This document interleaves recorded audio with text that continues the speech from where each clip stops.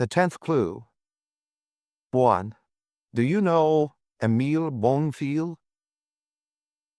Mr. Leopold Gantfort is not at home, the servant who opened the door said. But his son, Mr. Charles, is, if you wish to see him. No, I had an appointment with Mr. Leopold Gantfort for 9 or a little after. It's just 9 now. No doubt he'll be back soon. I'll wait. Very well, sir. He stepped aside for me to enter the house, took my overcoat and hat, guided me to a room on the 2nd floor, Gantfort's library, and left me. I picked up a magazine from the stack on the table, pulled an ashtray over beside me, and made myself comfortable. An hour passed. I stopped reading and began to grow impatient. Another hour passed, and I was fidgeting. A clock somewhere below had begun to strike 11 when a young man of 25 or 6, tall and slender, with remarkably white skin and very dark hair and eyes, came into the room. "My father hasn't returned yet," he said. "It's too bad that you should have been kept waiting all this time. Isn't there anything I could do for you? I am Charles Gantfort." "No, thank you." I got up from my chair, accepting the courteous dismissal. "I'll get in touch with him tomorrow." "I'm sorry," he murmured. We moved toward the door together. As we reached the hall, an extension telephone in one corner of the room we were leaving buzzed softly, and I halted in the doorway while Charles Gantfort went over to answer it. His back was toward me as he spoke into the instrument. "Yes, yes, yes," sharply. "What?" "Yes," very weakly. "Yes."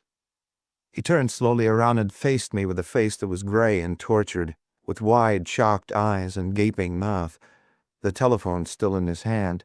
"Father," he gasped. "He's dead. Killed." "Where?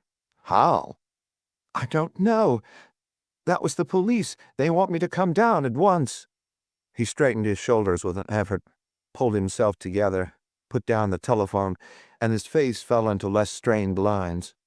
"You will pardon my—" "Mr. Gantfort," I interrupted his apology. "I am connected with the Continental Detective Agency.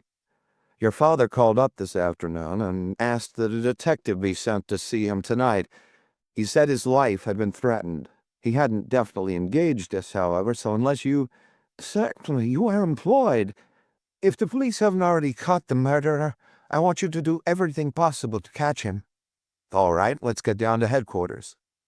Neither of us spoke during the ride to the Hall of Justice. Gantfort bent over the wheel of his car, sending it through the streets at a terrific speed. There were several questions that needed answers, but all his attention was required for his driving if he was to maintain the pace at which he was driving without piling us into something, so I didn't disturb him, but hung on and kept quiet. Half a dozen police detectives were waiting for us when we reached the detective bureau. Ogar, a bullet-headed detective sergeant who dresses like the village constable in a movie, wide-brimmed black hat and all, but who isn't to be put out of the reckoning on that account, was in charge of the investigation. He and I had worked on 2 or 3 jobs together before and hit it off excellently. He led us into one of the small offices below the assembly room. Spread out on the flat top of a desk there were a dozen or more objects. "I want you to look these things over carefully," the detective sergeant told Gantfort, "and pick out the ones that belong to your father." "But where is he?" "Do this first," Ogar insisted, "and then you can see him." I looked at the things on the table while Charles Gantfort made his selections. An empty jewel case, a memoranda book, 3 letters in slit envelopes that were addressed to the dead man, some other papers, a bunch of keys, a fountain pen, 2 white linen handkerchiefs, 2 pistol cartridges, a gold watch with a gold knife and a gold pencil attached to it by a gold and platinum chain, 2 black leather wallets, one of them very new and the other worn, some money, both paper and silver, and a small portable typewriter, bent and twisted and matted with hair and blood. Some of the other things were smeared with blood and some were clean. Gantfort picked out the watch and its attachments, the keys, the fountain pen, the memoranda book, the handkerchiefs, the letters and other papers, and the older wallet. "These were father's," he told us. "I've never seen any of the others before. I don't know, of course, how much money he had with him tonight, so I can't say how much of this is his." "You're sure none of the rest of this stuff was his?" Hogar asked. I don't think so, but I'm not sure. Hoovel could tell you. He turned to me. He's the man who let you in tonight. He looked after Father, and he'll know positively whether any of these other things belong to him or not. One of the police detectives went to the telephone to tell Whipple to come down immediately. I resumed the questioning. Is anything that your father usually carried with him missing? Anything of value? Not that I know of. All of the things that he might have been expected to have with him seem to be here. At what time tonight did he leave the house? Before 7:30. Possibly as early as 7. Know where he was going? He didn't tell me, but I suppose that he was going to call on Miss Dexter. The faces of the police detectives brightened and their eyes grew sharp. I suppose mine did too. There are many, many murders with never a woman in them anywhere, but seldom a very conspicuous killing. Who is this Miss Dexter? Hogar took up the inquiry. She's, well, Charles Gauntford hesitated. Well, Father was on very friendly terms with her and her brother. He usually called on her, several evenings a week. In fact, I suspected that he intended marrying her. Who and what is she? Father became acquainted with them 6 or 7 months ago. I've met them several times, but I don't know them very well. Miss Dexter, Creda is her given name, is about 23 years old, I should judge, and her brother Madden is 4 or 5 years older. He is in New York now, or on his way there, to transact some business for Father. Did your father tell you he was going to marry her? Hogar hammered away at the woman angle. No, but it was pretty obvious that he was very much infatuated. We had some words over it a few days ago, last week. Not a quarrel, you understand, but words. From the way he talked, I feared that he meant to marry her. What do you mean, feared? Hogar snapped at that word. Charles Gauntford's pale face flushed a little, and he cleared his throat embarrassedly. I don't want to put the Dexters in a bad light to you. I'm sure they had nothing to do with with this. But I didn't care especially for them, didn't like them. I thought they were, well, fortune hunters, perhaps. Father wasn't fabulously wealthy, but he had considerable means. And while he wasn't feeble, still he was past 57, old enough for me to feel that Creda Dexter was more interested in his money than in him. How about your father's will? The last one of which I have any knowledge, drawn up 2 or 3 years ago, left everything to my wife and me jointly. Father's attorney, Mr. Murray Abernathy, could tell you if there was a later will, but I hardly think there was. Your father had retired from business, hadn't he? Yes. He turned his import and export business over to me about a year ago.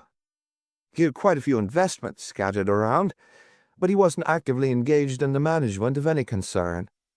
Hogar tilted his village constable hat back and scratched his bullet head reflectively for a moment. Then he looked at me. Anything else you want to ask? Yes. Mr. Gauntford, do you know, or did you ever hear your father or anyone else speak of an Emile Bonfield? No. Did your father ever tell you that he had received a threatening letter or that he had been shot at on the street? No. Was your father in Paris in 1902? Very likely. He used to go abroad every year up until the time of his retirement from business. 2. That's something. Hogar and I took Gauntford around to the morgue to see his father then. The dead man wasn't pleasant to look at, even to Hogar and me, who hadn't known him except by sight. I remembered him as a small, wiry man, always smartly tailored, and with a brisk springiness that was far younger than his years. He lay now with the top of his head beaten into a red and pulpy mess. We left Gauntford at the morgue and set out afoot for the Hall of Justice. What's this deep stuff you're pulling about Emile Bonfield and Paris in 1902? The detective sergeant asked as soon as we were out in the street. This. The dead man phoned the agency this afternoon and said he had received a threatening letter from an Emile Bonfield with whom he had had trouble in Paris in 1902. He also said that Bonfield had shot at him the previous evening in the street. He wanted somebody to come around and see him about it tonight, and he said that under no circumstances were the police to be let in on it, that he'd rather have Bonfield get him than have the trouble made public. That's all he would say over the phone, and That's how I happened to be on hand when Charles Godford was notified of his father's death." O'Gara stopped in the middle of the sidewalk and whistled softly. "That's something," he exclaimed. "Wait till we get back to headquarters. I'll show you something." Whipple was waiting in the assembly room when we arrived at headquarters. His face at first glance was as smooth and mask-like as when he had admitted me to the house on Russian Hill earlier in the evening. But beneath his perfect servant's manner, he was twitching and trembling. We took him into the little office where we had questioned Charles Godford.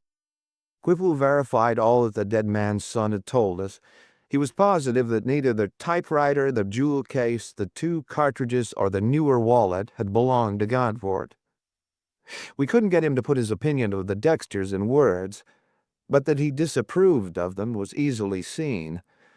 Miss Dexter, he said, had called up on the telephone 3 times this night at about 8 o'clock, at 9, and at 9:30. She had asked for Mr. Leopold Godford each time, but she had left no message. Whipple was of the opinion that she was expecting Godford, and he had not arrived. He knew nothing, he said, of Emile Bonefil or any threatening letters. Godford had been out the previous night from 8 until midnight. Whipple had not seen him closely enough when he came home to say whether he seemed excited or not. Godford usually carried about $100 in his pockets.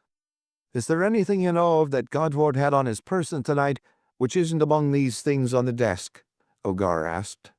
"No, sir. Everything seems to be here. Watch and chain, money, memorandum book, wallet, keys, handkerchiefs, fountain pen. Everything that I know of. Did Charles Godford go out tonight?" "No, sir. He and Mrs. Godford were at home all evening." "Positive?" Whipple thought a moment. "Yes, sir, I'm fairly certain, but I know Mrs. Godford wasn't out. To tell the truth, I didn't see Mr. Charles from about 8 o'clock until he came downstairs with this gentleman," pointing to me, "at 11. But I'm fairly certain he was home all evening. I think Mrs. Godford said he was." Then O'Gara put another question, one that puzzled me at the time. "What kind of collar buttons did Mr. Godford wear?" "You mean Mr. Leopold?" "Yes." "Plain gold ones, made all in one piece. They had a London jeweler's mark on them." "Would you know them if you saw them?" "Yes, sir." We let Whipple go home then. "Don't you think," I suggested when O'Gara and I were alone with this desk-load of evidence that didn't mean anything at all to me yet, "it's time you were loosening up and telling me what's what?" "I guess so. Listen. A man named Landerquist, a grocer, was driving through Golden Gate Park tonight and passed a machine standing on a dark road with its lights out. He thought there was something funny about the way the man in it was sitting at the wheel, so he told the first patrolman he met about it. The patrolman investigated and found Godford sitting at the wheel, dead, with his head smashed in, and this dingus," putting one hand on the bloody typewriter, "on the seat beside him. That was at 9:15. The doc says Godford was killed, his skull crushed, with this typewriter. The dead man's pockets, we found, had all been turned inside out, and all the stuff on the desk, except his new wallet, was scattered about in the car. Some of it on the floor, and some of it on the seats. This money was there, too, nearly $100 of it. Among the papers was this." He handed me a sheet of white paper upon which the following had been typewritten: "LFG. I want what is mine. 6,000 miles and 21 years are not enough to hide you from the victim of your treachery. I mean to have what you stole. E.B." "LFG could be Leopold F. Godford," I said, "and E.B. could be Emile Bonefil. 21 years is the time from 1902 to 1923. The 6,000 miles is roughly the distance between Paris and San Francisco." I laid the letter down and picked up the jewel case. It was a black imitation leather one, lined with black satin and unmarked in any way. Then I examined the cartridges. There were 2 of them, SW.45 caliber, and deep crosses had been cut in their soft noses, an old trick that makes the bullet spread out like a saucer when it hits. "These in the car, too?" "Yep. And this." From a vest pocket, Ogar produced a short tuft of blonde hair. Hairs between 1 inch and 2 inches in length. They had been cut off, not pulled out by the roots. Any more? There seemed to be an endless stream of things. He picked up the new wallet from the desk, the one that both Whipple and Charles Gauntwort had said did not belong to the dead man, and slid it over to me. That was found in the road, 2 or 3 feet from the car. It was of a cheap quality, and had neither manufacturer's name nor owner's initials on it. In it were 2 $10 bills, 3 small newspaper clippings, and a typewritten list of 6 names and addresses, headed by Gauntwort's.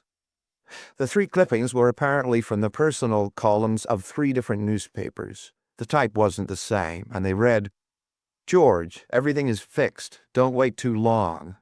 DDD. RHT. They do not answer. Flow. Cappy. 12 on the dot, and look sharp. Bingo."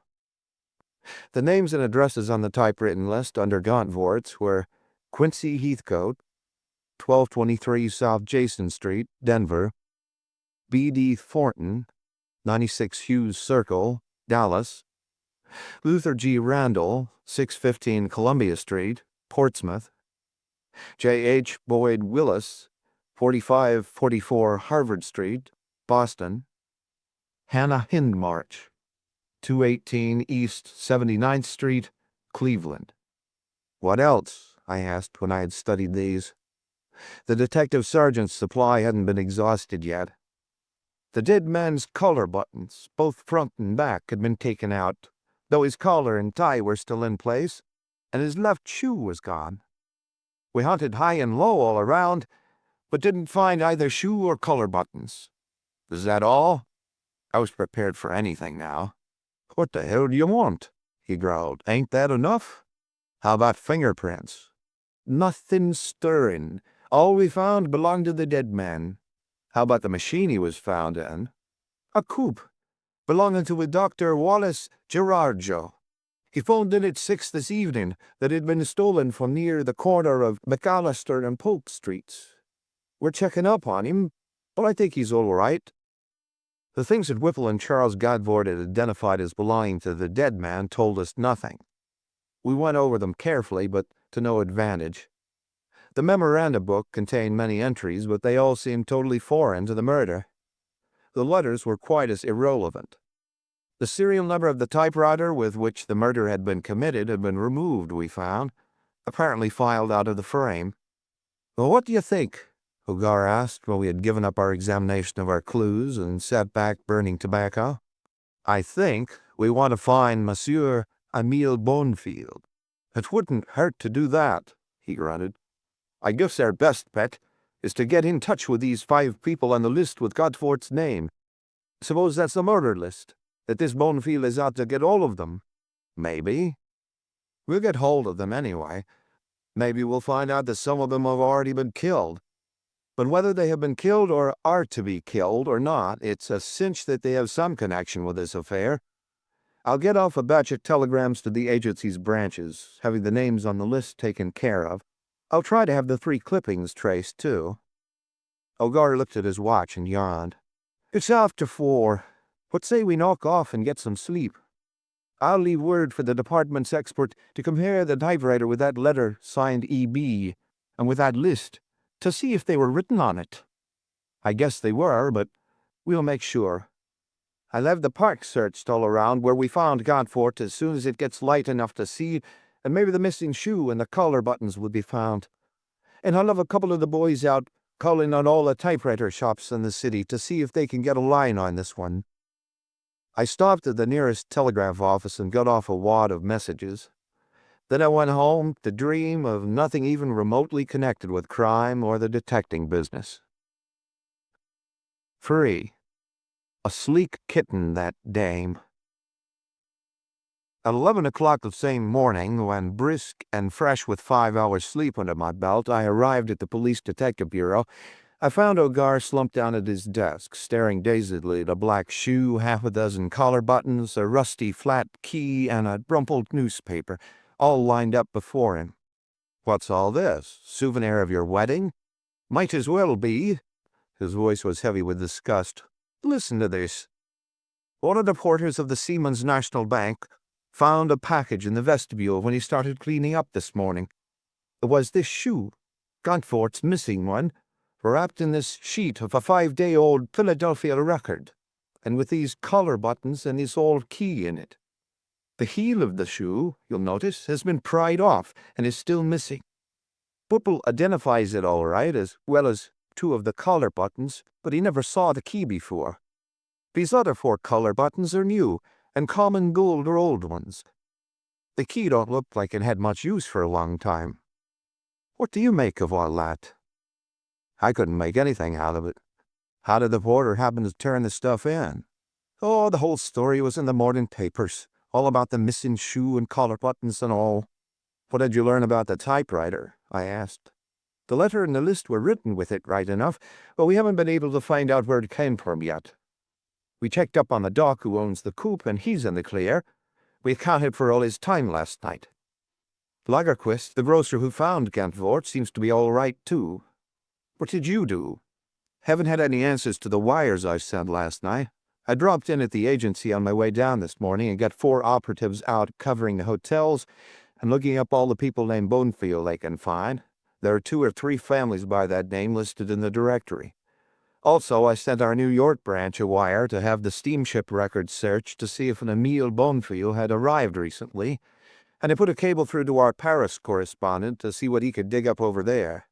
I guess we ought to see Gauntfort's lawyer, Abernathy, and that Dexter woman before we do anything else," the detective sergeant said. "I guess so," I agreed. "Let's tackle the lawyer first. He's the most important one, the way things now stand."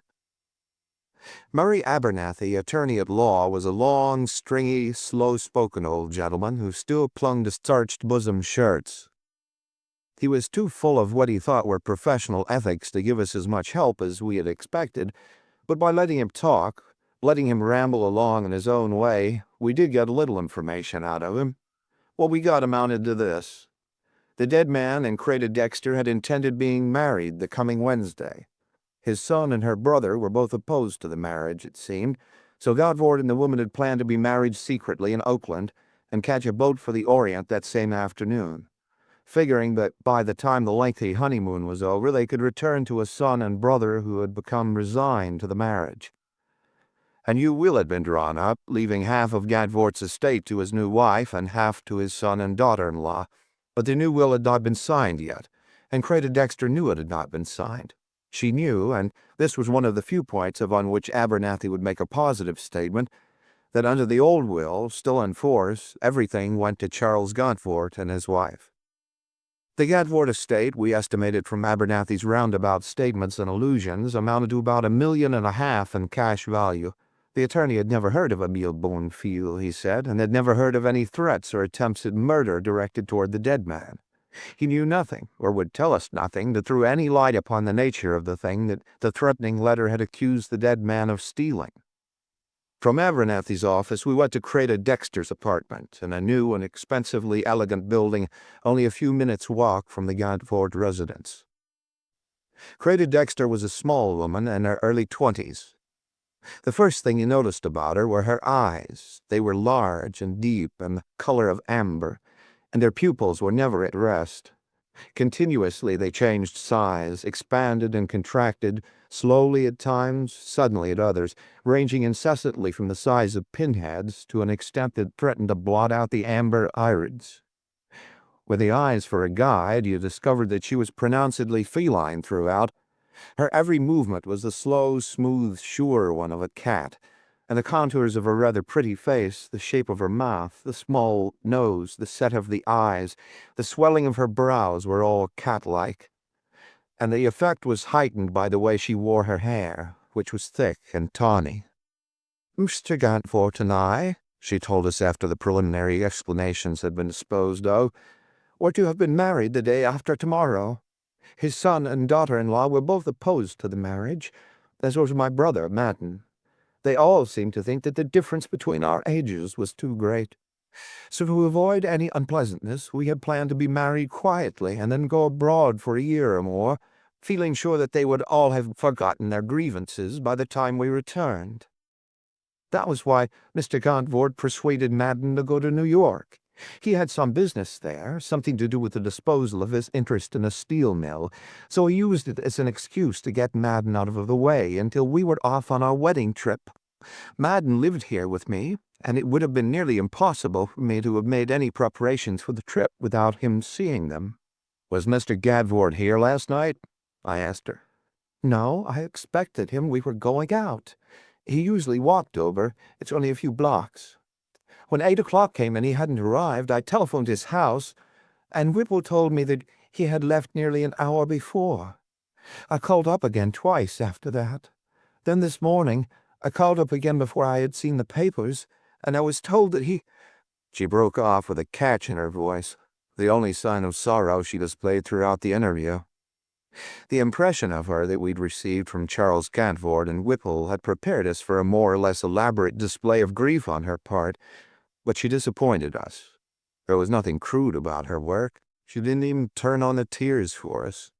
"Was Mr. Gadford here night before last?" "Yes. He came over at a little after 8 and stayed until nearly 12. We didn't go out." "Did he walk over and back?" "Yes, so far as I know." "Did he ever say anything to you about his life being threatened?" "No." She shook her head decisively. "Do you know Emile Bonefield?" "No." "Ever hear Mr. Gonfort speak of him?" "No." "At what hotel is your brother staying in New York?" The restless black pupils spread out abruptly, as if they were to overflow into the white areas of her eyes. That was the first clear indication of fear I had seen.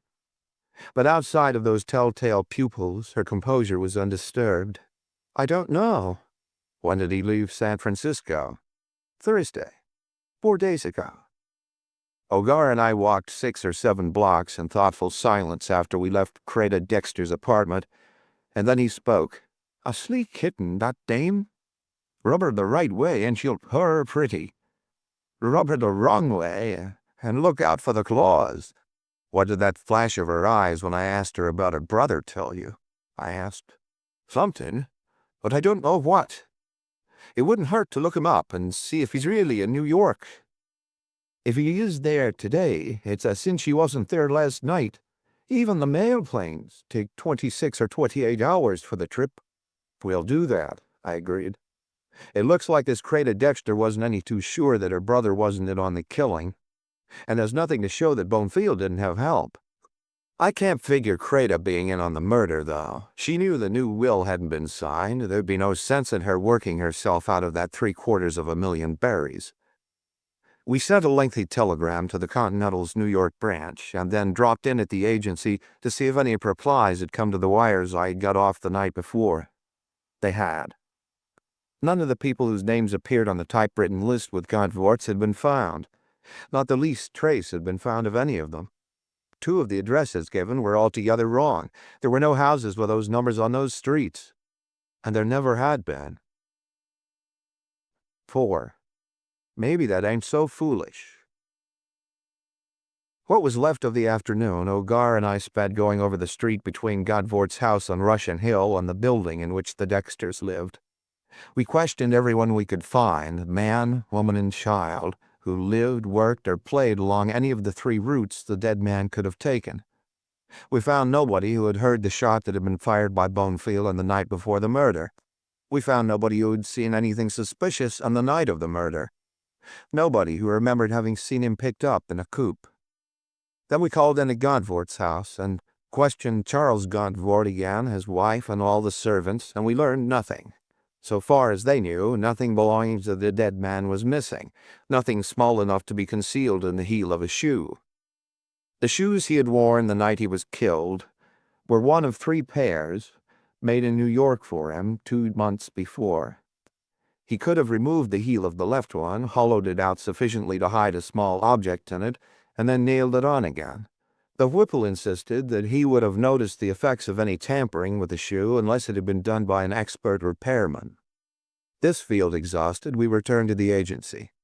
A telegram had just come in from the New York branch, saying that none of the steamship company's records showed the arrival of an Emile Bonefield from either England, France, or Germany within the past 6 months. The operatives who had been searching the city for Bonfield had all come in empty-handed. They had found and investigated 11 persons named Bonfield in San Francisco, Oakland, Berkeley, and Alameda. Their investigations had definitely cleared all 11. None of these Bonfields knew an Emile Bonfield. Combing the hotels had yielded nothing. Ogar and I went to dinner together, a quiet, grouchy sort of meal during which we didn't speak 6 words apiece, and then came back to the agency to find that another wire had come in from New York. Madden Dexter arrived McAlpin Hotel this morning with power of attorney to sell Gontvort interest in B.F.&F Iron Corporation. Denies knowledge of Emile Bonfield or of murder. Expects to finish business and leave for San Francisco tomorrow. I let the sheet of paper upon which I had decoded the telegram slide out of my fingers, and we sat listlessly facing each other across my desk, looking vacantly each at the other, listening to the clatter of charwomen's buckets in the corridor. "It's a funny one," Ogar said softly to himself at last. I nodded. It was. "We got 9 clues," he spoke again presently, "and none of them have got us a damn thing. Number 1. The dead man called up you people and told you that he had been threatened and shot at by an Emile Bonfield that he'd had a run-in with in Paris a long time ago. Number 2. The typewriter he was killed with and that the letter and list were written on. We're still trying to trace it, but with no breaks so far. What the hell kind of a weapon was that, anyway? It looks like this fellow Bonfield got hot and hit Gontvort with the first thing that he put his hand on. But what was the typewriter doing in a stolen car? And why were the numbers filed off it?" I shook my head to signify I couldn't guess the answer. Then Ogar went on enumerating our clues. Number 3, the threatening letter, fitting in with what Gontvort has said over the phone that afternoon. Number 4, those 2 bullets with the crosses in their snoots. Number 5, the jewel case. Number 6, that bunch of yellow hair. Number 7, the fact that the dead man's shoe and collar buttons were carried away. Number 8, the wallet with 2 $10 bills, 3 clippings, and a list in it found on the road. Number 9, finding the shoe next day wrapped up in a 5-day-old Philadelphia paper and with the missing collar buttons. 4 more, and a rusty key in it. That's the list. If they mean anything at all, they mean that Emile Bonfield, whoever he is, was flim-flammed out of something by Gontvort in Paris in 1902, and that Bonfield came to get it back. He picked Gontvort up last night in a stolen car, bringing his typewriter with him, for God knows what reason. Gontvort put up an argument, so Bonfield bashed in his noodle with the typewriter, and then went through his pockets, apparently not taking anything. He decided that what he was looking for was in Gontvort's left shoe, so he took the shoe away with him. And then, but there's no sense to the collar button trick or the phony list or... Yes, there is, I cut in, sitting up, wide awake now. That's our 10th clue, the one that we're going to follow from now on. That list was, except for Gontvort's name and address, a fake. Our people would have found at least one of the 5 people whose names were on it if it had been on the level, but they didn't find the least trace of any of them, and 2 of the addresses were street numbers that didn't exist. That list was faked up, put in the wallet with the clippings at $20 to make the place stronger, and planted in the road near the car to throw us off track. And if that's so, then it's 100 to 1 that the rest of the things were cooked up too. From now on, I'm considering all those 9 lovely clues as 9 bum steers, and I'm going just exactly contrary to them. I'm looking for a man whose name isn't Emile Bonfield, and whose initials aren't either E or B, who isn't French, and who wasn't in Paris in 1902. A man who hasn't light hair, doesn't carry a .45 caliber pistol, and has no interest in personal advertisements in newspapers. A man who didn't kill Gontvort to recover anything that could have been hidden in a shoe or on a collar button. That's the sort of guy I'm hunting for now. The detective sergeant screwed up his little green eyes reflectively and scratched his head. "Maybe that ain't so foolish," he said. "You might be right at that. Suppose you are. What then?" That Dexter kitten didn't do it. It cost her $750,000. Her brother didn't do it. He's in New York. Besides, you don't croak a guy just because you think he's too old to marry your sister. Charles Gunfort? He and his wife are the only ones who make any money out of the old man dying before the new will was signed. We have only their word for it that Charles was home that night. The servants didn't see him between 8 and 11. You were there, and you didn't see him till 11. But me and you both believe him. He says he was home all that evening. And neither of us think he bumped the old man off, though of course he might. Who then? This Creda Dexter, I suggested, was marrying Gadford for his money, wasn't she? You don't think she was in love with him, do you? No, I figure from what I saw of her that she was in love with $1.5 million. All right, I went on. Now she isn't exactly homely, not by a long shot. Do you reckon Gadford was the only man who ever fell for her? I got you, Hogar exclaimed. You mean that there might have been some young fellow in the running who didn't have any $1.5 million behind him, and who didn't take kindly to being nosed out by a man who did? Maybe. Well, suppose we bury all this stuff we've been working on and try out that angle. Suits me, he said. Starting in the morning, then, we spend our time hunting for Gauntworth's rival for the paw of this Dexter kitten. 5. Meet Mr. Smith. Right or wrong, that's what we did. We stowed all those lovely clues away in a drawer, locked the drawer, and forgot them. Then we set out to find Creda Dexter's masculine acquaintances and sift them for the murderer. But it wasn't as simple as it sounded. All our digging into her past failed to bring to light one man who could be considered a suitor. She and her brother had been in San Francisco 3 years. We traced them back the length of that period, from apartment to apartment. We questioned everyone we could find who even knew her by sight, and nobody could tell us of a single man who had shown an interest in her besides Gauntfort. Nobody, apparently, had ever seen her with any man except Gauntfort or her brother. All of which, while not getting us ahead, at least convinced us that we were on the right trail. There must have been, we argued, at least one man in her life in those 3 years besides Gauntfort. She wasn't, unless we were very much mistaken, the sort of a woman who would discourage masculine attention. And she was certainly endowed by nature to attract it. And if there was another man, then the very fact that he had been kept so thoroughly under cover strengthened the probability of him having been mixed up in Gauntfort's death. We were very unsuccessful in learning where the Dexters had lived before they came to San Francisco, but we weren't so very interested in their earlier life. Of course, it was possible that some old-time lover had come upon the scene again recently, but in that case it should have been easier to find the recent connection than the old one. There was no doubt our explorations showed that Gauntfort's son had been correct in thinking the Dexters were fortune hunters. All their activities pointed to that, although there seemed to be nothing downright criminal in their pasts. I went up against Creda Dexter again, spending an entire afternoon in her apartment, banging away with question after question, all directed toward her former love affairs. Who had she thrown over for Gauntfort and his $1.5 million? And the answer was always nobody, an answer that I didn't choose to believe. We had Creda Dexter shadowed night and day, and it carried us ahead not an inch. Perhaps she suspected that she was being watched. Anyway, she seldom left her apartment, and then only on the most innocent of errands. We had her apartment watched, whether she was in it or not. Nobody visited it. We tapped her telephone, and all our listening in netted us nothing. We had her mail covered, and she didn't receive a single letter, not even an advertisement. Meanwhile, we had learned where the 3 clippings found in the wallet had come from the personal columns of a New York, a Chicago, and a Portland newspaper. The one in the Portland paper had appeared 2 days before the murder, the Chicago one 4 days before, and the New York one 5 days before. All 3 of these papers would have been on the San Francisco newsstands the day of the murder, ready to be purchased and cut out by anyone who was looking for material to confuse detectives with.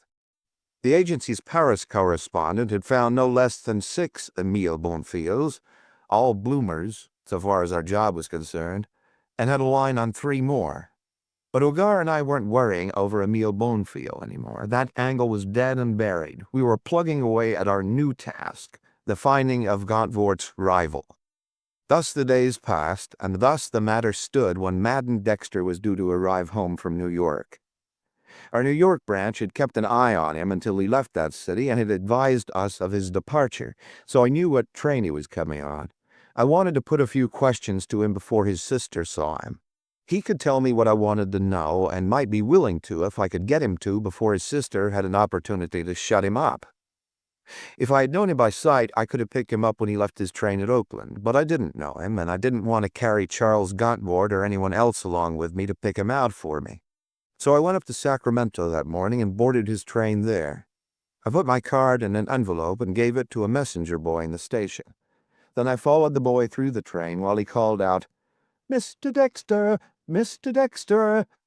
In the last car, the observation club car, a slender, dark-haired man in well-made tweeds turned from watching the station platform through a window and held his hand out to the boy.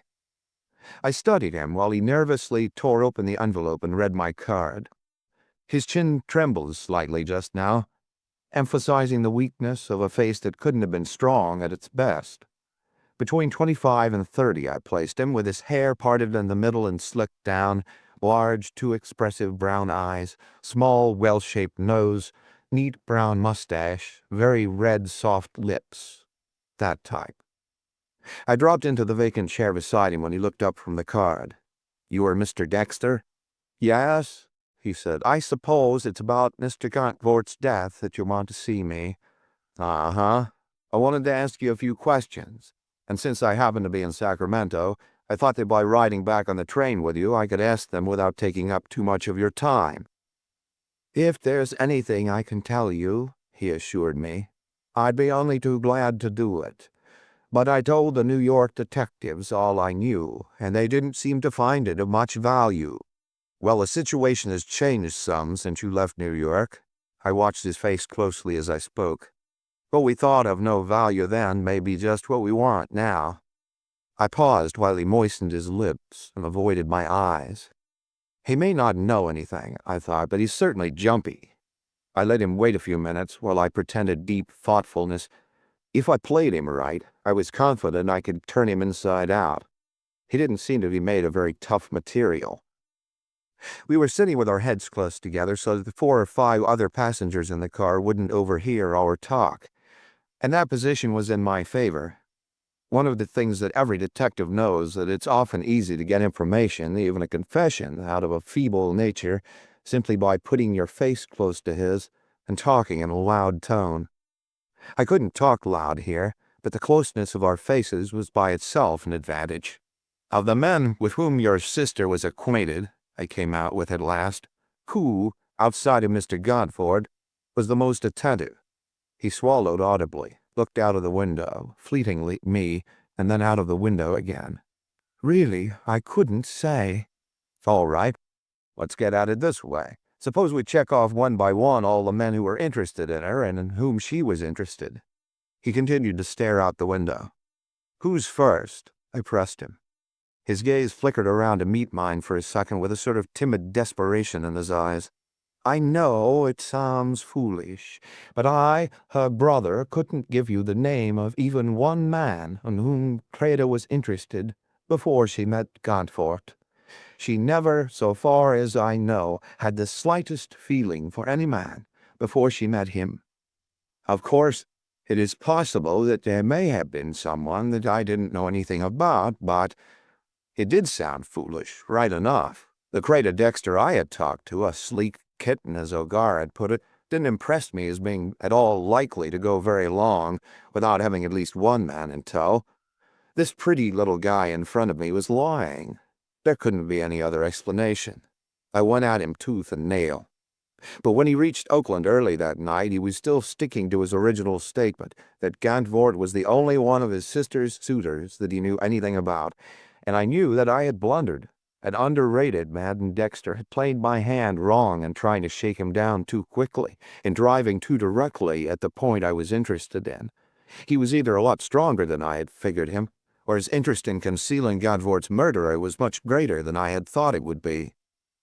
But I had this much. If Dexter was lying, and there couldn't be much doubt of that, Then Gantvort had had a rival, and Madden Dexter believed or knew that this rival had killed Gantvort. When we left the train at Oakland, I knew I was licked, that he wasn't going to tell me what I wanted to know. Not this night, anyway. But I clung to him, stuck to his side when we boarded the ferry for San Francisco, in spite of the obviousness of his desire to get away from me. There's always a chance of something unexpected happening, so I continued to ply him with questions as our boat left the slip. Presently a man came toward where we were sitting, a big burly man in a light overcoat, carrying a black bag. "Hello, Madden," he greeted my companion, striding over to him with outstretched hand. "Just got in and was trying to remember your phone number," he said, setting down his bag as they shook hands warmly. Madden Dexter turned to me. "I want you to meet Mr. Smith," he told me, and then gave my name to the big man, adding, "He's with the Continental Detective Agency here." That tag, clearly a warning for Smith's benefit, brought me to my feet, all watchfulness. But the ferry was crowded. 100 persons were within sight of us, all around us. I relaxed, smiled pleasantly, and shook hands with Smith. Whoever Smith was and whatever connection he might have with the murder, and if he hadn't any, why should Dexter have been in such a hurry to tip him off to my identity? He couldn't do anything here.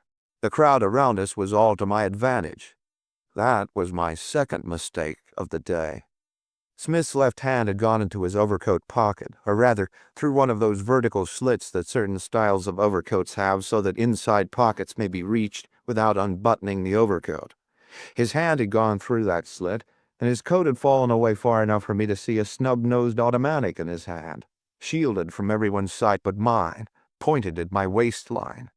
"Shall we go on deck?" Smith asked, and it was an order.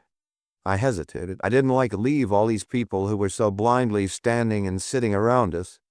But Smith's face wasn't the face of a cautious man. He had the look of one who might easily disregard the presence of 100 witnesses. I turned around and walked through the crowd. His right hand lay familiarly on my shoulder as he walked behind me. His left hand held his gun under the overcoat against my spine. The deck was deserted. A heavy fog, wet as rain, the fog of San Francisco Bay's winter nights, lay over boat and water, and had driven everyone else inside. It hung about us, thick and impenetrable. I couldn't see so far as the end of the boat, in spite of the lights glowing overhead. I stopped. Smith prodded me in the back. "Farther away, where we can talk," he rumbled in my ear. I went on until I reached the rail. The entire back of my head burned with sudden fire. Tiny points of light glittered in the blackness before me, grew larger, came rushing toward me. 6. Those damned horns. Semi-conscious, I found myself mechanically keeping afloat somehow, and trying to get out of my overcoat. The back of my head throbbed devilishly. My eyes burned. I felt heavy and logged, as if I had swallowed gallons of water. The fog hung low and thick on the water. There was nothing else to be seen anywhere. By the time I had freed myself of the encumbering overcoat, my head had cleared somewhat, but with returning consciousness came increased pain. A light glimmered mistily off to my left and then vanished. From out of the misty blanket, from every direction, in a dozen different keys, from near and far, foghorns sounded. I stopped swimming and floated on my back, trying to determine my whereabouts. After a while, I picked out the moaning, evenly spaced blasts of the Alcatraz siren. But they told me nothing. They came to me out of the fog without direction, seeming to beat down upon me from straight above. I was somewhere in San Francisco Bay, and that was all I knew, though I suspected the current was sweeping me out toward the Golden Gate. A little while passed, and I knew that I had left the path of the Oakland ferries. No boat had passed close to me for some time. I was glad to be out of that track. In this fog, a boat was more likely to run me down than to pick me up. The water was chilling me, so I turned over and began swimming just vigorously enough to keep my blood circulating while I saved my strength until I had a definite goal to try for. The horn began to repeat its roaring note nearer and nearer, and presently the light of the boat upon which it was fixed came into sight. One of the Sausalito ferries, I thought. It came quite close to me, and I hallooed until I was breathless and my throat was raw. But the boat's siren, crying its warning, drowned my shouts. The boat went on, and the fog closed in behind it. The current was stronger now, and my attempts to attract the attention of the Sausalito ferry had left me weaker. I floated, letting the water sweep me where it would, resting. Another light appeared ahead of me suddenly, hung there for an instant, disappeared. I began to yell and worked my arms and legs madly, trying to drive myself through the water to where it had been. I never saw it again. Weariness settled upon me and a sense of futility. The water was no longer cold. I was warm with a comfortable, soothing numbness. My head stopped throbbing. There was no feeling at all in it now, no lights now, but the sound of foghorns, foghorns. Foghorns ahead of me, behind me, to either side, annoying me, irritating me. But for the moaning horns I would have ceased all effort. They had become the only disagreeable detail of my situation. The water was pleasant, fatigue was pleasant, but the horns tormented me. I cursed them petulantly and decided to swim until I could no longer hear them, and then, in the quiet of the friendly fog, go to sleep. Now and then I would doze, to be goaded into wakefulness by the wailing voice of a siren. Those damned horns, I complained aloud, again and again. One of them, I found presently, was bearing down upon me from behind, growing louder and stronger. I turned and waited. Lights, dim and streaming, came into view. With exaggerated caution to avoid making the least splash, I swam off to one side. When this nuisance was past, I could go to sleep. I sniggered softly to myself as the lights grew abreast, feeling a foolish triumph in my cleverness in eluding the boat. Those damned horns. Life, the hunger for life, all at once surged back into my being. I screamed at the passing boat, and with every iota of my being struggled toward it. Between strokes, I tilted up my head and screamed. 7. You have a lot of fun, don't you?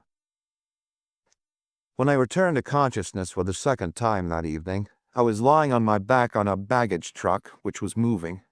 Men and women were crowding around, walking beside the truck, staring at me with curious eyes. I sat up. "Where are we?" I asked. A little red-faced man in uniform answered my question. "Just landing in Sausalito. Lay still. We'll take you over to the hospital." I looked around. "How long before this boat goes back to San Francisco?" "Leaves right away." I slid off the truck and started back toward the boat. "I'm going with it," I said.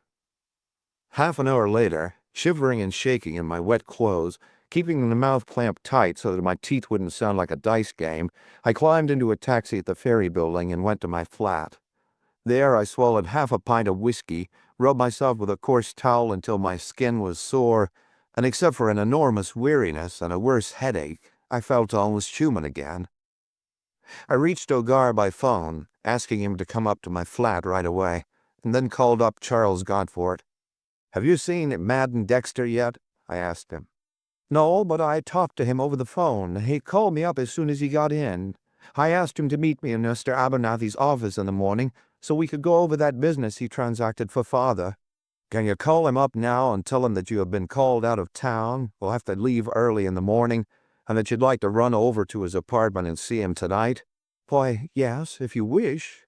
"Good. Do that. I'll call for you in a little while and go over to see him with you." "I'll tell you about it when I see you," I cut him off. O'Gar arrived as I was finishing dressing. "So he told you something?" he asked, knowing of my plan to meet Dexter on the train and question him. "Yes," I said with sour sarcasm, "but I came near forgetting what it was. I grilled him all the way from Sacramento to Oakland and couldn't get a whisper out of him. On the ferry coming over, he introduces me to a man he calls Mr. Smith, and he tells Mr. Smith that I'm a gumshoe. This, mind you, all happens in the middle of a crowded ferry. Mr. Smith puts a gun in my belly, marches me out on deck, raps me across the back of the head, and dumps me into the bay. "You have a lot of fun, don't you?" Ugar grinned, and then wrinkled his forehead. "Looks like Smith would be the man we want, then, the buddy who turned the Godfort trick. But what the hell did he want to give himself away by chucking you overboard for?" "Too hard for me," I confessed, while trying to find which of my hats and caps would sit least heavily upon my bruised head. Dexter knew I was honey for one of his sister's former lovers, of course, and he must have thought I knew a lot more than I do, or he wouldn't have made that raw play, tipping my mitt to Smith right in front of me. It may be that after Dexter lost his head and made that break on the ferry, Smith figured out I'd be on to him soon, if not right away, and so he'd take a desperate chance on putting me out of the way. "But we'll know all about it in a little while," I said as we went down to the waiting taxi and set out for Godvort's. "You ain't counting on Smith being in sight, are you?" the detective sergeant asked. "No. He'll be holed up somewhere until he sees how things are going. But Madden Dexter will have to be out in the open to protect himself. He has an alibi, so he's in the clear so far as the actual killing is concerned. And with me supposed to be dead, the more he stays in the open, the safer he is. But it's a cinch he knows what this is all about, though he wasn't necessarily involved in it. As near as I could see, he didn't go out on the deck with Smith and me tonight. Anyway, he'll be home. And this time, he's going to talk. He's going to tell us his little story." Charles Godfort was standing on his front steps when we reached his house. He climbed into our taxi and we headed for the Dexter's apartment. We didn't have time to answer any of the questions that Godfort was firing at us with every turning of the wheels. "He's home and expecting you?" I asked him. "Yes." Then we left the taxi and went into the apartment building. "Mr. Godfort, to see Mr. Dexter," he told the Philippine boy at the switchboard. The boy spoke into the phone. "Go right up," he told us. At the Dexter's door, I stepped past Godfort and pressed the button. Creda Dexter opened the door. Her amber eyes widened and her smile faded as I stepped past her into the apartment. I walked swiftly down the little hallway and turned into the first room through whose open door a light showed, and came face to face with Smith. We were both surprised, but his astonishment was a lot more profound than mine. Neither of us had expected to see the other, but I had known he was still alive, while he had every reason for thinking me at the bottom of the bay. I took advantage of his greater bewilderment to the extent of 2 steps toward him before he went into action. One of his hands swept down. I threw my right fist at his face, threw it with every ounce of my 180 pounds behind it, reinforced by the memory of every second I had spent in the water and every throb of my battered head. His hand, already darting down for his pistol, came back up too late to fend off my punch. Something clicked in my hand as it smashed into his face, and my hand went numb, but he went down and lay where he fell. I jumped across his body to a door on the opposite side of the room, pulling my gun loose with my left hand. "Dexter's somewhere around," I called over my shoulder to Ogar, who with Godfort and Creda was coming through the door by which I had entered. "Keep your eyes open." I dashed through the 4 other rooms of the apartment, pulling closet doors open, looking everywhere, and I found nobody. Then I returned to where Creda Dexter was trying to revive Smith with the assistance of Ogar and Godfort. The detective sergeant looked over his shoulder at me. "Who do you think this joker is?" he asked. "My friend, Mr. Smith. Godfort says he's Madden Dexter." I looked at Charles Godfort, who nodded his head. "This is Madden Dexter," he said. 8. I hope you swing. We worked upon Dexter for nearly 10 minutes before he opened his eyes. As soon as he sat up, we began to shoot questions and accusations at him, hoping to get a confession out of him before he recovered from his shakiness. But he wasn't that shaky. All we could get out of him was, "Take me in if you want to. If I've got anything to say, I'll say it to my lawyer, and to no one else." Creda Dexter, who had stepped back after her brother came to and was standing a little way off watching us, suddenly came forward and caught me by the arm. "What have you got on him?" she demanded imperatively. "I wouldn't want to say," I countered. "But I don't mind telling you this much. We're going to give him a chance in a nice modern courtroom to prove that he didn't kill Leopold Godfort. He was in New York." "He was not. He had a friend who went to New York as Madden Dexter and looked after Godfort's business under that name. But if this is the real Madden Dexter, then the closest he got to New York was when he met his friend on the ferry to get from him the papers connected with a BF&F Iron Corporation transaction, and learned that I had stumbled upon the truth about his alibi, even if I didn't know it myself at the time. She jerked around to face her brother. "Is that on the level?" she asked him. He sneered at her, went on feeling with the fingers of one hand the spot on his jaw where my fist had landed. "I'll say all I've got to say to my lawyer," he repeated. "You will?" she shot back at him. "Well, I'll say what I've got to say right now." She flung around to face me again. "Madden is not my brother at all. My name is Ives. Madden and I met in St. Louis about 4 years ago, drifted around together for a year or so, and then came to Frisco. He was a con man, still is. He made Mr. Godfort's acquaintance 6 or 7 months ago and was getting him all ribbed up to unload a fake invention on him. He brought him here a couple of times and introduced me to him as his sister. We usually posed as brother and sister. Then, after Mr. Godfort had been here a couple of times, Madden decided to change his game.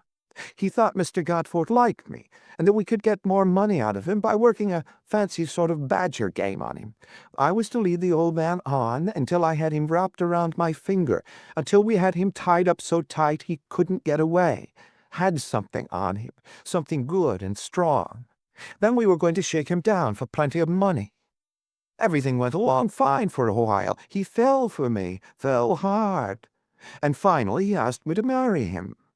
We had never figured on that. Blackmail was our game. But when he asked me to marry him, I tried to call Madden off. I admit the old man's money had something to do with it, influenced me, but I had come to like him a little for himself. He was mighty fine in lots of ways, nicer than anybody I'd ever known. So I told Madden all about it and suggested that we drop the other plan and that I marry Gantfort. I promised to see that Madden was kept supplied with money. I knew I could get whatever I wanted from Mr. Gantfort, and I was on the level with Madden. I liked Mr. Gantfort, but Madden had found him and brought him around to me, and so I wasn't going to run out on Madden. I was willing to do all I could for him. But Madden wouldn't hear of it. He'd have got more money in the long run by doing as I suggested, but he wanted his little handful right away. And to make him more unreasonable, he got one of his jealous streaks. He beat me one night. That settled it. I made up my mind to ditch him. I told Mr. Gantfort that my brother was bitterly opposed to our marrying, and he could see that Madden was carrying a grouch. So he arranged to send Madden east on that steel business to get him out of the way until we were off on our wedding trip. And we thought Madden was completely deceived. But I should have known that he would see through our scheme. We planned to be gone about a year, and by that time I thought Madden would have forgotten me, or I'd be fixed to handle him if he tried to make any trouble. As soon as I heard that Mr. Gantfort had been killed, I had a hunch that Madden had done it. But then it seemed like a certainty that he was in New York the next day, and I thought I'd done him an injustice.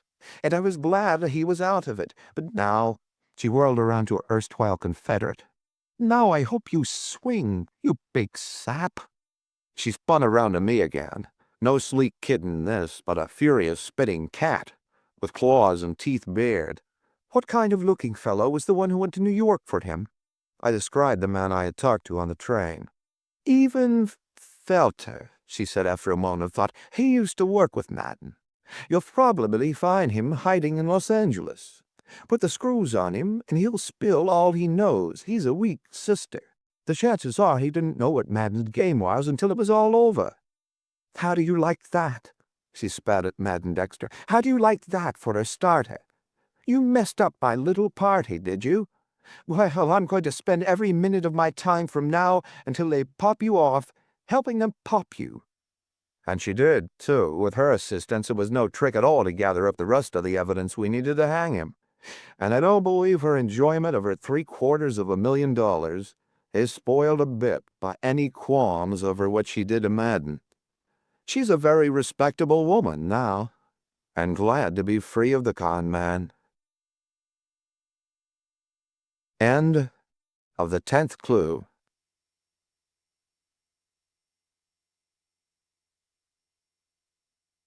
Night shots. The house was of red brick, large and square. with a green slate roof whose wide overhang gave the building an appearance of being too squat for its 2 stories, and it stood on a grassy hill well away from the country road upon which it turned its back to look down on the McCollummy River.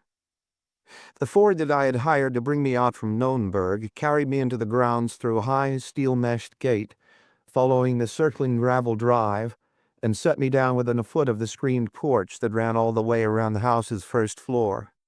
"There's Exxon's son-in-law now," the driver told me as he pocketed the bill I had given him and prepared to drive away. I turned to see a tall, loose-jointed man of 30 or so coming across the porch toward me, a carelessly dressed man with a mop of rumpled brown hair over a handsome, sunburned face. There was a hint of cruelty in the lips that were smiling lazily just now, and more than a hint of recklessness in his narrow gray eyes. "Mr. Galloway?" I asked as he came down the steps. "Yes." His voice was a drawling baritone.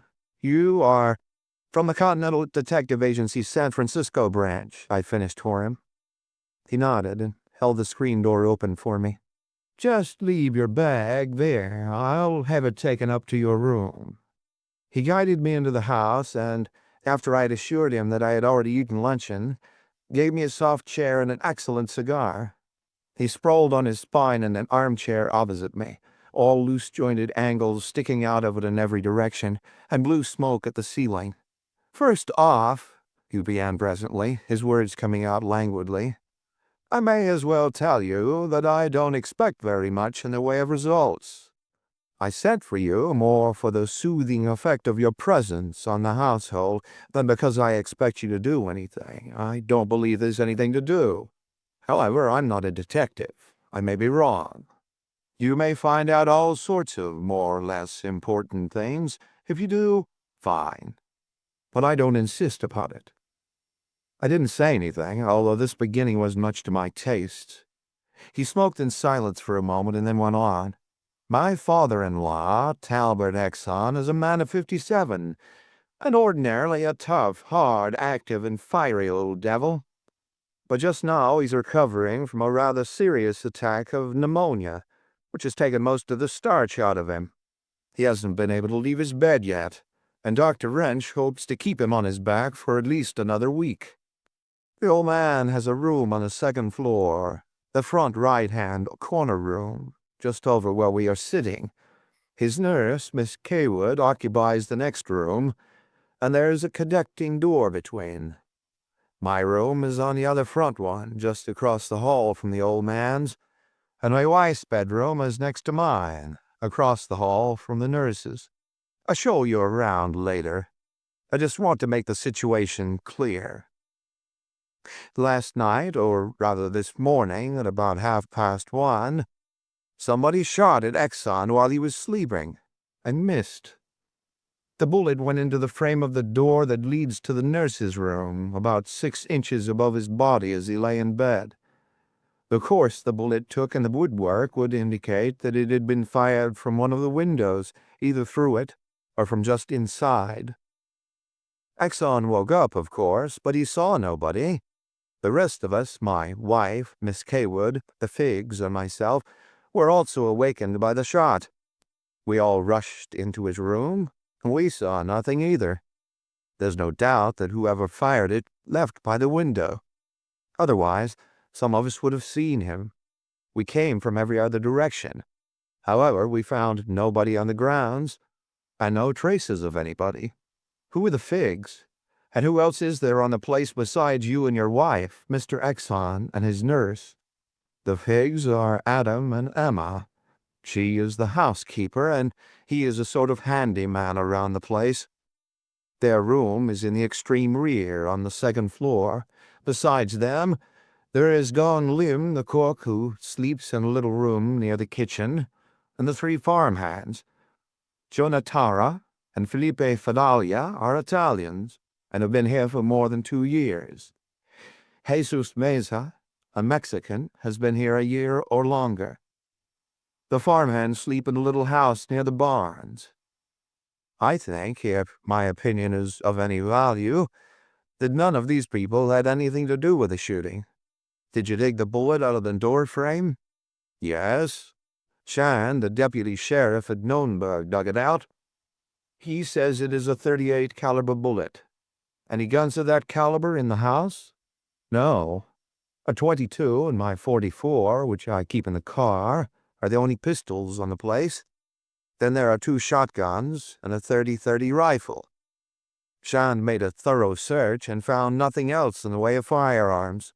What does Mr. Exxon say? Not much of anything, except that if we'll put a gun in bed with him, he'll manage to take care of himself, without bothering any policemen or detectives. I don't know whether he knows who shot at him or not. He's a close-mouthed old devil. From what I know of him, I imagine there are quite a few men who would think themselves justified in killing him. He was, I understand, far from being a lily in his youth, or in his mature years either, for that matter. Anything definite, you know, or are you guessing? Galloway grinned at me, a mocking grin that I was to see often before I was through with this Exxon affair. Both, he drawled. I know that his life has been rather more than sprinkled with swindled partners and betrayed friends, and that he saved himself from prison at least once by turning state's evidence and sending his associates there. And I know that his wife died under rather peculiar circumstances while heavily insured, and that he was for some time held on suspicion of having murdered her, but was finally released because of a lack of evidence against him. Those, I understand, are fair samples of the old boy's normal behavior, so there may be any number of people gunning for him. Suppose you give me a list of all the names you know of enemies he's made, and I'll have them checked up. The names I could give you would be only a few of many, and it might take you months to check up those few. It isn't my intention to go to all that trouble and expense. As I told you, I'm not insisting upon results. My wife is very nervous, and for some peculiar reason she seems to like the old man. So to soothe her, I agreed to employ a private detective when she asked me to. My idea is that you hang around for a couple of days until things quiet down and she feels safe again. Meanwhile, if you should stumble upon anything, go to it. If you don't, well and good. My face must have shown something of what I was thinking, for his eyes twinkled and he chuckled. Oh, please, he drawled, get the idea that you aren't to find my father-in-law's would-be assassin if you wish to. You're to have a free hand. Go as far as you like. Except that I want you to be around the place as much as possible, so my wife will see you and feel that we are being adequately protected. Beyond that, I don't care what you do. You can apprehend criminals by the carload. As you may have gathered by now, I'm not exactly in love with my wife's father, and he is no more fond of me. To be frank, if hating weren't such an effort, I think I should hate the old devil. But if you want to, and can, catch the man who shot at him.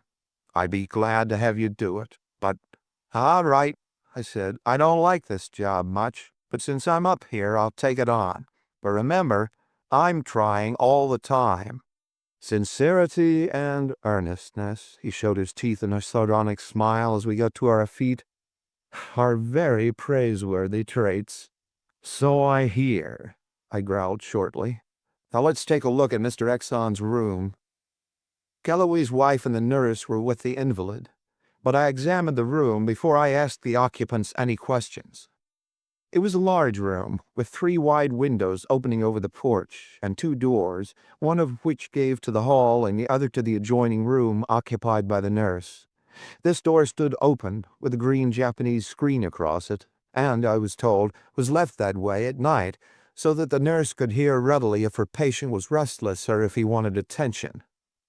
A man standing on the slate roof of the porch, I found, could not have easily leaned across one of the windowsills, if he did not care to step over it into the room and fire at the man in his bed.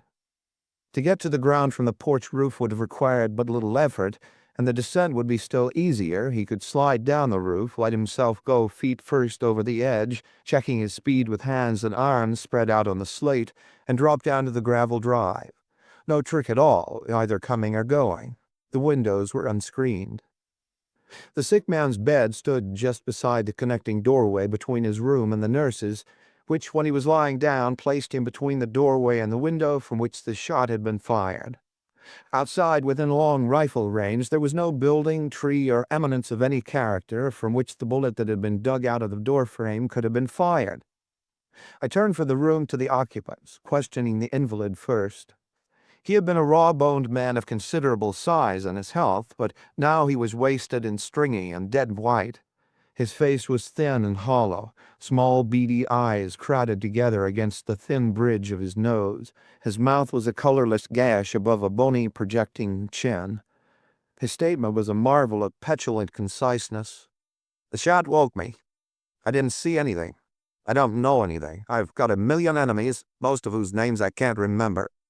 He jerked this out crossly, turned his face away, closed his eyes, and refused to speak again. Mrs. Galloway and the nurse followed me into the latter's room, where I questioned them. They were of as opposite types as you could find anywhere, and between them there was a certain coolness, an unmistakable hostility, which I was able to account for later in the day. Mrs. Galloway was perhaps 5 years older than her husband, dark, strikingly beautiful in a statuesque way, with a worried look in her dark eyes that was particularly noticeable when those eyes rested on her husband. There was no doubt that she was very much in love with him, and the anxiety that showed in her eyes at times, the pains she took to please him in every slight thing during my stay at the Exxon house, convinced me that she struggled always with a fear that she was about to lose him. Mrs. Galloway could add nothing to what her husband had told me. She had been awakened by the shot, had run to her father's room, had seen nothing, knew nothing, suspected nothing. The nurse, Barbara Kaywood was her name, told the same story in almost the same words. She had jumped out of bed when awakened by the shot, pushed the screen away from the connecting doorway, and rushed into the patient's room. She was the first one to arrive there, and she had seen nothing but the old man sitting up in bed, shaking his feeble fists at the window. This Barbara Kaywood was a girl of 21 or 2, and just the sort that a man could pick to help him get well, a girl of little under the average height, with an erect figure wherein slimness and roundness got an even break under the stiff white of her uniform, with soft golden hair above a face that was certainly made to be looked at. But she was businesslike and had an air of efficiency for all her prettiness. From the nurse's room, Galloway led me to the kitchen, where I questioned the Chinese cook. Gong Wim was a sad-faced Oriental whose ever-present smile somehow made him look more gloomy than ever, and he bowed and smiled and yes-yesed me from start to finish and told me nothing. Adam and Emma Figg, thin and stout respectively, and both rheumatic, entertained a wide variety of suspicions, directed at the cook and the farmhands, individually and collectively, flitting momentarily from one to the other. They had nothing upon which to base these suspicions, however, except their firm belief that nearly all crimes of violence were committed by foreigners. The farmhands, 2 smiling, middle-aged, and heavily mustached Italians, and a soft-eyed Mexican youth, I found in one of the fields. I talked to them for nearly 2 hours, and I left with a reasonable amount of assurance that none of the 3 had any part in the shooting. Dr. Wrench had just come down from a visit to his patient when Galloway and I returned from the fields. He was a little, wizened old man with mild manners and eyes, and a wonderful growth of hair on head, brows, cheeks, lips, chin, and nostrils. The excitement, he said, had retarded Exxon's recovery somewhat, but he did not think the setback would be serious. The invalid's temperature had gone up a little, but he seemed to be improving now. I followed Dr. Wrench out to his car after he left the others for a few questions I wanted to put to him in privacy. But the questions might as well have gone unasked for all the good they did me. He could tell me nothing of any value. The nurse, Barbara Kaywood, had been secured, he said, from San Francisco through the usual channels, which made it seem unlikely that she had worked her way into the Exxon house for any hidden purpose which might have some connection with the attempt upon Exxon's life. Returning from my talk with the doctor, I came upon Hilary Galloway and the nurse in the hall near the foot of the stairs. His arm was resting lightly across her shoulders, and he was smiling down at her. Just as I came through the door, she twisted away so that his arm slid off, laughed elfishly up into his face, and went on up the stairs. I did not know whether she had seen me approaching before she eluded the encircling arm or not, nor did I know how long the arm had been there, and both of these questions would make a difference in how their positions were to be construed. Hilary Galloway was certainly not a man to allow a girl as pretty as the nurse to lack attention, and he was just as certainly attractive enough in himself to make his advances not too unflattering. Nor did Barbara Kaywood impress me as being a girl who would dislike his admiration. But at that, it was more than likely that there was nothing very serious between them, nothing more than a playful sort of flirtation. But no matter what the situation might be in that quarter, it didn't have any direct bearing upon the shooting, none that I could see anyway. But I understood now the strained relations between the nurse and Galloway's wife. Galloway was grinning quizzically at me while I was chasing these thoughts around in my head. "Nobody's safe with a detective around," he complained. I grinned back at him. That was the only sort of answer you could give this bird. After dinner, Galloway drove me to Nurnberg in his roadster and set me down on the doorstep of the deputy sheriff's house. He offered to drive me back to the Exxon house when I had finished my investigations in town, but I did not know how long those investigations would take, so I told him I would hire a car when I was ready to return. Shand, the deputy sheriff, was a big, slow-spoken, slow-thinking, blond man of 30 or so, just the type best fitted for a deputy sheriff job in a San Joaquin County town. "I went out to Exxon's as soon as Galloway called me up," he said. "About 4:30 in the morning, I reckon it was, when I got there. I didn't find nothing. There weren't no marks on the porch roof, but that don't mean nothing. I tried climbing up and down it myself, and I didn't leave no marks neither. The ground around the house is too firm for footprints to be followed. I found a few, but they didn't lead nowhere.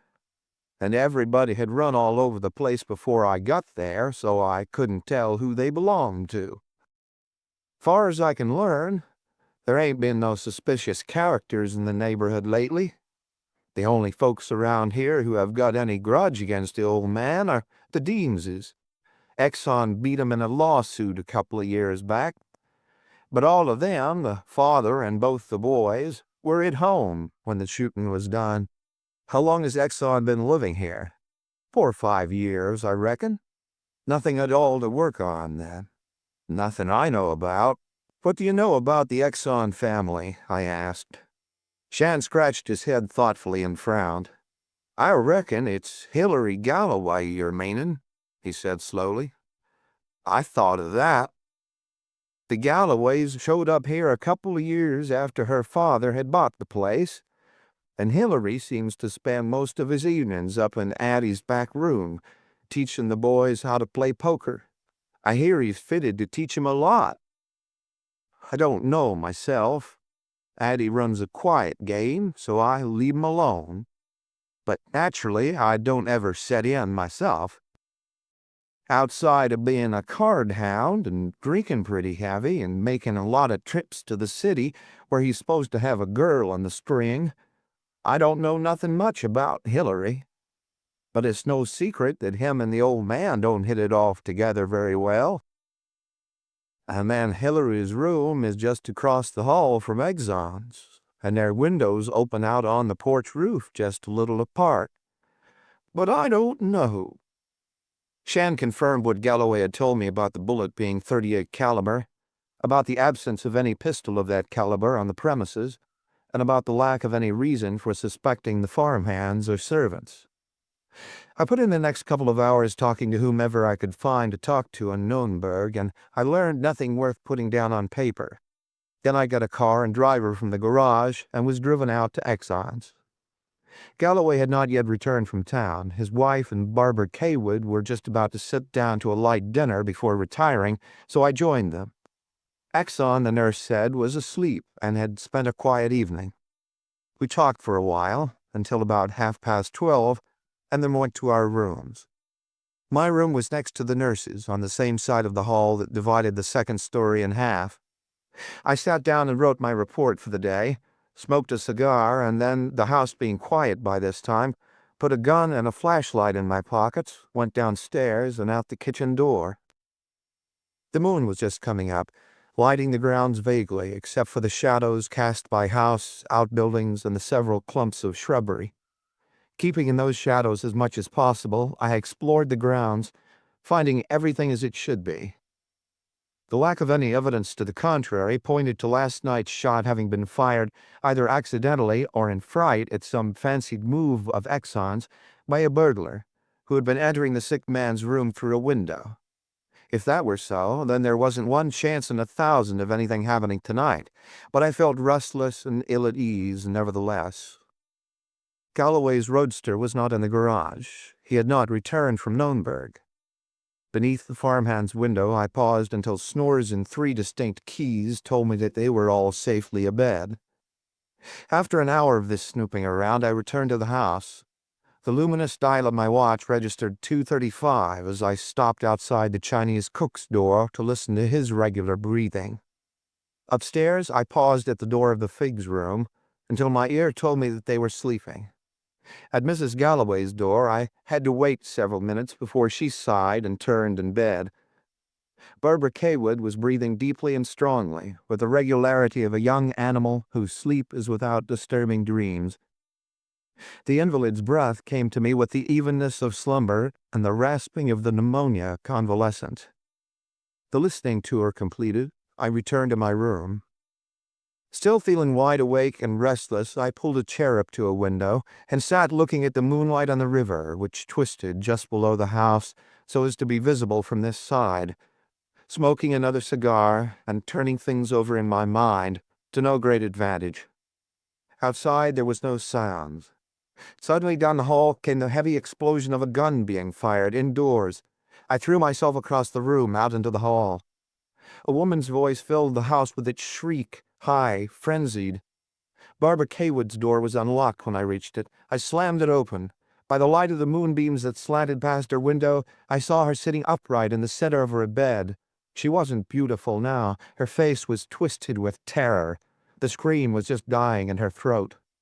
All this I got in the flash of time that it took me to put a running foot across her sill. Then another shot crashed out in Exxon's room. The girl's face jerked up so abruptly that it seemed her neck must snap. She clutched both hands to her breast and fell face down among the bedclothes. I don't know whether I went through, over, or around that screen that stood in the connecting doorway. I was circling Exxon's bed. He lay on the floor on his side, facing a window. I jumped over him, leaned out the window. In the yard that was bright now under the moon, nothing moved. There was no sound of flight. Presently, while my eyes still searched the surrounding country, the farmhands in their underwear came running barefoot from the direction of their quarters.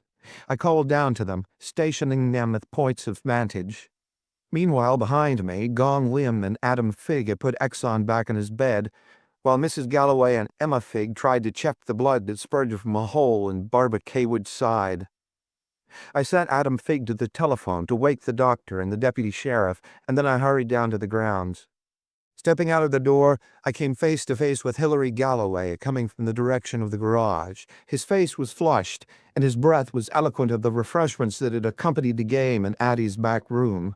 But his step was steady enough, and his smile was lazy as ever. "What's the excitement?" he asked. "Same as last night. Meet anybody on the road, or see anybody leaving here?" "No." "All right, get in that bus of yours and burn up the road in the other direction. Stop anybody you meet going away from here or who looks wrong. Got a gun?" He spun on his heel with nothing of indolence. "One in my car," he called as he broke into a run. The farmhands still at their posts, I combed the grounds from east to west and from north to south. I realized that I was spoiling my chance of finding footprints when it would be light enough to see them, but I was banking on the man I wanted still being close at hand. And then Shan had told me that the ground was unfavorable for tracing prints anyway. On the gravel drive in front of the house, I found the pistol from which the shots had been fired. A cheap .38 caliber revolver, slightly rusty, smelling freshly of burned powder, with 3 empty shells and 3 that had not been fired in it. Besides that, I found nothing. The murderer, from what I've seen of the hole in the girl's side, I called him that, had vanished. Shand and Dr. Wrench arrived together just as I was finishing my fruitless search. A little later, Hilary Galloway came back, empty-handed. Breakfast that morning was a melancholy meal, except to Hilary Galloway. He refrained from jesting openly about the night's excitement, but his eyes twinkled whenever they met mine, and I knew he thought it was a tremendously good joke for the shooting to have taken place right under my nose. During his wife's presence at the table, however, he was almost grave, as if not to offend her. Mrs. Galloway left the table shortly, and Dr. Wrench joined us. He said that both of his patients were in as good shape as could be expected, and he thought both would recover. The bullet had barely grazed the girl's ribs and breastbone, going through the flesh and muscles of her chest, in on the right side and out again on the left. Except for the shock and loss of blood, she was not in danger, although unconscious. Exxon was sleeping, the doctor said, so Shand and I crept up into his room to examine it. The first bullet had gone into the door frame, about 4 inches above the one that had been fired the night before. The second bullet had pierced the Japanese screen, and after passing through the girl, had lodged in the plaster of the wall. We dug out both bullets. They were of .38 caliber. Both had apparently been fired from the vicinity of one of the windows, either just inside or just outside. Shand and I grilled the Chinese cook, the farmhands, and the Figs unmercifully that day, but they came through it all standing up. There was nothing to fix the shooting on any of them. And all day long that damned Hilary Galloway followed me from pillar to post, with a mocking glint in his eyes that said plainer than words, "I am the logical suspect. Why don't you put me through your little 3rd degree?" But I grinned back and asked him nothing. Shand had to go to town that afternoon. He called me up on the telephone later and told me that Galloway had left Nonberg early enough that morning to have arrived home fully half an hour before the shooting, if he had driven at his usual fast pace. The day passed too rapidly, and I found myself dreading the coming of night. 2 nights in succession, Exxon's life had been attempted, and now the 3rd night was coming. At dinner, Hilary Galloway announced that he was going to stay home this evening. Nonberg, he said, was tame in comparison, and he grinned at me. Dr. Wrench left after the meal, saying that he would return as soon as possible, but that he had 2 patients on the other side of town whom he must visit. Barbara Kaywood had returned to consciousness, but had been extremely hysterical, and the doctor had given her an opiate. She was asleep now. Exxon was resting easily, except for a high temperature. I went up to Exxon's room for a few minutes after the meal and tried him out with a gentle question or two, but he refused to answer them, and he was too sick for me to press him. He asked how the girl was. "The doc says she's in no particular danger, just loss of blood and shock. If she doesn't rip off her bandages and bleed to death in one of her hysterical spells, he says, he'll have her on her feet in a couple of weeks." Mrs. Galloway came in then, and I went downstairs again, where I was seized by Galloway, who insisted with bantering gravity that I tell him about some of the mysteries I had solved. He was enjoying my discomfort to the limit. He kidded me for about an hour, and had me burning up inside, but I managed to grin back with a fair pretense of indifference. When his wife joined us presently, saying that both of the invalids were sleeping, I made my escape from her tormenting husband, saying that I had some writing to do. But it didn't go to my room. Instead, I crept stealthily into the girl's room, crossed to a clothes press that I had noted earlier in the day, and planted myself in it. By leaving the door open the least fraction of an inch, I could see through the connecting doorway from which the screen had been removed, across Exxon's bed, and out of the window from which 3 bullets had already come, and the Lord only knew what else might come. Time passed, and I was stiff from standing still, but I had expected that. Twice Mrs. Galloway came up to look at her father and the nurse. Each time I shut my closet door entirely as soon as I heard her tiptoeing steps in the hall. I was hiding from everybody. She had just gone from her second visit, when before I had time to open my door again, I heard a faint rustling and a soft padding on the floor. Not knowing what it was or where it was, I was afraid to push the door open. In my narrow hiding place, I stood still and waited. The padding was recognizable now. Quiet footsteps coming nearer. They passed not far from my clothes-press door. I waited. An almost inaudible rustling, a pause, the softest and faintest of tearing sounds. I came out of the closet, my gun in my hand.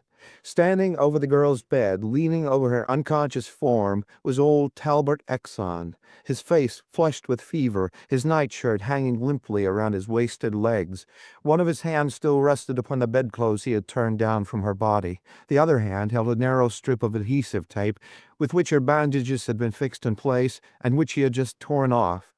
He snarled at me, and both his hands went toward the girl's bandages. The crazy, feverish glare of his eyes told me that the threat of the gun in my hand meant nothing to him. I jumped to his side, plucked his hands aside, picked him up in my arms, and carried him, kicking, clawing, and swearing, back to his bed. Then I called the others. Hilary Galloway, Shand, who had come from town again, and I sat over coffee and cigarettes in the kitchen, while the rest of the household helped Dr. Wrench battle for Exxon's life. The old man had gone through enough excitement in the last 3 days to kill a healthy man, let alone a pneumonia convalescent. "But why should the old devil want to kill her?" Galloway asked me. "Search me," I confessed, a little testily perhaps. "I don't know why he wanted to kill her, but it's a cinch that he did. The gun was found just about where he could have thrown it when he heard me coming. I was in the girl's room when she was shot, and I got to Exxon's window without wasting much time, and I saw nothing. You yourself, driving home from Nürnberg and arriving there right after the shooting, didn't see anybody leave by the road. And I'll take an oath that nobody could have left in any other direction without either one of the farm hands or me seeing them. And then tonight I told Exxon that the girl would recover if she didn't tear off her bandages, which, while true enough, gave him the idea that she had been trying to tear them off, and from that he built up a plan of tearing them off himself, knowing that she had been given an opiate perhaps, and thinking that everybody would believe she had torn them off herself. And he was putting that plan into execution, had torn off one piece of tape when I stopped him. He shot her intentionally, and that's flat.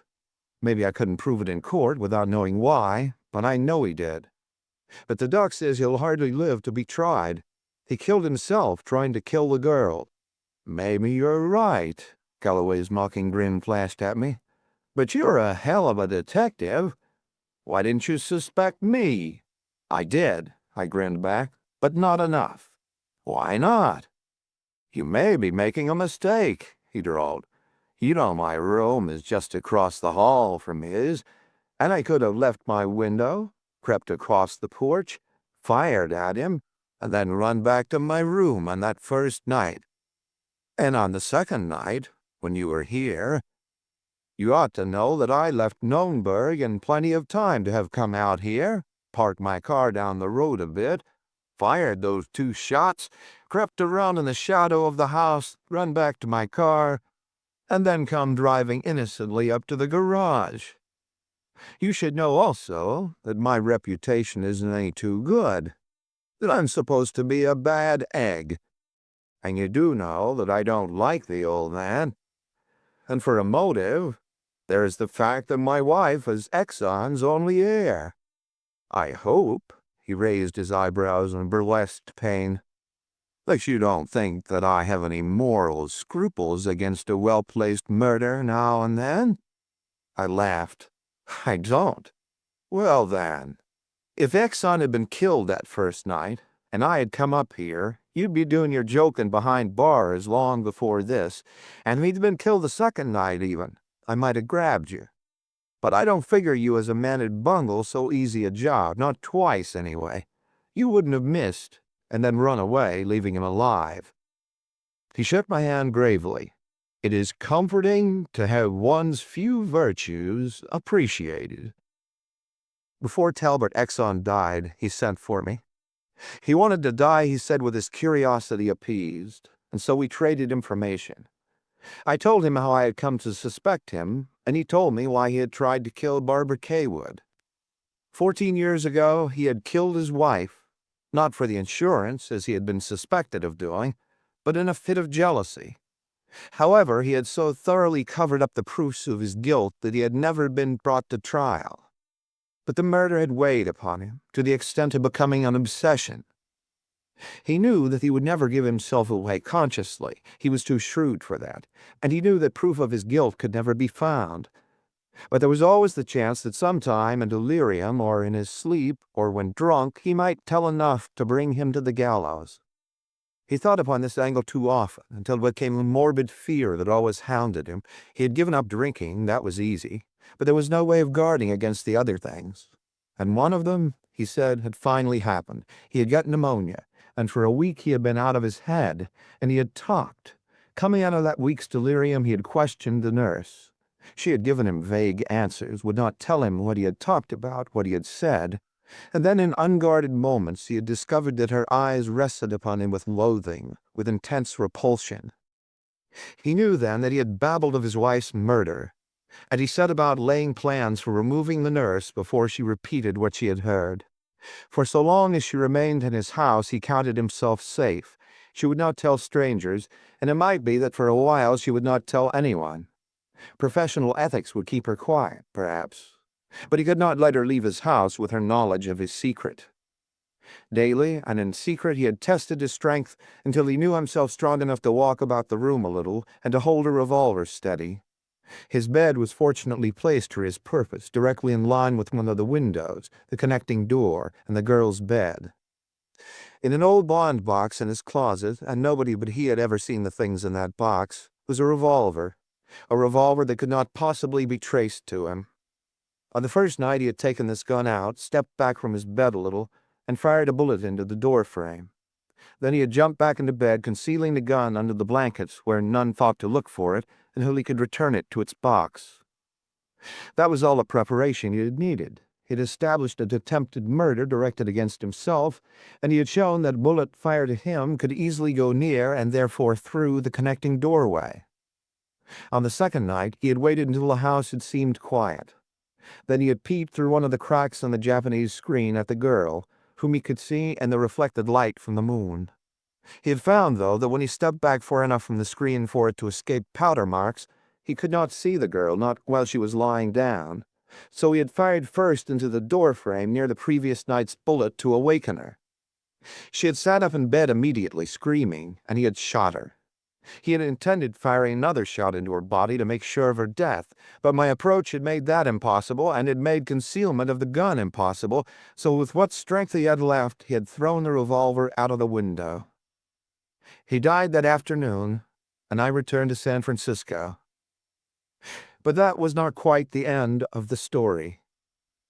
In the ordinary course of business, the agency's bookkeeping department sent Galloway a bill for my services. With the check that he sent by return mail, he enclosed a letter to me, from which I quote a paragraph. "I don't want to let you miss the cream of the whole affair. The lovely Kay would, when she recovered, denied that Exxon had talked of murder or any other crime during his delirium. The cause of the distaste with which she might have looked at him afterward, and the reason she would not tell him what he had said, was that his entire conversation during that week of delirium had consisted of an uninterrupted stream of obscenities and blasphemies, which seemed to have shocked the girl through and through." End of Night Shots.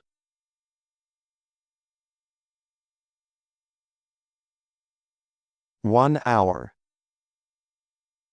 "This is Mr. Crostwaite," Fence Richmond said. Crostwaite, wedged between the arms of one of the attorney's large chairs, grunted what was perhaps meant for an acknowledgment of the introduction. I grunted back at him, and found myself a chair. He was a big balloon of a man, this Crostwaite, in a green plaid suit that didn't make him look any smaller than he was.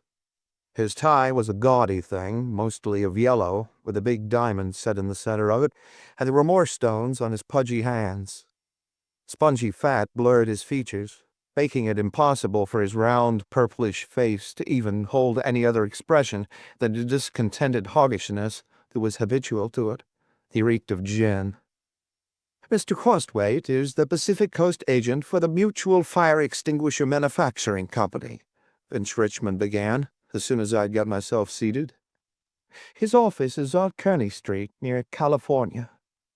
Yesterday, at about 2:45 in the afternoon, he went to his office, leaving his machine, a Hudson touring car, standing in front with the engine running. Then minutes later he came out. The car was gone." I looked at Crostwaite. He was looking at his fat knees, showing not the least interest in what his attorney was saying. I looked quickly back at Vance Richmond. His clean gray face and lean figure were downright beautiful beside his bloated client.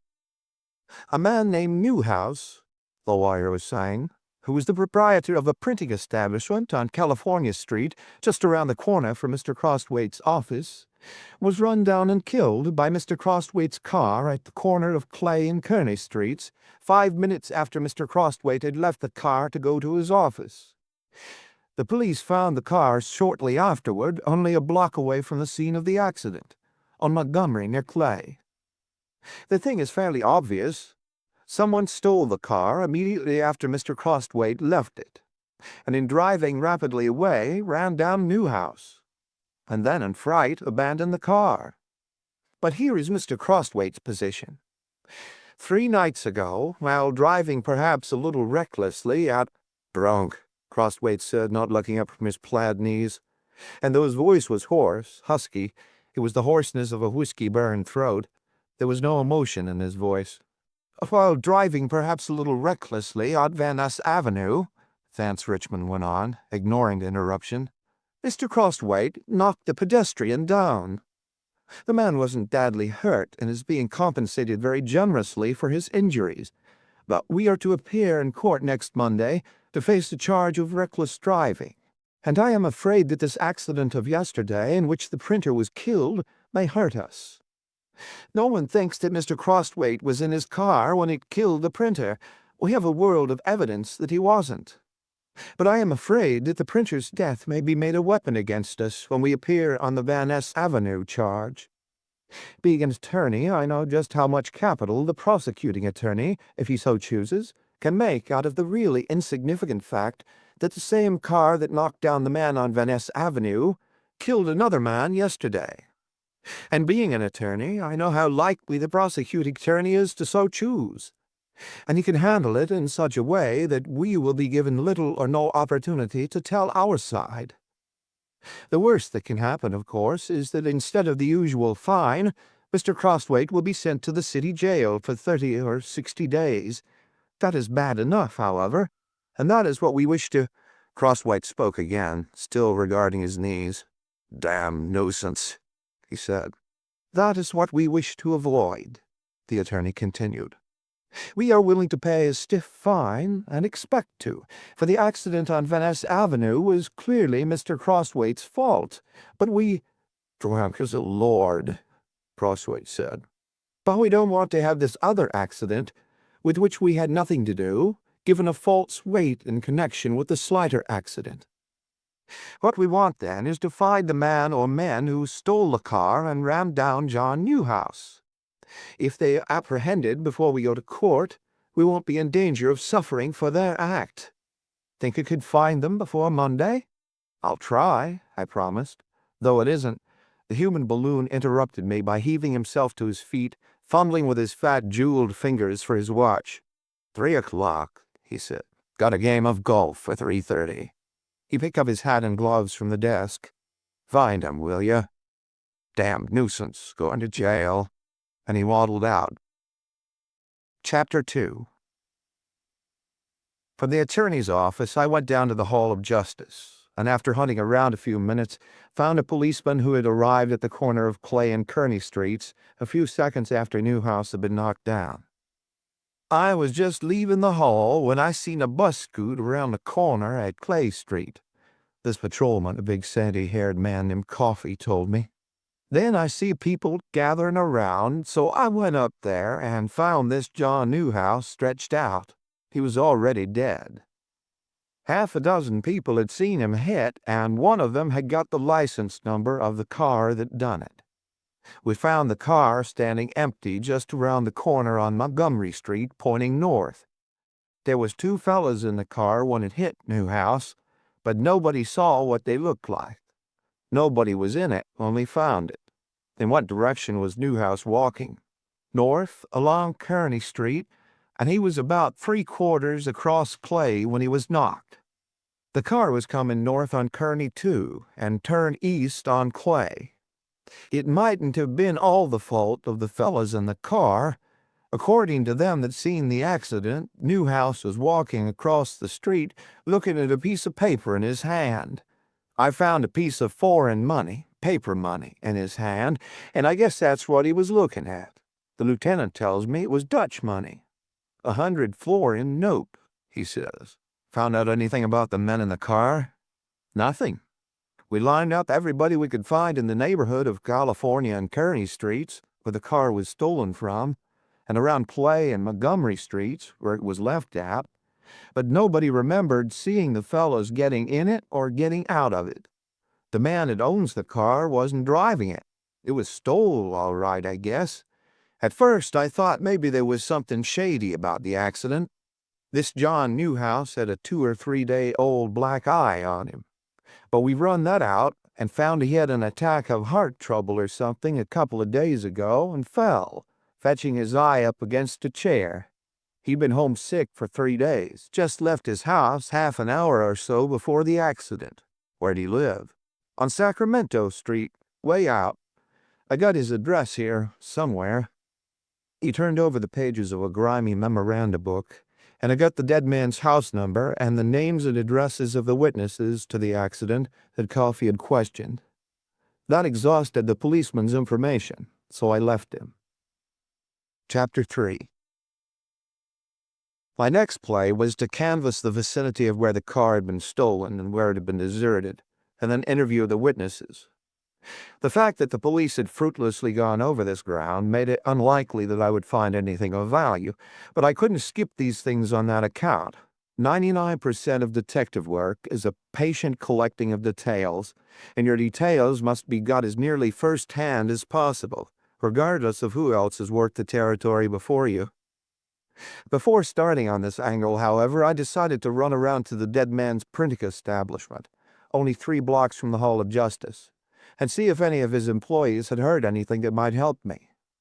Newhouse's establishment occupied the ground floor of a small building on California, between Kearny and Montgomery. A small office was partitioned off in front, with a connecting doorway leading to the press room in the rear. The only occupant of the small office when I came in from the street was a short, stocky, worried-looking blond man of 40 or thereabouts, who sat at the desk in his shirt sleeves, checking off figures in a ledger against others on a batch of papers before him. I introduced myself, telling him that I was a Continental Detective Agency operative, interested in Newhouse's death. He told me his name was Ben Souls, and that he was Newhouse's foreman. We shook hands, and then he waved me to a chair across the desk, pushed back the papers and book upon which he had been working, and scratched his head disgustedly with a pencil in his hand. "This is awful," he said.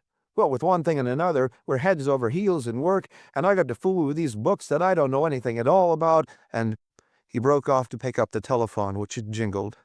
"Yes, this is Souls. We're working on 'em now. I'll give 'em to you by Monday noon at the least." I know, but the boss's death set us back. Explain that to Mr. Crosswaite. And I'll promise you that we'll give them to you Monday sure." Souls slapped the receiver irritably on its hook and looked at me. You'd think that since it was his own car that killed the boss, he'd have decency enough not to squawk over the delay. Crosswaite? Yes, that was one of his clerks. We're printing some leaflets for him. Promised to have them ready yesterday, but between the boss's death and having a couple of new hands to break in, we're behind with everything. I've been here 8 years, and this is the first time we ever fell down on an order. And every damned customer's yelling his head off. If we were like most printers, they'd be used to waiting, but we've been too good to them.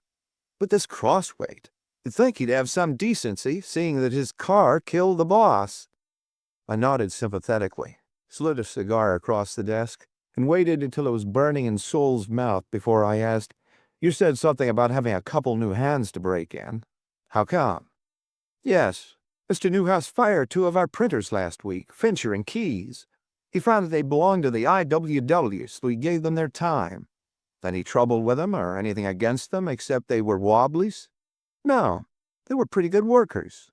"Any trouble with them after he fired them?" I asked. "No real trouble, though they were pretty hot. They made red speeches all over the place before they left." "Remember what day that was?" "Wednesday of last week, I think. Yes, Wednesday, because I hired 2 new men on Thursday." "How many men do you work?" 3 besides myself. Was Mr. Newhouse sick very often? Not sick enough to stay away very often, though every now and then his heart would go back on him, and he'd have to stay in bed for a week or 10 days. He wasn't what you'd call real well at any time. He never did anything but the office work. I run the shop. When was he taken sick this time? Mrs. Newhouse called up Tuesday morning and said he had another spell and wouldn't be down for a few days. He came in yesterday, which was Thursday, for about 10 minutes in the afternoon, and said he would be back on the job this morning. He was killed just after he left. How did he look? Very sick? Not so bad. He never looked well, of course, but I couldn't see much difference from usual yesterday. This last spell hadn't been as bad as most, I reckon. He was usually laid up for a week or more. Did he say where he was going when he left? The reason I ask is that living out on Sacramento Street, he would naturally have taken a car at that street if he'd been going home, whereas he was run down on Clay Street. He said he was going up to Portsmouth Square to sit in the sun for half an hour or so. He'd been cooped up indoors for 2 or 3 days, he said, and he wanted some sunshine before he went back home. He had a piece of foreign money in his hand when he was hit. Know anything about it? Yes, he got it here. One of our customers, a man named Van Pelt, came in to pay for some work we had done yesterday afternoon while the boss was here. When Van Pelt pulled out his wallet to pay his bill, this piece of Holland money, I don't know what you call it, was among the bills. I think he said it was worth something like $38. Anyway, the boss took it, giving Van Pelt his change. The boss said he wanted to show the Holland money to his boys, and he could have it changed back into American money later. Who is this Van Pelt? He's a Hollander. He's planning to open a tobacco importing business here in a month or 2. I don't know much about him outside of that. Where's his home or office? His office is on Bush Street, near Sansom. Did he know that Newhouse had been sick? I don't think so. The boss didn't look much different from usual. What's this Van Pelt's full name? Hendrik Van Pelt. What does he look like? Before Souls could answer, 3 evenly spaced buzzes sounded above the rattle and whirring of the presses in the back of the shop. I slid the muzzle of my gun. I had been holding it in my lap for 5 minutes, far enough over the edge of the desk for Ben Souls to see it. Put both of your hands on top of the desk, I said. He put them there. The press room door was directly behind him, so that facing him across the desk I could look over his shoulder at it. His stocky body served to screen my gun from the view of whoever came through the door in response to Souls' signal. I didn't have long to wait. 3 men, black with ink, came to the door, and through it into the little office. They strolled in careless and casual, laughing and joking to one another. But one of them licked his lips as he stepped through the door. Another's eyes showed white circles all around the irises. The third was the best actor, but he held his shoulders a trifle too stiffly to fit his otherwise careless carriage. "Stop right there," I barked at them when the last was inside the office, and I brought my gun up to where they could see it. They stopped as if they had all been mounted on the same pair of legs. I kicked my chair back and stood up. I didn't like my position at all. The office was entirely too small for me. I had a gun, true enough, and whatever weapons may have been distributed among these other men were out of sight. But these 4 men were too close to me, and a gun isn't a thing of miracles. It's a mechanical contraption that is capable of just so much and no more. If these men decided to jump me, I could down just one of them before the other 3 were upon me. I knew it, and they knew it. "Put your hands up," I ordered, "and turn around." None of them moved to obey. One of the inked men grinned wickedly. Souls shook his head slowly. The other 2 stood and looked at me. I was more or less stumped. You can't shoot a man just because he refuses to obey an order, even if he is a criminal. If they had turned around for me, I could have lined them up against the wall and, being behind them, have held them safe while I used the telephone. But that hadn't worked. My next thought was to back across the office to the street door, keeping them covered, and then either stand in the door and yell for help or take them into the street where I could handle them. But I put that thought away as quickly as it came to me. These 4 men were going to jump me. There was no doubt of that. All that was needed was a spark of any sort to explode them into action. They were standing stiff-legged and tense, waiting for some move on my part. If I took a step backward, the battle would be on. We were close enough for any of the four to have reached out and touched me. One of them I could shoot before I was smothered. 1 out of 4. That meant that each of them had only one chance out of 4 being the victim. Low enough odds for any but the most cowardly of men. I grinned what was supposed to be a confident grin because I was up against it hard and reached for the telephone. I had to do something. Then I cursed myself. I had merely changed the signal for the onslaught. It would come now when I picked up the receiver. But I couldn't back down again. That too would be a signal. I had to go through with it. The perspiration trickled across my temples from under my hat as I drew the phone closer with my left hand. The street door opened. An exclamation of surprise came from behind me. I spoke rapidly without taking my eyes from the 4 men in front of me. "Quick! The phone! The police!" With the arrival of this unknown person, one of Newhouse's customers probably, I figured I had the edge again. Even if he took no active part beyond calling the police in, the enemy would have to split to take care of him, and that would give me a chance to pot at least 2 of them before I was knocked over. 2 out of 4, each of them had an even chance of being dropped, which is enough to give even a nervy man cause for thinking a bit before he jumps. "Hurry," I urged the newcomer. "Yes, yes," he said, and in the blurred sound of the S there was evidence of foreign birth. Keyed up as I was, I didn't need any more warning than that. I threw myself sideways, a blind tumbling away from the spot where I stood, but it wasn't quite quick enough. The blow that came from behind didn't hit me fairly, but I got enough of it to fold up my legs as if the knees were hinged with paper, and I slammed into a heap on the floor. Something dark crashed toward me. I caught it with both hands. It may have been a foot kicking at my face. I wrung it as a washerwoman wrings a towel. Down my spine ran jar after jar. Perhaps somebody was beating me over the head. I don't know. My head wasn't alive. The blow that had knocked me down had numbed me all over. My eyes were no good. Shadows swam to and fro in front of them. That was all. I struck, gouged, tore at the shadows. Sometimes I found nothing. Sometimes I found things that felt like parts of bodies. Then I would hammer at them, tear at them. My gun was gone. My hearing was no better than my sight, or not so good. There wasn't a sound in the world. I moved in a silence that was more complete than any silence I had ever known. I was a ghost fighting ghosts. I found presently that my feet were under me again, though some squirming thing was on my back and kept me from standing upright. A hot, damp thing like a hand was across my face. I bit my teeth into it. I snapped my head back as far as it would go. Maybe it smashed into the face it was meant for. I don't know. Anyhow, the squirming thing was no longer on my back. Dimly, I realized that I was being buffeted about by blows that I was too numb to feel. Ceaselessly, with head and shoulders and elbows and fists and knees and feet, I struck at the shadows that were around me.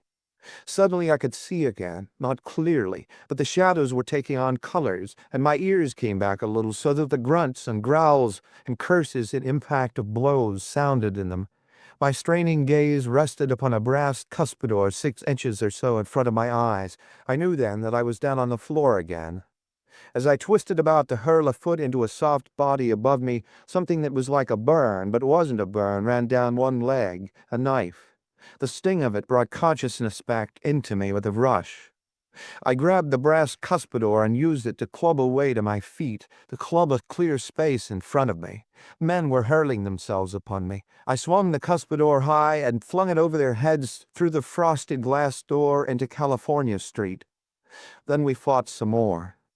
But you can't throw a brass cuspidor through a glass door in the California Street between Montgomery and Kearny without attracting attention. It's too near the heart of daytime San Francisco. So presently, when I was on the floor again with 600 or 800 pounds of flesh hammering my face into the boards, we were pulled apart, and I was dug out of the bottom of the pile by a squad of policemen. Big sandy-haired Coffee was one of them, but it took a lot of arguing to convince him that I was the Continental operative who had talked to him a little while before. Man, he said when I finally convinced him.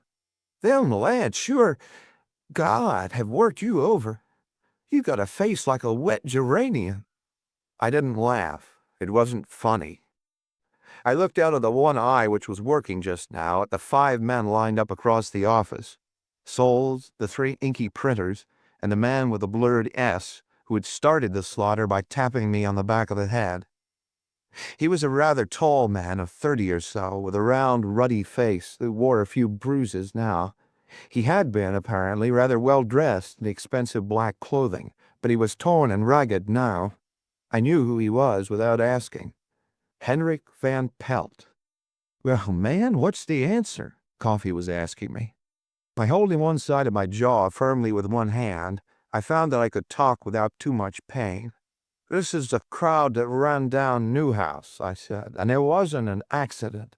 I wouldn't mind having a few more of the details myself, but I was jumped before I got around to all of them. Newhouse had 100 florin note in his hand when he was run down, and he was walking in the direction of police headquarters. It was only half a block away from the Hall of Justice. Souls tells me that Newhouse said he was going up to Portsmouth Square to sit in the sun, but Souls didn't seem to know that Newhouse was wearing a black eye, the one you told me you had investigated. If Souls didn't see the shiner, then it's a good bet that Souls didn't see Newhouse's face that day. Newhouse was walking from his printing shop toward police headquarters with a piece of foreign paper money in his hand. Remember that. He had frequent spells of sickness, which, according to friend Souls, always before kept him at home for a week or 10 days at a time. This time he was laid up for only 2.5 days. Souls tells me that the shop is 3 days behind with its orders, and he says that's the first time in 8 years they've ever been behind. He blames Newhouse's death, which only happened yesterday. Apparently, Newhouse's previous 6 spells never delayed things. Why should this last spell? 2 printers were fired last week, and 2 new ones hired the very next day. Pretty quick work. The car with which Newhouse was run down was taken from just around the corner, and was deserted within quick walking distance of the shop. It was left facing north, which is pretty good evidence that its occupants went south after they got out. Ordinary car thieves wouldn't have circled back in the direction from which they came. Here's my guess. This Van Pelt is a Dutchman, and he had some plates for phony 100 florin notes. He hunted around until he found a printer who would go in with him. The foreman of a shop whose proprietor was now and then at home for a week or more at a time with a bad heart. One of the printers under Souls was willing to go in with him. Maybe the other 2 turned the offer down. Maybe Souls didn't ask them at all. Anyhow, they were discharged, and 2 friends of Souls were given their places. Our friends then got everything ready and waited for Newhouse's heart to flop again. It did, Monday night. As soon as his wife called up next morning and said he was sick, these birds started running off their counterfeits. That's why they fell behind with their regular work. But this spell of Newhouse's was lighter than usual. He was up and moving around within 2 days, and yesterday afternoon he came down here for a few minutes. He must have walked in while all our friends were extremely busy in some far corner. He must have spotted some of the phony money, immediately sized up the situation, grabbed 1 bill to show the police, and started out for police headquarters, no doubt thinking he had not been seen by our friends here. They must have got a glimpse of him as he was leaving, however. 2 of them followed him out. They couldn't, afoot, safely knock him over within a block or 2 of the Hall of Justice, but turning the corner, they found Crosswaite's car standing there with idling engine. That solved their getaway problem. They got in the car and went on after Newhouse. I suppose the original plan was to shoot him, but he crossed Clay Street with his eyes fastened upon the phony money in his hand. That gave them a golden chance. They piled the car into him. It was sure death, they knew. His bum heart would finish the job if the actual collision didn't kill him. Then they deserted the car and came back here. There are a lot of loose ends to be gathered in, but this pipe dream I've just told you fits in with all the facts we know, and I'll bet a month's salary I'm not far off anywhere. There ought to be a 3-day crop of Dutch notes cached somewhere. You people, I suppose I'd have gone on talking forever in the giddy, head-swimming intoxication of utter exhaustion that filled me, if the big sandy-haired patrolman hadn't shut me off by putting a big hand across my mouth. "Be quiet, man," he said, lifting me out of the chair and spreading me flat on my back on the desk. "I'll have an ambulance here in a second for you." The office was swirling around in front of my one open eye. The yellow ceiling swung down toward me, rose again, disappeared, came back in odd shapes. I turned my head to one side to avoid it, and my glance rested upon the white dial of a spinning clock. Presently the dial came to rest, and I read it. 4 o'clock. I remembered that Crosswade had broken up our conference in Vance Richmond's office at 3, and I had started to work. 1 full hour, I tried to tell Coffee before I went to sleep. The police wound up the job while I was lying on my back in bed. In Van Pelt's office on Bush Street, they found a great bale of 100-florin notes. Van Pelt, they learned, had a considerable reputation in Europe as a high-class counterfeiter. One of the printers came through, stating that Van Pelt and Soules were the two who followed Newhouse out of the shop and killed him. End of 1 hour.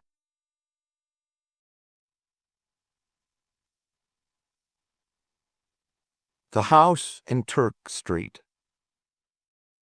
I had been told that the man for whom I was hunting lived in a certain Turk Street block, but my informant hadn't been able to give me his house number.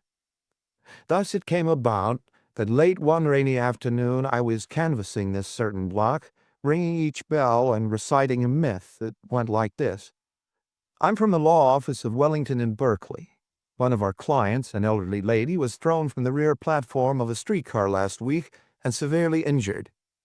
Among those who witnessed the accident was a young man whose name we don't know, but we've been told that he lives in this neighborhood. Then I would describe the man I wanted and wind up, do you know of anyone who looks like that? All down one side of the block the answers were no, no, no. I crossed the street and started to work the other side. The first house, no. The second, no. The third. The fourth. The fifth. No one came to the door in answer to my first ring. After a while I rang again. I had just decided that no one was at home when the knob turned slowly and a little old woman opened the door. She was a very fragile little old woman, with a piece of gray knitting in one hand and faded eyes that twinkled pleasantly behind gold-rimmed spectacles. She wore a stiffly starched apron over a black dress, and there was white lace at her throat. "Good evening," she said in a thin, friendly voice. "I hope you don't mind waiting.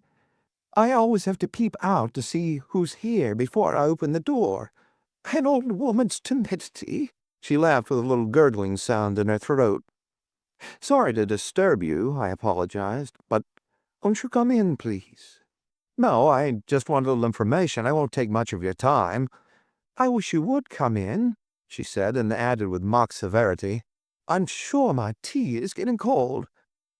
She took my damp hat and coat, and I followed her down a narrow hall to a dim room where a man got up as we entered. He was old, too, and stout, with a thin white beard that fell upon a white vest that was as stiffly starched as the woman's apron. "Thomas," the little fragile woman told him. "This is Mr. "Tracy," I said, because that was the name I had given the other residents of the block, but I came as near blushing when I said it as I have in 15 years. These folks weren't meant to be lied to. Their name, I learned, was Quarry, and they were an affectionate old couple. She called him Thomas every time she spoke to him, rolling the name around in her mouth as if she liked the taste of it.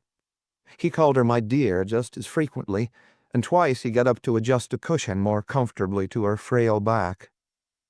I had to drink a cup of tea with them and eat some little spiced cookies before I could get them to listen to a question. Then Mrs. Quarry made little sympathetic clicking sounds with her tongue and teeth while I told about the elderly lady who had fallen off a streetcar.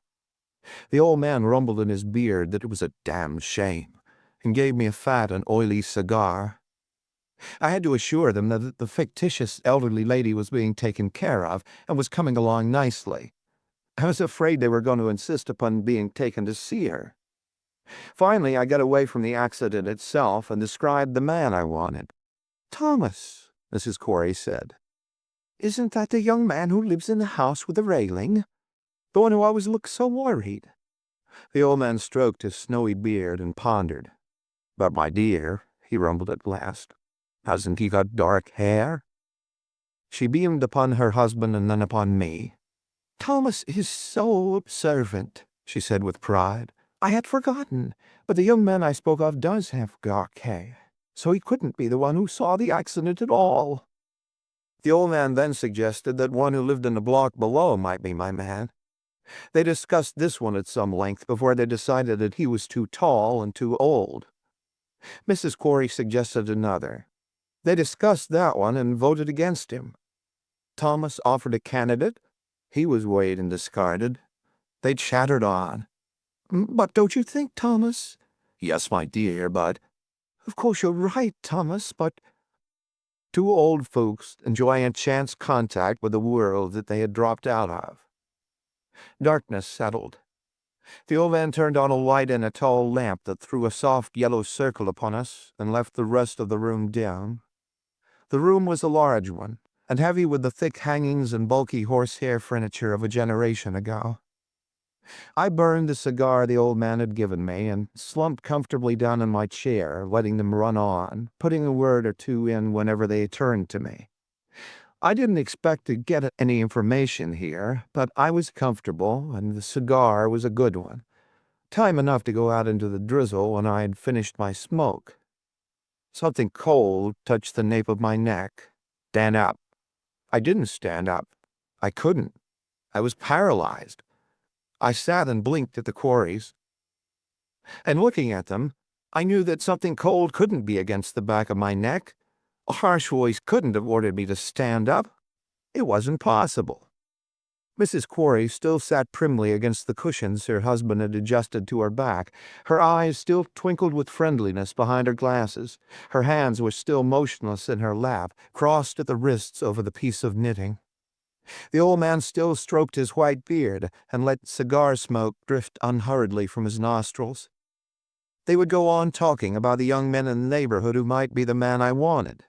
Nothing had happened. I had dozed. "Get up." The cold thing against my neck jabbed deep into the flesh.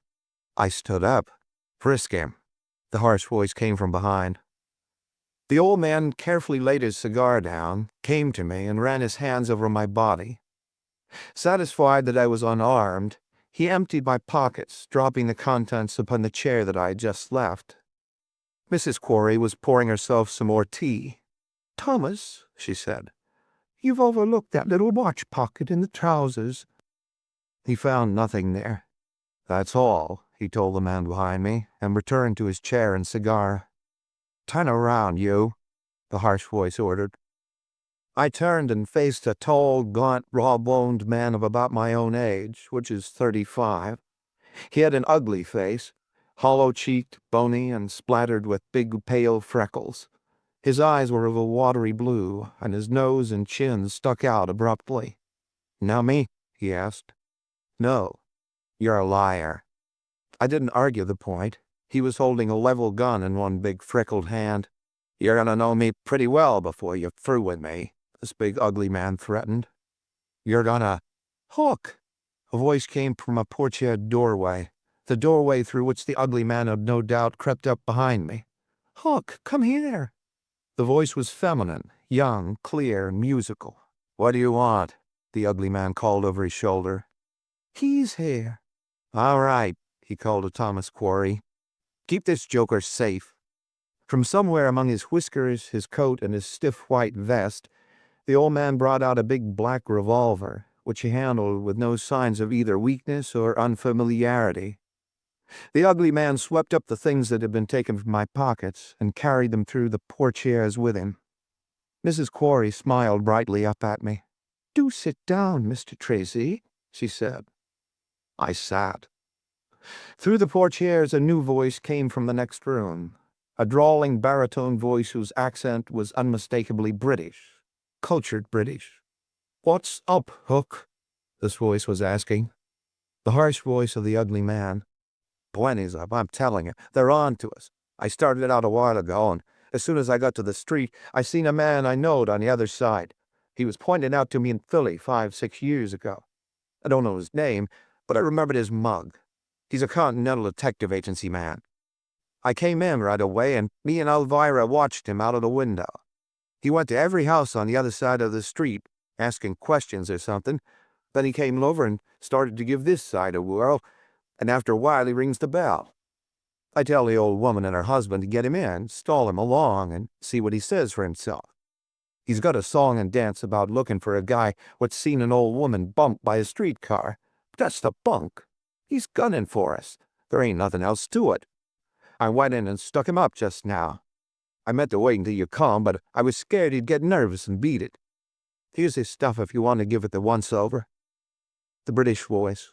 You shouldn't have shown yourself to him. The others could have taken care of him. Hook. What's the diff? Chances is he knows us all anyway, but supposing he didn't, what diff does it make? The drawling British voice. It may make a deal of difference. He was stupid. Hook blustering. Stupid, huh? You're always bellyaching about other people being stupid. To hell with you, I say. If you don't like my style, to hell with you. Who does all the work? Who's the guy that swings all the jobs, huh? Where? The unfeminine voice. Now, Hook, for God's sake, don't make that speech again. I've listened to it until I know it by heart. A rustle of papers, and the British voice. I say, Hook, you're correct about his being a detective. Here's an identification card among his things. The Quarries were listening to the conversation in the next room with as much interest as I, but Thomas Quarry's eyes never left me, and his fat fingers never relaxed about the gun in his lap. His wife sipped tea, with her head cocked on one side in the listening attitude of a bird. Except for the weapon in the old man's lap, there was not a thing to persuade the eye that melodrama was in the room. The Quarries were in every other detail still the pleasant old couple who had given me tea and expressed sympathy for the elderly lady who had been injured. The feminine voice from the next room. Well, what's to be done? What's our play? Hook. That's easy to answer. I'm going to knock this sleuth off first thing. The feminine voice. And put our necks in the noose. Hook scornfully.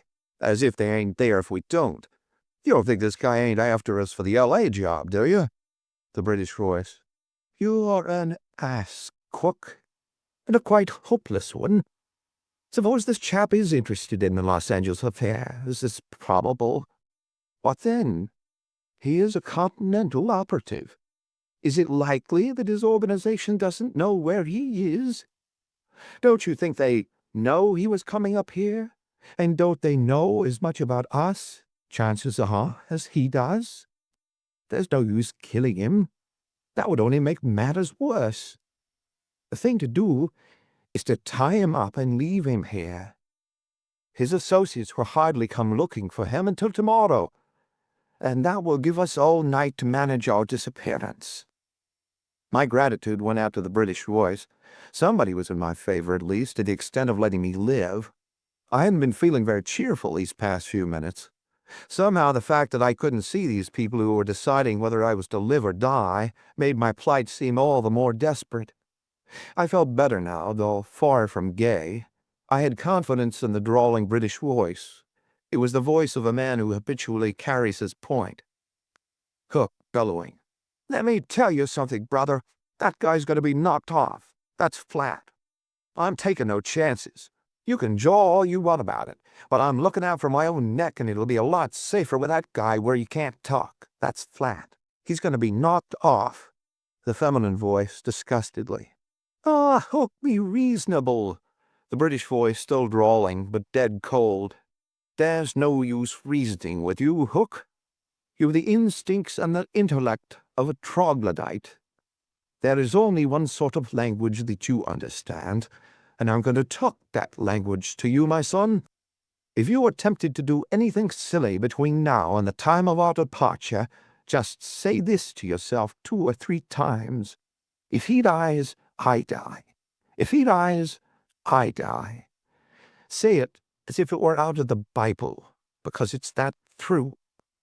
There followed a long space of silence with a tenseness that made my not particularly sensitive scalp tingle.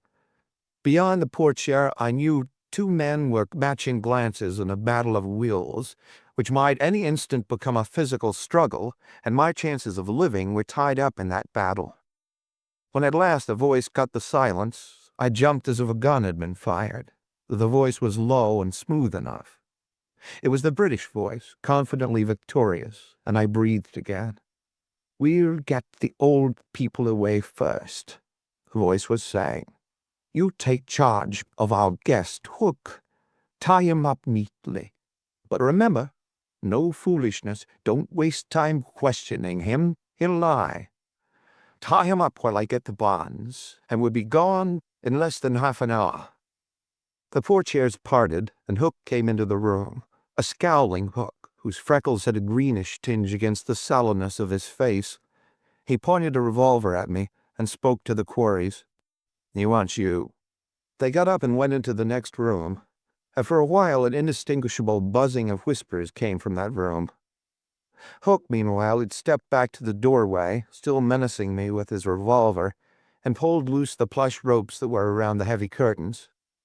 Then he came around behind me and tied me securely to the high-backed chair, my arms to the chair's arms, my legs to the chair's legs, my body to the chair's back and seat, and he wound up by gagging me with a corner of a cushion that was too well stuffed for my comfort. The ugly man was unnecessarily rough throughout, but I was a lamb. He wanted an excuse for drilling me, and I wanted above all else that he should have no excuse. As he finished lashing me into place and stepped back to scowl at me, I heard the street door close softly, and then light footsteps ran back and forth overhead. Hook looked in the direction of those footsteps, and his little watery blue eyes grew cunning. "Elvira," he called softly. The portieres bulged as if someone had touched them, and the musical feminine voice came through. "What?" "Come here." "I'd better not. He wouldn't—" "Damn him," Hook flared up. "Come here." She came into the room and into the circle of light from the tall lamp, a girl in her early 20s, slender and lithe, and dressed for the street, except that she carried her hat in one hand. A white face beneath a bobbed mass of flame-colored hair. Smoke-gray eyes that were set too far apart for trustworthiness, though not for beauty, laughed at me, and her red mouth laughed at me, exposing the edges of little sharp animal teeth. She was beautiful as the devil, and twice as dangerous. She laughed at me, a fat man all trussed up with red plush rope, and with a corner of a green cushion in my mouth, and she turned to the ugly man. "What do you want?" He spoke in an undertone, with a furtive glance at the ceiling, above which soft steps still padded back and forth. "What say we shake him?" Her smoke-gray eyes lost their merriment, and became hard and calculating. "There's 100,000 he's holding. A third of it's mine. You don't think I'm going to take a Mickey Finn on that, do you?" "Course not." "Supposing we get the 100 grand. How?" "Leave it to me, kid. Leave it to me. If I swing it, will you go with me? You know I'd be good to you." She smiled contemptuously, I thought, but she seemed to like it. "You're whooping right you be good to me," she said. "But listen, Hook, we couldn't get away with it, not unless you get him. I know him. I'm not running away with anything that belongs to him unless he's fixed so he can't come after it." Hook moistened his lips and looked around the room at nothing. Apparently he didn't like the thought of tangling with the owner of the British drawl, but his desire for the girl was too strong for his fear of the other man. "I'll do it," he blurted. "I'll get him." "You mean it, kid? If I get him, will you go with me?" She held out her hand. "It's a bet," she said, and he believed her. His ugly face grew warm and red and utterly happy, and he took a deep breath and straightened his shoulders. In his place, I might have believed her myself. All of us have fallen for that sort of thing at one time or another.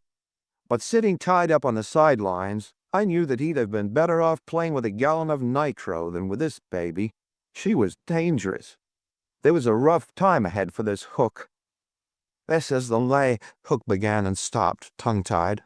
A step had sounded in the next room. Immediately the British voice came through the portieres, and there was an edge of exasperation to the drawl now. "This is really too much.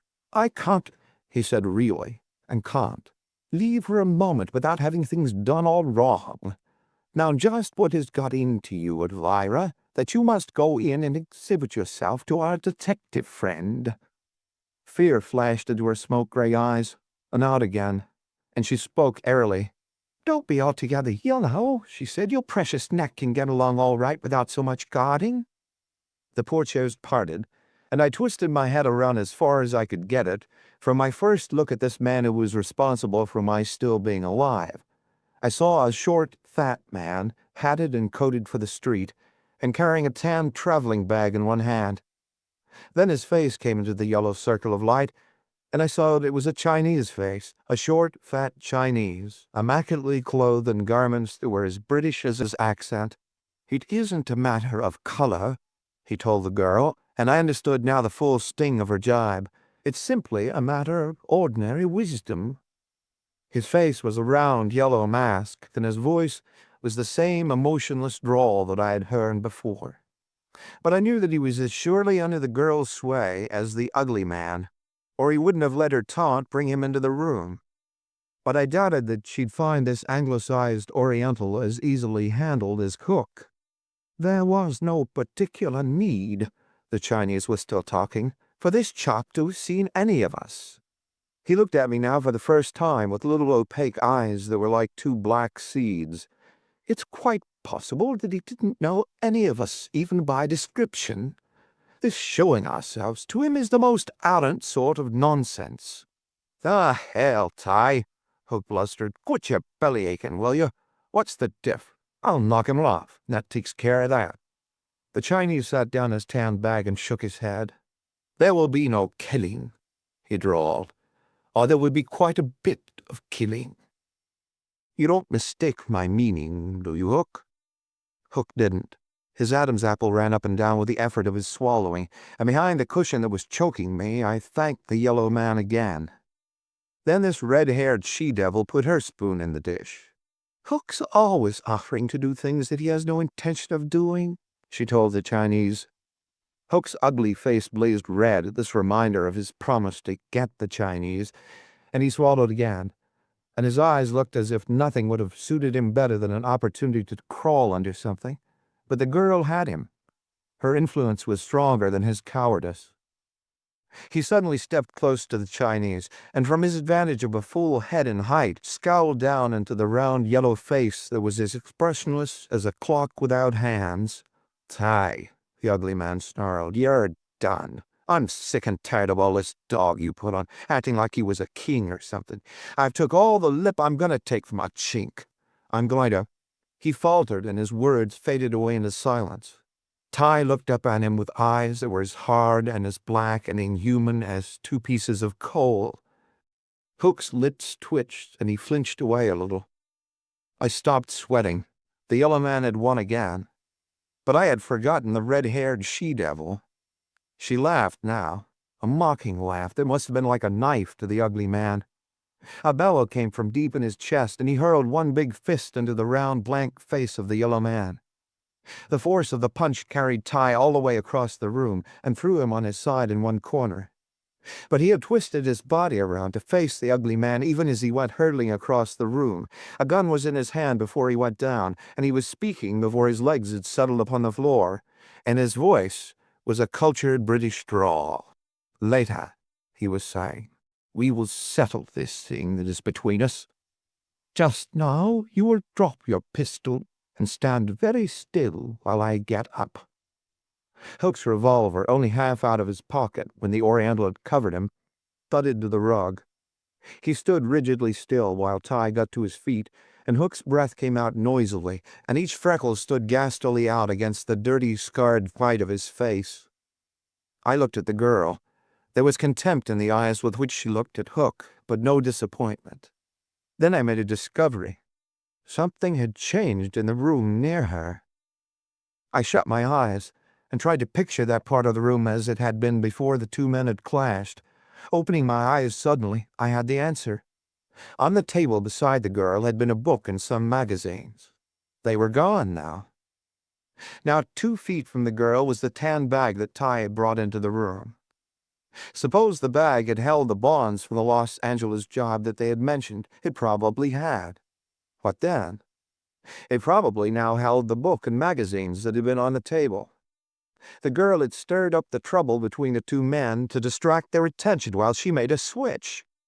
Where would the loot be then? I didn't know, Well, I suspected that it was too bulky to be on the girl's slender person. Just beyond the table was a couch with a wide red cover that went all the way down to the floor. I looked from the couch to the girl. She was watching me, and her eyes twinkled with a flash of mirth as they met mine coming from the couch. The couch it was. By now the Chinese had pocketed Hook's revolver and was talking to him. If I hadn't a dislike for murder, and if I didn't think it would perhaps be of some value to Elvira and me in effecting our departure, I should certainly relieve us of the handicap of your stupidity now, but I'll give you one more chance. I would suggest, however, that you think carefully before you give way to any more of your violent impulses. He turned to the girl. Have you been putting foolish ideas in our Hook's head? She laughed. Nobody could put any kind in it. Perhaps you're right, he said, and then came over to test the lashings about my arms and bodies. Finding them satisfactory, he picked up the tan bag and held out the gun he had taken from the ugly man a few minutes before. Here's your revolver, Hook. Now try to be sensible. We may as well go now. The old man and his wife will do as they were told. They're on their way to a city that we needn't mention by name in front of our friend here, to wait for us in their share of the bonds. Needless to say, they will wait a long while. They are out of it now. But between ourselves there must be no more treachery. If we're to get clear, we must help each other. According to the best dramatic rules, these folks should have made sarcastic speeches to me before they left, but they didn't. They passed me without even a farewell look and went out of sight into the darkness of the hall. Suddenly, the Chinese was in the room again, running tiptoe, an open knife in one hand, a gun in the other. This was the man I had been thanking for saving my life. He bent over me.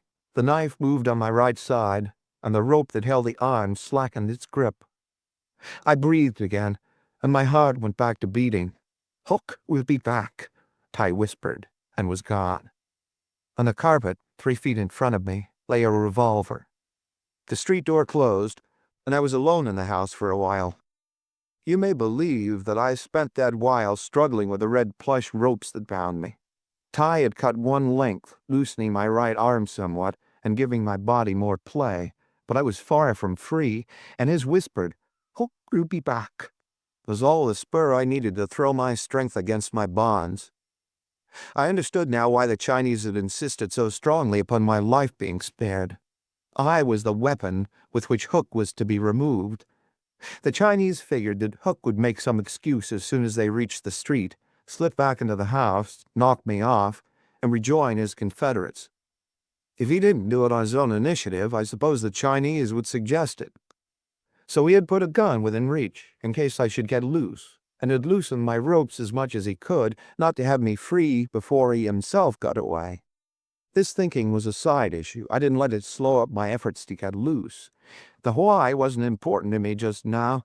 The important thing was to have that revolver in my hand when the ugly man came into the room again. Just as the front door opened, I got my right arm completely free and plucked the strangling cushion from my mouth. The rest of my body was still held by the ropes, held loosely, but held. There was no time for any more. I threw myself, chair and all, forward, breaking the fall with my free arm. The carpet was thick. I went down on my face with a heavy chair atop me, all doubled up any which way, but my right arm was free of the tangle, and my right hand grasped the gun. My left side, the wrong side, was toward the hall door. I twisted and squirmed and wrestled under the bulky piece of furniture that sat on my back. An inch, 2 inches, 6 inches I twisted, another inch. Feet were at the hall door, another inch. The dim light hit upon a man hurrying into the room, a glint of metal in his hand. I fired. He caught both hands to his belly, bent double, and slid out across the carpet. That was over. But that was far from being all. I wrenched at the plush ropes that held me while my mind tried to sketch what lay ahead. The girl had switched the bonds, hiding them under the couch. There was no question of that. She had intended coming back for them before I had time to get free. But Hook had come back first, and she would have to change her plan. What more likely than she would now tell the Chinese that Hook had made the switch? What then? There was only one answer. Ty would come back for the bonds. both of them would come. Tai knew I was armed now, but they had said the bonds represented $100,000. That would be enough to bring them back. I kicked the last rope loose and scrambled to the couch. The bonds were beneath it, 4 thick bundles of Liberty bonds, done up with heavy rubber bands.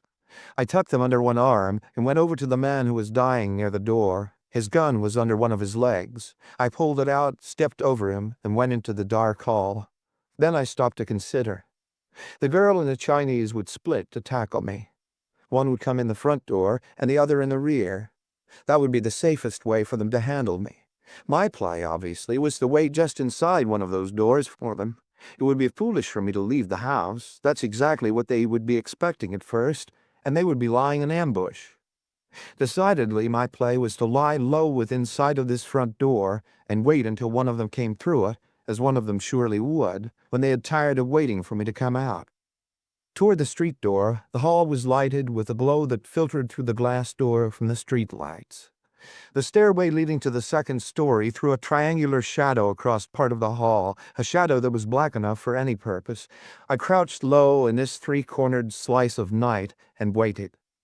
I had 2 guns, the one the Chinese had given me, and the one I had taken from Hook. I had fired 1 shot. That would leave me 11 still to use, unless one of the weapons had been used since it was loaded. I broke the gun Tai had given me, and in the dark ran my fingers across the back of the cylinder. My fingers touched 1 shell under the hammer. Tai had taken no chances. He had given me 1 bullet, the bullet with which I had dropped Hook. I put that gun down on the floor and examined the one I had taken from Hook. It was empty. The Chinese had taken no chances at all. He had emptied Hook's gun before returning it to him after their quarrel. I was in a hole, alone, unarmed, in a strange house that would presently hold 2 who were hunting me, and that one of them was a woman didn't soothe me any. She was none the less deadly on that account. For a moment I was tempted to make a dash for it. The thought of being out in the street again was pleasant, but I put the idea away. That would be foolishness, and plenty of it. Then I remembered the bonds under my arm. They would have to be my weapon, and if they were to serve me, they would have to be concealed. I slipped out of my triangular shadow and went up the stairs. Thanks to the street lights, the upstairs rooms were not too dark for me to move around. Around and around I went through the rooms, hunting for a place to hide the Liberty bonds. But when suddenly a window rattled, as from the draft created by the open of an outside door somewhere, I still had the loot in my hands. There was nothing to do now but to chuck them out of a window and trust to luck. I grabbed a pillow from a bed, stripped off the white case, and dumped the bonds into it. Then I leaned out of an already open window and looked down into the night, searching for a desirable dumping place. I didn't want the bonds to land on an ash can or a pot of bottles or anything that would make a racket. And looking out of the window, I found a better hiding place. The window opened into a narrow court, on the other side of which was a house of the same sort as the one I was in. That house was of the same height as this one, with a flat tin roof that sloped down the other way. The roof wasn't far from me, not too far to chuck the pillowcase. I chucked it. It disappeared over the edge of the roof and crackled softly on the tin. If I had been a movie actor or something of the sort, I suppose I'd have followed the bonds. I suppose I'd have jumped from the sill, caught the edge of the roof with my fingers, swung a while, and then pulled myself up and away. But dangling in space doesn't appeal to me. I prefer to face the Chinese and the redhead. Then I did another not at all heroic thing. I turned on all the lights in the room, lighted a cigarette, we all like to pose a little now and then, and sat down on the bed to await my capture. I might have stalked my enemies through the dark house, possibly have nabbed them, but most likely I would simply have succeeded in getting myself shot, and I don't like to be shot. The girl found me. She came creeping up the hall, an automatic in each hand, hesitated for an instant outside the door, and then came in on the jump. And when she saw me sitting peacefully on the side of the bed, her eyes snapped scornfully at me, as if I'd done something mean. I suppose she thought I should have given her an opportunity to put lead in me. "I got him, Tai," she called, and the Chinese joined us. "What did Hook do with the bonds?" he asked point blank. I grinned into his round yellow face and led my ace. "Why don't you ask the girl?" His face showed nothing, but I imagined that his fat body stiffened a little within its fashionable British clothing. That encouraged me, and I went on with my little lie that was meant to stir things up. "Haven't you rapped to it?" I asked. "That they were fixing up to ditch you?" "You dirty liar!" the girl screamed and took a step toward me. Ty halted her with an imperative gesture. He stared through her with his opaque black eyes, and as he stared, the blood slid out of her face. She had this fat yellow man on her string right enough, but he wasn't exactly a harmless toy. "So that's how it is," he said slowly to no one in particular. "So that's how it is." Then to me, "Where did they put the bonds?" The girl went close to him, and her words came out tumbling over each other. "Here's the truth of it, Kai, so help me God. I switched the stuff myself. Hook wasn't in it. I was going to run out on both of you. I stuffed them under the couch downstairs, but they're not there now. That's the God's truth." He was eager to believe her, and her words had the ring of truth to them. And I knew that in love with her as he was, he'd more readily forgive her treachery with the bonds than he would forgive her for planning to run off with Hook.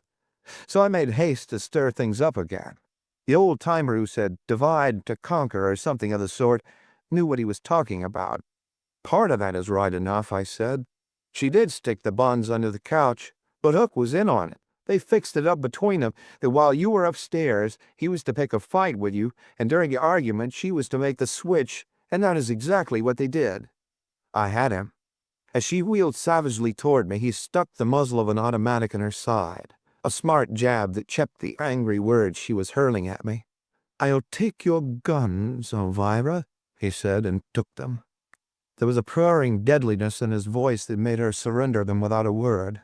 "Where are the bonds now?" he asked me. I grinned. "I'm not with you, Ty. I'm against you." He studied me with his little eyes that were like black seeds for a while, and I studied him. And I hoped that his studying was as fruitless as mine. "I don't like violence," he said slowly, "and I believe you are a sensible person. Let us traffic, my friend." "You name it," I suggested. "Gladly. As a basis for our bargaining, we will stipulate that you have hidden the bonds where they cannot be found by anyone else, and that I have you completely in my power, as the shilling shockers used to have it." "Reasonable enough," I said. "Go on." "The situation, then, is what gamblers call a standoff. Neither of us has the advantage. As a detective, you want us, but we have you. As thieves, we want the bonds, but you have them. I offer you the girl in exchange for the bonds.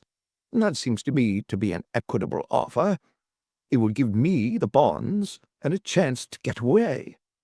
It will leave you no small degree of success in your task as a detective. Hook is dead. You will have the girl. All that will remain is to find me and the bonds again. By no means a hopeless task. You will have turned a defeat into more than half of a victory, with an excellent chance to make it a complete one. How do I know that you'll give me the girl?" He shrugged. "Naturally, there can be no guarantee. But knowing that she planned to desert me for the swine who lies dead below, you can imagine that my feelings for her are most friendly. Too, if I take her with me, she will want to share in the loot."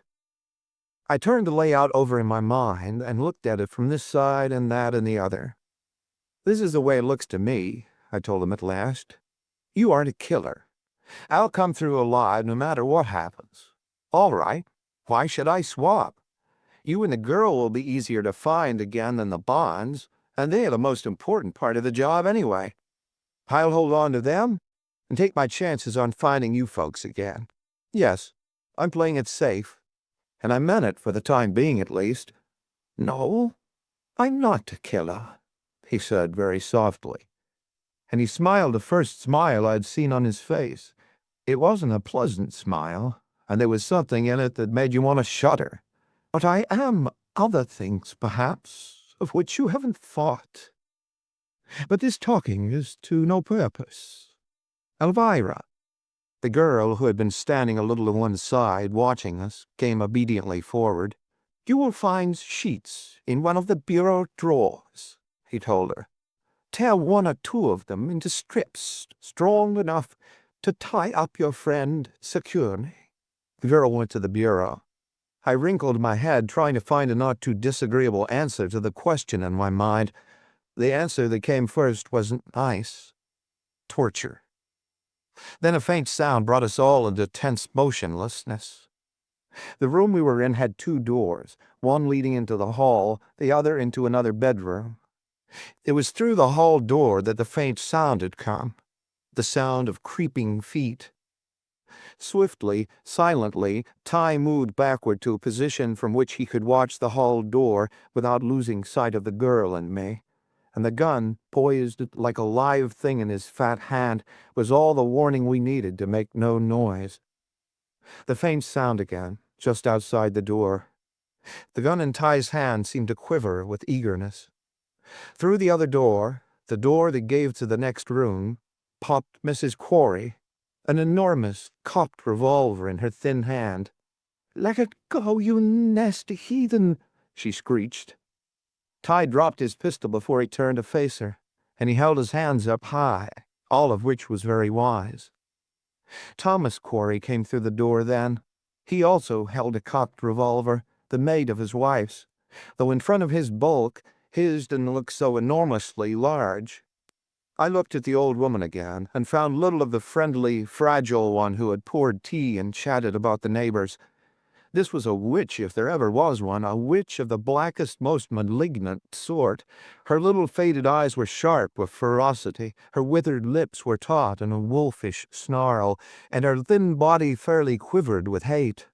"I knew it," she was trilling. "I told Tom as soon as we got far enough away to think things over. I knew it was a frame-up. I knew the supposed detective was a pal of yours. I knew it was just a scheme to beat Thomas and me out of our shares. Well, I'll show you, you yellow monkey, and the rest of you too. I'll show the whole caboodle of you. Where are them bonds? Where are they?" The Chinese had recovered his poise, if he had ever lost it. "A stout friend can tell you, perhaps," he said. "I was about to extract the information from him when you so dramatically arrived." "Thomas, for goodness sake, don't stand there dreaming," she snapped at her husband, who to all appearances was still the same mild old man who had given me an excellent cigar. "Tie up this Chinaman. I don't trust him an inch, and I won't feel easy until he's tied up. Tie him up, and then we'll see what's to be done." I got up from my seat on the side of the bed and moved cautiously to a spot that I thought would be out of the line of fire if the thing I expected happened.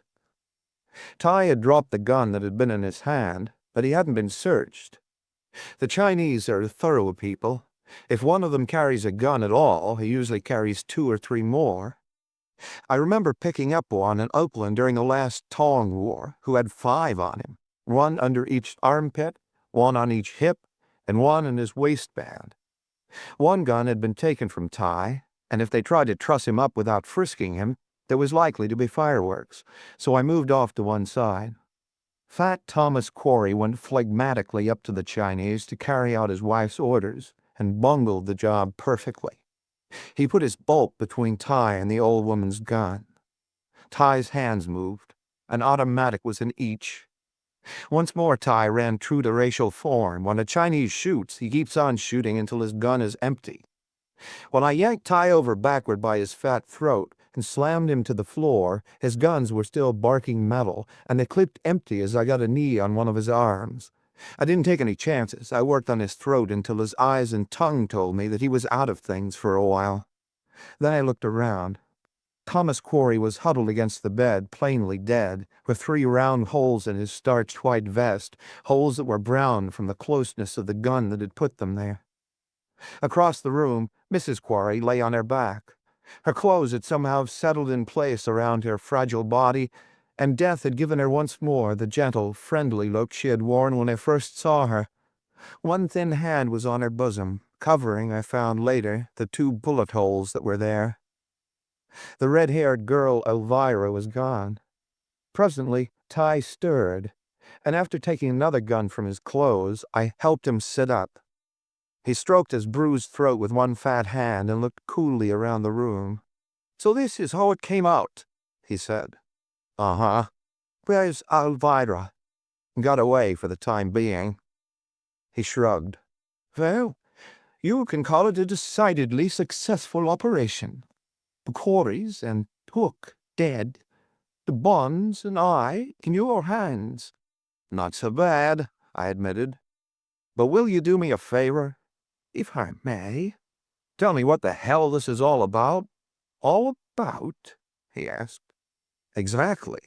From what you people have let me overhear, I gather that you pulled some sort of job in Los Angeles that netted you $100,000 worth of Liberty bonds, but I can't remember any recent job of that size down there. Why, that's preposterous, he said with what, for him, was almost wild-eyed amazement. Preposterous? Of course you know all about it. I do not. I was trying to find a young fellow named Fisher who left his Tacoma home in anger a week or two ago. His father wants him found on the quiet so that he can come down and try to talk him into going home again. I was told that I might find Fisher in this block of Turk Street, and that's what brought me here. He didn't believe me. He never believed me. He went to the gallows thinking me a liar. When I got out on the street again, and Turk Street was a lovely place when I came free into it after my evening in that house, I bought a newspaper that told me most of what I wanted to know. A boy of 20, a messenger in the employ of a Los Angeles stock and bond house, had disappeared 2 days before while on his way to a bank with a wad of Liberty bonds. That same night, this boy and a slender girl with bobbed red hair had registered in a hotel in Fresno as J.M. Rorden and wife. The next morning, the boy had been found in his room, murdered. The girl was gone. The bonds were gone. That much the paper told me. During the next few days, digging up a little here and a little there, I succeeded in piecing together most of the story. The Chinese, whose full name was Tai Chun Tao, had been the brains of the mob. Their game had been a variation of the always reliable badger game.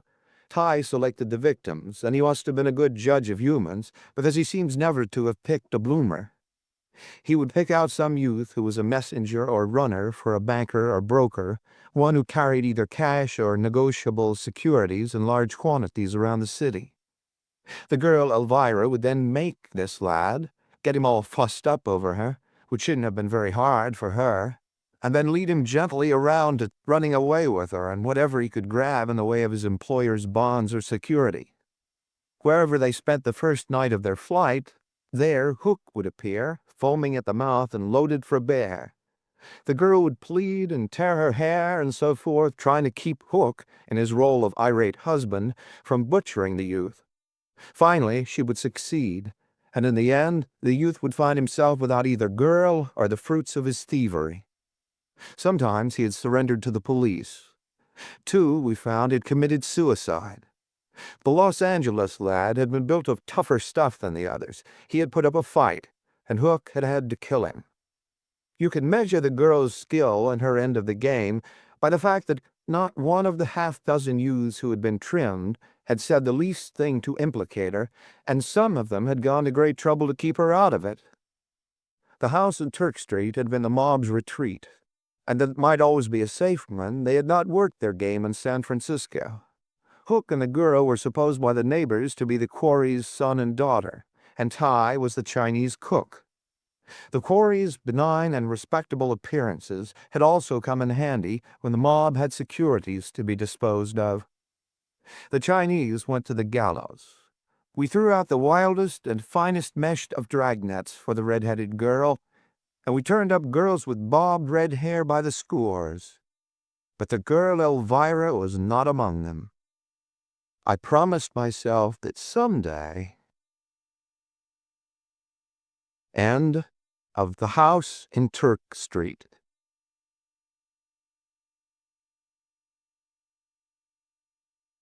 Death on Pine Street. A plump maid with bold green eyes and a loose, full-lipped mouth led me up 2 flights of steps and into an elaborately finished boudoir, where a woman in black sat at a window. She was a thin woman of a little more than 30, this murdered man's widow, and her face was white and haggard.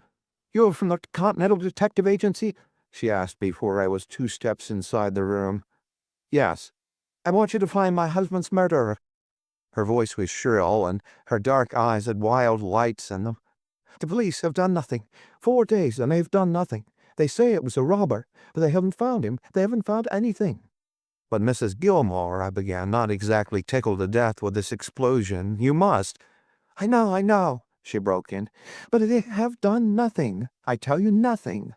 I don't believe they made the slightest effort. I don't believe they want to find him."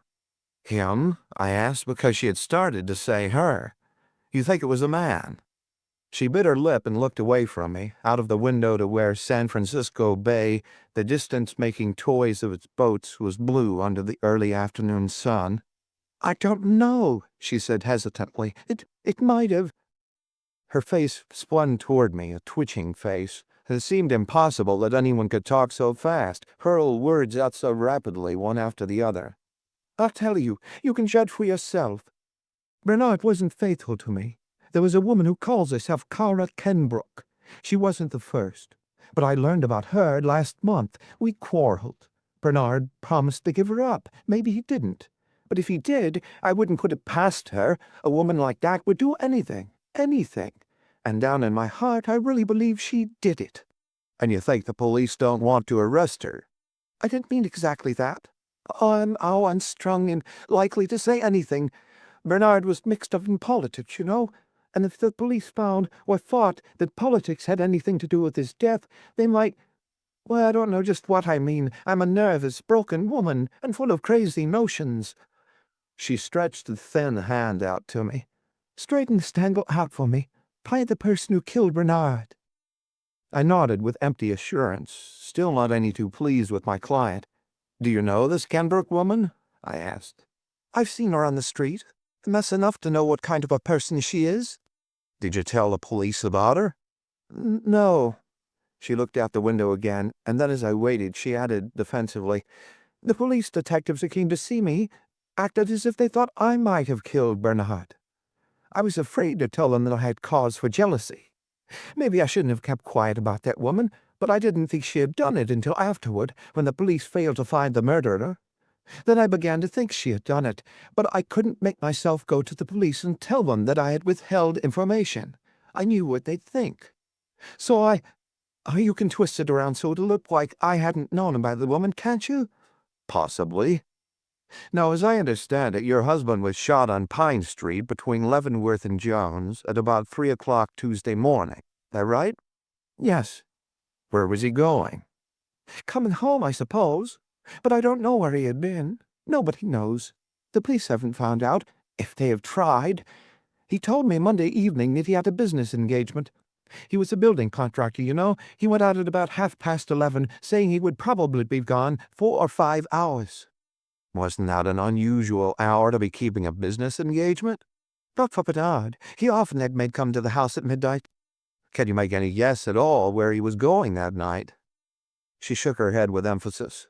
"No, I knew nothing at all about his business affairs, and even the men in his office didn't seem to know where he went that night." That wasn't unlikely. Most of the B.F. Gilmore Construction Company's work had been on city and state contracts, and it isn't altogether unheard of for secret conferences to go with that kind of work. Your politician contractor doesn't always move in the open. "How about enemies?" I asked. "I don't know anybody that hated him enough to kill him." "Where does this Kenbrook woman live, do you know?" "Yes, in the Garford Apartments on Bush Street."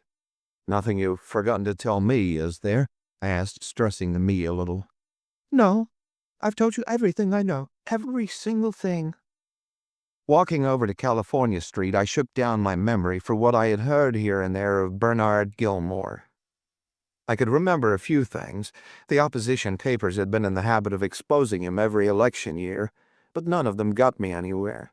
I had known him by sight, a boisterous, red-faced man who had hammered his way up from hod carrier to the ownership of a $500,000 business and a pretty place in politics. A roughneck with a manicure, somebody had called him. A man with a lot of enemies and more friends. A big, good-natured, hard-hitting rowdy. Odds and ends of a dozen graft scandals in which he had been mixed up without anybody ever really getting anything on him flitted through my head as I rode downtown on the too small outside seat of a cable car. Then there had been some talk of a bootlegging syndicate of which he was supposed to be the head. I left the car at Kearney Street and walked over to the Hall of Justice. In the detective's assembly room, I found Ogar, the detective sergeant in charge of the homicide detail, a squat man of 50 who went in for wide-brimmed hats of the movie sheriff sort, but whose little blue eyes and bullet head weren't handicapped by the trick headgear. "I want some dope on the Gilmore killing," I told him. "So do I," he came back. "But if you'll come along, I'll tell you what little I know while I'm eating. I ain't had lunch yet." Save for eavesdroppers and the clatter of a Sutter Street lunchroom, the detective sergeant leaned over his clam chowder and told me what he knew about the murder, which wasn't much. "One of the boys, Kelly, was walking his beat early Tuesday morning, coming down the Jones Street hill from California Street to Pine. It was about 3 o'clock. No fog or nothing. A clear night. Kelly's within maybe 20 feet of Pine Street when he hears a shot. He whisks around the corner, and there's a man lying on the north sidewalk of Pine Street, halfway between Jones and Leavenworth. Nobody else is in sight. Kelly runs up to the man and finds it's Gilmore. Gilmore dies before he can say a word.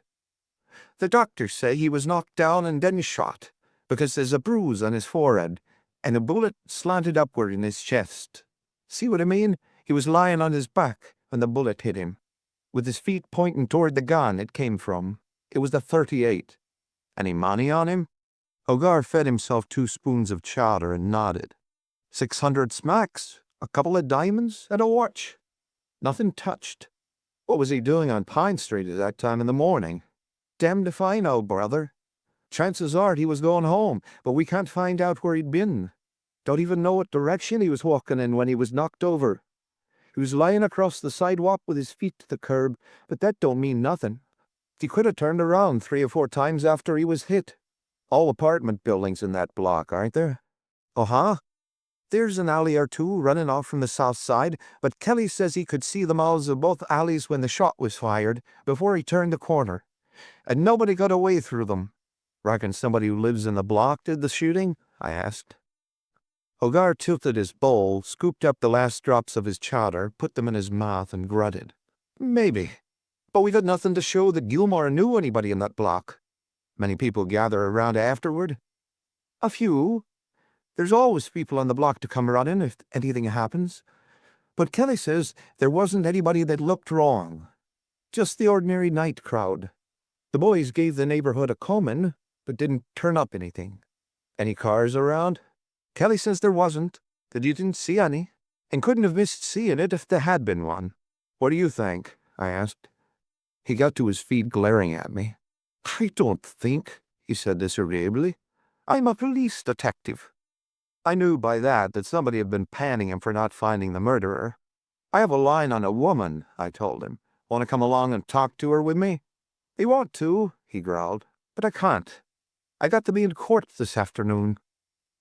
In the vestibule of the Garford Apartments, I pressed the button tagged Miss Cara Kenbrook several times before the door clicked open. Then I mounted a flight of stairs and walked down the hall to her door. It was opened presently by a tall girl of 23 or 4 in a black and white crepe dress. "Miss Cara Kenbrook?" "Yes." I gave her a card, one of those that tell the truth about me. "I'd like to ask you a few questions. May I come in?" "Do." Languidly, she stepped aside for me to enter, closed the door behind me, and led me back into a living room that was littered with newspapers, cigarettes in all stages of consumption from unlighted freshness to cold ash, and miscellaneous articles of feminine clothing. She made room for me on a chair by dumping off a pair of pink silk stockings and a hat, and herself sat on some magazines that occupied another chair. "I'm interested in Bernard Gilmore's death," I said, watching her face. It wasn't a beautiful face, although it should have been. Everything was there: perfect features, smooth white skin, big, almost enormous brown eyes. But the eyes were dead dull, and the face was as empty of expression as a china doorknob, and what I said didn't change it. "Bernard Gilmore," she said without interest. "Oh, yes. You and he were pretty close friends, weren't you? I asked, puzzled by her blankness. We had been, yes. What do you mean by had been? She pushed back a lock of her short-cut brown hair with a lazy hand. I gave him the air last week, she said casually, as if speaking of something that had happened years ago. When was the last time you saw him? Last week. Monday, I think. A week before he was killed. Was that the time when you broke off with him? Yes. Have a row or part friends? Not exactly either. I just told him that I was through with him. How did he take it? It didn't break his heart. I guess he'd heard the same thing before. Where were you the night he was killed? At the coffee cup, drinking, dancing with friends until about 1 o'clock. Then I came home and went to bed. Why did you split with Gilmore? Couldn't stand his wife. Huh? She was a nuisance. This without the faintest glint of either annoyance or humor. She came here one night and raised a racket. So I told Bernie that if he couldn't keep her away from me, he'd have to find another playmate. Have you any idea who might have killed him? I asked. Not unless it was his wife. These excitable women always do silly things. If you had given her husband up, what reason could she have for killing him, do you think? I'm sure I don't know, she replied with a complete indifference. But I'm not the only girl that Bernie ever looked at.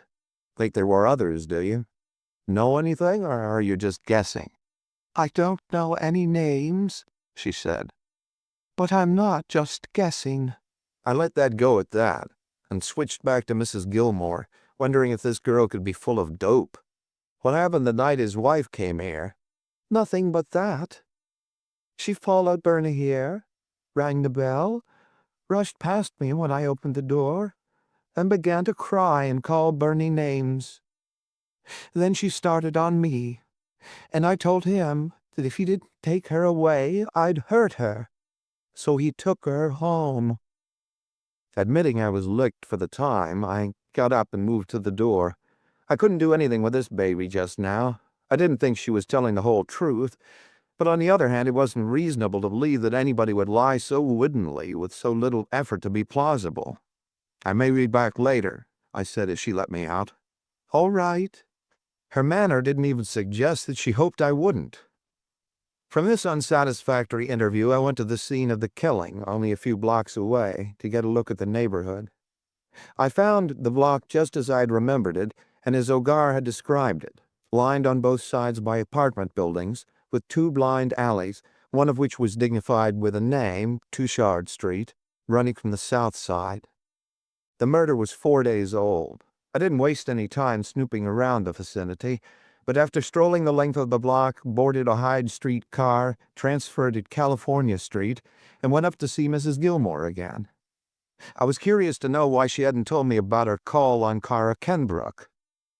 The same plump maid who had admitted me earlier in the afternoon opened the door.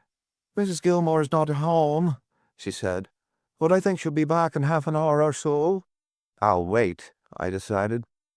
The maid took me into the library, an immense room on the second floor with barely enough books in it to give it that name. She switched on a light. The windows were too heavily curtained to let in much daylight, crossed to the door, stopped, moved over to straighten some books on a shelf, and looked at me with a half-questioning, half-inviting look in her green eyes, started for the door again, and halted. By that time I knew she wanted to say something and needed encouragement. I leaned back in my chair and grinned at her, and decided I had made a mistake. The smile into which her slack lips curved held more coquetry than anything else. She came over to me, walking with an exaggerated swing of the hips, and stood close in front of me. What's on your mind? I asked. Suppose a woman knew something that nobody else knew. What would it be worth to them? That, I stalled, would depend on how valuable it was. Suppose I knew who killed the boss. She bent her face close down to mine and spoke in a husky whisper. What would that be worth? The newspapers say that one of Gilmore's clubs has offered $1,000 reward. You'd get that. Her green eyes went greedy and then suspicious. If you didn't, I shrugged. I knew she'd go through with it, whatever it was now. So I didn't even explain to her that Continental doesn't touch rewards and doesn't let its hired men touch them. I'll give you my word, I said, but you'll have to use your own judgment about trusting me. She licked her lips. You're a good fellow, I guess. I wouldn't tell the police, because I know they'd beat me out of the money. But you look like I can trust you. She leered into my face. I used to have a gentleman friend who was the very image of you, and he was the grandest. Better speak your piece before somebody comes in, I suggested. She shot a look at the door, cleared her throat, licked her loose mouth again, and dropped on one knee beside my chair. I was coming home late Monday night, the night my boss was killed, and was standing in the shadows saying good night to my friend when the boss came out of the house and walked down the street. And he had hardly got to the corner when she, Mrs. Gilmore, came out and went down the street after him. Not trying to catch up with him, you understand, but following him. What do you think of that? What do you think of it? I think that she finally woke up to the fact that all of her Bernie's dates didn't have anything to do with the building business. Do you know they didn't? Do I know it? I knew that man. He liked him all. She smiled into my face, a smile that suggested all evil. I found that out soon after I first came here. Do you know when Mrs. Gilmore came back that night? What time? Yes, she said, at 3:30. Sure? Absolutely. After I got undressed, I got a blanket and sat at the head of the front stairs. My room's in the rear of the top floor. I wanted to see if they came home together and if there was a fight. After she came alone, I went back to my room, and it was just 25 minutes to 4 then. I looked at my alarm clock. Did you see her when she came in? Just the top of her head and shoulders when she turned toward her room at the landing. What's your name? I asked. Lena Best. All right, Lena, I told her. If this is the goods, I'll see that you collect on it. Keep your eyes open, and if anything else turns up, you can get in touch with me at the Continental office. Now you'd better beat it, so nobody'll know we've had our heads together. Alone in the library, I cocked an eye at the ceiling and considered the information Lena Best had given me, but I soon gave that up. No use trying to guess at things that will work out for themselves in a while. I found a book and spent the next half hour reading about a sweet young she-chump and a big, strong he-chump and all their troubles. Then Mrs. Gilmore came in, apparently straight from the street. I got up and closed the door behind her while she watched me with wide eyes. Mrs. Gilmore, I said when I faced her again, why didn't you tell me that you followed your husband the night he was killed? That's a lie, she cried, but there was no truth in her voice. That's a lie. Don't you think you're making a mistake? I urged. Don't you think you'd better tell me the whole thing? She opened her mouth, but only a dry sobbing sound came out, and she began to sway with a hysterical rocking motion, the fingers of one black-gloved hand plucking at her lower lip, twisting and pulling it. I stepped to her side and set her down in the chair I had been sitting in, making foolish clucking sounds meant to soothe her with my tongue. A disagreeable 10 minutes, and gradually she pulled herself together. Her eyes lost their glassiness, and she stopped clawing at her mouth. I did hold it. It was a hoarse whisper barely audible. Then she was out of the chair, kneeling with arms held up to me, and her voice was a thin scream. But I didn't kill him. I didn't. Please believe that I didn't. I picked her up and put her back in the chair. I didn't say you did. Just tell me what did happen. I didn't believe him when he said he had a business engagement, she moaned. I didn't trust him. He had lied to me before. I followed him to see if he went to that woman's rooms. Did he?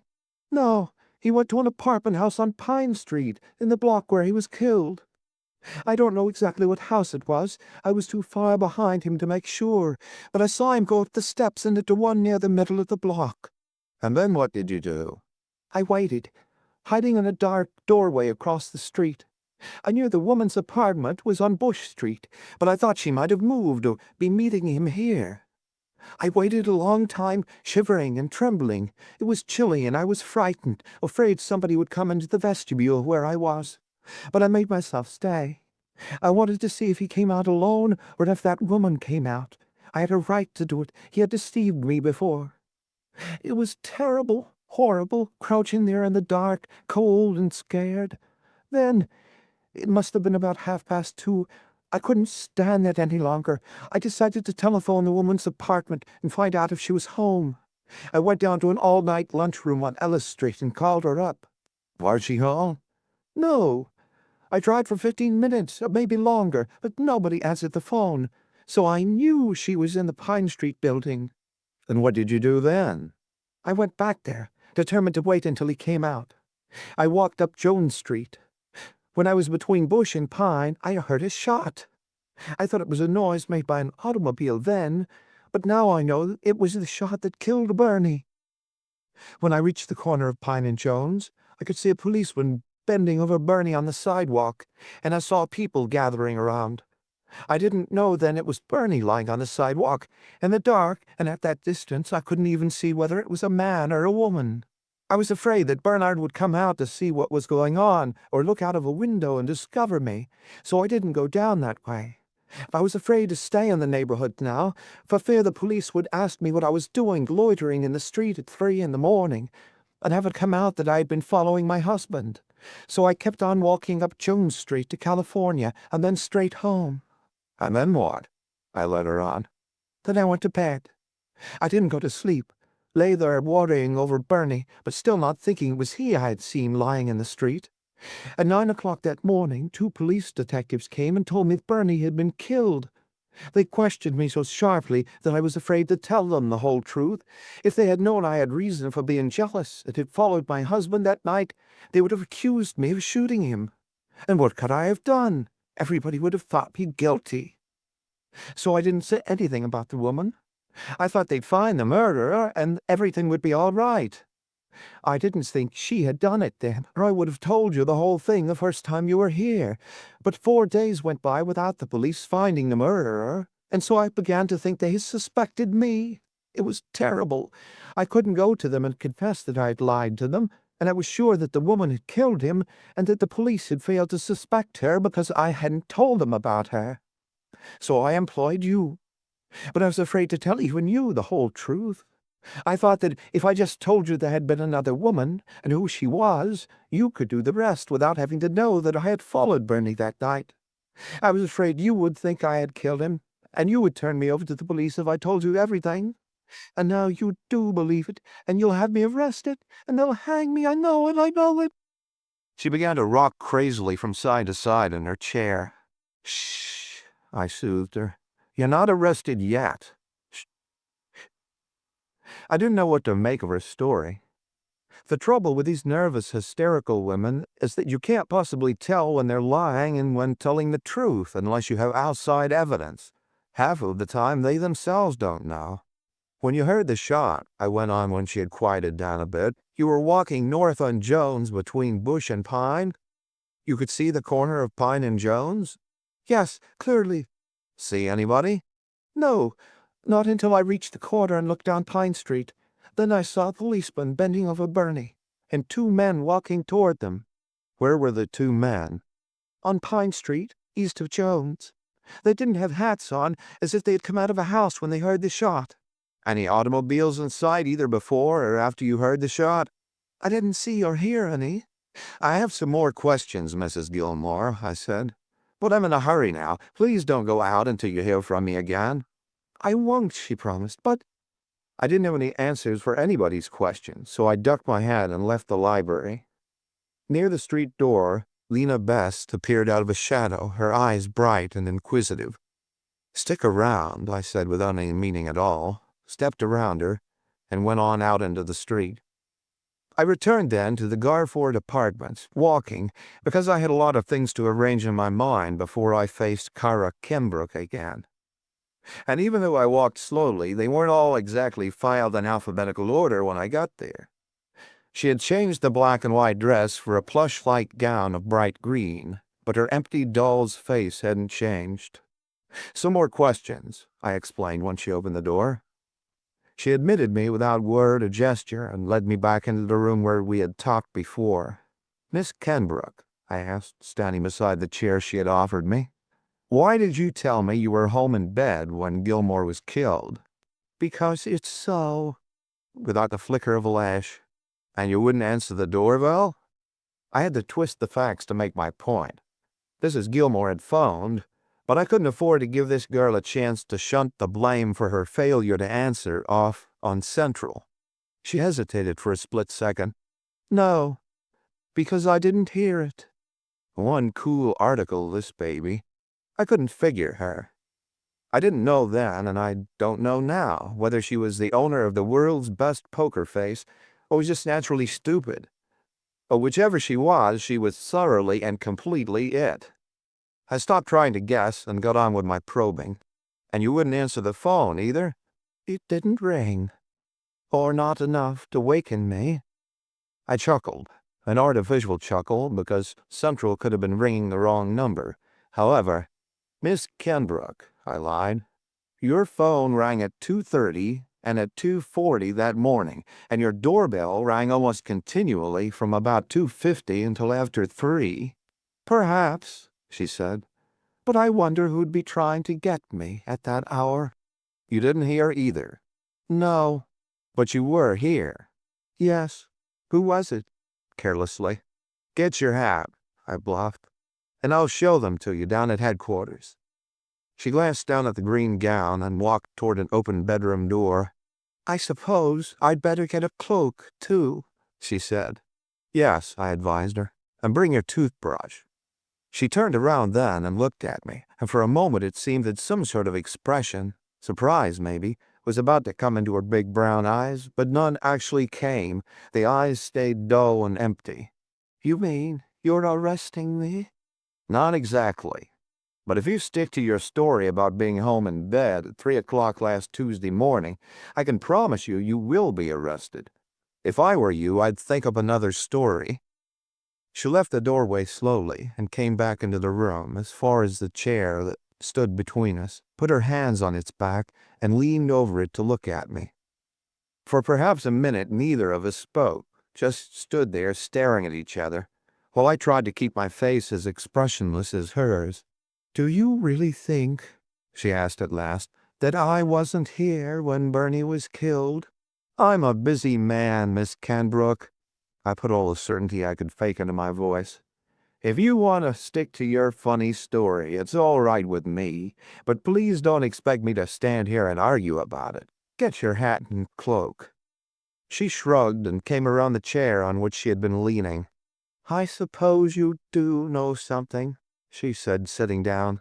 "Well, it's tough on Stan, but women and children first." My ears twitched at the name Stan, but I didn't interrupt her. "I was at the coffee cup until 1 o'clock," she was saying, her voice still flat and emotionless. "And I did come home afterward. I'd been drinking vino all evening, and it always makes me blue. So after I came home, I got to worrying over things. Since Bernie and I split, finances haven't been so good. I took stock that night or morning, and found only $4 in my purse. The rent was due, and the world looked damned blue. Half lit on Dago wine as I was, I decided to run over and see Stan, tell him all my troubles, and make a touch. Stan is a good egg, and he's always willing to go to the limit for me. Sober, I wouldn't have gone to see him at 3 in the morning, but it seemed a perfectly sensible thing to do at the time. It's only a few minutes' walk from here to Stan's. I went down Bush Street to Leavenworth, and up Leavenworth to Pine. I was in the middle of that last block when Bernie was shot. I heard it. And when I turned the corner into Pine Street, I saw a copper bending over a man on the pavement right in front of Stan's. I hesitated for a couple of minutes, standing in the shadow of a pole, until 3 or 4 men had gathered around the man on the sidewalk. Then I went over. It was Bernie. And just as I got there, I heard the copper tell one of the men that he had been shot. It was an awful shock to me. You know how things like that will hit you. I nodded, though God knows there was nothing in this girl's face, manner, or voice to suggest shock. She might have been talking about the weather. Dumbfounded, not knowing what to do, she went on. I didn't even stop. I went on, passing as close to Bernie as I am to you now, and rang Stan's bell. He let me in. He had been half undressed when I rang. His rooms are in the rear of the building, and he hadn't heard the shot, he said. He didn't know Bernie had been killed until I told him. It sort of knocked the wind out of him. He said Bernie had been there, in Stan's rooms, since midnight, and had just left. Stan asked me what I was doing there, and I told him my tale of woe. That was the first time Stan knew that Bernie and I were so thick. I met Bernie through Stan, but Stan didn't know we had got so chummy. Stan was worried for fear that it would come out that Bernie had been to see him that night, because it would make a lot of trouble for him. Some sort of shady deal they had on, I guess. So he didn't go out to see Bernie. That's about all there is to it. I got some money from Stan and stayed in his rooms until the police had cleared out of the neighborhood, because neither of us wanted to get mixed up in anything. Then I came home.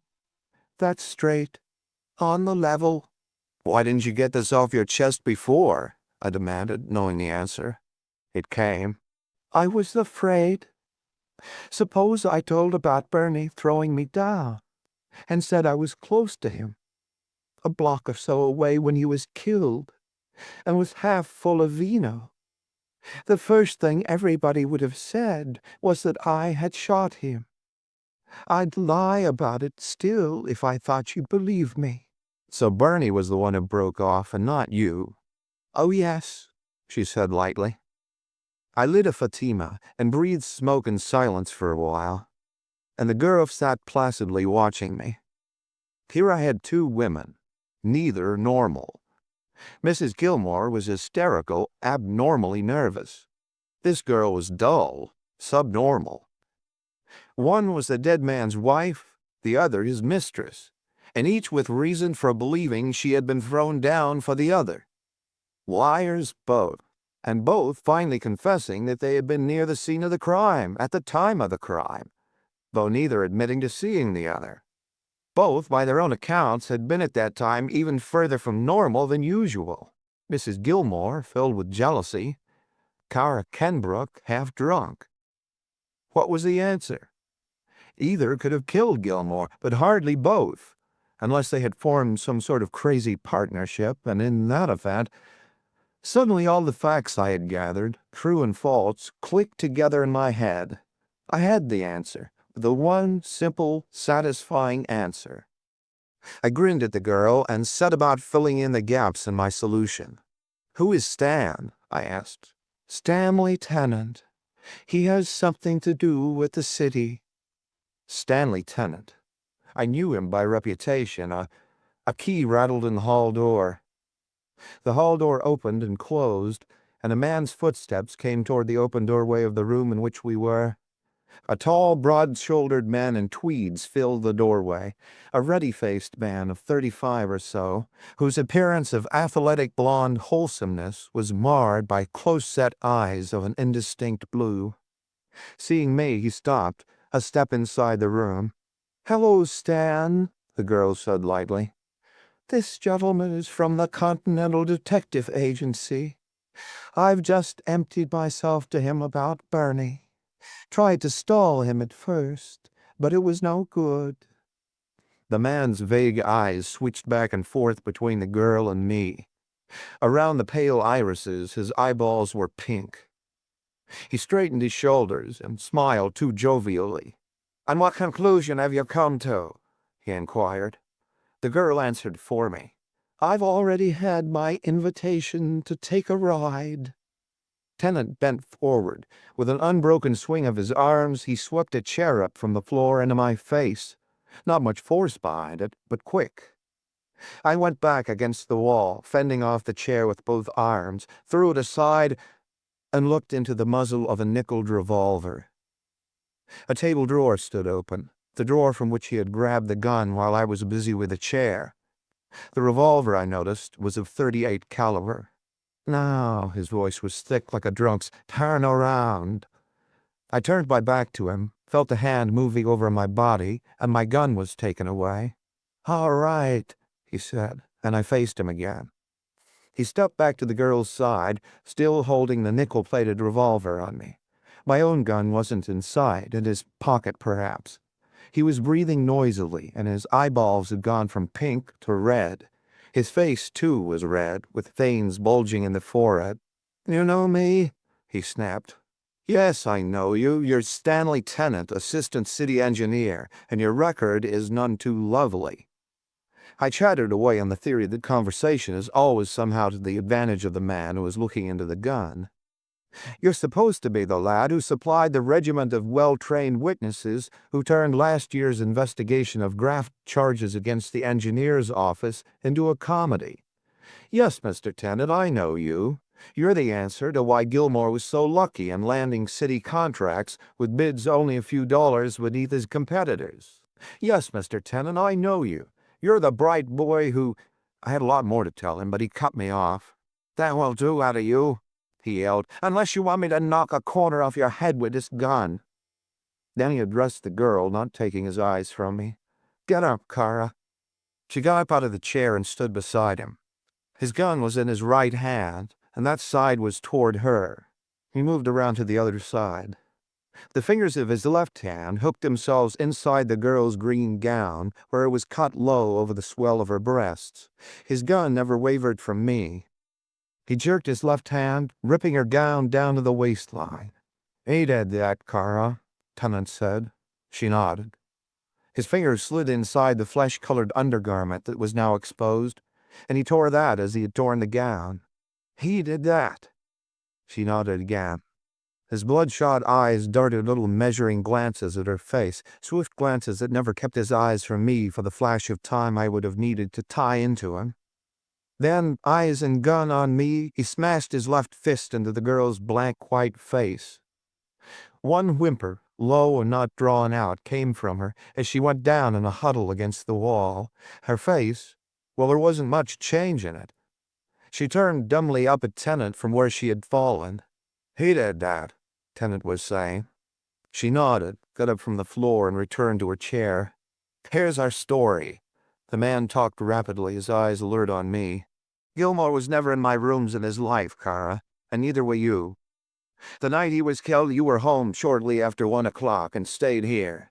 You were sick, probably from the wine you had been drinking, and called a doctor. His name is Howard. I'll see that he's fixed. He got here at 2:30 and stayed till 3:30.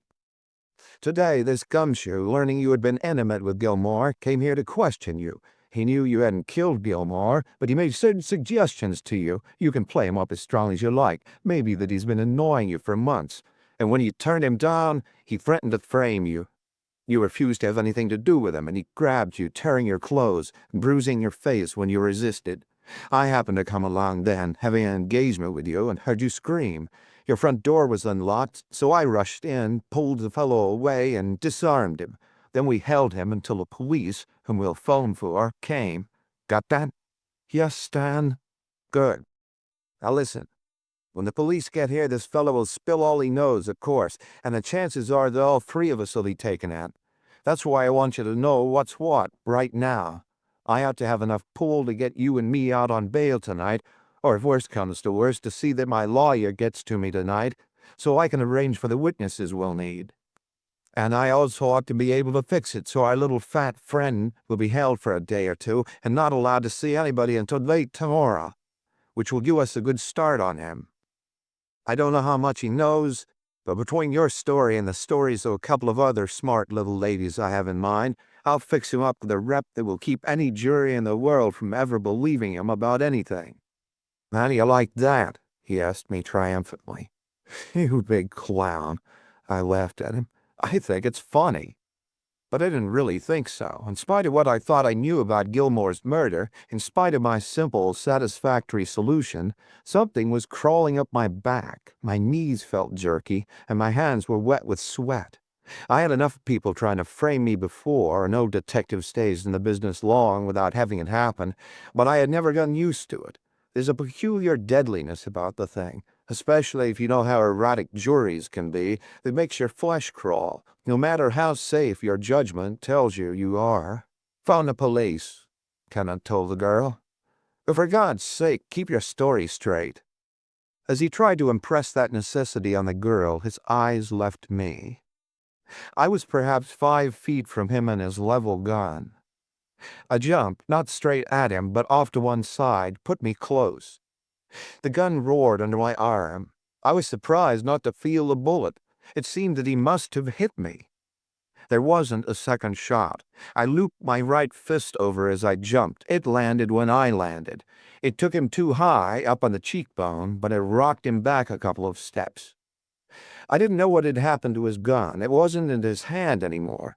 I didn't stop to look for it. I was busy, crowding him back, not letting him set himself, staying close to him, driving at him with both hands. He was a head taller than I, had longer arms, but he wasn't any heavier or stronger. I suppose he hit me now and then as I hammered him across the room. He must have, but I didn't feel anything. I worked him into a corner, jammed him back in a corner with his legs cramped under him, which didn't give him much leverage to hit from. I got my left arm around his body, holding him where I wanted him, and began to throw my right fist into him. I liked that. His belly was flabby, and it got softer every time I hit it. I hit it often. He was chopping at my face, but by digging my nose into his chest and holding it there, I kept my beauty from being altogether ruined. Meanwhile, I threw my right fist into him. Then I became aware that Kara Kenbrook was moving around behind me, and I remembered the revolver that had fallen somewhere when I had charged Tennant. I didn't like that, but there was nothing I could do about it, except put more weight in my punches. My own gun, I thought, was in one of his pockets, but neither of us had time to hunt for it now. Tennant's knees sagged the next time I hit him. "One more," I said to myself, "then I'll step back, let him have one on a button, and watch him fall." But I didn't get that far. Something that I knew was the missing revolver struck me on the top of the head. An ineffectual blow, not clean enough to stun me, but it took the steam out of my punches. Another. They weren't hard, these taps, but to hurt a skull with a hunk of metal, you don't have to hit it hard. I tried to twist away from the next bump and failed. Not only failed, but let Tennant wriggle away from me. That was the end. I wheeled on the girl just in time to take another rap on the head, and then one of Tennant's fists took me over the ear. I went down in one of those falls that gets pugs called quitters. My eyes were open, my mind was alive, but my legs and arms wouldn't lift me up from the floor. Tennant took my own gun out of a pocket, and with it held on me, sat down in a Morris chair to gasp for the air that I had pounded out of him. The girl sat in another chair, and I, finding I could manage it, sat up in the middle of the floor and looked at them. Tennant spoke, still panting. "There's a sign, all the signs of a struggle we need to make our story good." "Well, they don't believe you were in a fight," I suggested sourly, pressing my aching head with both hands. "You can strip and show them your little tummy. And you can show them this." He leaned down and split my lip with a punch that spread me on my back. Anger brought my legs to life. I got up on them. Tennant moved around behind the Morris chair. My black gun was steady in his hand. "Go easy," he warned me. "My story will work if I have to kill you. Maybe work better." That was sense. I stood still. "Phone the police, Kara," he ordered. She went out of the room, closing the door behind her, and all I could hear of her talk was a broken murmur. 10 minutes later, 3 uniformed policemen arrived. All 3 knew Tennant, and they treated him with respect. Tennant reeled off the story he and the girl had cooked up, with a few changes to take care of the shot that had been fired from the nickel gun and our roughhouse. She nodded her head vigorously whenever a policeman looked at her. Tennant turned both guns over to the white-haired sergeant in charge. I didn't argue, didn't deny anything, but told the sergeant, I'm working with Detective Sergeant Ogar on a job. I want to talk to him over the phone, and then I want you to take all three of us down to the detective bureau." Tennant objected to that, of course, not because he expected to gain anything, but on the off chance that he might. The white-haired sergeant looked from one of us to the other in puzzlement. Me with my skinned face and split lip, Tennant with a red lump under one eye where my first wallop had landed, and the girl with most of the clothes above the waistline ripped off and a bruised cheek. "It has a queer look, this thing," the sergeant decided aloud, "and I shouldn't wonder but what the detective bureau was the place for the lot of you."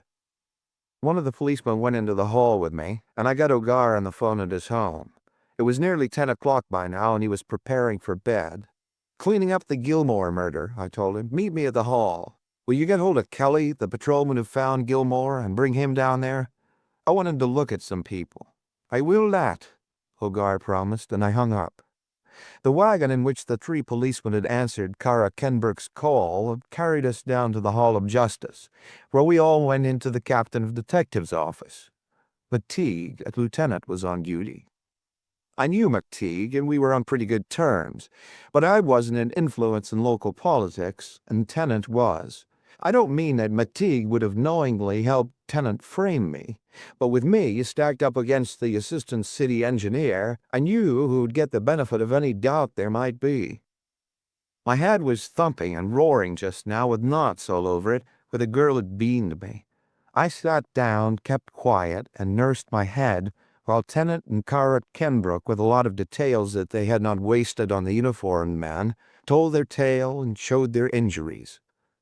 Tennant was talking, describing the terrible scene that has met his eyes when, drawn by the girl's screams, he had rushed into her apartment, when Ogar came into the office. He recognized Tennant with a lifted eyebrow and came over to sit beside me. "What the hell is all this?" he muttered. "A lovely mess," I whispered back. "Listen, in that nickel gun on the desk, there's an empty shell. Get it for me." He scratched his head doubtfully, listened to the next few words of Tennant's yarn, glanced at me out of the corner of his eye, and then went over to the desk and picked up the revolver. McTeague looked at him, a sharp, questioning look. "Something on a Gilmore killing," the detective sergeant said, breaking the gun. The lieutenant started to speak, changed his mind, and Ogar brought the shell over and handed it to me. "Thanks," I said, putting it in my pocket. "Now listen to my friend there. It's a good act if you like it." Tennant was winding up his history. "Naturally, a man who tried a thing like that on an unprotected woman would be yellow, so it wasn't very hard to handle him after I got the gun away from him. I hit him a couple of times, and he quit, begging me to stop, getting down on his knees. Then we called the police." McTeague looked at me with eyes that were cold and hard. Tennant had made a believer of him, and not only of him. The police sergeant and his two men were glowering at me. I suspected that even Ogar, with whom I had been through a dozen storms, would have been half convinced if the engineer hadn't added the neat touches about my kneeling. "Well, what have you got to say?" McTeague challenged me, in a tone which suggested that it didn't make much difference what I said. "I've got nothing to say about this dream," I said shortly. "I'm interested in the Gilmore murder, not in this stuff." I turned to Ogar. "Is the patrolman here?" The detective sergeant went to the door and called, "Oh, Kelly!" Kelly came in, a big, straight-standing man, with iron-gray hair and an intelligent, fat face. "You found Gilmore's body?" I asked. "I did." I pointed at Kara Kenbrook. "Ever see her before?" His gray eyes studied her carefully. "Not that I remember," he answered. "Did she come up the street while you were looking at Gilmore and go into the house he was lying in front of?" "She did not." I took out the empty shell Ogar had got for me and chucked it down on the desk in front of the patrolman. "Kelly," I asked, "why did you kill Gilmore?" Kelly's right hand went under his coat tail at his hip. I jumped for him. Somebody grabbed me by the neck. Somebody else piled on my back. McTeague aimed a big fist in my face, but it missed. My legs had been suddenly kicked out from under me, and I went down hard with men all over me. When I was yanked to my feet again, Big Kelly stood straight up by the desk, weighing his service revolver in his hand. His clear eyes met mine, and he laid the weapon on the desk. Then he unfastened his shield and put it with the gun. "It was an accident," he said simply. By this time, the birds who had been manhandling me woke up to the fact that maybe they were missing part of the play, that maybe I wasn't a maniac. Hands dropped off me, and presently everybody was listening to Kelly. He told his story with unhurried evenness, his eyes never wavering or clouding. A deliberate man, though unlucky. I was walking my beat that night, and as I turned the corner of Jones at the Pine, I saw a man jump back from the steps of a building into the vestibule. A burglar, I thought, and cat-footed it down there. It was a dark vestibule and deep, and I saw something that looked like a man in it, but I wasn't sure. "Come out of there," I called, but there was no answer. I took my gun in my hand and started up the steps. I saw him move just then, coming out, and my foot slipped. It was worn smooth, the bottom step, and my foot slipped. I fell forward, the gun went off, and the bullet hit him. He had come out a ways by then, and when the bullet hit him, he toppled over frontwise, tumbling down the steps into the sidewalk. When I looked at him, I saw it was Gilmore. I knew him to say howdy to, and he knew me, which is why he must have ducked out of sight when he saw me coming around the corner. He didn't want me to see him coming out of a building when I knew Mr. Tennant lived, I suppose, thinking I'd put two and two together and maybe talk.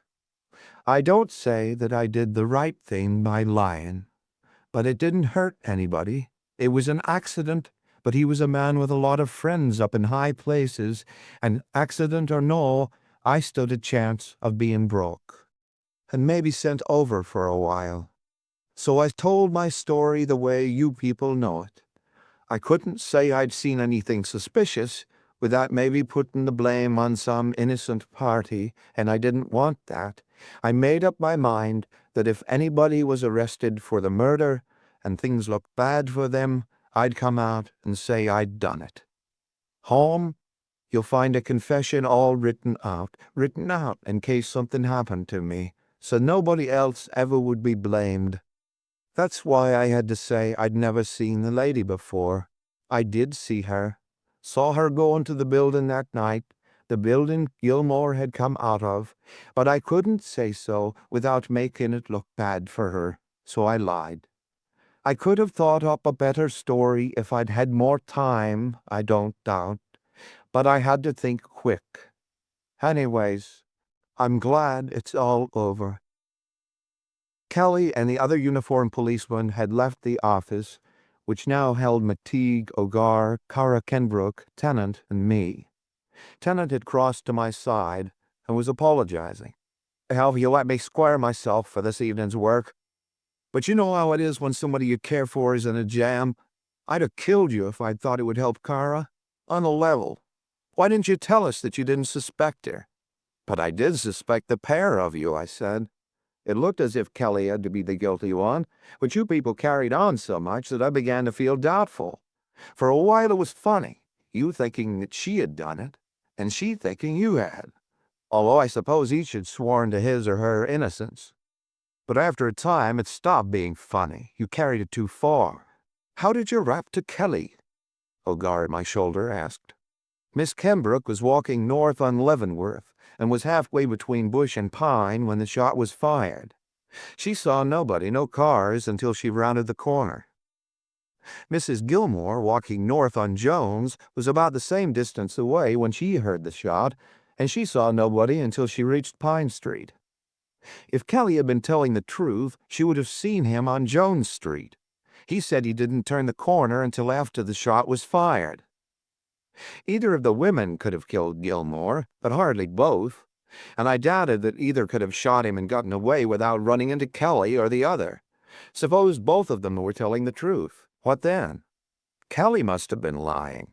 He was the logical suspect anyway, the nearest known person to the murdered man when the shot was fired.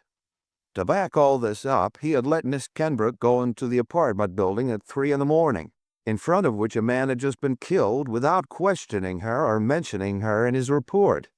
That looked as if he knew who had done the killing. So I took a chance with this empty shell trick, it being a good bet that he would have thrown his away and would think that, McTeague's heavy voice interrupted my explanation.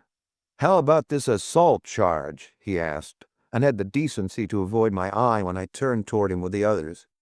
Tennant cleared his throat. "In view of the way things have turned out, and knowing that Miss Kenbrook doesn't want the disagreeable publicity that would accompany an affair of this sort, why, I'd suggest that we drop the whole thing." He smiled brightly from McTeague to me. "You know, nothing has gone on the records yet. Make the big heap play his hand out." Hogarth growled in my ear. "Don't let him drop it." "Of course, if Miss Kenbrook doesn't want to press the charge," McTeague was saying, watching me out of the tail of his eye, "I suppose—" "If everybody understands that the whole thing was a plant," I said, "and if the policemen who heard the story are brought in here now and told by Tennant and Miss Kenbrook that it was all a lie, then I'm willing to let it go at that.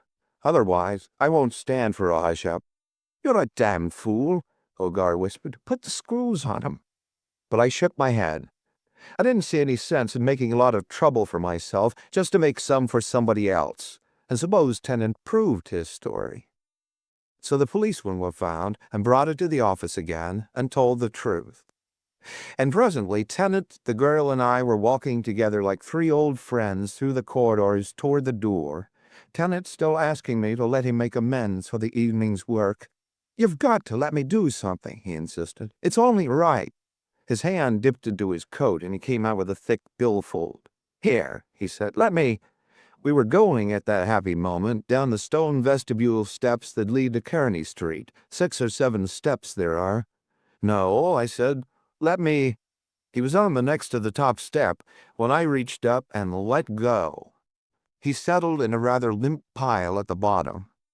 Leaving his empty-faced lady-love to watch over him, I strolled up through Portsmouth Square toward a restaurant where the steaks come thick.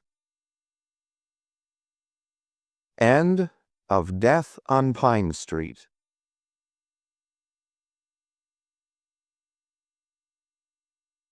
Who killed Bob Teal?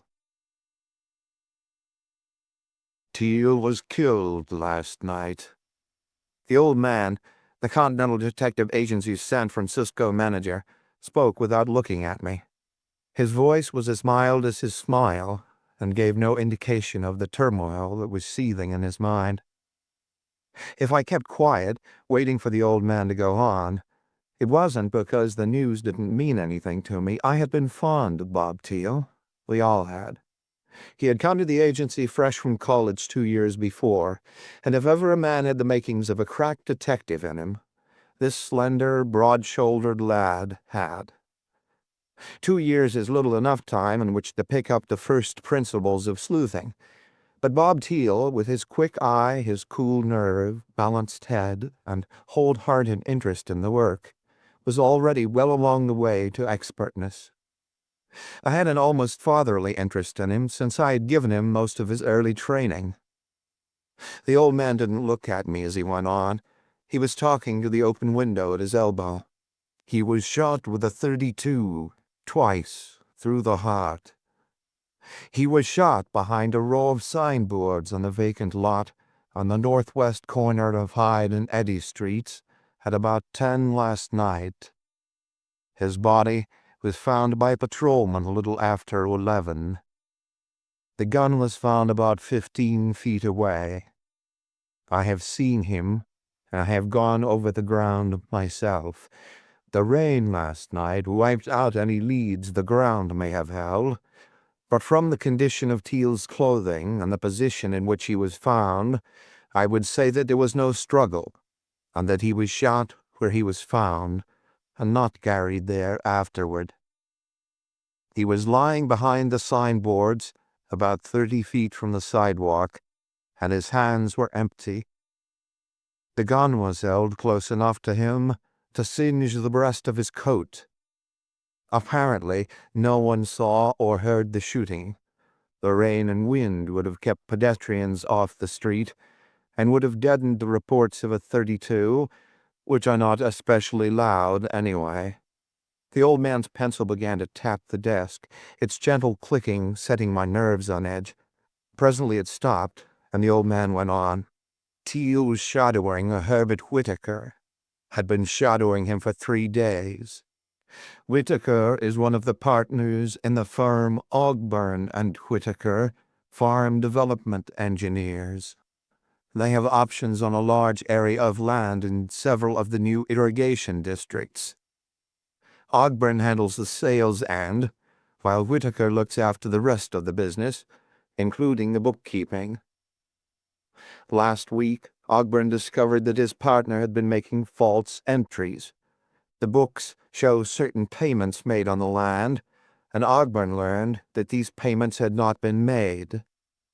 He estimates that the amount of Whitaker's thefts may be anywhere from $150,000 to $250,000. He came in to see me 3 days ago and told me all this, and wanted to have Whitaker shadowed in an endeavor to learn what he has done with the stolen money. Their firm is still a partnership, and a partner cannot be prosecuted for stealing from the partnership, of course. Thus Ogburn could not have his partner arrested, but he hoped to find the money and then recover it through civil action. Also, he was afraid that Whitaker might disappear. I sent Teal out to shadow Whitaker, who supposedly didn't know his partner suspected him. Now I am sending you out to find Whitaker. I am determined to find him and convict him if I have to let all regular business go and put every man I have on this job for a year. You can get Teal's reports from the clerks. Keep in touch with me. All that, from the old man, was more than an ordinary man's oath written in blood. In the clerical office I got the 2 reports Bob had turned in. There was none for the last day, of course, as he would not have written that until he had quit work for the night. The first of these 2 reports had already been copied and a copy sent to Ogburn. A typist was working on the other now. In his reports, Bob had described Whitaker as a man of about 37, with brown hair and eyes, a nervous manner, a smooth-shaven, medium-complexioned face, and rather small feet. He was about 5 feet 8 inches tall, weighed about 150 pounds, and dressed fashionably, though quietly. He lived with his wife in an apartment on Gough Street. They had no children.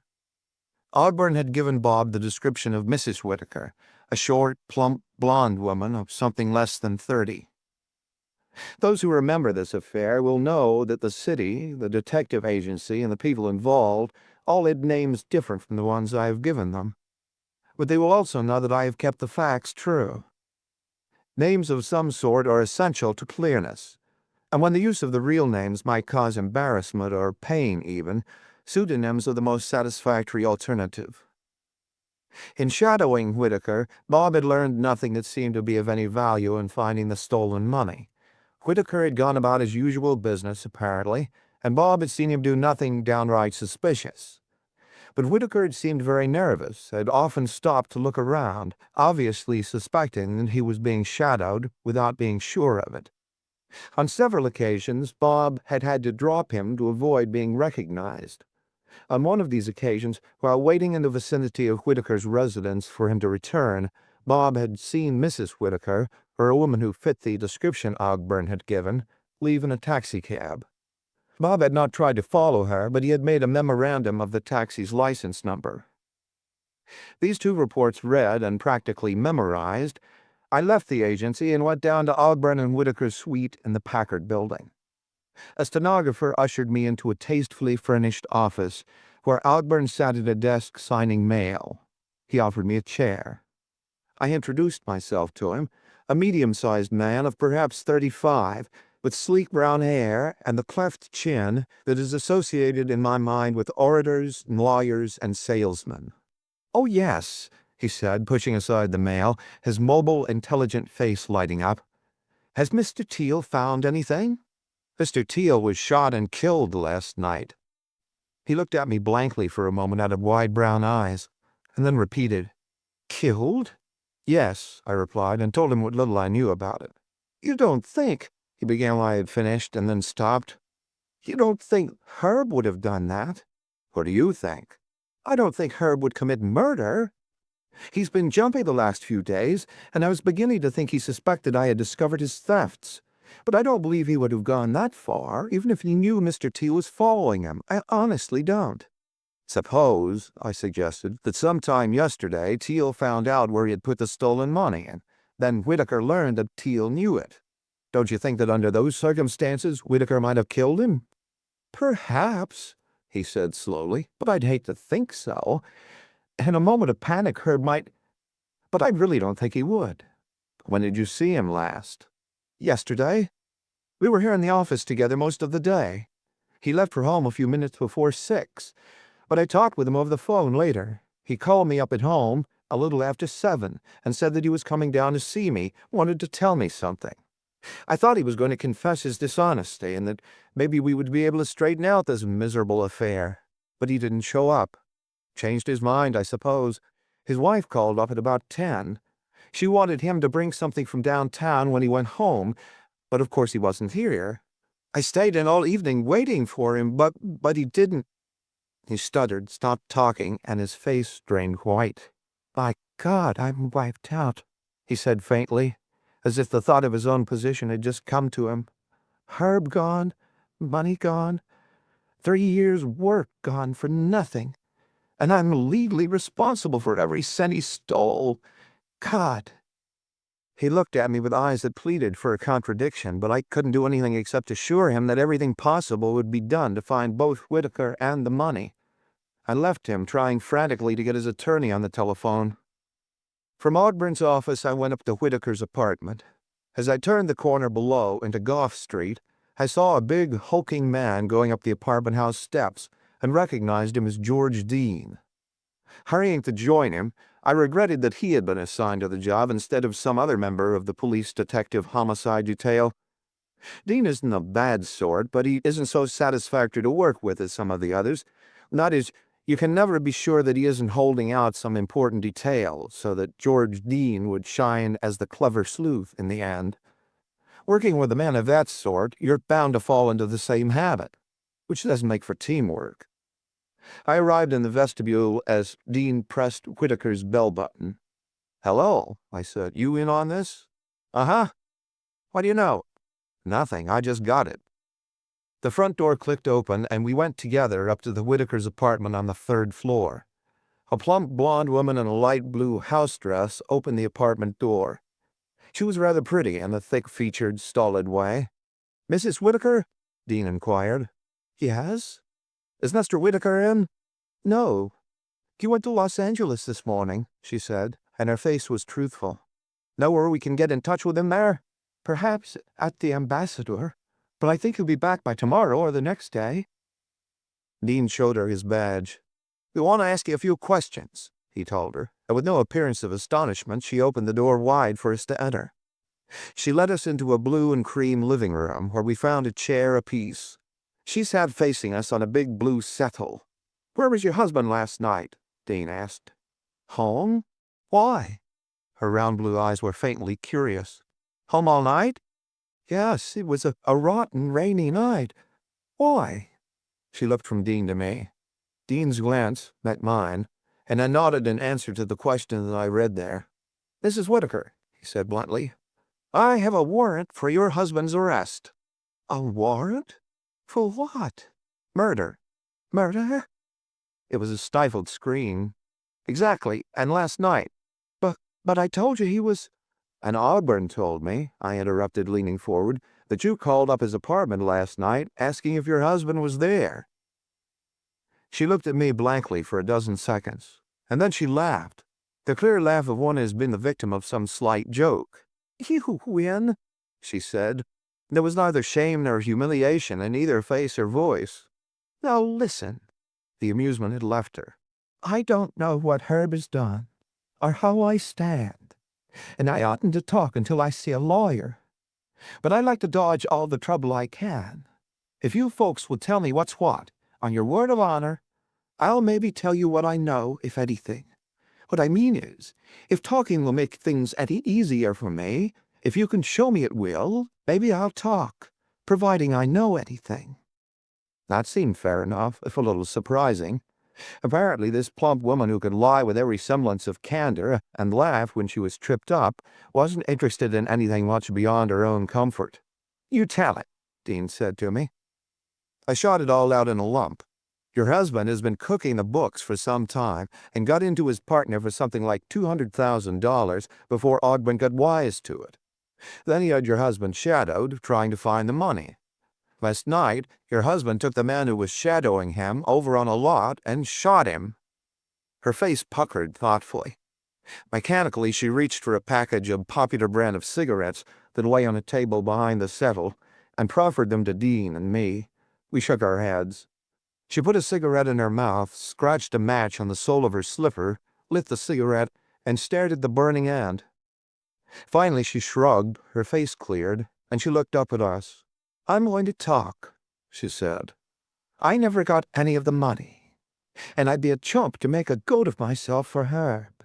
He was all right, but if he's run out and left me flat, there's no use of me making a lot of trouble for myself over it. Here goes. I'm not Mrs. Whitaker, except on the register. My name is May Landis. Maybe there is a real Mrs. Whitaker, maybe not. I don't know. Herb and I have been living together here for over a year. About a month ago, he began to get jumpy, nervous, even worse than usual. He said he had business worries.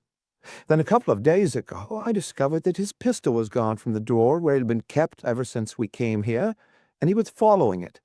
I asked him, what's the idea? He said he thought he was being followed, and asked me if I ever seen anybody hanging around the neighborhood as if watching our place. I told him no. I thought he was nutty. Night before last, he told me that he was in trouble and might have to go away, and that he couldn't take me with him. But he would give me enough money to take care of me for a while.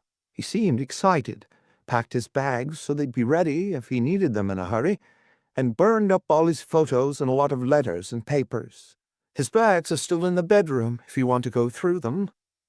When he didn't come home last night, I had a hunch that he had beat it without his bags and without saying a word to me, much less giving me any money, leaving me with only $20 to my name, and not even much that I could hawk, and with the rent due in 4 days. When did you see him last? About 8 o'clock last night. He told me he was going down to Mr. Ogman's apartment to talk over some business with him, but he didn't go there. I know that. I ran out of cigarettes.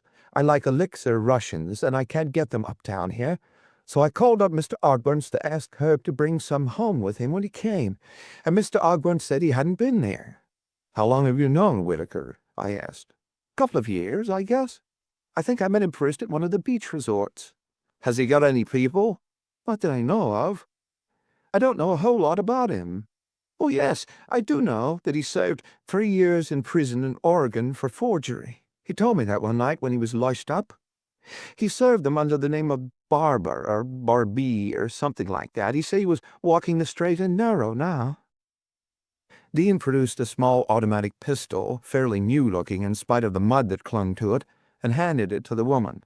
Ever see that? She nodded her blonde head. Yep, that's Herb's, or its twin. Dean pocketed the gun again, and we stood up. Why do I stand now? She asked. You're not going to lock me up as a witness or anything, are you? Not just now, Dean assured her. Stick around where we can find you if we want you. You won't be bothered.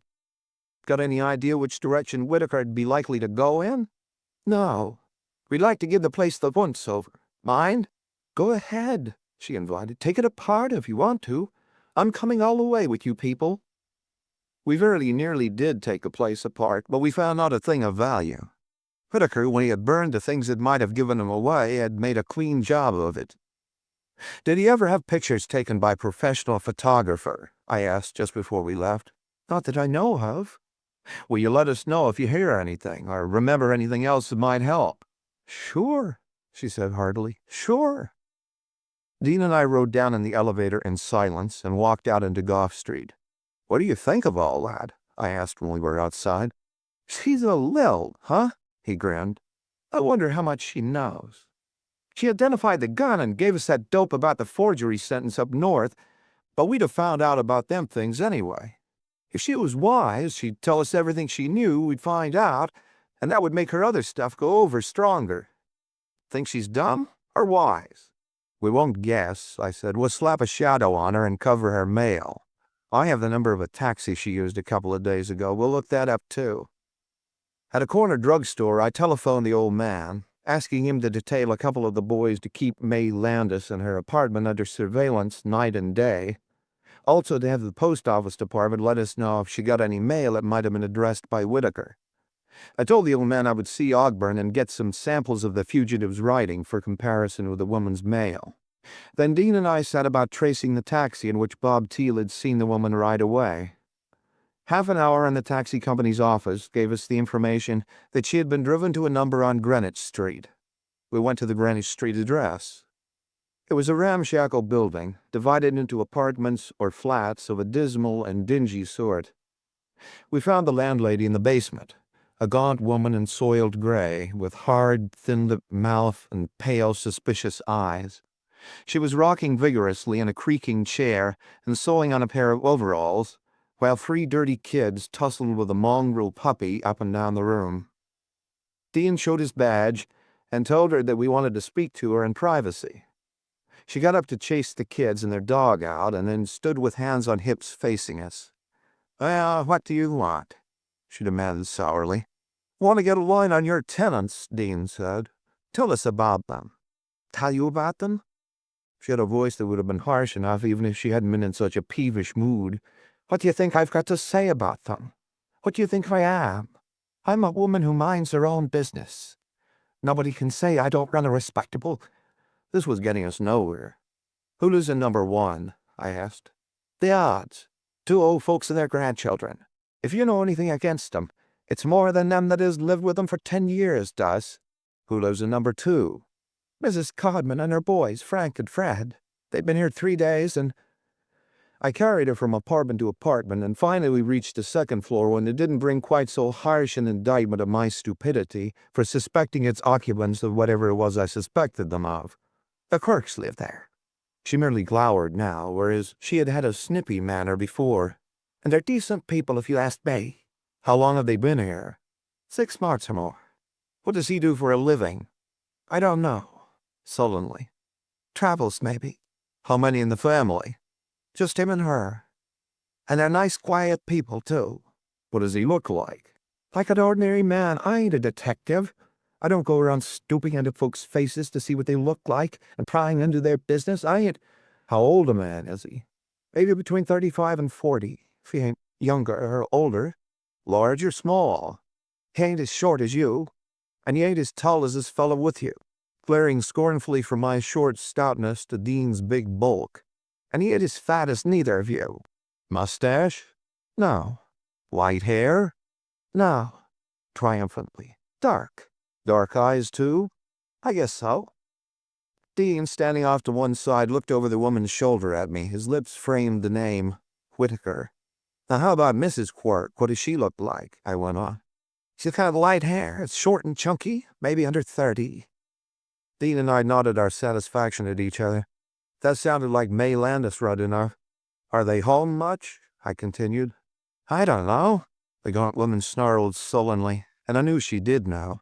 So I waited, looking at her, and presently she added grudgingly, "I think they're away a lot, but I ain't sure."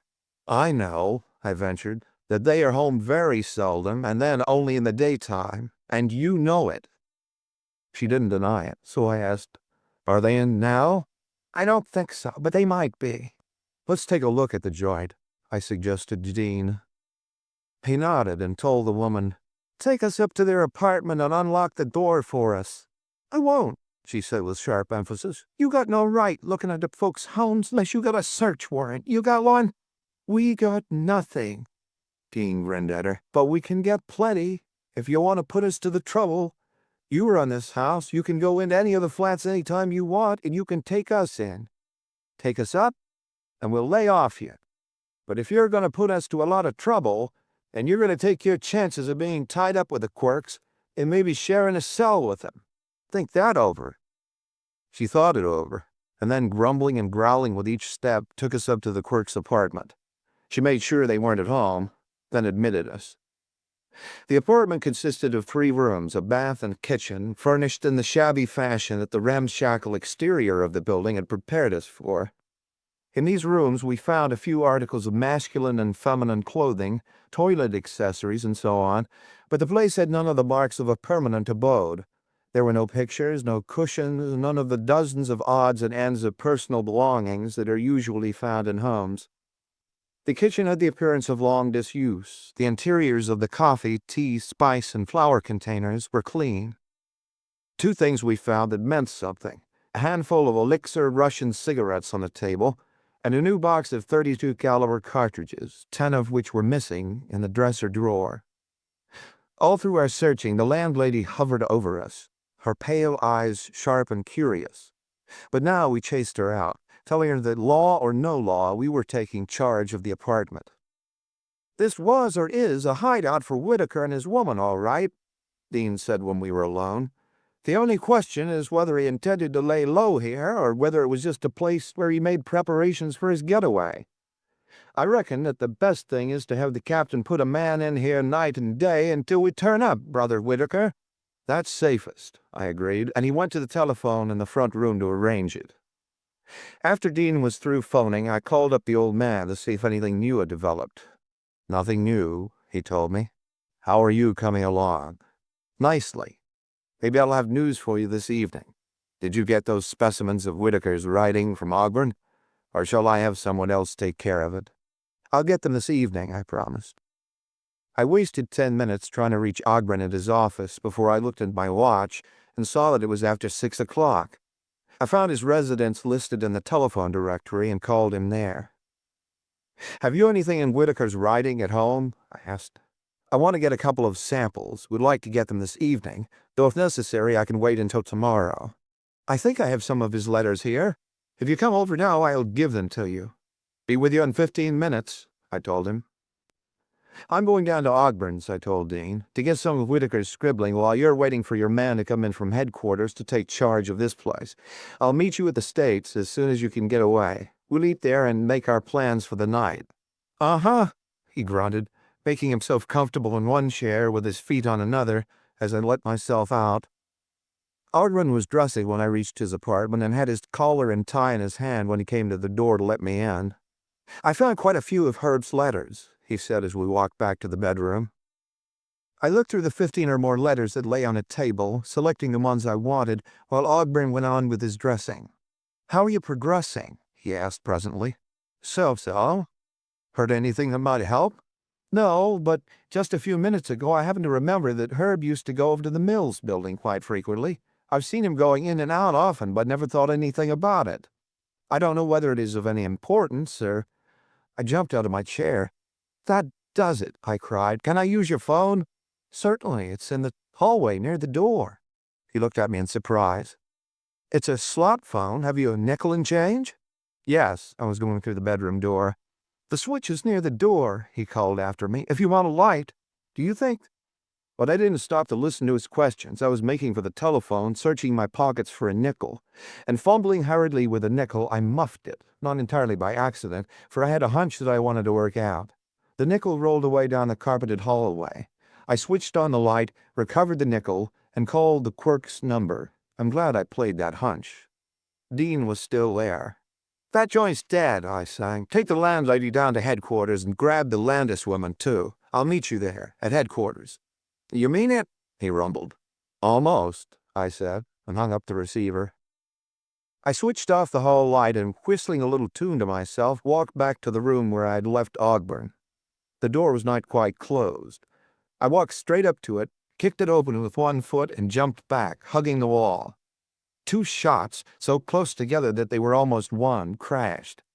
Flat against the wall, I pounded my feet against the floor and wainscot, and let out a medley of shrieks and groans that would have done credit to a carnival wild man. A moment later, Ogburn appeared in the doorway, a revolver in his hand, his face wolfish. He was determined to kill me. It was my life or his, so I slammed my gun down on the sleek brown top of his head. When he opened his eyes, 2 policemen were lifting him into the back of a patrol wagon.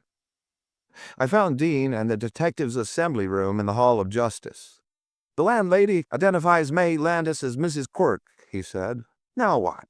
"Where is she now?" "One of the policewomen is holding both of them in the captain's office." "Ogburn is over in the pawn shop detail office," I told him. "Let's take the landlady in for a look at him." Ogburn sat leaning forward, holding his head in his hands and staring sullenly at the feet of the uniformed man who guarded him, when we took the gaunt landlady in to see him. "Ever see him before?" I asked her. "Yes," reluctantly. "That's Mr. Quirk." Ogburn didn't look up, and he paid not the least attention to any of us. After we had told the landlady that she could go home, Dean led me back to a far corner of the assembly room, where we could talk without disturbance. "Now spill it," he burst out. "How come all the startling developments, as the newspaper boys call them?" "Well, first off, I knew that the question, who killed Bob Teal, could have only one answer. Bob wasn't a boob. He might possibly have let a man he was trailing lure him behind a row of billboards on a dark night, but he would have gone prepared for trouble. He wouldn't have died with empty hands from a gun that was close enough to scorch his coat. The murderer had to be somebody Bob trusted, so it couldn't be Whitaker.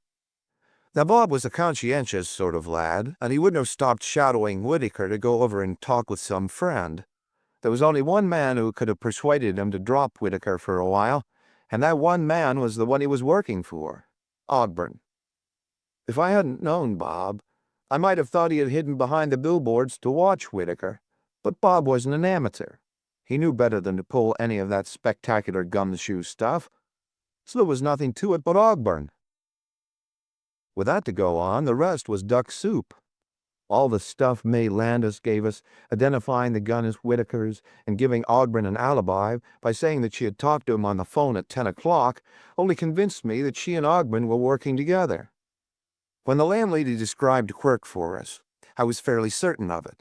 Her description would fit either Whitaker or Ogburn, but there was no sense to Whitaker's having the apartment on Greenwich Street. While if Ogburn and the Landis woman were thick, they'd need a meeting place of some sort. The rest of the box of cartridges there helped some too. Then tonight I put on a little act in Ogburn's apartment, chasing a nickel along the floor and finding traces of dried mud that had escaped the cleaning up he no doubt gave the carpet and clothes after he came home from walking through the lot in the rain. We'll let the experts decide whether it could be mud from a lot in which Bob was killed, and the jury can decide whether it is. There are a few more odds and ends. Like the gun, the Landis woman said Whitaker had had it for more than a year, but in spite of being muddy, it looked fairly new to me. We'll send the serial number to the factory and find out when it was turned out. For motive, just now all I'm sure of is the woman, which should be enough, but I think that when Ogburn and Whitaker's books are audited and their finances sifted, we'll find something there. What I'm banking on strong is that Whitaker will come in, now that he's cleared of the murder charge. And that is exactly what happened. Next day, Herbert Whitaker walked into police headquarters at Sacramento and surrendered.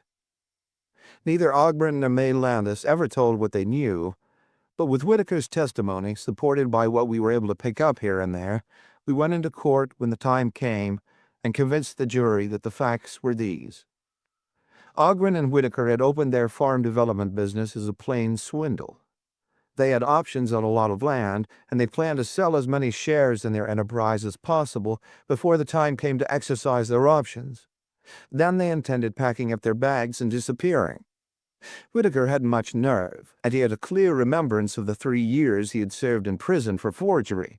So to bolster his courage, Ogburn had told his partner that he had a friend in the post office department in Washington, D.C., who would tip them off the instant any official suspicion was aroused. The two partners made a neat little pile out of their venture, Ogburn taking charge of the money until the time came for the split-up.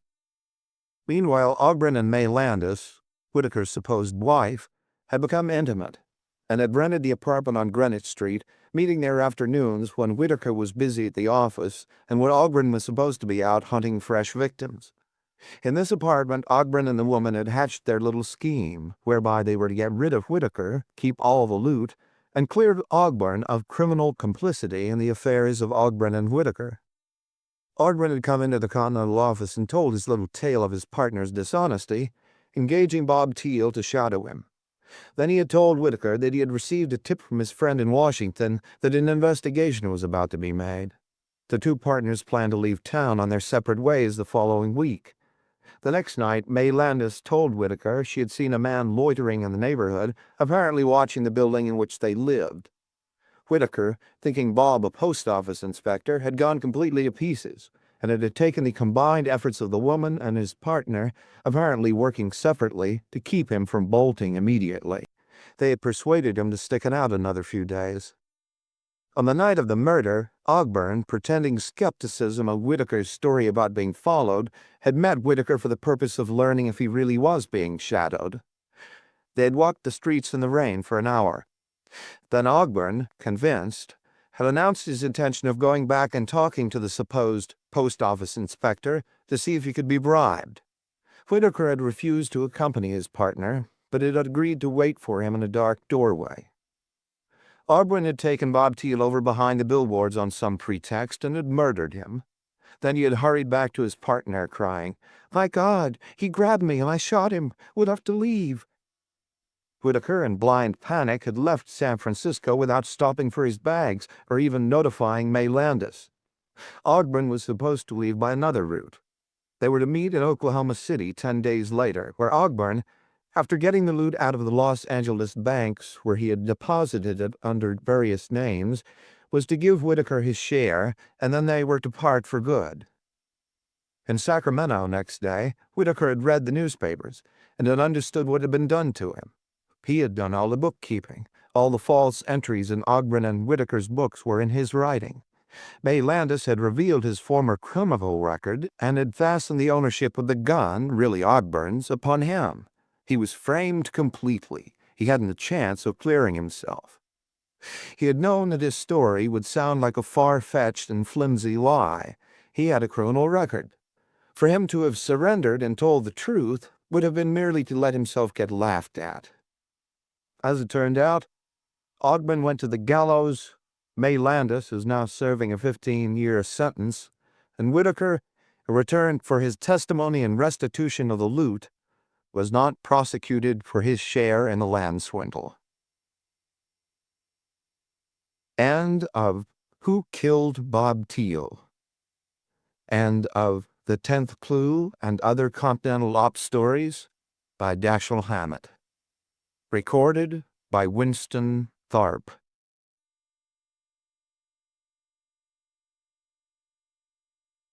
The Gutting of Cofignal, Section 1. 1. Wedge-shaped Cofignal is not a large island and not far from the mainland, to which it is linked by a wooden bridge. Its western shore is a high, straight cliff that jumps abruptly up out of San Pablo Bay.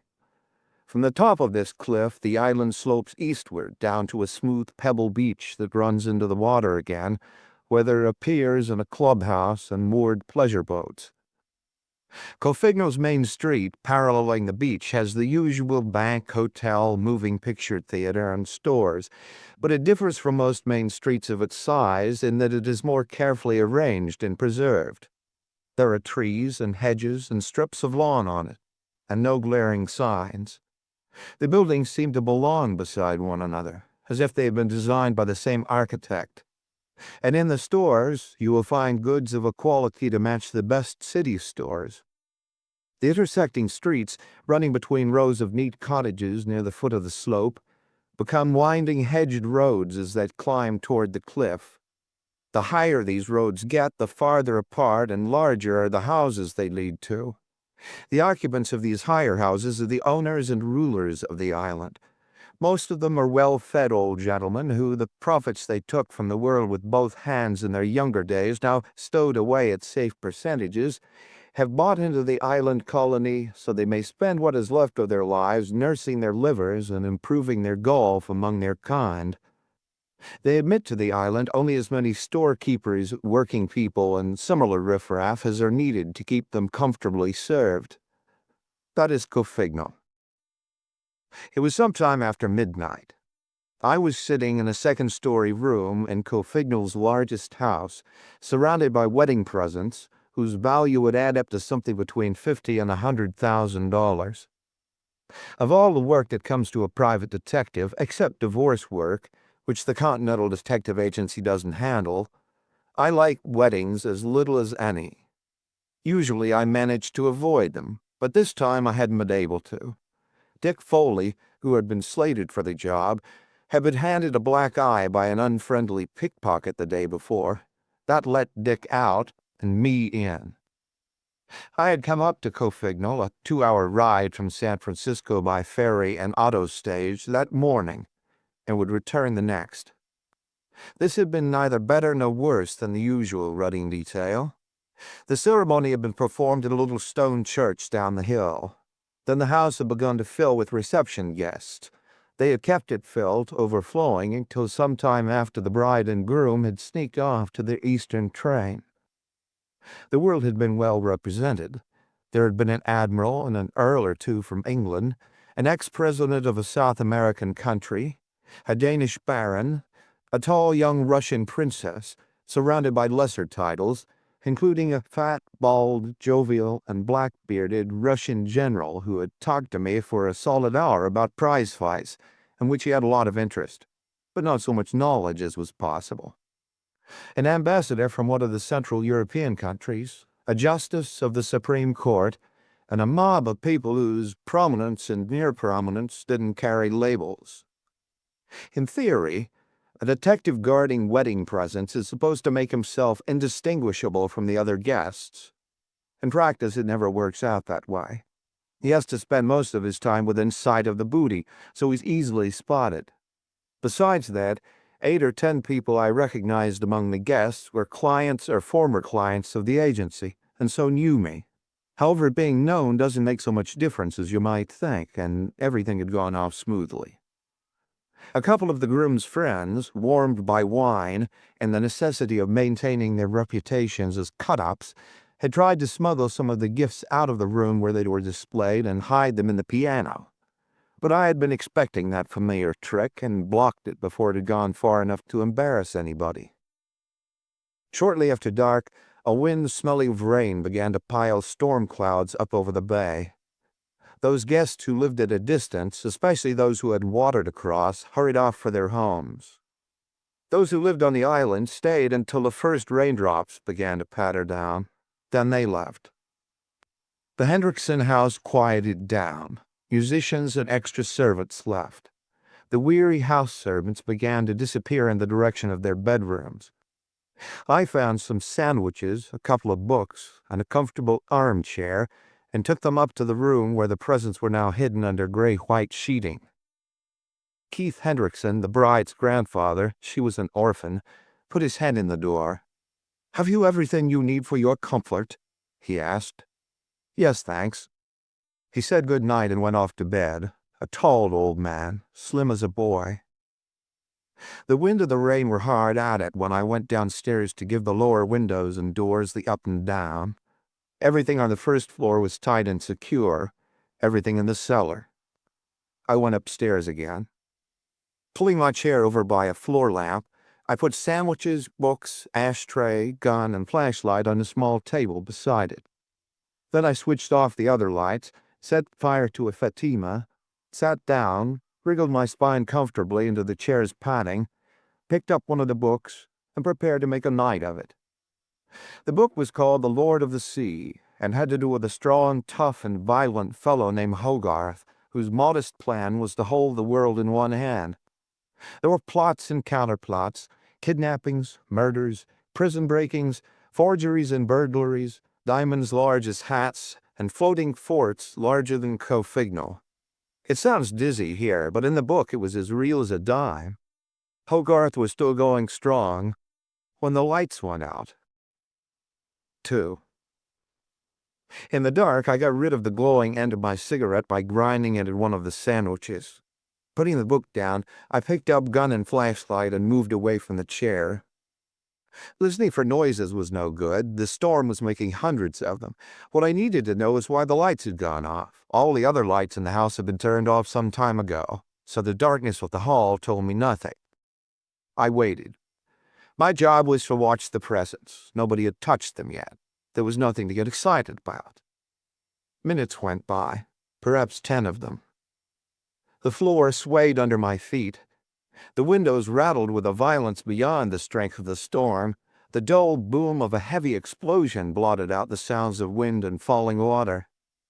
The blast was not close at hand, but not far enough away to be off the island. Crossing to the window, peering through the wet glass, I could see nothing. I should have seen a few misty lights far down the hill. Not being able to see them settled one point. The lights had gone out all over Cofignal, not only in the Hendrickson house. That was better.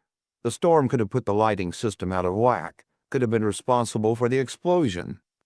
Maybe. Staring through the black window, I had an impression of great excitement down the hill, of movement in the night. But all was too far away for me to have seen or heard, even had there been lights, and all too vague to say what was moving. The impression was strong, but worthless, didn't lead anywhere. I told myself I was getting feeble-minded and turned away from the window. Another blast spun me back to it. This explosion sounded nearer than the first, maybe because it was stronger. Peering through the glass again, I still saw nothing, and still had the impression of things that were big moving down there. Bare feet pattered in the hall. A voice was anxiously calling my name. Turning from the window again, I pocketed my gun and snapped on the flashlight. Keith Hendrickson, in pajamas and bathrobe, looking thinner and older than anybody could be, came into the room. "Is it—" "I don't think it's an earthquake," I said, "since that is the first calamity your Californian thinks of. The lights went off a little while ago. There have been a couple of explosions down the hill since I stopped. 3 shots, close together, had sounded. Rifle shots, but of the sort that only the heaviest of rifles could make. Then sharp and small in the storm came the report of a faraway pistol." "What is it?" Hendrickson demanded. "Shooting." More feet were pattering the hall, some bare, some shod. Excited voices whispered questions and exclamations. The butler, a solemn, solid block of a man, partly dressed and carrying a lighted 5-pronged candlestick, came in. "Pretty good, Profi," Hendrickson said as the butler put the candlestick on the table beside my sandwiches. "Will you try to learn what is the matter?" "I have tried, sir. Telephone seems to be out of order, sir. Shall I send Oliver down to the village?" "No, I don't suppose it's that serious." "Do you think it is anything serious?" he asked me. I said I didn't think so, but I was paying more attention to the outside than him. I had heard a thin screaming that could have come from a distant woman, and a volley of small arm shots. The rocket of the storm muffled these shots, but when the heavier firing that we had heard before broke out again, it was clear enough. To have opened the window would have been to let in gallons of water without helping us to hear much clearer. I stood with an ear tilted to the pane, trying to arrive at some idea of what was happening outside. Another sound took my attention from the window, the ringing of the doorbell. It rang loudly and persistently. Hendrickson looked at me. I nodded. "See who it is, Profi," he said. The butler went solemnly away and came back even more solemnly. "Princess Chukowski," he announced. She came running into the room, the tall Russian girl I had seen at the reception. Her eyes were wide and dark with excitement. Her face was very white and wet. Water ran in streams down her blue waterproof cape, the hood of which covered her dark hair. "Oh, Mr. Hendrickson." She had caught one of his hands in both of hers. Her voice, with nothing foreign in its accents, was the voice of one who is excited over a delightful surprise. "The bank is being robbed, and the what you call him, marshal police has been killed." "What's that?" the old man exclaimed, jumping awkwardly because water from her cape had dripped down on one of his bare feet. "Wigan killed? And the bank robbed?" "Yes, isn't it terrible?" She said it as if she were saying wonderful. "When the first explosion woke us, the general sent Ignaty down to find out what was the matter, and he got down there just in time to see the bank blown up. Listen." We listened and heard a wild outbreak of mixed gunfire. "He'll enjoy himself most wonderfully. As soon as Ignaty returned with the news, the general armed every male in the household from Alexander Sergeyevich to Ivan the cook, and led them out, happier than he's been since he took his division to East Prussia in 1914. And the Duchess? Henriksen asked. He left her at home with me, of course, and I furtively crept out and away from her while she was trying for the first time in her life to put water in a samovar. This is not the night for one to stay at home. Henriksen said, his mind obviously not on her words. And the bank? He looked at me. I said nothing. The racket of another volley came to us. Could you do anything down there? He asked. Maybe, but I nodded at the presents under their covers. Oh, those, the old man said. I'm as much interested in the bank as in them. Besides, we will be here. All right. I was willing enough to carry my curiosity down the hill. I'll go down. You'd better have the butlers stay in here and plant the chauffeur inside the front door. Better give them guns if you have any. Is there a raincoat I can borrow? I brought only a light overcoat with me. Brophy found a yellow slicker that fit me. I put it on, stowed gun and flashlight conveniently under it, and found my hat while Brophy was getting and loading an automatic pistol for himself and a rifle for Oliver, the mulatto chauffeur. Henriksen and the princess followed me downstairs. At the door, I found she wasn't exactly following me. She was going with me. But, Sonia, the old man protested. I'm not going to be foolish, though I'd like to, she promised him. But I'm going back to my Irina Androvna, who will perhaps have the samovar water by now. That's a sensible girl, Henriksen said, and led us out into the rain and the wind. There wasn't weather to walk in. In silence, we turned downhill between two rows of hedging, with the storm driving at our backs. At the first break in the hedge, I stopped, nodding toward the black blot a housemaid. That is your... Her laugh caught me short. She caught my arm and began to urge me down the road again. I only told Mr. Henriksen that so he would not worry, she explained. You do not think I'm not going down to see the sights. 3. She was tall. I am short and thick. I had to look up to see her face, to see as much of it as the rain-gray night would let me see. You'll be soaked to the hide running around in this rain, I objected. What of that? I'm dressed for it. She raised a foot to show me a heavy waterproof boot and a woolen stockinged leg. There's no telling what we'll run into down there, and I've got work to do, I insisted. I can't be looking out for you. I can look out for myself. She pushed her cape aside to show me a square automatic pistol in one hand. You'll be in my way. I will not, she retorted. You'll probably find I can help you. I'm as strong as you and quicker, and I can shoot. The reports of scattered shooting had punctuated our argument, but now the sound of heavier firing silenced the dozen objections to her company that I could still think of. After all, I could slip away from her in the dark if she became too much of a nuisance. Have it your own way, I growled, but don't expect anything from me. You're so kind, she murmured as we got under way again, hurrying now, with the wind at our backs speeding us along. Occasionally dark figures moved on the road ahead of us, but too far away to be recognizable. Presently a man passed us, running uphill, a tall man whose nightshirt hung out of his trousers, down below his coat, identifying him as a resident. They finished the bank and are at Metcraft's, he yelled as he went by. Metcraft is the jeweler, the girl informed me. The sloping under our feet grew less sharp. The houses, dark but with faces vaguely visible here and there at the windows, came closer together. Below, the flash of a gun could be seen now and then, orange streaks in the rain. Our road put us into the lower end of the main street, just as a staccato rat-a-tat broke out. I pushed the girl into the nearest doorway and jumped in after her. Bullets ripped through walls with a sound of hail tapping on leaves. That was the thing I had taken for an exceptionally heavy rifle. A machine gun. The girl had fallen back in a corner, all tangled up with something. I helped her up. That something was a boy of 17 or so, with one leg and a crutch. It's the boy who delivers papers, Princess Jokovsky said. Then you've hurt him with your clumsiness. The boy shook his head, grinning as he got up. No, I ain't hurt none, but you kind of scared me, jumping on me like that. She had to stop and explain that she hadn't jumped on him, that she had been pushed into him by me, and that she was sorry, and so was I. "What's happening?" I asked the newsboy when I could get a word in. "Everything," he boasted, as if some of the credit were his. "There must be 100 of them, and they blowed the bank wide open, and now some of 'em is in Medcrass, and I guess they'll blow that up too. And they killed Tom Wiegand. They got a machine gun on a car in the middle of the street.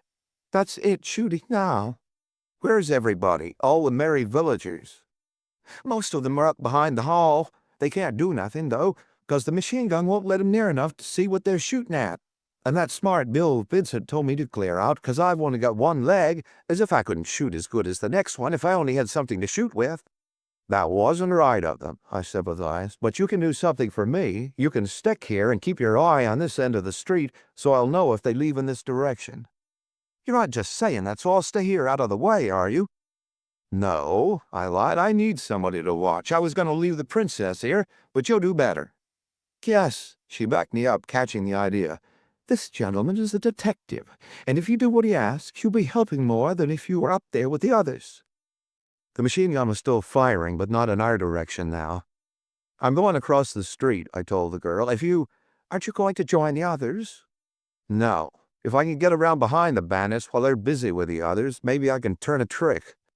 "Watch sharp now," I ordered the boy, and the princess and I made a dash for the opposite sidewalk. We reached it without drawing lead, sidled along a building for a few yards, and turned into an alley. From the alley's other end came the smell and wash and the dull blackness of the bay. While we moved down this alley, I composed a scheme by which I hoped to get rid of my companion, sending her off on a safe wild goose chase, but I didn't get a chance to try it out. The big figure of a man loomed ahead of us. Stepping in front of the girl, I went on toward him. Under my slicker, I held my gun on the middle of him. He stood still. He was larger than he had looked at first, a big, slope-shouldered, barrel-bodied husky. His hands were empty. I spotted the flashlight on his face for a split second. A flat-cheeked, thick-featured face with high cheekbones and a lot of ruggedness in it. "Ignati!" the girl exclaimed over my shoulder. He began to talk what I suppose was Russian to the girl. She laughed and replied. He shook his big head stubbornly, insisting on something. She stamped her foot and spoke sharply. He shook his head again and addressed me. "General Pleshkiv, he tell me bring Princess Sonia to home." His English was almost as hard to understand as his Russian. His tone puzzled me. It was as if he was explaining some absolutely necessary thing that he didn't want to be blamed for, but that nevertheless he was going to do. While the girl was speaking to him again, I guessed the answer. This big Ignati had been sent out by the general to bring the girl home, and he was going to obey his orders if he had to carry her. He was trying to avoid trouble with me by explaining the situation. "Take her," I said, stepping aside. The girl scowled at me, laughed. "Very well, Ignati," she said in English. "I shall go home." And she turned on her heel and went back up the alley, the big man close behind her. Glad to be alone, I wasted no time in moving in the opposite direction until the pebbles of the beach were under my feet. The pebbles ground harshly under my heels. I moved back to more silent ground and began to work my way as swiftly as I could up the shore toward the center of action. The machine gun barked on. Smaller guns snapped. 3 concussions close together. Bombs, hand grenades, my ears and my memory told me. The stormy sky glared pink over a roof ahead of me and to the left. The boom of a blast beat my eardrums. Fragments I couldn't see fell around me. That, I thought, would be the jeweler's safe blowing apart. I crept on up the shoreline. The machine gun went silent. Lighter guns snapped, snapped, snapped. Another grenade went off. A man's voice shrieked pure terror. Risking the crunch of pebbles, I turned down to the water's edge again. I had seen no dark shape on the water that could have been a boat. There had been boats moored along this beach in the afternoon. With my feet in the water of the bay, I still saw no boat. The storm could have scattered them, but I didn't think it had. The island's western height shielded this shore. The wind was strong here, but not violent. My feet sometimes on the edge of the pebbles, sometimes in the water. I went up the shoreline. Now I saw a boat, a gently bobbing black shape ahead. No light was on it. Nothing I could see moved on it. It was the only boat on that shore. That made it important. Foot by foot I approached. A shadow moved between me and the dark rear of a building. I froze. The shadow, man-size, moved again in the direction from which I was coming. Waiting, I didn't know how nearly invisible or how plain I might be against my background. I couldn't risk giving myself away by trying to improve my position. 20 feet from me, the shadow suddenly stopped. I was seen. My gun was on the shadow. "Come on," I cried softly. "Keep coming. Let's see who you are." The shadow hesitated, left the shelter of the building, grew nearer. I couldn't risk the flashlight. I made out dimly a handsome face, boyishly reckless, one cheek dark-stained. "Oh, how do you do?" the face's owner said in a musical baritone voice. "You were at the reception this afternoon." "Yes." "Have you seen Princess Chukovsky?" "You know her?" "She went home with Ignati 10 minutes or so ago." "Excellent." He wiped his stained cheek with a stained handkerchief and turned to look at the boat. "That's Hendrickson's boat," he whispered. "They've got it, and they've cast the others off." "That would mean they're going to leave by water." "Yes," he agreed. "Unless, shall we have a try at it?" "You mean jump it?" "Why not?" he asked. "There can't be many aboard. God knows there are enough of them ashore. You're armed. I've a pistol." "We'll size it up first," I decided, "so we'll know what we're jumping." "That is wisdom," he said, and led the way toward the shelter of the buildings. Hugging the rear walls of the buildings, we stole toward the boat. The boat grew clearer in the night, a craft perhaps 45 feet long, its stern to the shore, rising and falling beside a small pier. Across the stern, something protruded, something I couldn't quite make out. Leather soles scuffled now and then on a wooden deck. Presently a dark head and shoulders showed over the puzzling thing in the stern. The Russian lad's eyes were better than mine. "Mast," he breathed into my ear. "Something like a stocking over his head and face." The vast man was motionless where he stood. We were motionless where we stood. "Could you hit him from here?" the lad asked. "Maybe, but 9 in the rain aren't a good combination for sharpshooting. Our best bet is to sneak as close as we can and start shooting when he spots us." "That is wisdom," he agreed. Discovery came with our first step forward. The man on the boat grunted. The lad at my side jumped forward. I recognized the thing on the boat's stern just in time to throw a leg out and trip the young Russian. He tumbled down, all sprawled out on the pebbles. I dropped behind him. The machine gun in the boat's stern poured metal over our heads. End of Section 1.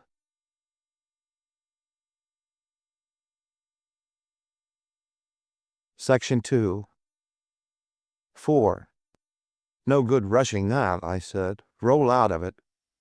I set the example by revolving toward the back of the building we had just left. The man at the gun sprinkled the beach, but sprinkled it at random, his eyes no doubt spoiled for night seeing by the flash of his gun. Around the corner of the building, we sat up. "You saved my life by tripping me," the lad said coolly. "Yes, I wonder if they've moved the machine gun from the street, or if—" The answer to that came immediately. The machine gun in the street mingled its vicious voice with the drumming of the one on the boat. "A pair of them," I complied. "Know anything about the layout?" "I don't think there are any more than 10 or 12 of them," he said, "although it is not easy to count in the dark. The few I have seen are completely masked, like the man in the boat. They seem to have disconnected the telephone and light lines first, and then to have destroyed the bridge. We attacked them while they were looting the bank, but in front they had a machine gun mounted in an automobile, and we were not equipped to combat on equal terms." "Where are the islanders now?" "Scattered, unless General Pleshkev has succeeded in rallying them again." I frowned and beat my brains together. You can't fight machine guns and hand grenades with peaceful villagers and retired capitalists. No matter how well led and armed they are, you can't do anything with them. For that matter, how could anybody do much against a game of that toughness? "Suppose you stick here and keep your eye on the boat," I suggested. "I'll scout around and see what's going further up, and if I can get a few good men together, I'll try to jump the boat again, probably from the other side. But we can't count on that. The getaway will be by boat. We can count on that. Try to block it. If you lie down, you can watch the boat around the corner of the building without making much of a target of yourself. I wouldn't do anything to attract attention until the break for the boat comes. Then you can do all the shooting you want." "Excellent," he said. "You'll probably find most of the islanders up behind the church. You can get to it by going straight up the hill until you come to an iron fence, and then follow that to the right." "Right." I moved off in the direction he had indicated. At the main street, I stopped to look around before venturing across. Everything was quiet there. The only man I could see was spread out face down on the sidewalk near me. On hands and knees, I crawled to his side. He was dead. I didn't stop to examine him further, but sprang up and streaked to the other side of the street. Nothing tried to stop me. In a doorway, flat against a wall, I peeped out.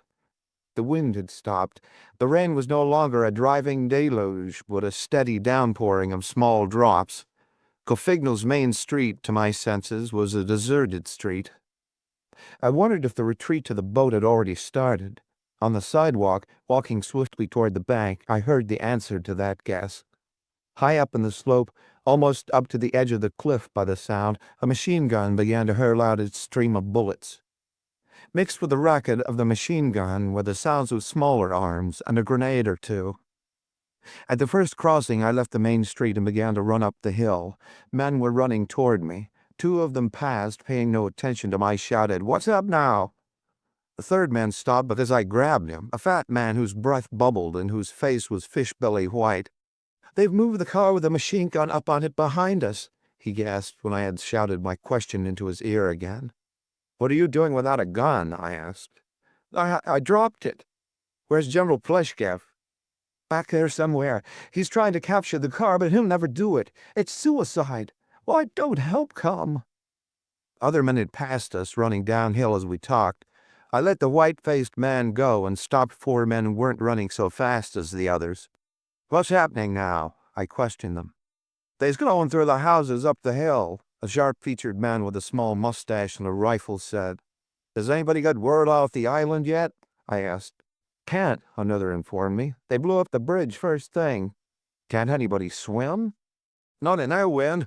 Young Catlin tried it and was lucky to get out again with a couple of broken ribs." "The wind's gone down," I pointed out. The sharp-featured man gave his rifle to one of the others and took off his coat. "I'll try it," he promised. "Good. Wake up the whole country and get word through to the San Francisco police boat and to the Mare Island Navy Yard. They'll lend a hand if you tell them the bandits have machine guns. Tell them the bandits have an armed boat waiting to leave in. It's Hendrickson's." The volunteer swimmer left. "A boat?" 2 of the men asked together. "Yes, with a machine gun on it. If we're going to do anything, it'll have to be now while we're between them and their getaway. Get every man and every gun you can find down there. Tackle the boat from the roofs if you can. When the bandits' car comes down there, pour it into it. You'll do better from the buildings than from the street." The 3 men went on downhill. I went uphill toward the crackling of firearms ahead. The machine gun was working irregularly. It would pour out its rat-tat-tat for a second or so, and then stop for a couple of seconds. The answering fire was thin, ragged. I met more men, learned from them that the general with less than a dozen men was still fighting the car. I repeated the advice I'd given the other men. My informants went down to join them. I went on up. 100 yards further along, what was left of the general's dozen broke out of the night, around and past me, flying downhill with bullets hailing after them. The road was no place for mortal man. I stumbled over 2 bodies, scratched myself in a dozen places getting over a hedge. On soft, wet sod, I continued my uphill journey. The machine gun on the hill stopped its clattering. The one in the boat was still at work. The one ahead opened again, firing too high for anything near at hand to be its target. It was helping its fellow below, spraying the main street. Before I could get closer, it had stopped. I heard the car's motor racing. The car moved toward me. Rolling into the hedge, I lay there, straining my eyes through the spaces between the stems.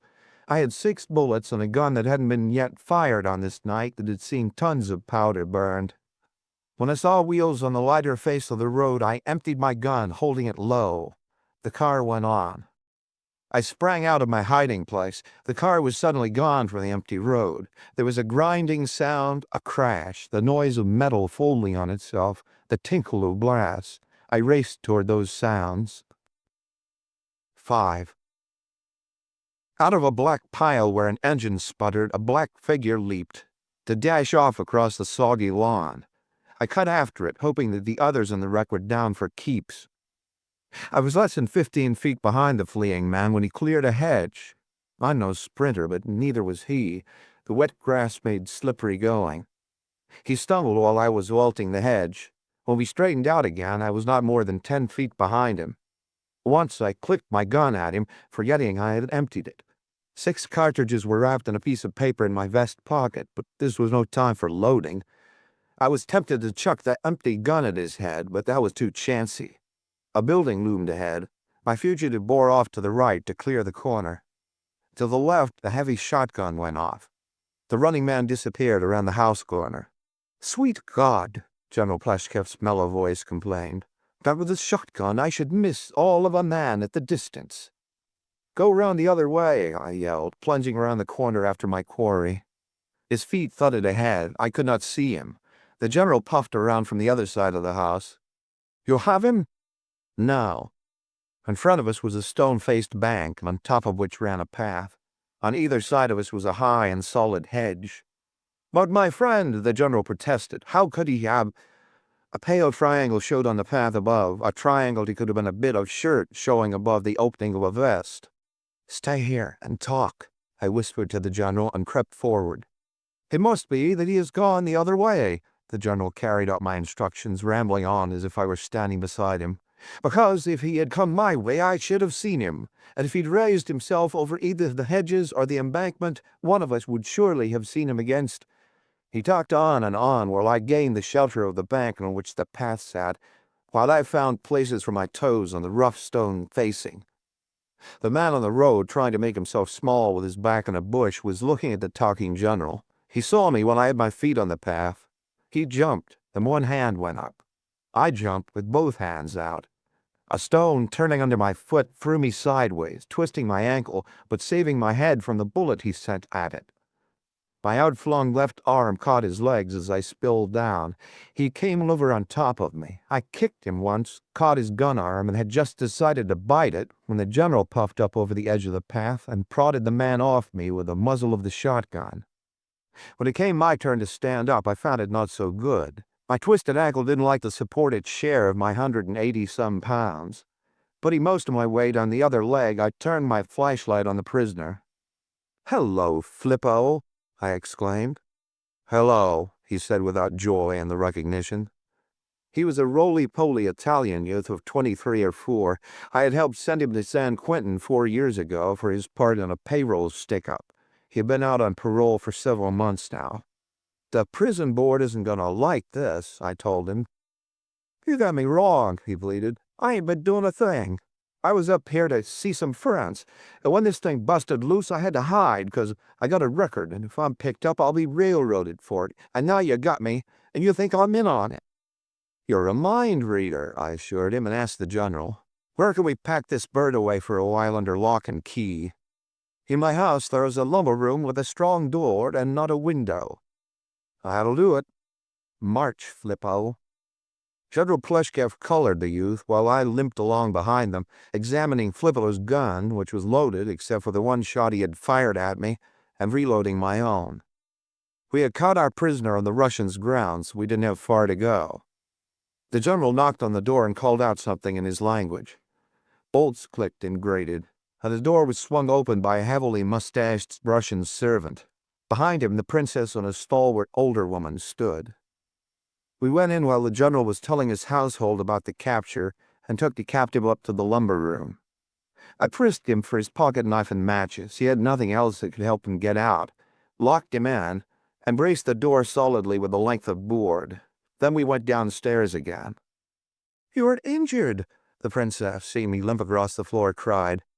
"Only a twisted ankle," I said, "but it does bother me some. Is there some adhesive tape around?" "Yes," and she spoke to the mustached servant who went out of the room and presently returned, carrying rolls of gauze and tape and a basin of steaming water. "If you'll sit down," the princess said, taking these things from the servant. But I shook my head and reached for the adhesive tape. "I want cold water because I've got to go out in the wet again. If you'll show me the bathroom, I can fix myself up in no time." We had to argue about that, but I finally got to the bathroom where I ran cold water on my foot and ankle and strapped it with the adhesive tape as tight as I could without stopping the circulation altogether. Getting my wet shoe on again was a job, but when I was through I had 2 firm legs under me, even if one of them did hurt some. When I rejoined the others, I noticed that the sound of firing no longer came up the hill, and that the patter of rain was lighter, and a gray streak of coming daylight showed under a drawn blind. I was buttoning my slicker when the knocker rang on the front door. Russian words came through, and the young Russian I had met on the beach came in. "Alexander, you're—" The stalwart older woman screamed when she saw the blood on his cheek and fainted. He paid no attention to her at all, as if he was used to having her faint. "They've gone in the boat," he told me while the girl and the 2 men servants gathered up the woman and laid her on the ottoman. "How many?" I asked. "I counted 10, and I don't think I missed more than 1 or 2, if any. The men I sent down there couldn't stop them?" He shrugged. "What would you? It takes a strong stomach to face a machine gun. Your men had been cleared out of the buildings almost before they arrived." The woman who had fainted had revived by now and was pouring anxious questions in Russian at the lad. The princess was getting into her blue cape. The woman stopped questioning the lad and asked her something. "It's all over," the princess said. "I'm going to view the ruins." That suggestion appealed to everybody. 5 minutes later, all of us, including the servants, were on our way downhill. Behind us, around us, in front of us were other people going downhill, hurrying along in the drizzle that was very gentle now, their faces tired and excited in the bleak morning light. Halfway down, a woman ran out of a cross path and began to tell me something. I recognized her as one of Hendrickson's maids. I caught some of her words. "Present's gone. Mr. Brophy murdered.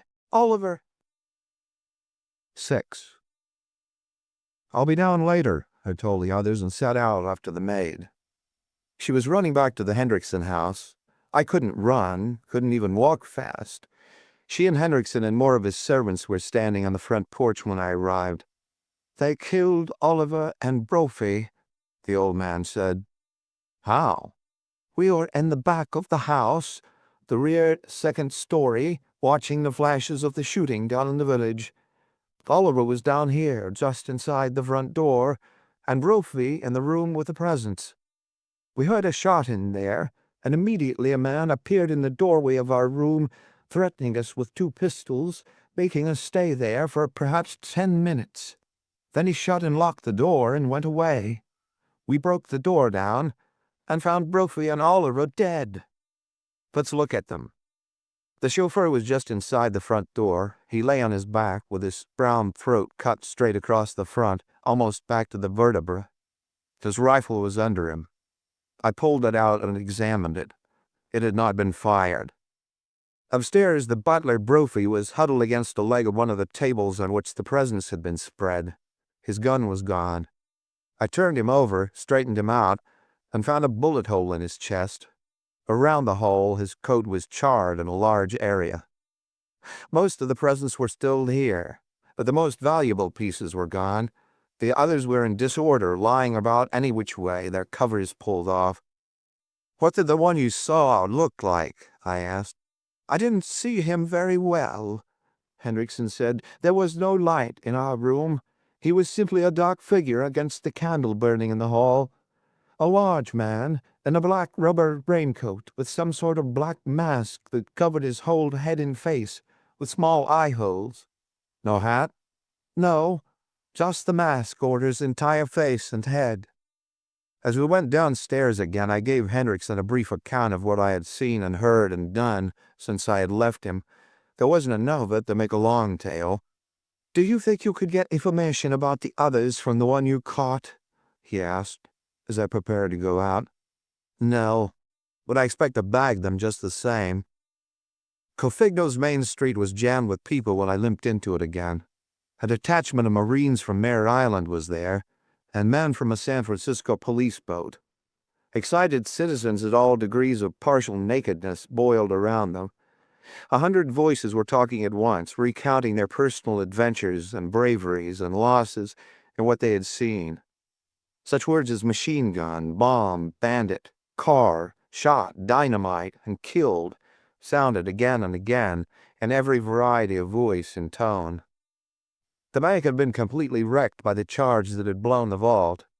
The jewelry store was another ruin. A grocer's across the street was serving as a field hospital. 2 doctors were toiling there, patching up damaged villagers. I recognized a familiar face under a uniform cap, Sergeant Roche of the Harbor Police, and pushed through the crowd to him. "Just got here?" he asked as we shook hands. "Or were you in on it?" "In on it." "What do you know?" "Everything." "Who ever heard of a private detective that didn't?" he joshed as I let him out of the mob. "Did you people run into an empty boat out in the bay?" I asked when we were away from audiences. "Empty boats have been floating around the bay all night," he said. I hadn't thought of that. "Where's your boat now?" I asked him. "Out trying to pick up the bandits. I stayed with a couple of men to lend a hand here." "You're in luck," I told him. "Now sneak a look across the street. See this stout old boy with the black whiskers standing in front of the druggist?" General Pleshkev stood there with the woman who had fainted, the young Russian whose bloody cheek had made her faint, and a pale, plump man of 40-something who had been with him at the reception. A little to one side stood Big Ignati, the 2 men servants I had seen at the house, and another who was obviously one of them. They were chatting together and watching the excited antics of a red-faced property owner who was telling a curt lieutenant of Marines that it was his own personal private automobile that the bandits had stolen to mount their machine gun on, and what he thought should be done about it. "Yes," said Roche. "I see your fellow with the whiskers. Well, he's your meat. The woman and 2 men with him are also your meat, and those 4 Russians standing to the left are some more of it. There's another missing, but I'll take care of that one. Pass the word to the lieutenant, and you can round up those babies without giving them a chance to fight back. They think they're as safe as angels." "Sure, are you?" the sergeant asked. "Don't be silly," I growled, as if I had never made a mistake in my life. I'd been standing in my one good prop. When I put my weight on the other to turn away from the sergeant, it stung me all the way to the hip. I pushed my back teeth together and began to work painfully through the crowd to the other side of the street. The princess didn't seem to be among those present. My idea was that next to the general, she was the most important member of the push. If she was at their house and not yet suspicious, I figured I could get close enough to yank her in without a riot. Walking was hell. My temperature rose. Sweat rolled out on me. "Mister, they didn't none of 'em come down that way." The one-legged newsboy was standing at my elbow. I greeted him as if he were my paycheck. "Come on with me," I said, taking his arm. "You did fine down there, and now I want you to do something else for me." Half a block from the main street, I led him up on the porch of a small yellow cottage. The front door stood open, left that way when the occupants ran down to welcome police and Marines, no doubt. Just inside the door, beside a hall rack, was a wicker porch chair. I committed unlawful entry to the extent of dragging that chair out on the porch. "Sit down, son," I urged the boy. He sat, looked up at me with puzzled, freckled face. I took a firm grip on his crutch and pulled it out of his hand. "Here's $5 for rental," I said, "and if I lose it, I'll buy you one of ivory and gold." And I put the crutch under my arm and began to propel myself up the hill. It was my first experience with a crutch. I didn't break any records, but it was a lot better than tottering along on an unassisted bum ankle. The hill was longer and steeper than some mountains I've seen, but the gravel walk to the Russian's house was finally under my feet. I was still some dozen feet from the porch when Princess Shukovsky opened the door. End of Section 2.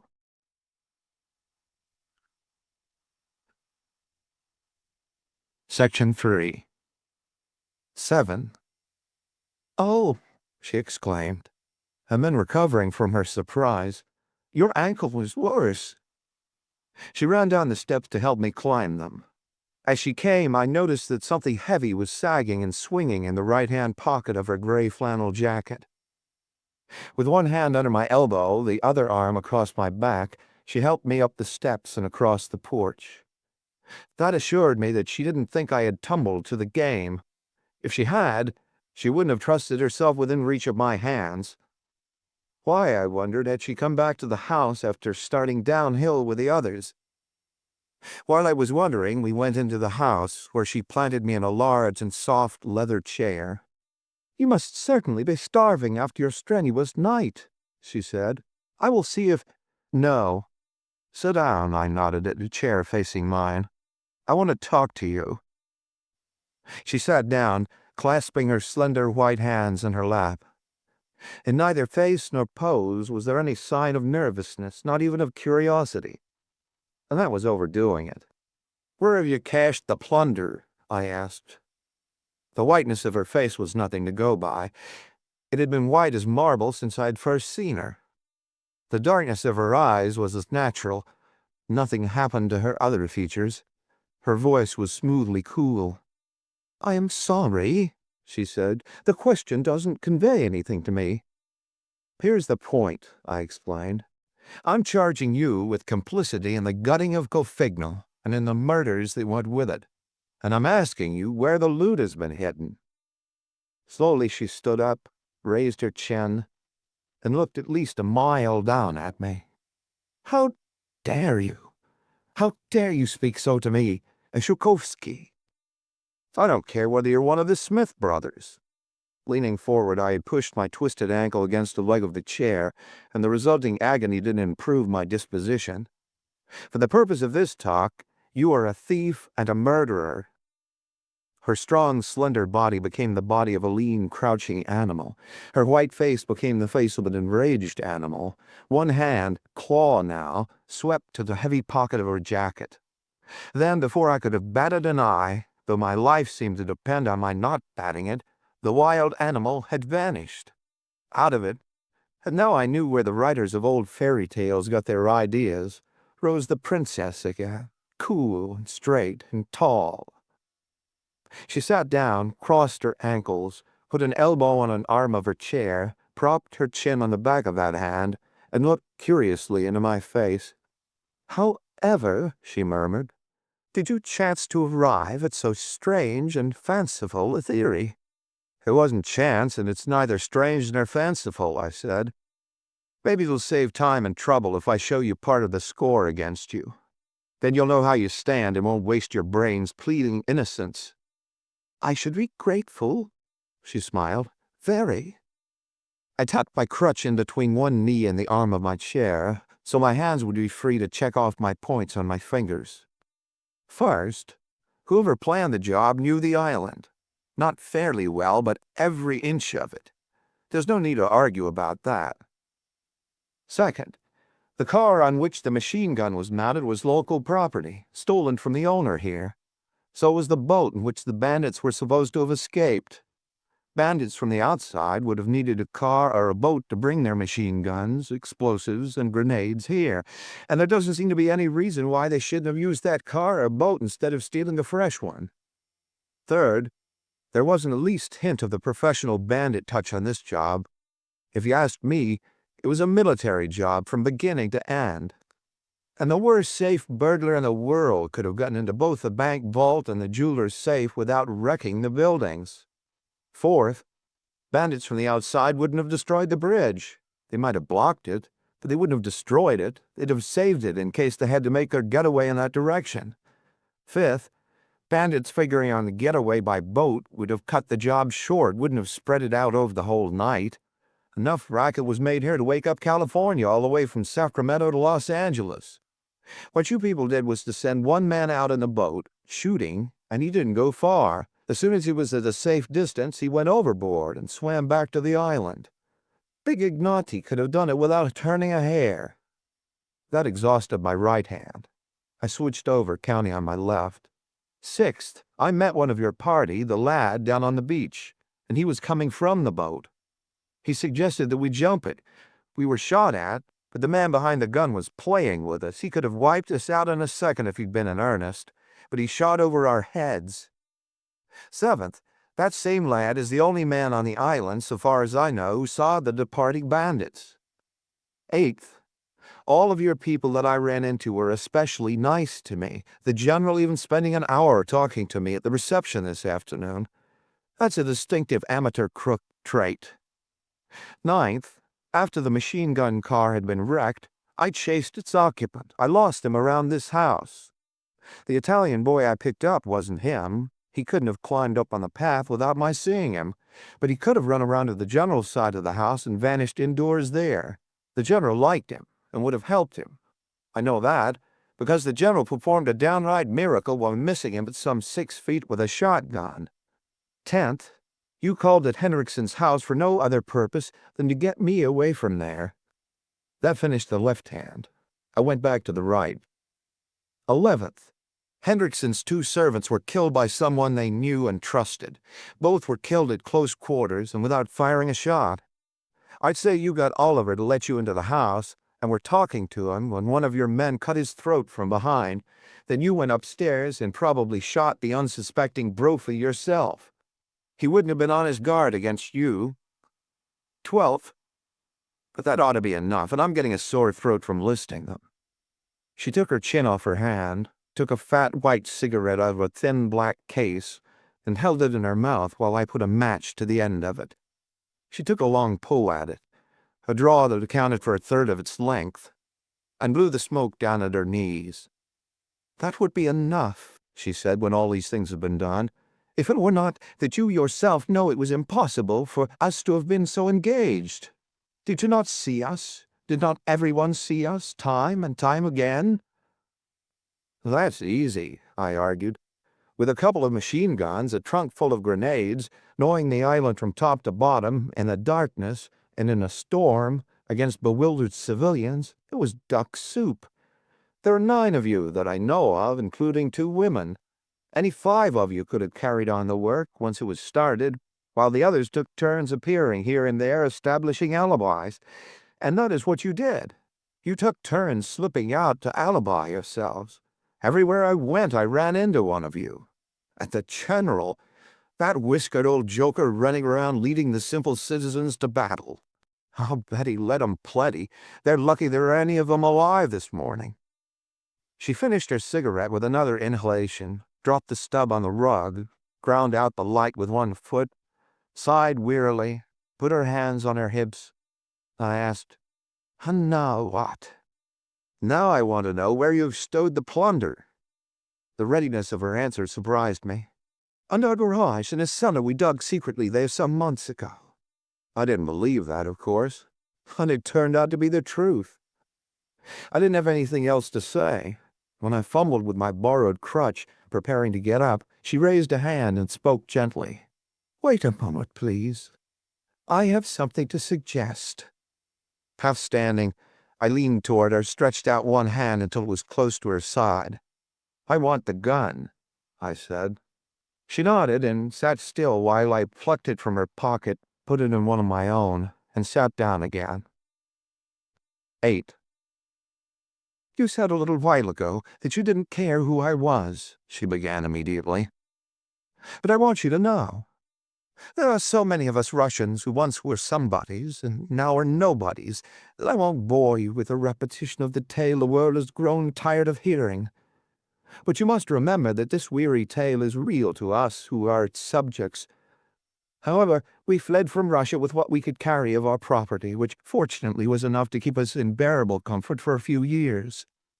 In London we opened a Russian restaurant.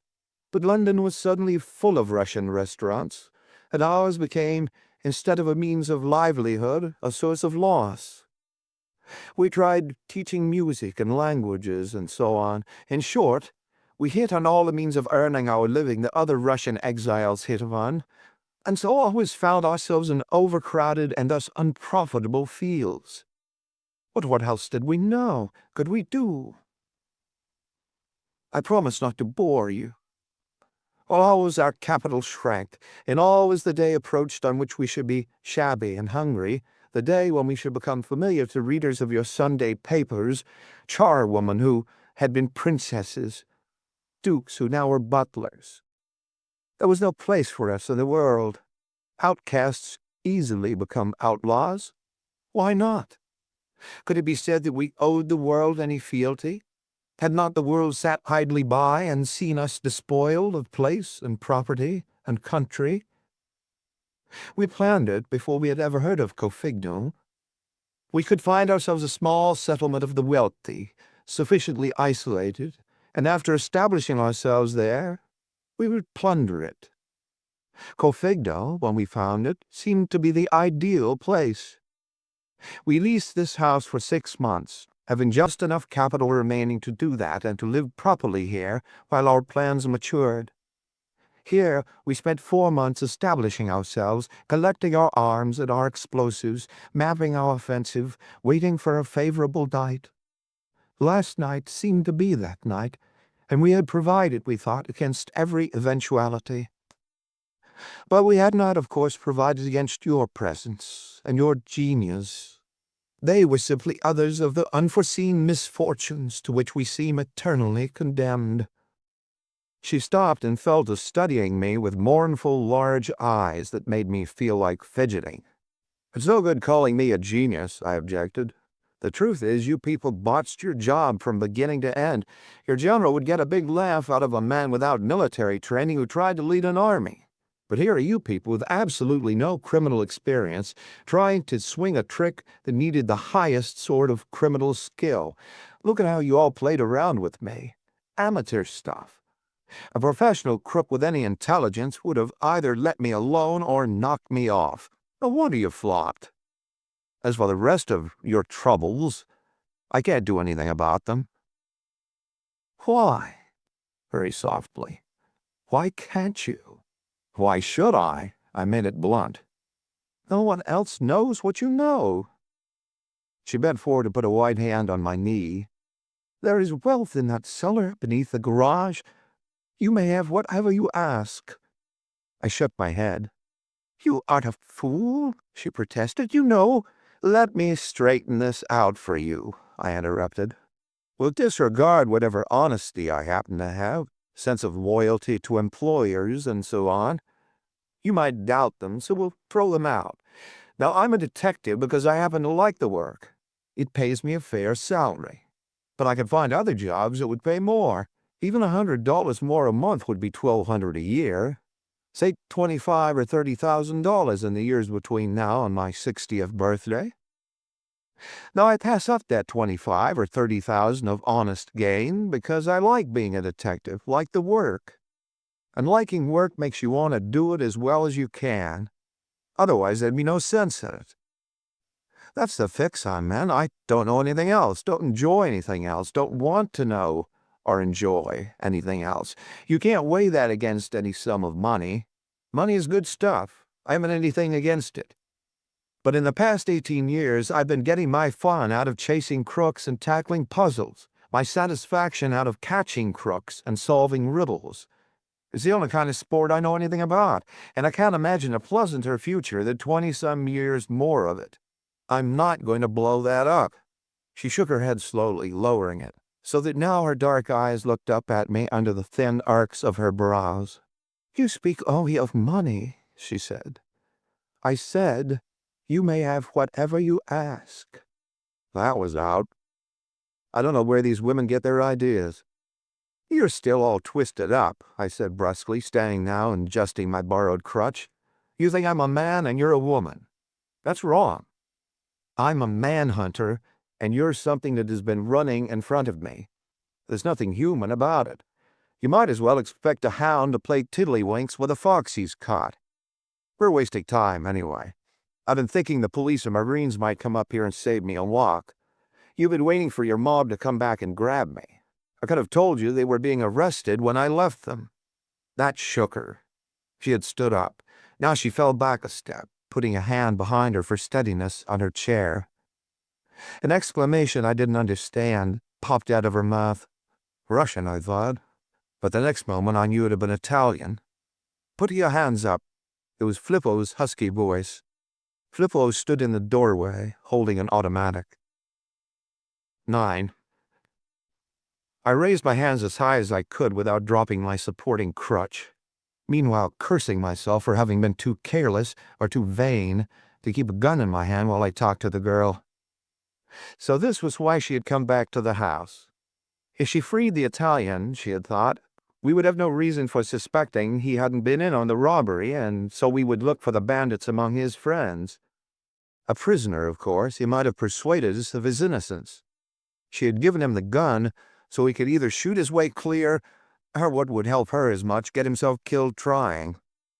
While I was arranging these thoughts in my head, Flippo had come up behind me. His empty hand passed over my body, taking away my own gun, his, and the one I had taken from the girl.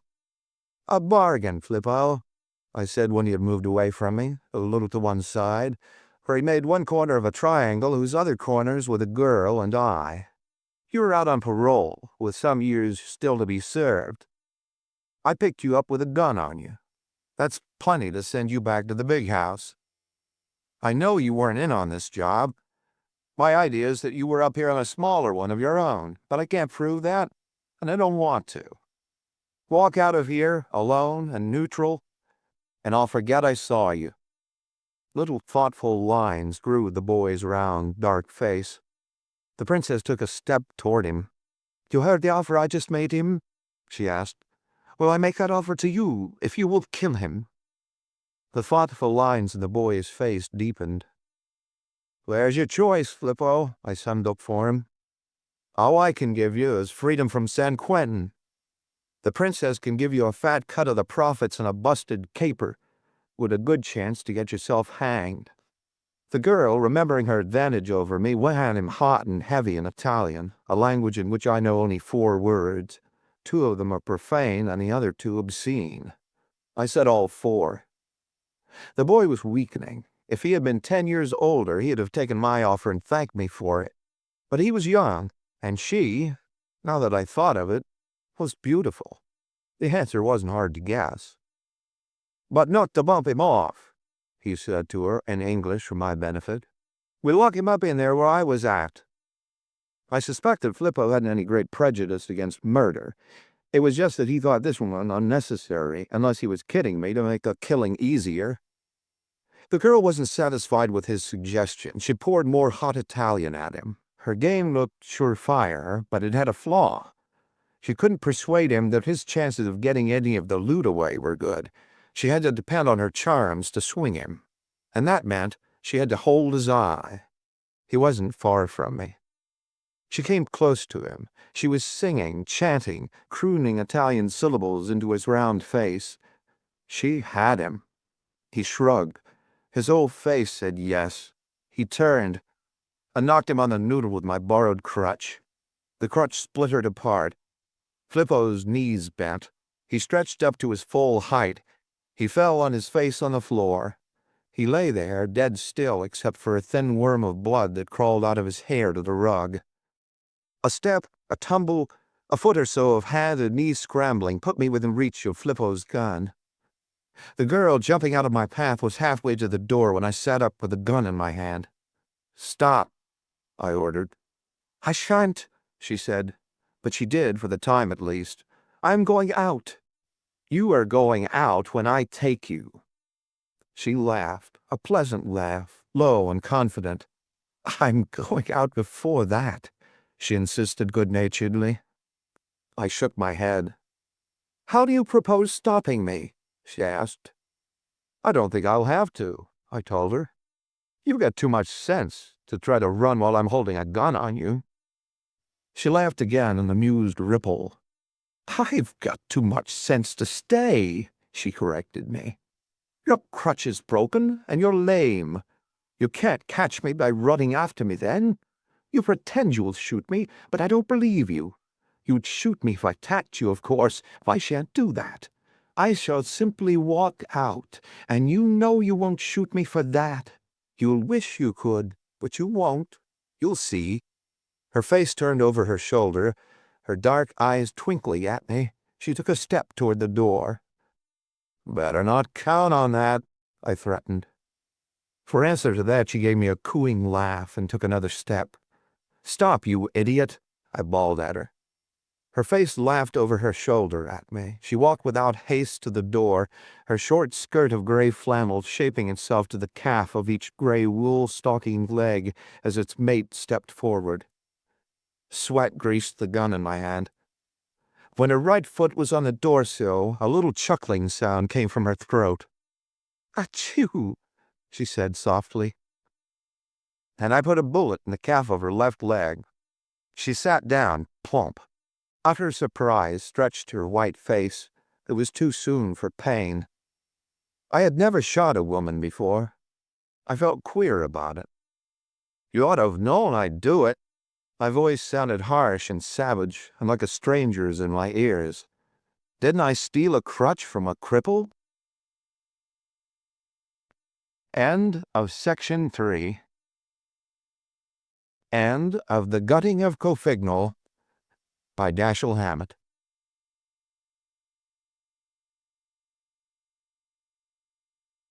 Arson Plus. Jim Tar picked up a cigar I rolled across his desk, looked at the band, hit off an end, and reached for a match. 15 cents straight, he said. "You must want me to break a couple of laws for you this time." I had been doing business with this fat sheriff of Sacramento County for 4 or 5 years, ever since I came to the Continental Detective Agency's San Francisco office, and I had never known him to miss an opening for a sour crack, but it didn't mean anything. "Wrong both times," I told him. "I get 2 of them for a quarter, and I'm here to do you a favor instead of asking for one. The company that insured Thornburg's house thinks somebody touched it off. That's right enough, according to the fire department. They tell me the lower part of the house was soaked with gasoline, but God knows how they could tell. There wasn't a stick left standing. I've got my pump working on it, but he hasn't found anything to get excited about yet. What's the layout? All I know is that there was a fire." Tar leaned back in his chair, turned his red face to the ceiling, and bellowed, "Hey, Mark!" The pearl push-buttons on his desk are ornaments so far as he is concerned. Deputy Sheriffs McHale, McClump, and Macklin came to the door together. McNabb evidently wasn't within hearing. "What's the idea?" the sheriff demanded of McClump. "Are you carrying a bodyguard around with you?" The 2 other deputies, thus informed as to whom Mac referred to this time, went back to their cribbage game. "We got a city slicker here to catch our firebug for us," Tar told his deputy. "But we got to tell him what it's all about first." McClump and I had worked together on an express robbery several months before. He's a rangy, tow-headed youngster of 25 or 6, with all the nerve in the world, and most of the laziness. "Ain't the Lord good to us?" He had himself draped across a chair by now, always his first objective when he comes into a room. "Well, here's how she stands. This fellow Thornburg's house was a couple miles out of town on the old country road, an old frame house. About midnight, night before last, Jeff Pringle, the nearest neighbor, half a mile or so to the east, saw a glare in the sky from over that way and phoned in the alarm. But by the time the fire wagons got there wasn't enough of the house left to bother about. Pringle was the first of the neighbors to get to the house, and the roof had already fell in then. Nobody saw anything suspicious, no strangers hanging around or nothing. Thornburg's help just managed to save themselves, and that was all. They didn't know much about what happened, too scared, I reckon. But they did see Thornburg at his window just before the fire got him. A fellow here in town, named of Henderson, saw that part of it, too. He was driving home from Wayton and got to the house just before the roof caved in. The fire department people say they found signs of gasoline. The Coonses, Thornburg's help, say they didn't have no gas on the place. So there you are. Thornburg have any relatives? Yeah, a niece in San Francisco, a Mrs. Evelyn Trowbridge. She was up yesterday, but there wasn't nothing she could do, and she couldn't tell us nothing much, so she went home. Where are the servants now? Here in town, staying at a hotel on I Street. I told them to stick around for a few days. Thornburg owned the house? Uh-huh. Bought it from Noonan and Weed a couple of months ago. You got anything to do this morning? Nothing but this. Good. Let's go out and dig around. We found the Coonses in their room at the hotel on I Street. Mr. Coons was a small-boned, plump man with a smooth, meaningless face and the suavity of the typical male house servant. His wife was a tall, stringy woman, perhaps 5 years older than her husband, say 40, with a mouth and a chin that seemed shaped for gossiping. But he did all the talking, while she nodded her agreement every second or third word. "We went to work for Mr. Thornburg on the 15th of June, I think," he said in reply to my first question. "We came to Sacramento about the 1st of the month and put in applications at the Alice Employment Bureau. A couple of weeks later, they sent us out to see Mr. Thornburg, and he took us on." "Where were you before you came here?" "In Seattle, sir, with a Mrs. Comerford. But the climate there didn't agree with my wife. She has bronchial trouble, so we decided to come to California. We most likely would have stayed in Seattle, though, if Mrs. Comerford hadn't given up her house." "What do you know about Thornburg?" "Very little, sir. He wasn't a talkative gentleman. He hadn't any business that I know of. I think he was a retired seafaring man. He never said he was, but he had that manner and look. He never went out or had anybody in to see him, except his niece once, and he didn't write or get any mail. He had a room next to his bedroom fixed up as a sort of workshop. He spent most of his time in there. I always thought he was working on some sort of invention, but he kept the door locked and wouldn't let us go near it." "Haven't you any idea at all what it was?" "No, sir. We never heard any hammering or noises from it, and never smelt anything either. And none of his clothes were ever the least bit soiled, even when they were ready to go to the laundry. They would have been if he had been working on anything like machinery." "Was he an old man?" "He couldn't have been over 50, sir. He was very erect, and his hair and beard were thick, with no gray hairs." "Ever have any trouble with him?" "Oh, no, sir. He was, if I may say it, a very peculiar gentleman in a way. And he didn't care about anything except having his meals fixed right, having his clothes taken care of. He was very particular about them, and not being disturbed. Except early in the morning, and at night we'd hardly see him all day." "Now about the fire. Tell us the whole thing, everything you remember." "Well, sir, I and my wife had gone to bed about 10 o'clock, our regular time, and had gone to sleep.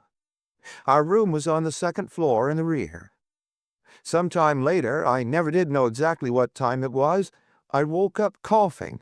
The room was all full of smoke, and my wife was sort of strangling. I jumped up and dragged her down the back stairs and out the back door, not thinking of anything but getting her out of there. When I had her safe in the yard, I thought of Mr. Thornburg and tried to get back in the house, but the whole first floor was just flames. I ran around front then to see if he'd got out, but didn't see anything of him. The whole yard was as light as day by then. Then I heard him scream. A horrible scream, sir. I can hear it yet. And I looked up at his window, that was the front second-story room, and saw him there, trying to get out the window. But all the woodwork was burning, and he screamed again and fell back, and right after that the roof over his room fell in. There wasn't a ladder or anything I could have put up to the window for him. There wasn't anything I could have done. In the meantime, a gentleman had left his automobile in the road and come up to where I was standing, but there wasn't anything we could do. The house was burning everywhere and falling in here and there. So we went back to where I'd left my wife and carried her father away from the fire and brought her to. She had fainted. And that's all I know about it, sir." "Hear any noises earlier that night or see anybody hanging around?" "No, sir." "Have any gasoline around the place?" "No, sir. Mr. Thornburg didn't have a car." "No gasoline for cleaning?" "No, sir, none at all, unless Mr. Thornburg had it in his workshop. When his clothes needed cleaning, I took them to town, and all his laundry was taken by the grocer's man when he brought our provisions." "Don't know anything that might have some bearing on the fire?" "No, sir. I was surprised when I heard that somebody had set the house afire. I could hardly believe it. I don't know why anybody should want to do that." "What do you think of them?" I asked McClump as we left the hotel. "They might pad the bills or even go south with some of the silver, but they won't figure as killers in my mind." That was my opinion, too. But they were the only persons known to have been there when the fire started except the man who had died. We went around to the Alice Employment Bureau and talked to the manager. He told us that the Coonses had come to his office on June 2nd, looking for work, and had given Mrs. Edward Comerford, 45 Woodmansee Terrace, Seattle, Washington, as reference. In reply to a letter, he always checked up the references of servants. Mrs. Comerford had written that the Coonses had been in her employ for a number of years and had been extremely satisfactory in every respect. On June 13th, Thornburg had telephoned the bureau asking that a man and his wife be sent out to keep house for him, and Alice had sent 2 couples that he had listed. Neither had been employed by Thornburg, though Alice considered them more desirable than the Coonses, who were finally hired by Thornburg. All that would certainly seem to indicate that the Coonses hadn't deliberately maneuvered themselves into the place, unless they were the luckiest people in the world, and a detective can't afford to believe in luck or coincidence unless he has unquestionable proof of it. At the office of the real estate agents through whom Thornburg had bought the house, Newling and Weed, we were told that Thornburg had come in on the 11th of June and had said he had been told the house was for sale, had looked it over, and wanted to know the price. The deal had been closed the next morning, and he had paid for the house with a check for $4,500 on the Siemens Bank of San Francisco. The house was already furnished. After luncheon, McClump and I called on Howard Henderson, the man who had seen the fire while driving home from Wayton. He had an office in the Empire Building with his name and the title Northern California Agent, Instant Sheen Cleanser Company on the door. He was a big, careless-looking man of 45 or so, with a professionally jovial smile that belongs to the salesman. He had been in Wayton on business the day of the fire, he said, and had stayed there until rather late, going to dinner and afterward playing pool with a grocer named Hammersmith, one of his customers. He had left Wayton in his machine about 10:30 and set out for Sacramento. At Tavender, he had stopped at the garage for oil and gas and to have one of his tires blown up. Just as he was about to leave the garage man had called his attention to a red glare in the sky and had told him that it was probably from a fire somewhere along the old county road that paralleled the state road into Sacramento. So Henderson had taken the county road and had arrived at the burning house just in time to see Thornburg try to fight his way through the flames that enveloped him. It was way too late to make any attempt to put out the fire, and the man upstairs was beyond saving by then, undoubtedly dead even before the roof collapsed. So Henderson had helped Coons revive his wife and stayed there watching the fire until it had burned itself out. He had seen no one on the county road while driving to the fire. "What do you know about Henderson?" I asked McClump when we were on the street. "Came here from somewhere in the east, I think, early in the summer to open that cleanser agency. Lives at the Garden Hotel. Where do we go next?" "We get a machine and take a look at what's left of the Thornburg house." An enterprising incendiary couldn't have found a lovelier spot in which to turn himself loose if he looked the whole county over. Tree-topped hills hid it from the rest of the world on 3 sides, while away from the 4th an uninhabited plain rolled down to the river. The county road that passed the front gate was shunned by automobiles, so McClump said, in favor of the state highway to the north. Where the house had been was now a mound of blackened ruins. We poked around in the ashes for a few minutes, not that we expected to find anything, but because it's in the nature of man to poke around in ruins. A garage in the rear, whose interior gave no evidence of recent occupation, had a badly scorched roof and front, but was otherwise undamaged. A shed behind it, sheltering an axe, a shovel, and various odds and ends of gardening tools, had escaped the fire altogether.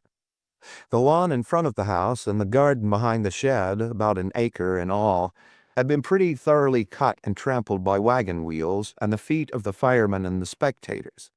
Having ruined our shoe shines, McClump and I got back in our machine and swung off in a circle around the place, calling at all the houses within a mile radius and getting little besides jolts for our trouble. The nearest house was that of Pringle, the man who had turned in the alarm. But he not only knew nothing about the dead man, but said he had never seen him. In fact, only one of the neighbors had ever seen him, a Mrs. Jabine, who lived about a mile to the south. She had taken care of the key to the house while it was vacant, and a day or 2 before he bought it, Thornburg had come to her house inquiring about the vacant one.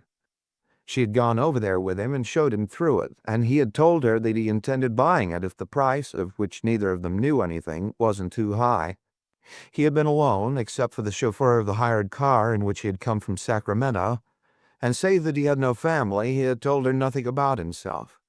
Hearing that he had moved in, she went over to call on him several days later. Just a neighborly visit, but had been told by Mrs. Coons that he was not at home. Most of the neighbors had talked to the Coonses and had got the impression that Thornburg did not care for visitors, so they had let him alone. The Coonses were described as pleasant enough to talk to when you meet them, but reflecting their employer's desire not to make friends.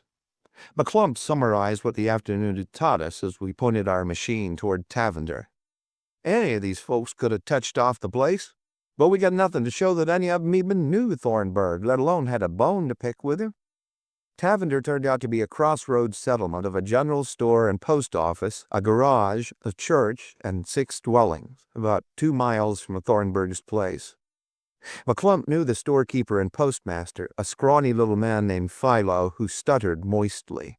"I never saw Thornburg," he said. "And I never had any mail for him. Coons," it sounded like one of those things butterflies come out, "used to come in once a week to order groceries.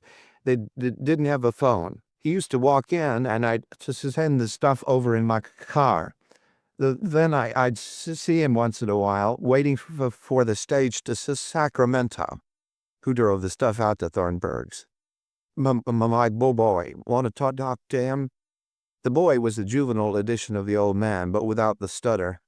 He had never seen Thornburg on any of his visits, but his business had taken him only as far as the kitchen. He hadn't noticed anything peculiar about the place. "Who's the night man at the garage?" I asked him after we had listened to the little he had to tell. "Billy Luce. I think you can catch him there now. I saw him go in a few minutes ago." We crossed the road and found Luce. "Night before last, the night of the fire down the road. Was there a man here talking to you when you first saw it?" He turned his eyes upward in that vacant stare which people use to aid their memory. "Yes, I remember now. He was going to town, and I told him that if he took the county road instead of the state road, he'd see the fire on his way in." "What kind of looking man was he?" "Middle-aged. A big man, but sort of slouchy. I think he had on a brown suit, baggy and wrinkled." "Medium complexion?" "Yes." "Smile when he talked?" "Yes." "A pleasant sort of fellow." "Curly brown hair?" "Have a heart," Luce laughed. "I didn't put him under a magnifying glass." From Tavender we drove over to Wayton. Luce's description had fit Henderson all right, but while we were at it we thought we might as well check up to make sure that he had been coming from Wayton. We spent exactly 25 minutes in Wayton, 10 of them finding Hammersmith, the grocer with whom Henderson had said he dined and played pool, 5 minutes finding the proprietor of the pool room, and 10 verifying Henderson's story. "What do you think of it now, Mac?" I asked as we rolled back toward Sacramento. Mac's too lazy to express an opinion or even form one, unless he's driven to it, but that doesn't mean they aren't worth listening to, if you can get them. "There ain't a hell of a lot to think," he said cheerfully. "Henderson is out of it if he ever was in it. There's nothing to show that anybody but the Coonses and Thornburg were there when the fire started, but they may have been a regiment there. Them Coonses ain't too honest looking, maybe, but they ain't killers, or I missed my guess. But the fact remains that they're the only bet we got so far. Maybe we ought to try to get a line on them." "All right," I agreed. "I'll get a wire off to our Seattle office asking them to interview Mrs. Comerford and see what she can tell about them as soon as we get back in town. Then I'm going to catch a train for San Francisco and see Thornburg's niece in the morning." Next morning, at the address McClump had given me, a rather elaborate apartment building on California Street, I had to wait 3/4 of an hour for Mrs. Evelyn Trowbridge to dress. If I had been younger, or a social caller, I suppose I'd have felt amply rewarded when she finally came in, a tall, slender woman of less than 30, in some sort of clinging black affair, with a lot of black hair over a very white face, strikingly set off by a small red mouth and big hazel eyes that looked black until you got close to them.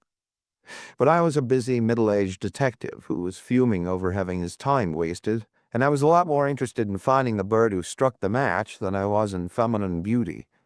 However, I smothered my grouch, apologized for disturbing her at such an early hour, and got down to business. I want you to tell me all you know about your uncle. His family, friends, enemies, business connections, everything. I had scribbled on the back of the card I had sent in to her what my business was. He hasn't any family, she said, unless I might be it. He was my mother's brother, and I am the only one of the family now living.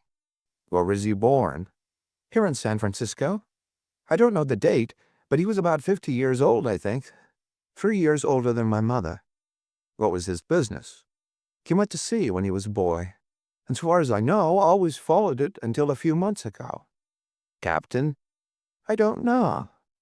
Sometimes I wouldn't see or hear from him for several years, and he never talked about what he was doing, although he would mention some of the places he had visited. Rio de Janeiro, Madagascar, Tobago, Christiana.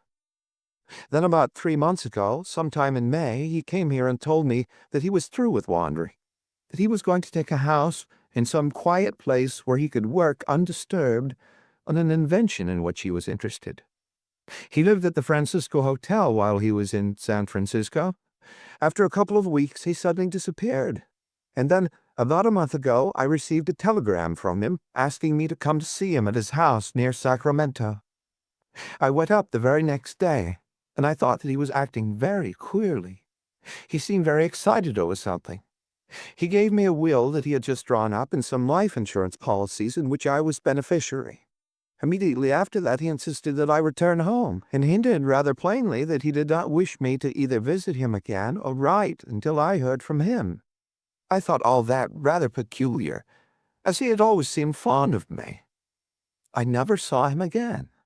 What was this invention he was working on? I really don't know. I asked him once, but he became so excited, even suspicious, that I changed the subject and never mentioned it again. Are you sure that he really did follow the sea all those years? No, I am not. I just took it for granted. But he may have been doing something altogether different. Was he ever married? Not that I know of.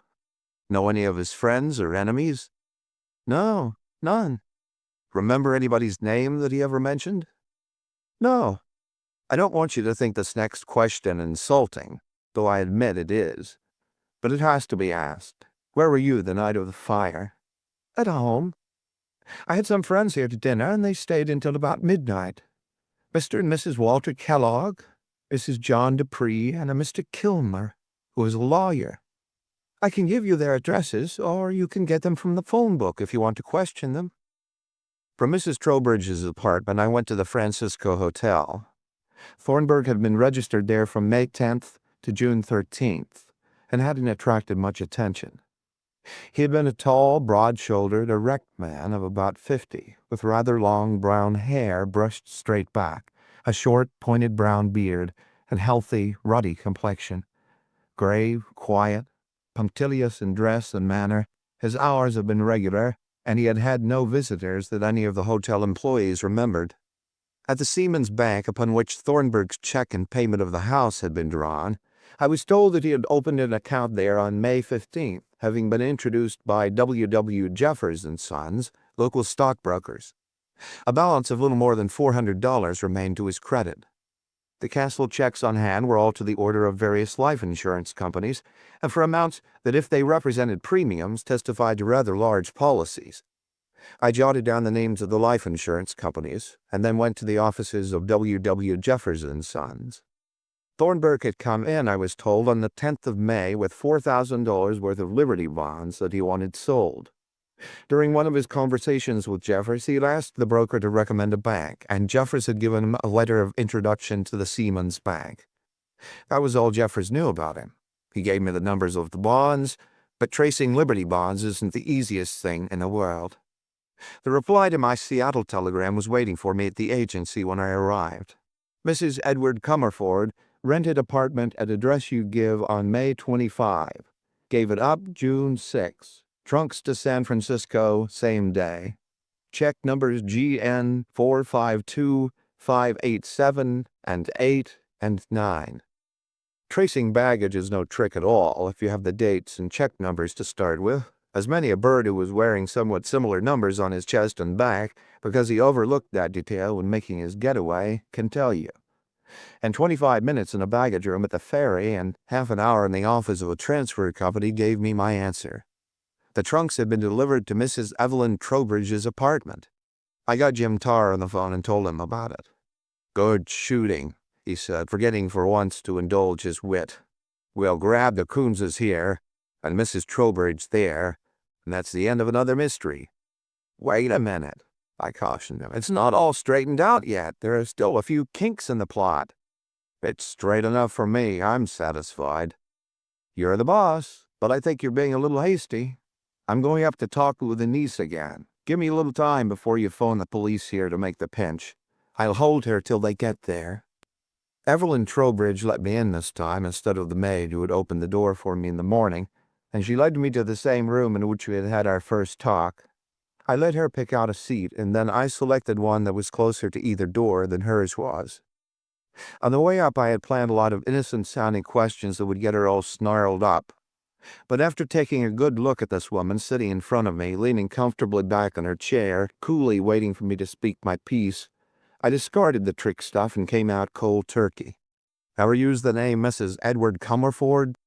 "Oh, yes," as casual as a nod on the street. "When?" "Often. You see, I happen to have been married not so long ago to Mr. Edward Comerford, so it's not really strange that I should have used the name." "Used it in Seattle recently?" "I would suggest," she said sweetly, "that if you are leading up to the references I gave Coons and his wife, you might save time by coming right to it." "That's fair enough," I said. "Let's do that." There wasn't a half-tone, a shading in voice, manner, or expression to indicate that she was talking about anything half so serious or important to her as the possibility of being charged with murder. She might have been talking about the weather or a book that hadn't interested her particularly. "During the time that Mr. Comerford and I were married, we lived in Seattle, where he still lives. After the divorce, I left Seattle and resumed my maiden name. And the Coonses were in our employ, as you might learn if you care to look it up. You'll find my husband, or former husband, at the Chelsea Apartments, I think. Last summer or late spring, I decided to return to Seattle. The truth of it is, I suppose all my personal affairs will be aired anyhow, that I thought perhaps Edward and I might patch up our differences. So we went back and took an apartment on Woodmansea Terrace. As I was known in Seattle as Mrs. Edward Comerford, and as I thought using his name might influence him a little perhaps, I used it while I was there. Also, I telephoned the Coonses to make tentative arrangements in case Edward and I should open our house again. But Coons told me they were going to California, and so I gladly gave them an excellent recommendation when some days later I received a letter of inquiry from an employment bureau in Sacramento. After I had been in Seattle for about 2 weeks, I changed my mind about the reconciliation. Edward's interest, I learned, was all centered elsewhere. So I returned to San Francisco." "Very nice, but—" "If you will permit me to finish," she interrupted. "When I went to see my uncle in response to his telegram, I was surprised to find the Coonses in his house. Knowing my uncle's peculiarities and finding them now increased, and remembering his extreme secretiveness about his mysterious invention, I cautioned the Coonses not to tell him that they had been in my employ. He certainly would have discharged them, and just as certainly would have quarreled with me. He would have thought that I was having him spied upon. Then when Coons telephoned me after the fire, I knew that to admit the Coonses had been formerly in my employ would, in view of the fact that I was my uncle's heir, cast suspicion on all three of us. So we foolishly agreed to say nothing about it and carry on the deception." That didn't sound all wrong, but it didn't sound all right.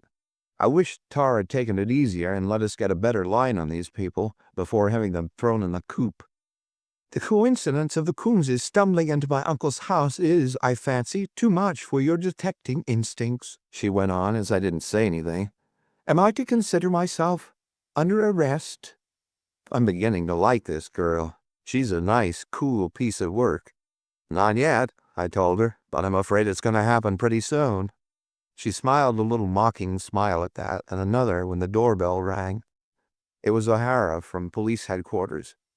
We turned the apartment upside down and inside out, but didn't find anything of importance except the will she had told me about, dated July 8th, and her uncle's life insurance policies.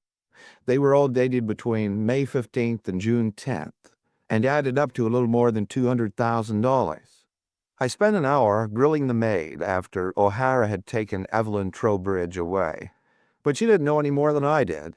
However, between her, the janitor, the manager of the apartments, and the names Mrs. Trowbridge had given me, I learned that she had really been entertaining friends on the night of the fire, until after 11 o'clock anyway, and that was late enough. Half an hour later, I was riding the short line back to Sacramento. I was getting to be one of the line's best customers, and my anatomy was on bouncing terms with every bump in the road. And the bumps, as Rubberhead Davis used to say about the flies and mosquitoes in Alberta in summer, is freely plentiful. Between bumps, I tried to fit the pieces of the Thornburg puzzle together. The niece and the Coonses fit in somewhere, but not just where we had them. We had been working on the job sort of lopsided, but it was the best we could do with it. In the beginning, we had turned to the Coonses and Evelyn Trowbridge because there was no other direction to go. And now we had something on them, but a good lawyer could make hash of our case against them. The Coonses were in the county jail when I got to Sacramento.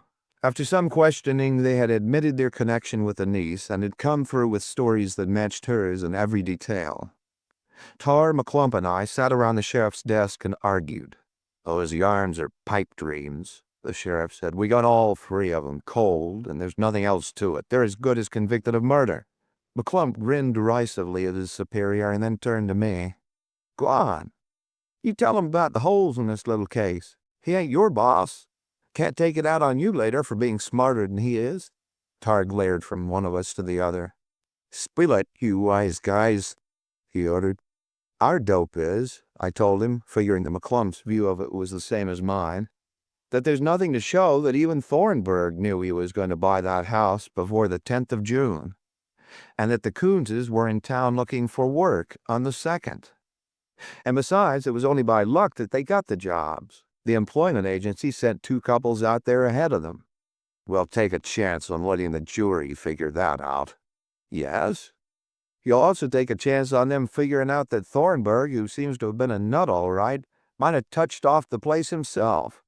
We've got something on these people, Jim, but not enough to go into court with them. How are you going to prove that when the Coonses were planted in Thornburg's house, if you can even prove they were, they and the Trowbridge woman knew he was going to load up with insurance policies?" The sheriff spat disgustedly.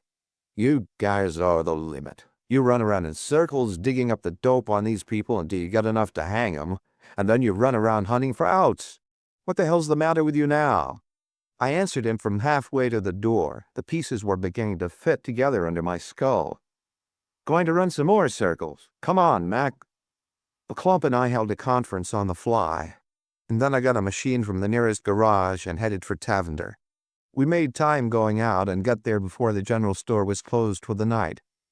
The stuttering Philo separated himself from the 2 men with whom he had been talking, Hiram Johnson, and followed me to the rear of the store. "You keep an itemized list of the laundry you handle?" No, just the amounts." "Let's look at Thornburg's." He produced a begrimed and rumpled account book, and we picked out the weekly items I wanted. 260, 310, 225, and so on. "Got the last batch of laundry here?" Yes, he said. It just came out from the city today." I tore open the bundle. Some sheets, pillowcases, tablecloths, towels, napkins, some feminine clothing, some shirts, collars, underwear, socks that were unmistakably Coonses. I thanked Philo while running back to my machine. Back in Sacramento again, McClump was waiting for me at the garage where I had hired the car. "Registered at the hotel on June 15th, rented the office on the 16th. I think he's in the hotel now," he greeted me. We hurried around the block to the Garden Hotel. "Mr. Hammerson went out a minute or 2 ago," the night clerk told us. "He seemed to be in a hurry." "Know where he keeps his car?" "In the hotel garage around the corner." We were within 2 pavements of the garage when Henderson's automobile shot out and turned up the street. "Oh, Mr. Henderson," I cried, trying to keep my voice level and smooth. He stepped on the gas and streaked away from us. "Want him?" McClump asked, and at my nod, stopped a passing roadster by the simple expedient of stepping out in front of it. We climbed aboard. McClump flashed his star at the bewildered driver and pointed out Henderson's dwindling tail light. After he had persuaded himself that he wasn't being boarded by a couple of bandits, the commandeered driver did his best, and we picked up Henderson's tail light after 2 or 3 turnings and closed in on him, though his machine was going at a good clip. By the time we reached the outskirts of the city, we had crawled up to within safe shooting distance, and I sent a bullet over the fleeting man's head. Thus encouraged, he managed to get a little more speed out of his car, but we were definitely overhauling him now. Just at the wrong minute, Henderson decided to look over his shoulder at us. An unevenness in the road twisted his wheels, his machine swayed, skidded, went over on its side. Almost immediately from the heart of the tangle came a flash and a bullet moaned past my ear. Another. And then, while I was still hunting for something to shoot at in the pile of junk we were drawing down upon, McClump's ancient and battered revolver roared in my other ear. Henderson was dead when we got to him. McClump's bullet had taken him over one eye. McClump spoke to me over the body.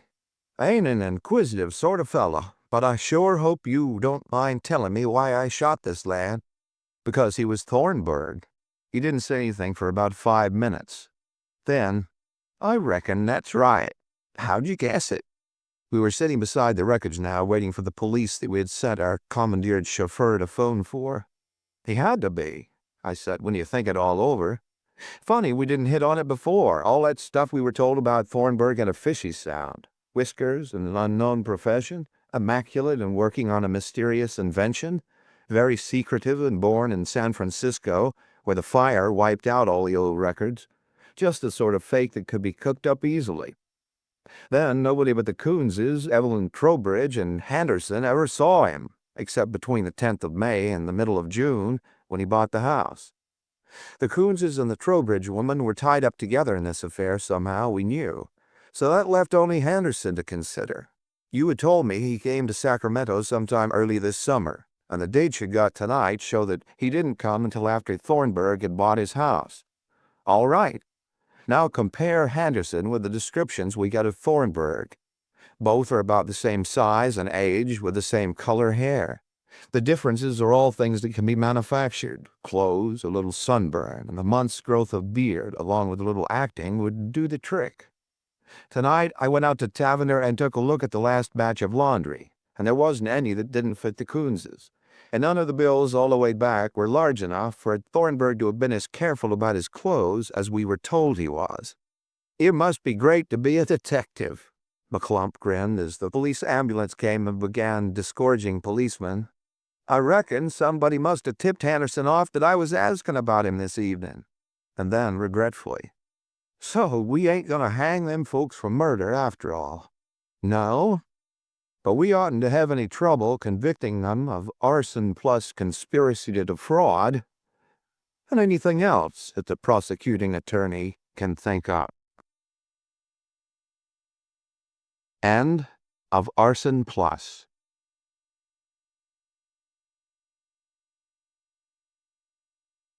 Crooked Souls. Harvey Gatewood had issued orders that I was to be admitted as soon as I arrived, so it only took me a little less than 15 minutes to thread my way past the doorkeepers, office boys, and secretaries who filled up most of the space between the Gatewood Lumber Corporation's front door and the president's private office. His office was large, all mahogany and bronze and green plush, with a mahogany desk as big as a bed in the center of the floor. Gatewood, leaning across the desk, began to bark at me as soon as the obsequious clerk who had bowed me in bowed himself out. "My daughter was kidnapped last night. I want the blank that did it if it takes every cent I got." "Tell me about it," I suggested, drawing up the chair that he hadn't thought to offer me. But he wanted results, it seemed, and not questions, and so I wasted nearly an hour getting information that he could have given me in 15 minutes. He's a big bruiser of a man, something over 200 pounds of hard red flesh, and a czar from the top of his bullet head to the toes of his shoes that would have been at least number 12s if they hadn't been made to measure. He had made his several millions by sandbagging everybody that stood in his way, and the rage that he's burning up with now doesn't make him any easier to deal with. His wicked jaws sticking out like a knob of granite, and his eyes are filmed with blood. He's in a lovely frame of mind. For a while it looks as if the Continental Detective Agency is going to lose a client, because I've made up my mind that he's going to tell me all I want to know, or I'm going to chuck up the job. But finally I got the story out of him. His daughter Audrey had left their house on Clay Street at about 7 o'clock the preceding evening, telling her maid that she was going out for a walk. She had not returned that night, though Gatewood had not known that until after he had read the letter that came this morning. The letter had been from someone who said that she had been kidnapped. It demanded $50,000 for her release and instructed Gatewood to get the money ready in $100 bills so that there might be no delay when he is told in what manner it is to be paid over to his daughter's captors. As proof that the demand was not a hoax, a lock of the girl's hair, a ring she always wore, and a brief note from her asking her father to comply with the demands had been enclosed. Gatewood had received the letter at his office and had telephoned to his house immediately. He had been told that the girl's bed had not been slept in the previous night, and that none of the servants had seen her since she started out for her walk. He had then notified the police, turning the letter over to them, and a few minutes later he had decided to employ private detectives also. "Now," he burst out, after I'd wormed these things out of him and he had told me that he knew nothing of his daughter's associates or habits, "go ahead and do something. I'm not paying you to sit around and talk about it." "What are you going to do?" I asked. "Me? I'm going to put those blanks behind the bars if it takes every cent I've got in the world." "Sure. But first you can get that $50,000 ready so that you can give it to them when they ask you for it." He clicked his jaw shut, thrust his face into mine. "I've never been clubbed into doing anything in my life, and I'm too old to start now," he said. "I'm going to call these people's bluff. That's going to make it lovely for your daughter. But aside from what it'll do to her, it's the wrong play. $50,000 isn't a whole lot to you, and paying it over will give us two chances that we haven't got now. One, when the payment is made, a chance to either nab whoever comes for it or get a line on them, and the other, when your daughter is returned. No matter how careful they are, it's a cinch that she'll be able to tell us something that will help us grab them." He shook his head angrily. I was tired of arguing with him, so I left him, hoping that he'd see the wisdom of the course I had advised before too late. At the Gatewood residence I found butlers, second men, chauffeurs, cooks, maids, upstairs girls, downstairs girls, and a raft of miscellaneous flunkies. He had enough servants to run a hotel. What they told me amounted to this. The girl had not received a phone call, note by messenger, or telegram, the time-honored devices for luring a victim out to a murder or abduction, before she left the house. She had told her maid that she would be back within an hour or two, but the maid had not been alarmed when her mistress failed to return all that night. Audrey was the only child, and since her mother's death she had come and gone to suit herself. She and her father didn't hit it off very well together. Their natures were too much alike, I gathered, and he never knew where she was. And there was nothing unusual about her remaining away all night, as she seldom bothered to leave word when she was going to stay overnight with friends. She was 19 years old, but looked several years older, about 5 feet 5 inches tall and slender. She had blue eyes, brown hair, very thick and long, was pale and very nervous.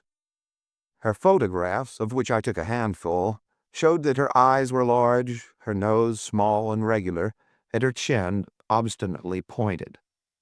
She was not beautiful, but in the one photograph where a smile had wiped off the sullenness of her mouth, she was at least pretty. When she left the house, she had worn a light tweed skirt and a jacket with London tailor's labels in them, a buff silk shirtwaist with stripes a shade darker, brown wool stockings, low-heeled brown Oxfords, and an untrimmed gray felt hat. I went up to her rooms. She had 3 on the 3rd floor, and looked through all her stuff. I found nearly a bushel of photographs of men, boys, and girls, and a great stack of letters of varying degrees of intimacy, signed with a wide assortment of names and nicknames. I made notes of all the addresses I found. Nothing there seemed to have any bearing on her abduction, but there was a chance that one of the names and addresses might be of someone who had served as a decoy. Also, some of her friends might be able to tell us something of value.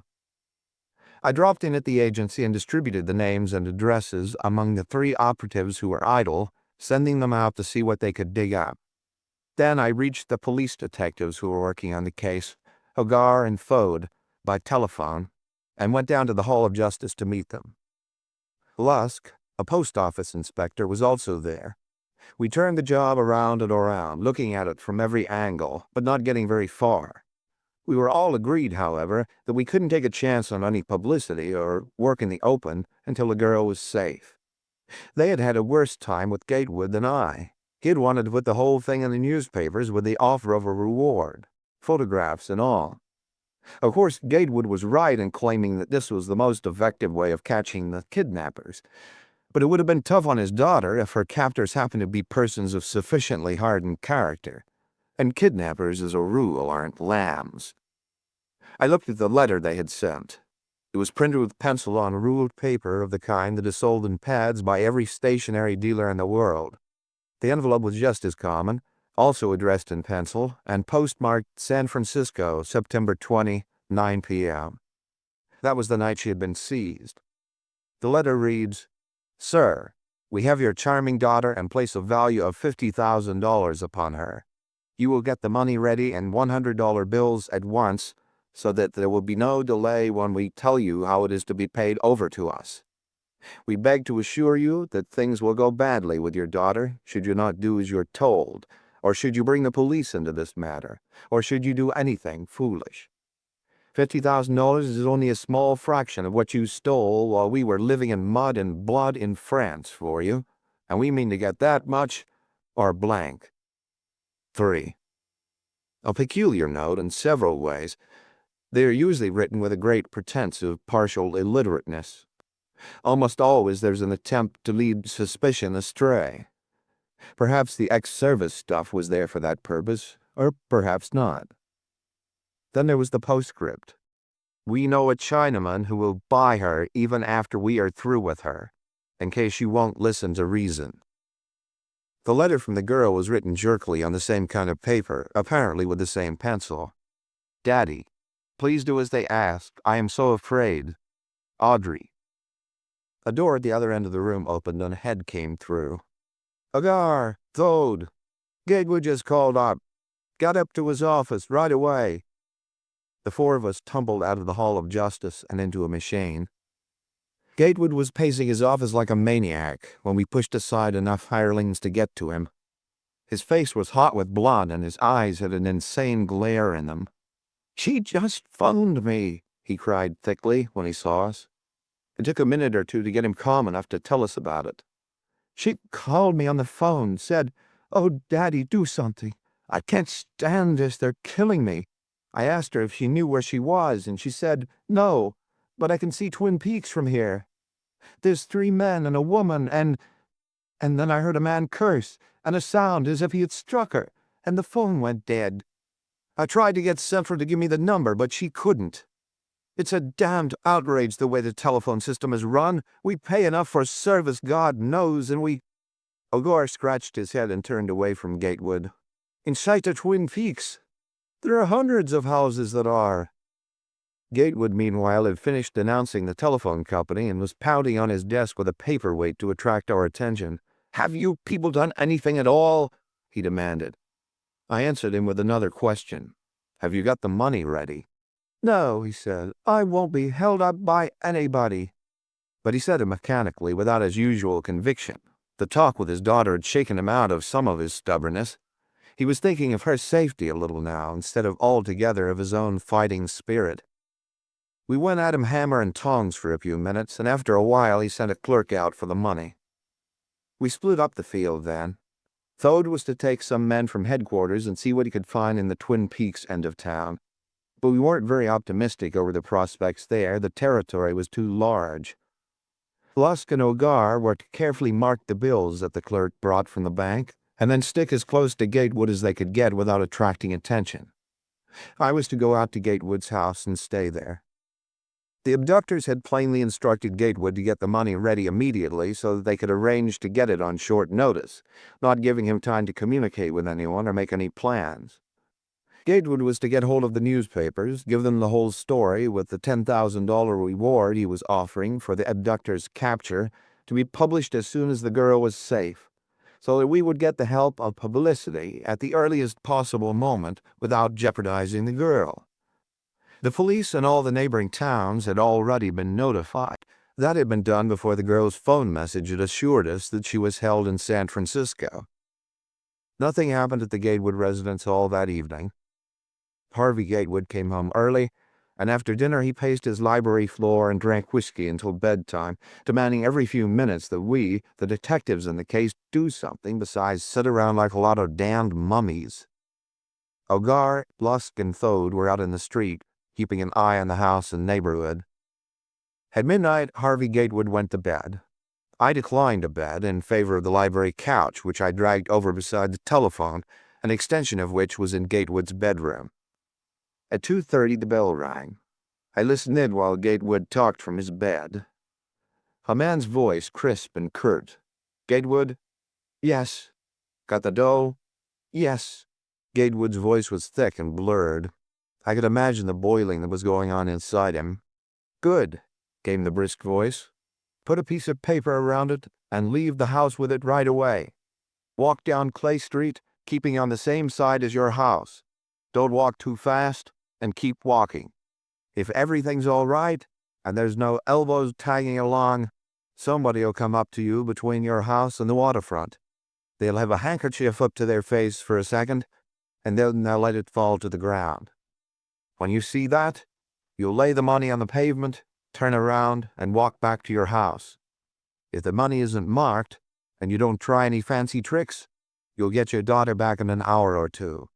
If you try to pull anything, remember what we wrote you about the chink. Got it straight?" Gatewood spluttered something that was meant for an affirmative, and the telephone clicked silent. I didn't waste any of my precious time tracing the call. It would be from a public telephone, I knew, but yelled up the stairs to Gatewood, "You do as you're told, and don't try any foolishness." Then I ran out into the early morning air to find the police detectives and the post office inspector. They had been joined by 2 plainclothes men and had 2 automobiles waiting. I told them what the situation was, and we laid hurried plans. Ogar was to drive in one of the machines down Sacramento Street, and Thode in the other down Washington Street. These streets parallel Clay, one on each side. They were to drive slowly, keeping pace with Gatewood, and stopping at each cross street to see that he passed. When he failed to cross within a reasonable time, they were to turn up to Clay Street, and their actions from then on would have to be guided by chance and their own wits. Lusk was to wander along a block or 2 ahead of Gatewood on the opposite side of the street, pretending to be mildly intoxicated and keeping his eyes and ears open. I was to shadow Gatewood down the street, with one of the plainclothes men behind me. The other plainclothes man was to turn in a call at headquarters for every available man to be sent to Clay Street. They would arrive too late, of course, and as likely as not it would take them some time to find us, but we had no way of knowing what was going to turn up before the night was over. Our plan was sketchy enough, but it was the best we could do. We were afraid to grab whoever got the money from Gatewood. The girls talked with their father that afternoon. It sounded too much as if her captors were desperate for us to take any chances on going after them roughshod until she was out of their hands. We had hardly finished our plans when Gatewood, wearing a heavy overcoat, left his house and turned down the street. Farther down, Lusk, weaving along, talking to himself, was almost invisible in the shadows. There was no one else in sight. That meant I had to give Gatewood at least 2 blocks lead, so that the man who came for the money wouldn't tumble to me. One of the plainclothes men was half a block behind me on the other side of the street. 2 blocks down we walked, and then a little chunky man in a derby hat came into sight. He passed Gatewood, passed me, went on. 3 blocks more. A touring car, large, black, powerfully engined, and with lowered curtains, came from the rear, passed us, and went on. Possibly a scout. I scrawled his license number down on my pad without taking my hand out of my overcoat pocket. Another 3 blocks. A policeman passed, strolling along in ignorance of the game being played under his nose, and then a taxicab with a single male passenger. I wrote down its license number. 4 blocks with no one in sight ahead of me but Gatewood. I couldn't see Lusk anymore. Just ahead of Gatewood, a man stepped out of a black doorway, turned around, called up to a window for someone to come down, and opened the door for him. We went on. Coming from nowhere, a woman stood on the sidewalk 50 feet ahead of Gatewood, a handkerchief to her face. It fluttered to the pavement. Gatewood stopped, standing stiff-legged. I could see his right hand come up, lifting the side of the overcoat in which it was pocketed, and I knew the hand was gripped around a pistol. For perhaps half a minute he stood like a statue. Then his left hand came out of his pocket, and the bundle of money fell to the sidewalk in front of him, where it made a slight blur in the darkness. Gatewood turned abruptly and began to retrace his steps homeward. The woman had recovered her handkerchief. Now she ran to the bundle, picked it up, and scuttled to the black mouth of an alley a few feet distant. A rather tall woman, bent and in dark clothes from head to feet. In the black mouth of the alley, she vanished. I had been compelled to slow up while Gatewood and the woman stood facing each other, and I was more than a block away now. As soon as the woman disappeared, I took a chance and started pounding my rubber soles against the pavement. The alley was empty when I reached it. It ran all the way through to the next street, but I knew that the woman couldn't have reached the other end before I got to this one. I carry a lot of weight these days, but I can still step a block or two in good time. Along both sides of the alley were the rears of apartment buildings, each with its back door looking blankly, secretively at me. The plainclothes man who had been trailing behind me came up, then Ogar and Thode in their machines, and soon Lusk. Ogar and Thode rode off immediately to wind through the neighboring streets, hunting for the woman. Lusk and the plainclothes man each planted himself on a corner which 2 of the streets enclosing the block could be watched. I went through the alley, hunting vainly for an unlocked door, an open window, a fire escape that would show recent use, any of the signs that a hurried departure from the alley might leave. Nothing. Ogar came back shortly with some reinforcements from headquarters that he had picked up, and Gatewood. Gatewood was burning. "Uncle, the damn thing again. I won't pay your agency a nickel, and I'll see that some of those so-called detectives get put back in a uniform and set to walking beats." "What did the woman look like?" I asked him. "I don't know. I thought you were hanging around to take care of her. She was old and bent kind of, I guess, but I couldn't see her face for her veil. I don't know what the hell you meant doing. It's a damned outrage the way—" I finally got him quieted down and took him home, leaving the city men to keep the neighborhood under surveillance. There was 14 or 15 of them on the job now, and every shadow held at least one. The girl would naturally head for home as soon as she was released, and I wanted to be there to pump her. There was an excellent chance of reaching her abductors before they got very far, if she could tell us anything at all about them. Home, Gatewood went up against the whiskey bottle again, while I kept one ear cocked on the telephone and the other at the front door. Ogar and Thode phoned every half hour to ask if we'd heard from the girl. They had still found nothing. At 9 o'clock, they, with Lusk, arrived at the house. The woman in black had turned out to be a man, and had gotten away. In the rear of one of the apartment buildings that touched the alley, just a foot or so within the back door, they found a woman's skirt, long coat, hat, and veil, all black. Investigating the occupants of the house, they had learned that an apartment had been rented to a young man named Layton 3 days before. Layton was not at home when they went up to his apartment. His rooms held a lot of cold cigarette butts and an empty bottle, and nothing else that had not been there when he rented it. The inference was clear. He had rented the apartment so that he might have access to the building. Wearing women's clothes over his own, he had gone out of the back door, leaving it unlatched behind him, to meet Gatewood. Then he had run back into the building, discarded his disguise, and hurried through the building out the front door, and away before we had our feeble net around the block, perhaps dodging into dark doorways here and there to avoid Ogar and Thode and their automobiles.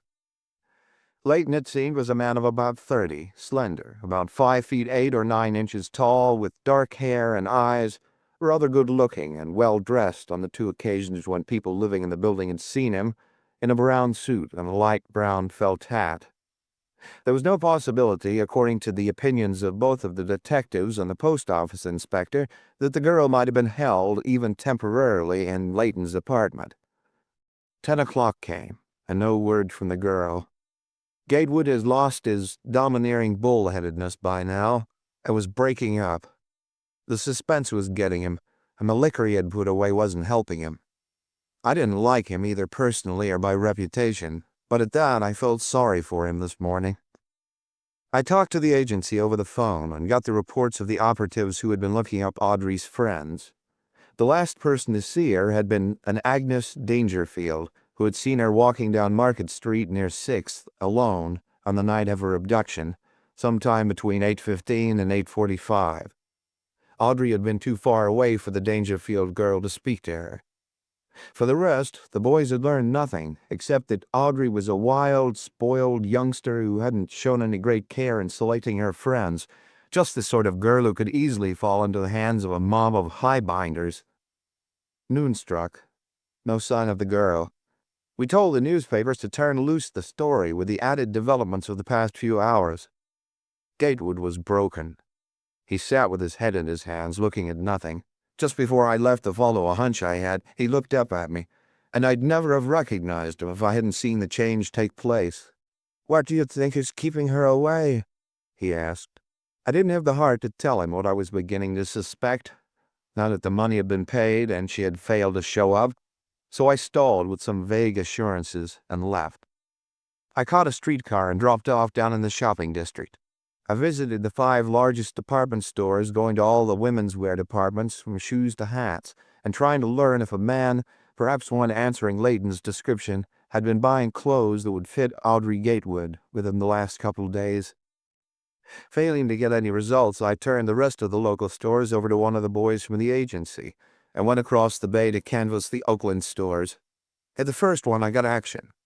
A man who might easily have been Leighton had been in the day before, buying clothes that could easily fit Audrey.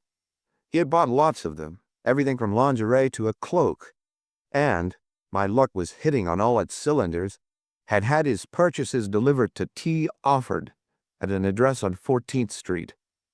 At the 14th Street address, an apartment house, I found Mr. and Mrs. Theodore Offord's names under the vestibule telephone for apartment 202. I had just found them when the front door opened and a stout, middle-aged woman in a gingham house dress came out. She looked at me a bit curiously, so I asked, "Do you know where I can find a manager?" "I'm the manager," she said. I handed her a card and stepped indoors with her. "I'm from the bonding department of the North American Casualty Company." A repetition of the lie that was printed on the card I had given her. "And a bond for Mr. Offord has been applied for. Is he all right so far as you know?" With a slightly apologetic air of one going through with a necessary but not too important formality. She frowned. "A bond? That's funny. He is going away tomorrow." "Well, I can't say what the bond is for," I said lightly. "We investigators just get the names and the addresses. It may be for his present employer, or perhaps the man he is going to work for, wherever he's going, has applied for it. Or some firms have us look up prospective employees before they hire them, just to be safe." "Mr. Offord, so far as I know, is a very nice young man," she said. "But he has been here only a week." "Not staying long, then?" "No. They came here from Denver, intending to stay, but the low altitude doesn't agree with Mrs. Offord, so they are going back." "Are you sure they came from Denver?" "Well," she said, "they told me they did." "How many of them are there?" "Only the 2 of them. They're young people." "Well, how do they impress you?" I asked, trying to get the impression that I thought her a woman of shrewd judgment over. "They seem to be a very nice young couple. You'd hardly know they were in their apartment most of the time, they are so quiet. I'm sorry they can't stay." "Do they go out much?" "I really don't know. They have their keys, and unless I should happen to pass them going in or out, I never see them." "But as a matter of fact, you couldn't say whether they stayed away all night some nights or not, could you?" She eyed me doubtfully. I was stepping way over my pretext now, but I couldn't think it mattered, and shook her head. No, I couldn't say. They have many visitors? I don't know. Mr. Offord is not. She broke off as a man came in quietly from the street, brushed past me, and started to mount the steps to the second floor. Oh, dear, she whispered. I hope you didn't hear me talking about him. That's Mr. Offord. A slender man in brown with a light brown hat. Leighton, perhaps.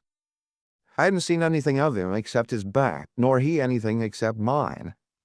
I watched him as he climbed the stairs.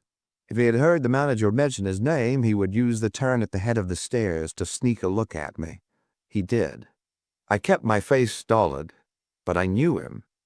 He was Penny Quayle, a con man who had been active in the East 4 or 5 years before. His face was as expressionless as mine, but he knew me. A door on the second floor shut. I left the manager and started for the stairs. I think I'll go up and talk to him, I told her. Coming silently to the door of apartment 202, I listened. Not a sound. This was no time for hesitation. I pressed the bell button.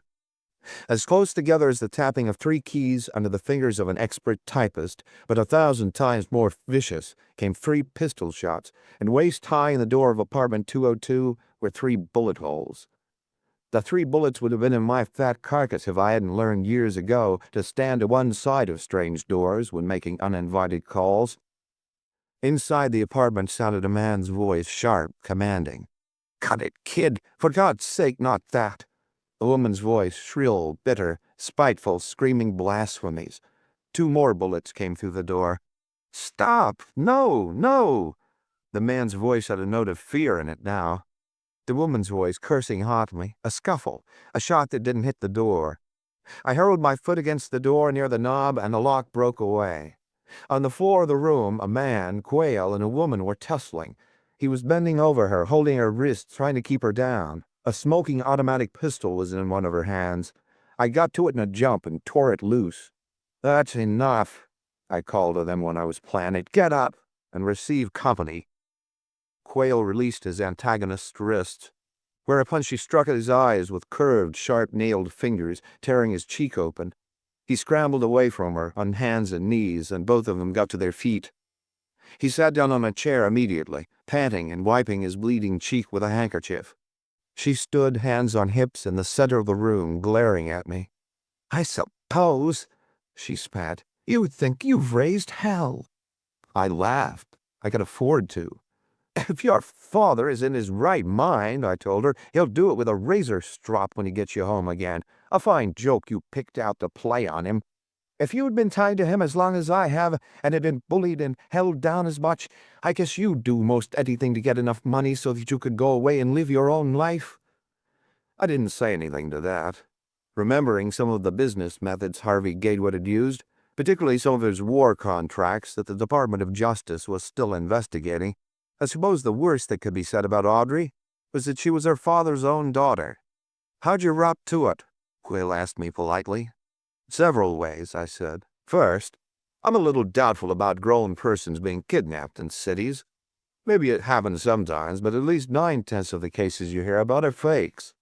Second, one of Audrey's friends saw her on Market Street between 8:15 and 8:45 the night she disappeared, and your letter to Gatewood was postmarked 9 p.m.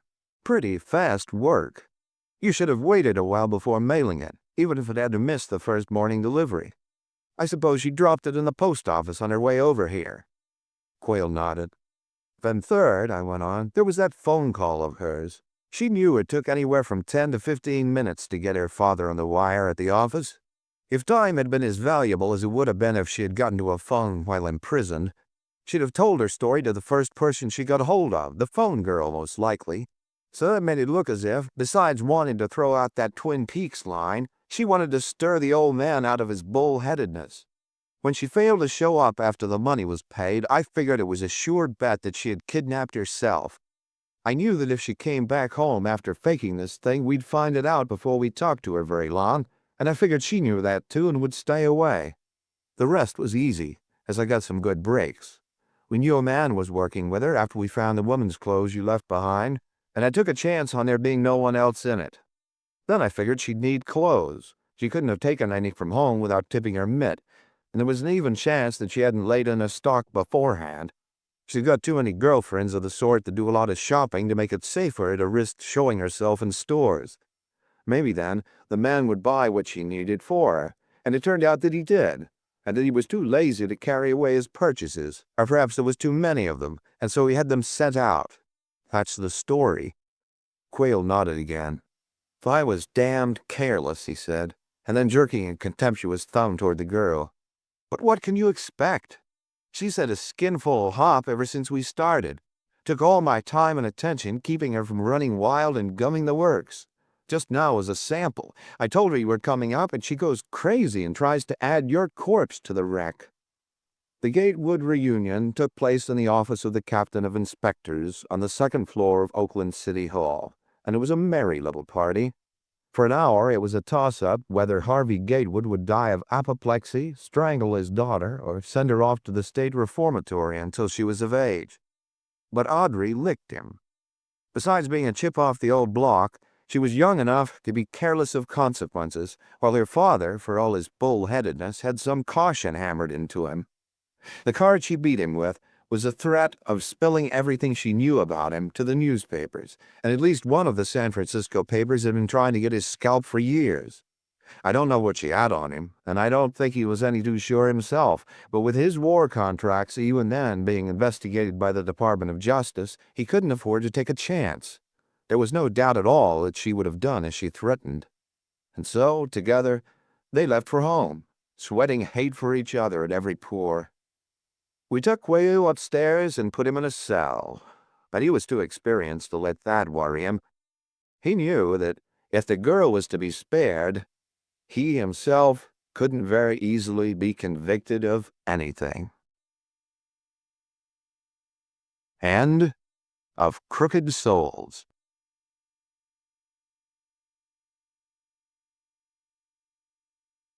Slippery Fingers. You are already familiar, of course, with the particulars of my father's, death. The papers are full of it and have been for 3 days, I said. And I've read them, but I'll have to have the whole story firsthand. There isn't very much to tell. This Frederick Grover was a short, slender man of something under 30 years, and dressed like a picture out of Vanity Fair. His almost girlish features and voice did nothing to make him more impressive, but I began to forget these things after a few minutes. He wasn't a sap. I knew that downtown, where he was rapidly building up a large and lively business in stocks and bonds without calling for too much help from his father's millions, he was considered a shrewd article. And I wasn't surprised later when Benny Foreman, who ought to know, told me that Frederick Grover was the best poker player west of Chicago. He was a cool, well-balanced, quick-thinking little man. Father has lived here alone with the servants since Mother's death 2 years ago, he went on. I am married, you know, and live in town. Last Saturday evening he dismissed Barton. Barton was his butler valet, and had been with Father for quite a few years, at a little after 9, saying that he did not want to be disturbed during the evening. Father was here in the library at the time, looking through some papers. The servants' rooms are in the rear, and none of the servants seem to have heard anything during the night. At 7:30 the following morning, Sunday, Barton found Father lying on the floor, just to the right of where you were sitting, dead, stabbed in the throat with a brass paper knife that was always kept on the table here. The front door was ajar. The police found bloody fingerprints on the knife, the table, and the front door, but so far they have not found the man who left the prints, which is why I am employing your agency. The physician who came with the police placed the time of Father's death at between 11 o'clock and midnight. Later, on Monday, we learned that Father had drawn $10,000 in $100 bills from the bank Saturday morning. No trace of the money has been found. My fingerprints, as well as the servants', were compared with the ones found by the police, but there was no similarity. I think that is all. Do you know of any enemies your father had? He shook his head. I know of none, although he may have had them. You see, I really didn't know my father very well. He was a very reticent man, and until his retirement about 5 years ago, he spent most of his time in South America, where most of his mining interests were.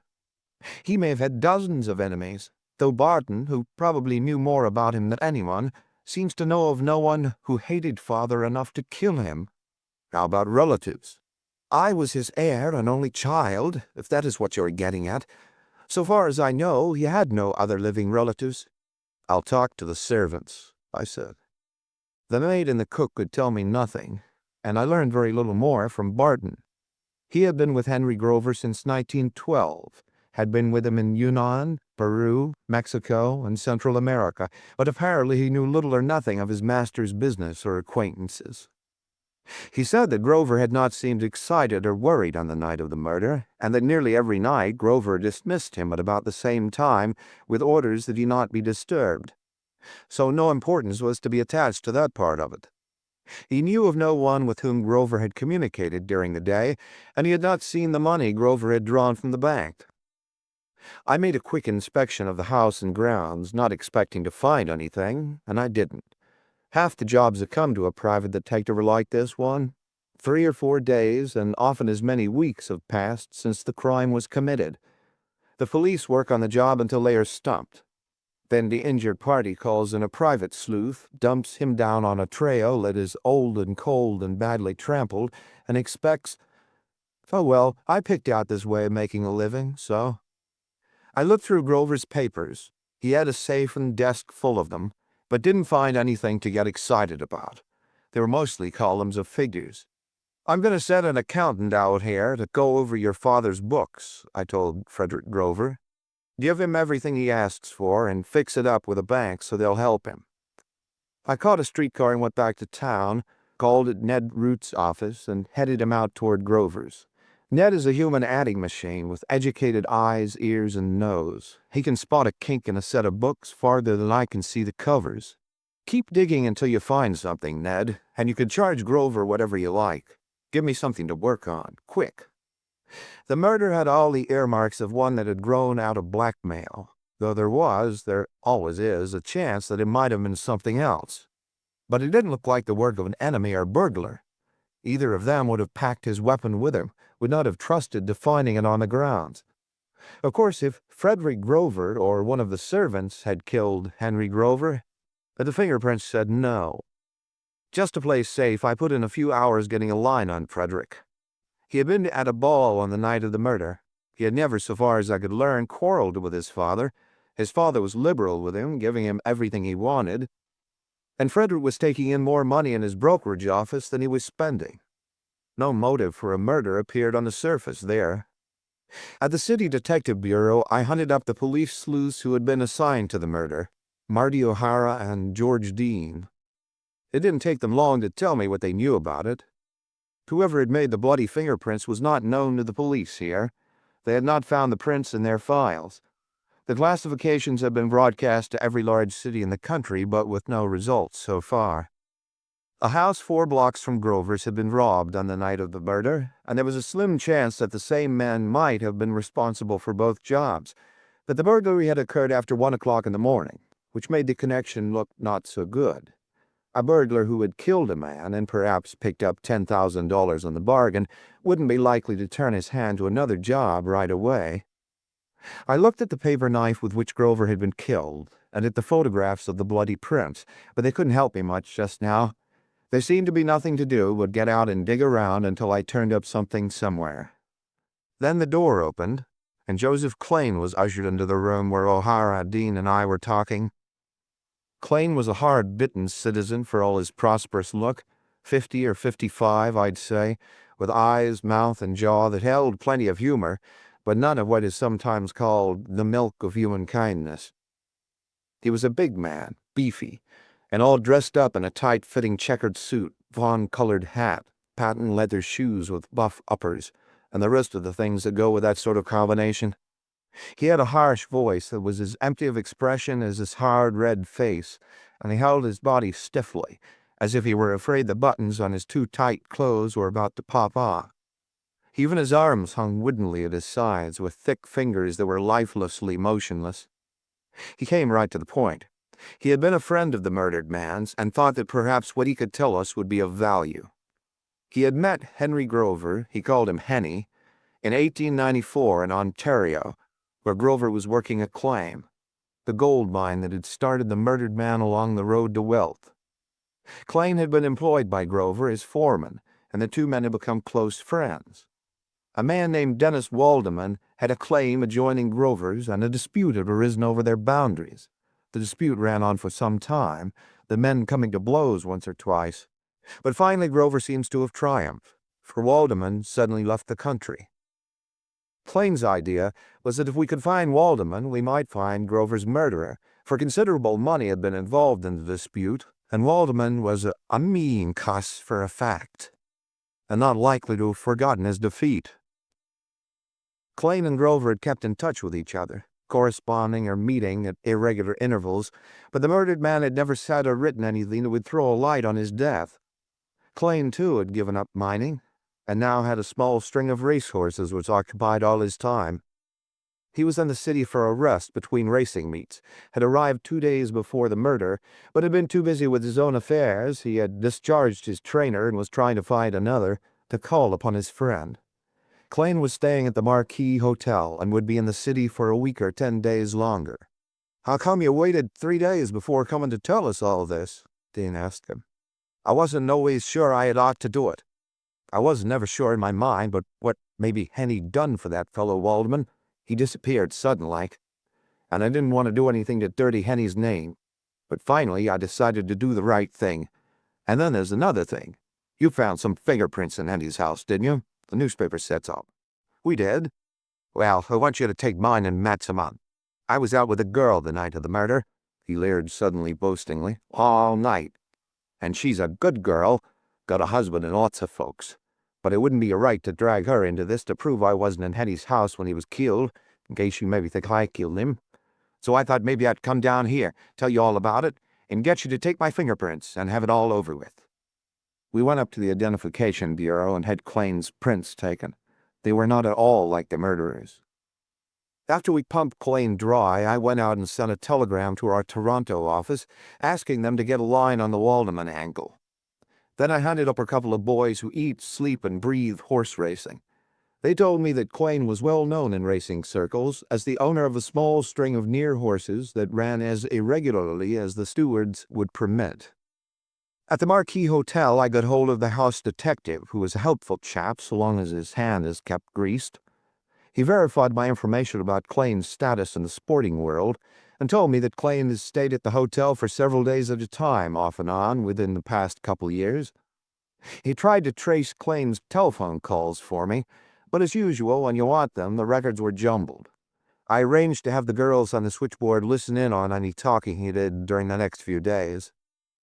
Ned Root was waiting for me when I got down to the office the next morning. He had worked on Grover's accounts all night and had found enough to give me a start. Within the past year, that was as far back as Ned had gone, Grover had drawn out of his bank accounts nearly $50,000 that could not be accounted for. Nearly $50,000 exclusive of the $10,000 he had drawn the day of the murder. Ned gave me the amounts and the dates. May 6, 1922, $15,000. June 10, $5,000. August 1st, $5,000. October 10, $10,000. January 3rd, 1923, $12,500. $47,500. Somebody was getting fat off of him. The local managers of the telegraph companies raised the usual howl about respecting their patrons' privacy, but I got an order from the prosecuting attorney and put a clerk at work on the files of each office. Then I went back to the Marquis Hotel and looked at the old registers. Klain had been there from May 4th to 7th and from October 8th to 15th last year. That checked off 2 of the dates upon which Grover had made his withdrawals. I had to wait until nearly 6 o'clock for my information from the telegraph companies, but it was worth waiting for. On the 3rd of last January, Henry Grover had telegraphed $12,500 to Joseph Klain in San Diego. The clerks hadn't found anything on the other dates I'd given them, but I wasn't at all dissatisfied. I had Joseph Klain fixed as the man who had been getting fat off Grover. I sent Dick Foley, he is the agency's shadow ace, and Bob Teal, a youngster who will be a world beater someday, over to Klain's hotel. Plant yourselves on the lobby, I told him. I'll be over in a few minutes to talk to Klain, and I'll try to bring him down in the lobby where you can get a good look at him. Then I want him shadowed until he shows up at police headquarters tomorrow. I want to know where he goes and who he talks to. And if he spends much time talking to any one person, or if their conversation seems very important, I want one of you boys to trail the other man to see who he is and what he does. If Klain tries to blow town, grab him and have him thrown in the can. But I don't think he will. I gave Dick and Bob time enough to get themselves placed and then went to the hotel. Klain was out, so I waited. He came in a little after 11, and I went up to his room with him. I didn't ham and haw, but came out cold turkey. All the signs point to Grover's having been blackmailed. Do you know anything about it? No, he said. Grover drew a lot of money out of his banks at different times. You got some of it, I know, and I suppose you got most of it. What about it? He didn't pretend to be insulted or even surprised by my talk. He smiled a little grimly, maybe, but as if he thought it the most natural thing in the world, and it was, at that, for me to suspect him.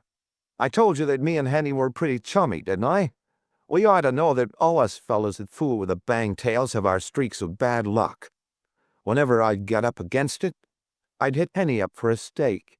Like at Tijuana last winter when I got into a flock of bad breaks. Henny lent me 12 or 15,000 and I got back on my feet again. I've done that often. He ought to have some of my letters and wires in his stuff. If you look through his things, you'll find them. I didn't pretend that I believed him. Suppose you drop into police headquarters at 9 in the morning, and we'll go over everything with the city dicks, I told him. And then to make my play stronger, I wouldn't make it much later than 9. They might be out looking for you. Was all the answer I got. I got back to the agency and planted myself within reach of a telephone, waiting for word from Dick and Bob. I thought I was sitting pretty. Klain had been blackmailing Grover. I didn't have a single doubt of that. And I didn't think he'd been very far away when Grover was killed. That woman alibi of his sounded all wrong. But the bloody fingerprints were not Klain's, unless the Police Identification Bureau had pulled an awful boner, and the man who had left the prints was the bird I was setting my cap for. Klain had let 3 days pass between the murder and his appearance at headquarters. The natural explanation for that would be that his partner, the actual murderer, had needed nearly that much time to put himself in the clear. My present game was simple. I had stirred Klain up with the knowledge that he was still suspected, hoping that he would have to repeat whatever precautions were necessary to protect his accomplice in the first place. He had taken 3 days then. I was giving him about 9 hours now.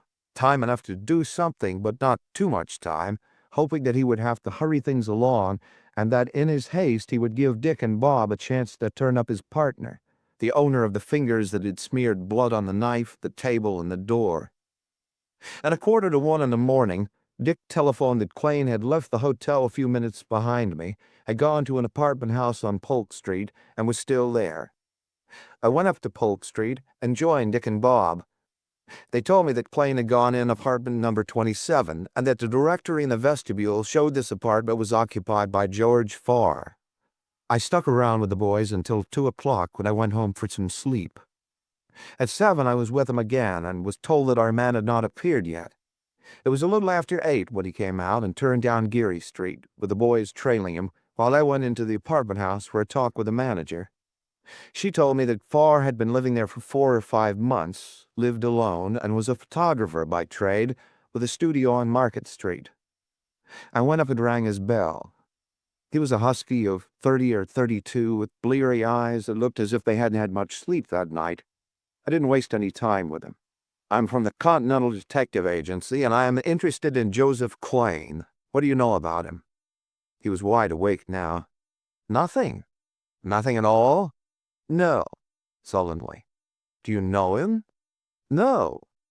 What can you do with a bird like that? Farr, I said, I want you to go down to headquarters with me.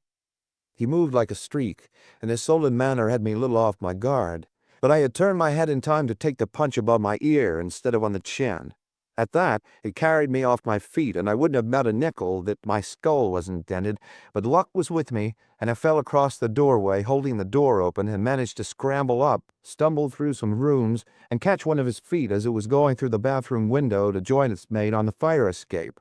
I got a split lip and a kicked shoulder in the scuffle, but he behaved after a while. I didn't stop to look at his stuff. That could be done more regularly later, but put him in a taxicab and took him to the Hall of Justice. I was afraid that if I waited too long, Klain would take a run out on me. Klain's mouth fell open when he saw Farr, but neither of them said anything. I was feeling pretty chirp in spite of my bruises. "Let's get this bird's fingerprints and get it over with," I said to O'Hara. Dean was not in. "And keep an eye on Klain. I think maybe I'll have another story to tell us in a few minutes." We got in the elevator and took our men up to the Identification Bureau, where we put Farr's fingers on the pad. Fells, he's the department's expert, took one look at the results and turned to me. "Well, what of it?" "What of what?" I asked. "This isn't the man who killed Henry Grover." Klain laughed. Farr laughed. O'Hara laughed, and Fells laughed. I didn't. I stood there and pretended to be thinking, trying to get myself in hand. "Are you sure you haven't made a mistake?" I blurted, my face a nice rosy red. You could tell how badly upset I was by that. It's plain suicide to say a thing like that to a fingerprint expert. Fells didn't answer, he just looked me up and down. Klain laughed again, like a crow cawing, and turned his ugly face to me. "Do you want to take my prints again, Mr. Slick Private Detective?" "Yeah," I said. "Just that." I had to say something. Klain held his hands out to Fells, who ignored them, speaking to me with heavy sarcasm. "Better take 'em yourself this time, so you'll be sure it's done right." I was mad clean through. Of course it was my own fault. But I was pig-headed enough to go through with anything, particularly anything that would hurt somebody's feelings, so I said, "That's not a bad idea." I'd walked over and took hold of one of Klain's hands. I'd never taken a fingerprint before, but I'd seen it done often enough to throw a bluff. I started to ink Klain's fingers and found that I was holding them wrong. My own fingers were in the way. Then I came back to earth. The balls of Klain's fingers were too smooth, or rather too slick, without the slight clinging feeling that belongs to flesh. I turned his hands over so fast I nearly upset him and looked at the fingers. I don't know what I expected to find, but I didn't find anything. Not anything that I could name. "Fells," I called. "Look here." He forgot his injured feelings and bent to look at Klain's hand. "I'll be," he began. And then the two of us were busy for a few minutes, taking Klain down and sitting on him, while O'Hara quieted Farr, who had also gone suddenly into action. When things were peaceful again, Fells examined Klain's hands carefully, scratching the fingers with a fingernail. He jumped up, leaving me to hold Klain and paying no attention to my, "What is it?" got a cloth and some liquid, and washed the fingers thoroughly. We took his prints again. They matched the bloody ones taken from Grover's house. Then we all sat down and had a nice talk. "I told you about the trouble Henny had with that fellow Waldeman," Klain began after he and Farr had decided to come clean. There was nothing else they could do. "And how he won in the argument because Waldeman disappeared? Well, Henny done for him, shot him one night and buried him. And I saw it. Grover was one bad actor in them days, a tough hombre I'd tangle with, so I didn't try to make nothing out of what I knew. But after he got older and richer, he got soft. What a man go like that. Must have been worrying over it, because when I ran into him in New York accidentally about 4 years ago, it didn't take me long to learn that he was pretty well tamed. And he told me that he hadn't been able to forget the look on Waldeman's face when he drilled him. So I took a chance and braced Henry for a couple $1,000. I got them easy, and after that, whenever I was flat, I either went to him or sent him word, and he always came across. Well, I was careful not to crowd him too far. I knew what a terror he was in the old days, and I didn't want to push him into busting loose again.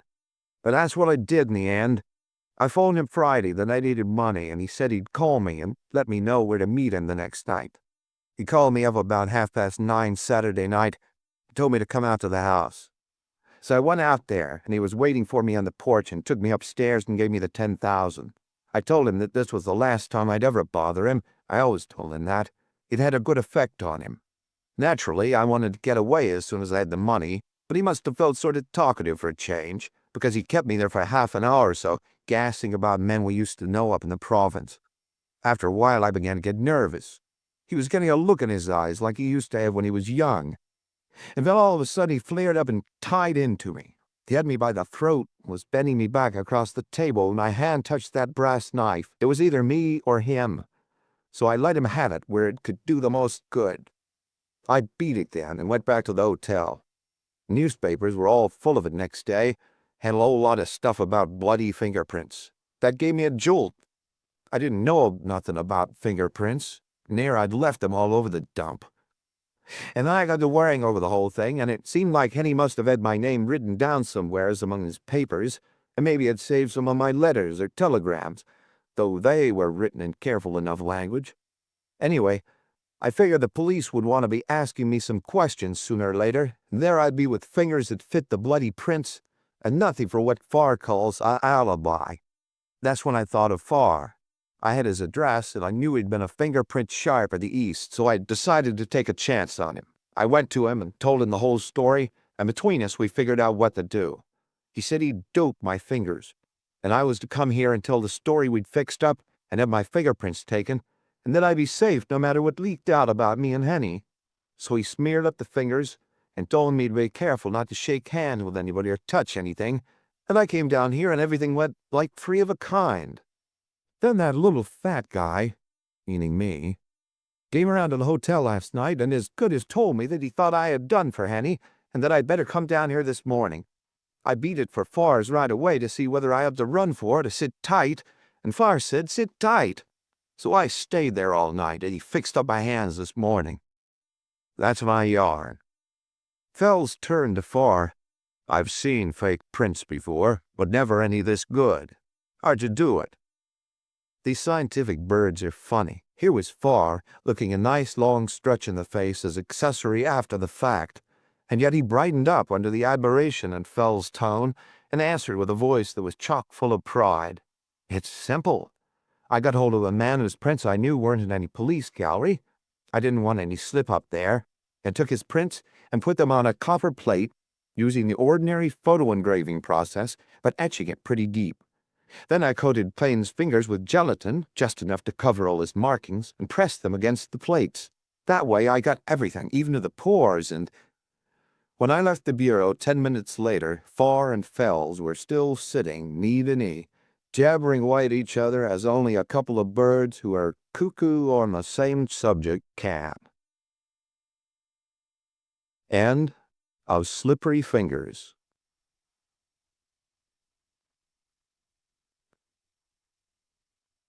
It. Now listen, Mr. Zumwalt, you're holding out on me and it won't do.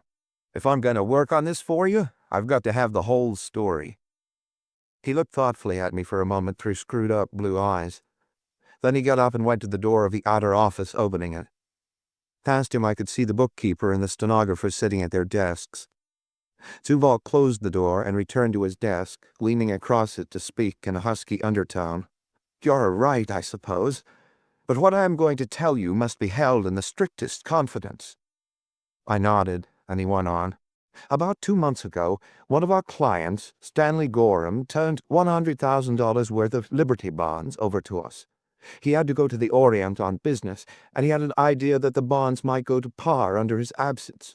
So he left them with us to be sold if they did. Yesterday, I had occasion to go to the safe deposit box where the bonds had been put, in the Golden Gate Trust Company's vault, and they were gone. Anybody except you and your partner have access to the box? No. When did you see the bonds last? They were in the box the Saturday before Dan left, and one of the men on duty in the vault told me that Dan was there the following Monday. All right, now let me see if I got it all straight. Your partner, Daniel Rathbone, was supposed to leave for New York on the 27th of last month, Monday, to meet an R.W. Dupuy. But Rathbone came into the office that day with his baggage and said that important personal affairs made it necessary for him to postpone his departure, that he had to be in San Francisco the following morning. But he didn't tell you what that personal business was. You and he had some words over the delay, as you thought it important that he keep the New York engagement on time. You weren't on the best of terms at the time, having quarreled a couple of days before that over a shady deal Rathbone had put over, and so you— Don't misunderstand me, Zumwalt interrupted. Dan had done nothing dishonest. It was simply that he had engineered several transactions that, well, I thought he had sacrificed ethics to profits. I see. Anyhow, starting with your argument over his not leaving for New York that day, you and he wound up by dragging in all of your differences and practically decided to dissolve partnership as soon as it could be done.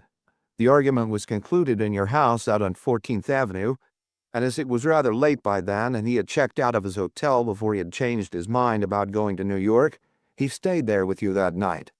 That's right, Zumwalt explained. I have been living at a hotel since Mrs. Zumwalt has been away, but Dan and I went out to the house because it gave us the utmost privacy for our talk, and when we finished, it was so late that we remained there. Then the next morning you and Rathbone came down to the office, and— No, he corrected me. That is, we didn't come down here together. I came here while Dan went to transact whatever it was that kept him in town. He came into the office a little after noon and said he was going east on the evening train. He sent Quimby, the bookkeeper, down to get his reservations and to check his baggage, which he had left in the office here overnight. Then Dan and I went out to lunch together, came back to the office for a few minutes. He had some mail to sign, and then he left. I see. After that, you didn't hear from or of him until about 10 days later, when DuPoy wired to find out why Rathbone hadn't been to see him. That's right. As soon as I got DuPoy's wire, I sent one to Dan's brother in Chicago, thinking perhaps Dan had stopped over with him, but Tom wired back that he hadn't seen his brother. Since then, I've had 2 more wires from DuPoy. I was sore with Dan for keeping DuPoy waiting, but still I didn't worry a lot. Dan isn't a very reliable person, and if he suddenly took a notion to stop off somewhere between here and New York for a few days, he'd do it. But yesterday, when I found that the bonds were gone from the safe deposit box and learned that Dan had been to the box the day before he left, I decided that I'd have to do something, but I didn't want the police brought into it if it can be avoided. I feel sure that if I can find Dan and talk to him, we can straighten the mess out somehow without scandal. We had our differences, but Dan's too decent a man, and I like him too well, for all his occasional wildness, to want to see him in jail. So I want him found with as much speed and as little noise as possible. Has he got a car? Not now. He had one, but he sold it 5 or 6 months ago. Where'd he bank? I mean his personal account. At the Golden Gate Trust Company. Got any photos of him? Yes. He brought out 2 from a desk drawer. One full face and the other a 3/4 view.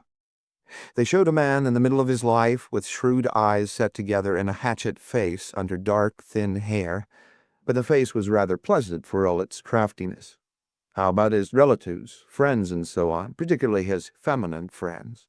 His only relative is the brother in Chicago. As to his friends, he probably had as many as any man in San Francisco. He was a wonderful mixer. Recently, he has been on very good terms with a Mrs. Earnshaw, the wife of a real estate agent. She lives on Pacific Street, I believe.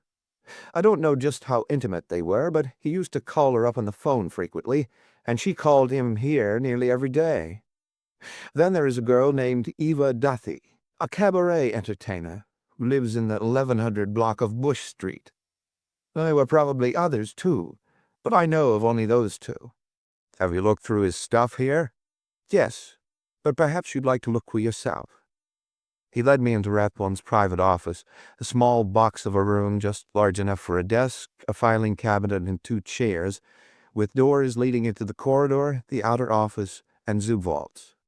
While I'm looking around, you might get me a list of the serial numbers of the missing bonds, I said. They probably won't help us right away, but we can get the Treasury Department to let us know when the coupons come in and from where. I didn't expect to find anything in Rathbone's office, and I didn't. Before I left, I questioned the stenographer and the bookkeeper. They already knew that Rathbone was missing, but they didn't know that the bonds were gone, too.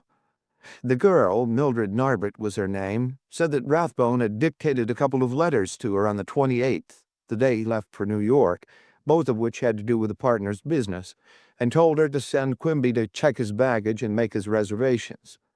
When she returned from lunch, she had typed the 2 letters and taken them in for him to sign, catching him just as he was about to leave. John Quimby, the bookkeeper, described the baggage he had checked: 2 large pigskin bags and a Cordovan Gladstone bag. Having a bookkeeper's mind, he had remembered the numbers of the berth he had secured for Rathbone on the evening train, lower 4, car 8. Quimby had returned with the checks and tickets while the partners were out at luncheon, and had put them on Rathbone's desk. At Rathbone's hotel, I was told that he had left on the morning of the 27th, giving up his room, but leaving his 2 trunks there, as he intended living there after his return from New York in 3 or 4 weeks. The hotel people could tell me little worth listening to, except that he had left in a taxicab. At the taxi stand outside, I found the chauffeur who had carried Rathbone. "Rathbone? Sure, I know him," he told me around a limp cigarette. "Yeah, I guess it was about that date that I took him down to the Golden Gate Trust Company. Get a couple of big yellow bags and a little brown one. He busted into the bank, carrying the little one, and right out again, looking like somebody had kicked him on his corns. Had me take him to the Phelps building. The offices of Rathbone and Zumwalt were in that building, and didn't give me a jit over my fare. At the Golden Gate Trust Company, I had to plead and talk a lot, but they finally gave me what I wanted. Rathbone had drawn out his account a little less than $5,000 on the 26th of the month, the Saturday before he left town. From the trust company, I went down to the Ferry Building baggage rooms and cigared myself in to a look at the records for the 28th. Only 1 lot of 3 bags had been checked to New York that day. I telegraphed the numbers and Rathbone's description to the agency's New York office, instructing them to find the bags and, through them, find him. Up in the Pullman Company's offices, I was told that car 8 was the through car, and they could let me know within a couple of hours whether Rathbone had occupied his berth all the way to New York.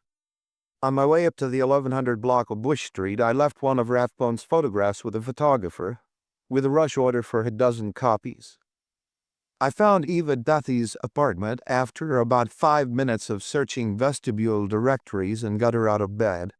She was an undersized blonde girl of somewhere between 19 and 29, depending upon whether you judged by her eyes or by the rest of her face. "I haven't seen or heard from Mr. Rathbone for nearly a month," she said. "I called him at his hotel the other night. Had a party I wanted to ring him in on, but they told me he was out of town and wouldn't be back for a week or 2. Then in answer to another question, "Yes, we were pretty good friends, but not especially thick. You know what I mean? We had a lot of fun together, but neither of us meant anything to the other outside of that. Dan is a good sport, and so am I." Mrs. Earnshaw wasn't so frank, but she had a husband, and that makes a difference. She was a tall, slender woman, as dark as a gypsy, with a haughty air and a nervous trick of chewing her lower lip. We sat in a stiffly furnished room, and she stalled me for about 15 minutes until I came out flat-footed with her. "It's like this, Mrs. Earnshaw," I told her. "Mr. Rathbone has disappeared, and we are going to find him. You're not helping me, and you're not helping yourself. I came here to get what you know about him. I could have gone around asking a lot of questions among your friends, and if you don't tell me what I want to know, that's what I'll have to do. And while I'll be as careful as possible, still there's bound to be some curiosity aroused, some wild guesses, and some talk. I'm giving you a chance to avoid all that. It's up to you." "You are assuming," she said coldly, "that I have something to hide." "I'm not assuming anything. I'm hunting for information about Daniel Rathbone."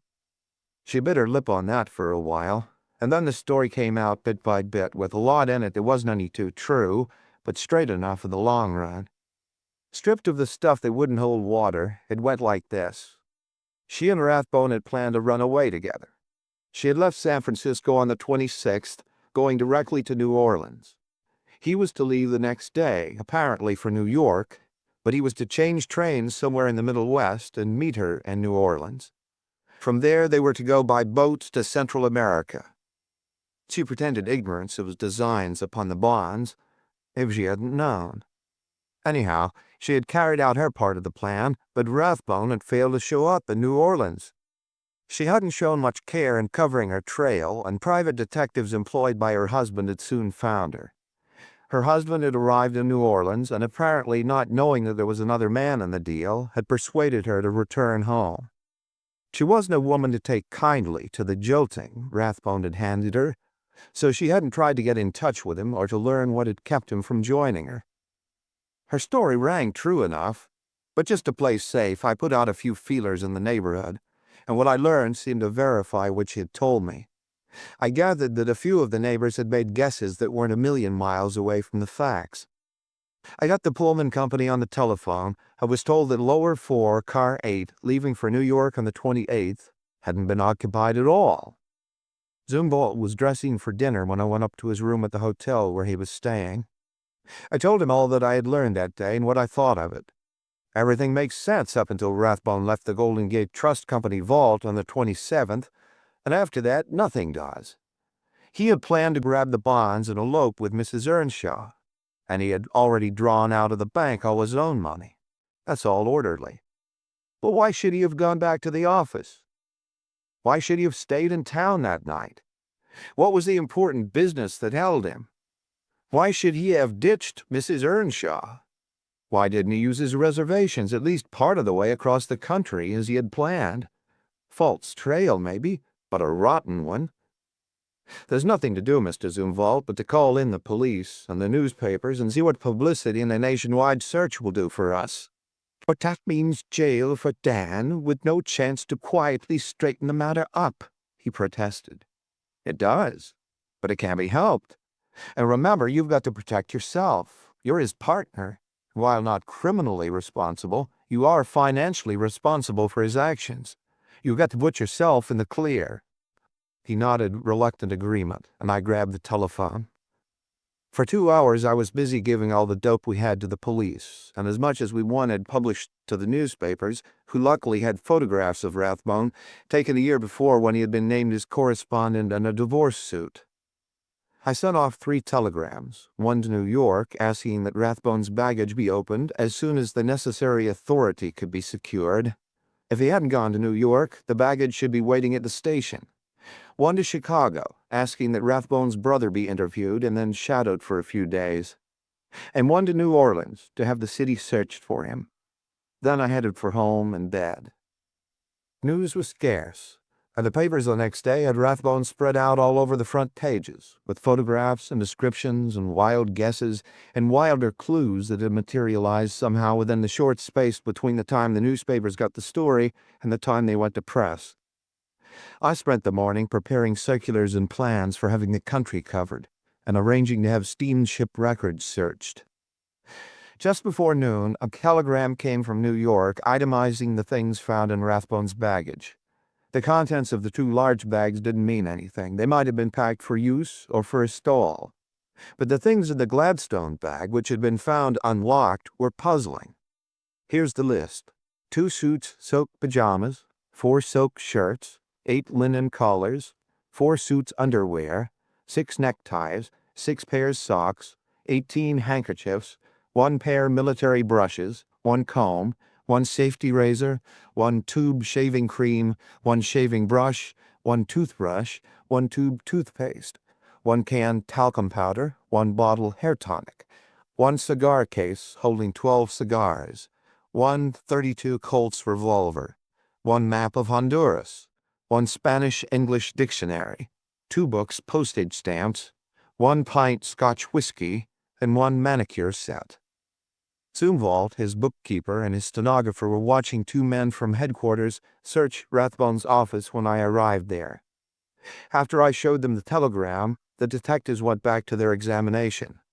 "What's the significance of that list?" Zumwalt asked. "It shows there's no sense to the thing the way it now stands," I said.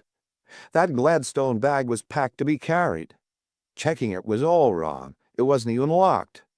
And nobody ever checks Gladstone bags filled with toilet articles, so checking it for a stall would have been the bunk. Maybe he checked it as an afterthought to get rid of it when he found he wasn't going to need it. But what could have made it unnecessary to him? Don't forget that it's apparently the same bag he carried into the Golden Gate Trust Company vault when he went for the blondes. Damned if I can dope it. Here's something else for you to dope, one of the city detectives said, getting up from his examination of the desk and holding out a sheet of paper. I found it behind one of the drawers where it had slipped down. It was a letter written with blue ink in a firm, angular, and unmistakably feminine hand on heavy white notepaper. Dear Danny boy, if it isn't too late, I've changed my mind about going. If you can wait another day until Tuesday, I'll go. Call me up as soon as you get this, and if you still want me, I'll pick you up in the roadster at the Shattuck Avenue station Tuesday afternoon. More than ever yours, Boots. It was dated the 26th, the Sunday before Rathbone had disappeared. That's the thing that made him lay over another day and made him change his plans, one of the police detectives said. I guess we'd better run over to Berkeley, see what we can find at the Shattuck Avenue station. Mr. Zumwalt, I said when he and I were alone in his office, how about this stenographer of yours? He bounced up from his chair and his face turned red. What about her? Is she... How friendly was she with Rathbone? Miss Narbit, he said heavily, deliberately, as if to be sure that I caught every syllable, is to be married to me as soon as my wife gets her divorce. That is why I canceled the order to sell my house. Now, would you mind telling me just why you asked? Just a random guess, I lied, trying to soothe him. I don't want to overlook any bets. But now that's out of the way. It is. He was still talking deliberately. And it seems to me that most of your guesses have been random ones. If you will have your office send me a bill for your services to date, I think I can dispense with your help. Just as you say. But you'll have to pay for a full day today, so if you don't mind, I'll keep on working at it till night. Very well. But I am busy, and you needn't bother about coming in with any reports. All right, I said and bowed myself out of the office, but not out of the job. That letter from Boots had not been in the desk when I searched it. I had taken every drawer out and even tilted the desk to look under it. The letter was a plant. And then again, maybe Zumwalt had given me the air because he was dissatisfied with the work I had done and peeved at my question about the girl, and maybe not. Suppose, I thought, walking up Market Street, bumping shoulders and stepping on people's feet, the two partners were in this thing together. One of them would have to be the goat, and that part had fallen to Rathbone. Zumwalt's manner and actions since his partner's disappearance fit that theory well enough. Employing a private detective before calling in the police was a good play. In the first place, it gave him the appearance of innocence. Then the private sleuth would tell him everything he learned, every step he took, giving Zumwalt an opportunity to correct any mistakes or oversights in the partner's plans before the police came into it, and if the private detective got on dangerous ground, he could be called off. And suppose Rathbone was found in some city where he was unknown, and that would be where he'd go. Zumwalt would volunteer to go forward to identify him. He would look at him and say, "No, that's not him." Rathbone would be turned loose, and that would be the end of that trail. This theory left the sudden change in Rathbone's plans unaccounted for, but it made his return to the office on the afternoon of the 27th more plausible. He had come back to confer with his partner over that unknown necessity for the change, and they had decided to leave Mrs. Earnshaw out of it. Then they had gone to Zumwalt's house. For what? And why had Zumwalt decided not to sell the house?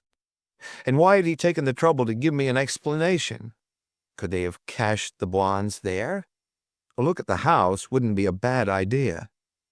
I telephoned Bennett at the Oakland Police Department. Do me a favor, Frank. Call Zumwalt on the phone. Tell him you've picked up a man who answers Rathbone's description to a T, and ask him to come over and take a look at him. When he gets there, stall him as long as you can, pretending the man is being fingerprinted and measured or something like that, and then tell him you've found the man isn't Rathbone, and that you're sorry to have brought him over there, and so on. If you only hold him for half or 3/4 of an hour, it will be enough. It will take him more than half an hour traveling each way. Thanks. I stopped in at the office, stuck a flashlight in my pocket, and headed for 14th Avenue. Zumwalt's house was a 2-story, semi-detached one, and the lock on the front door held me up about 4 minutes.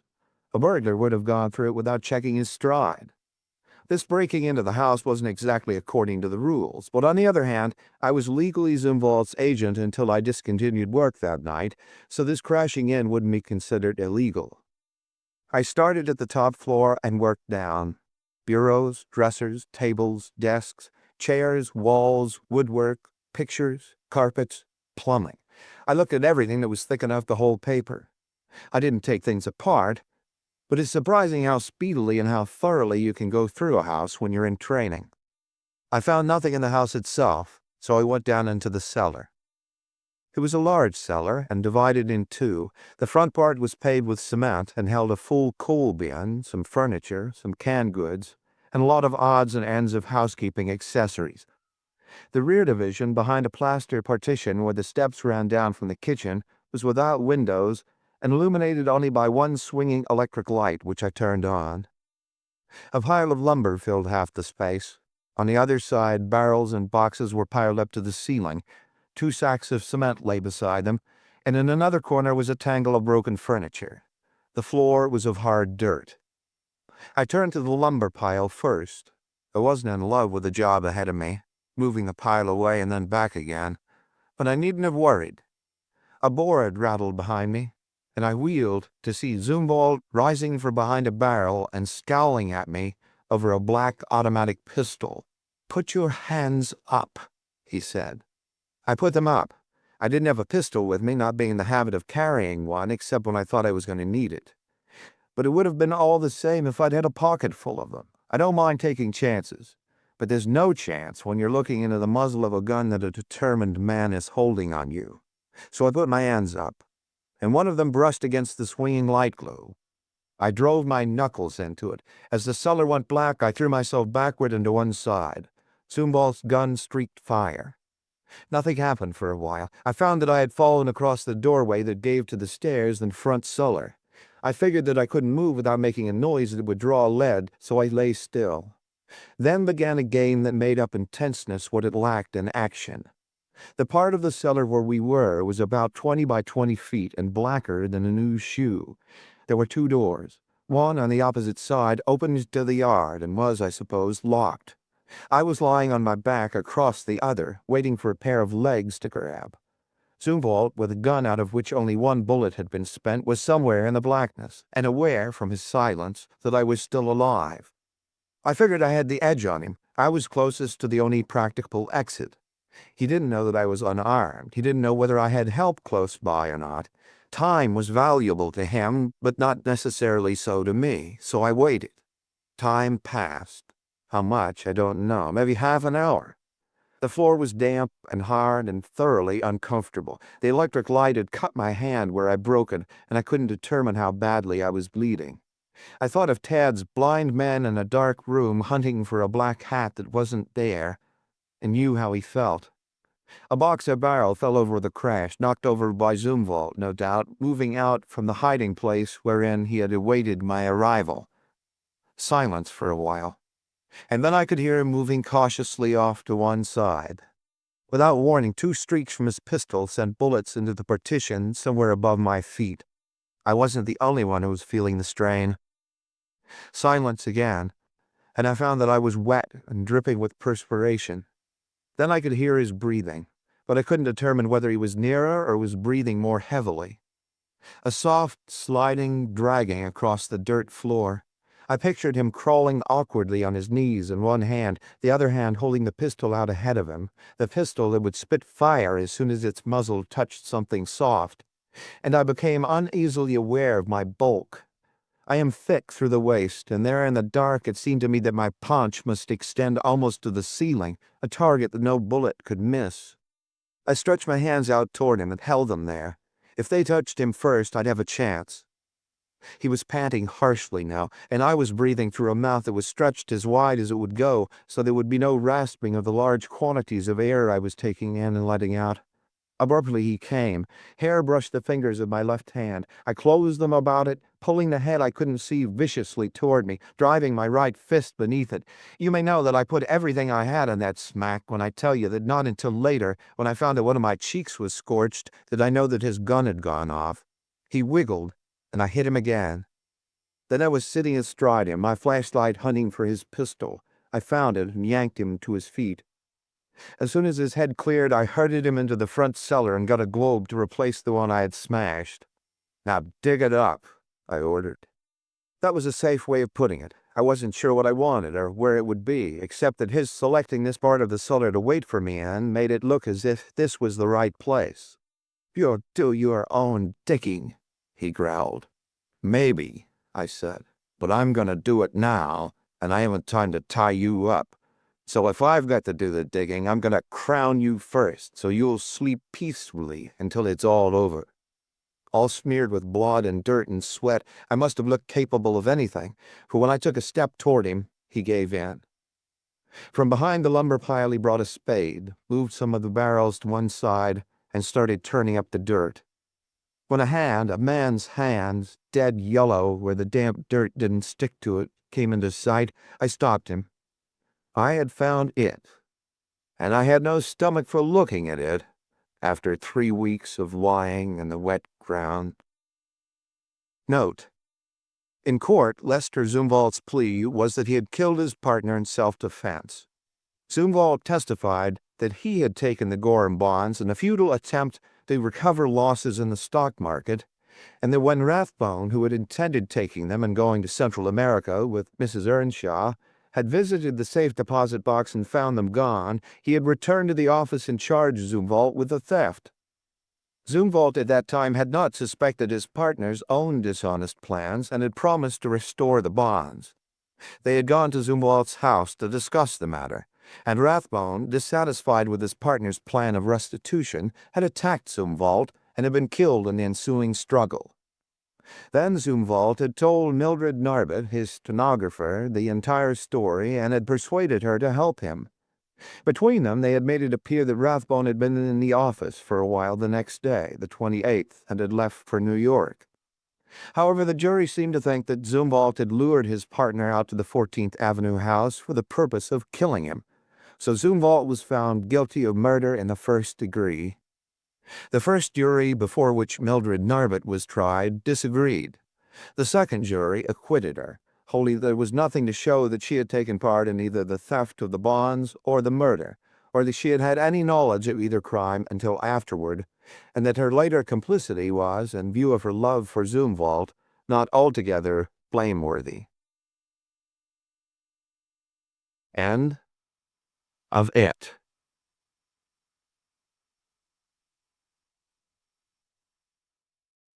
Bodies piled up.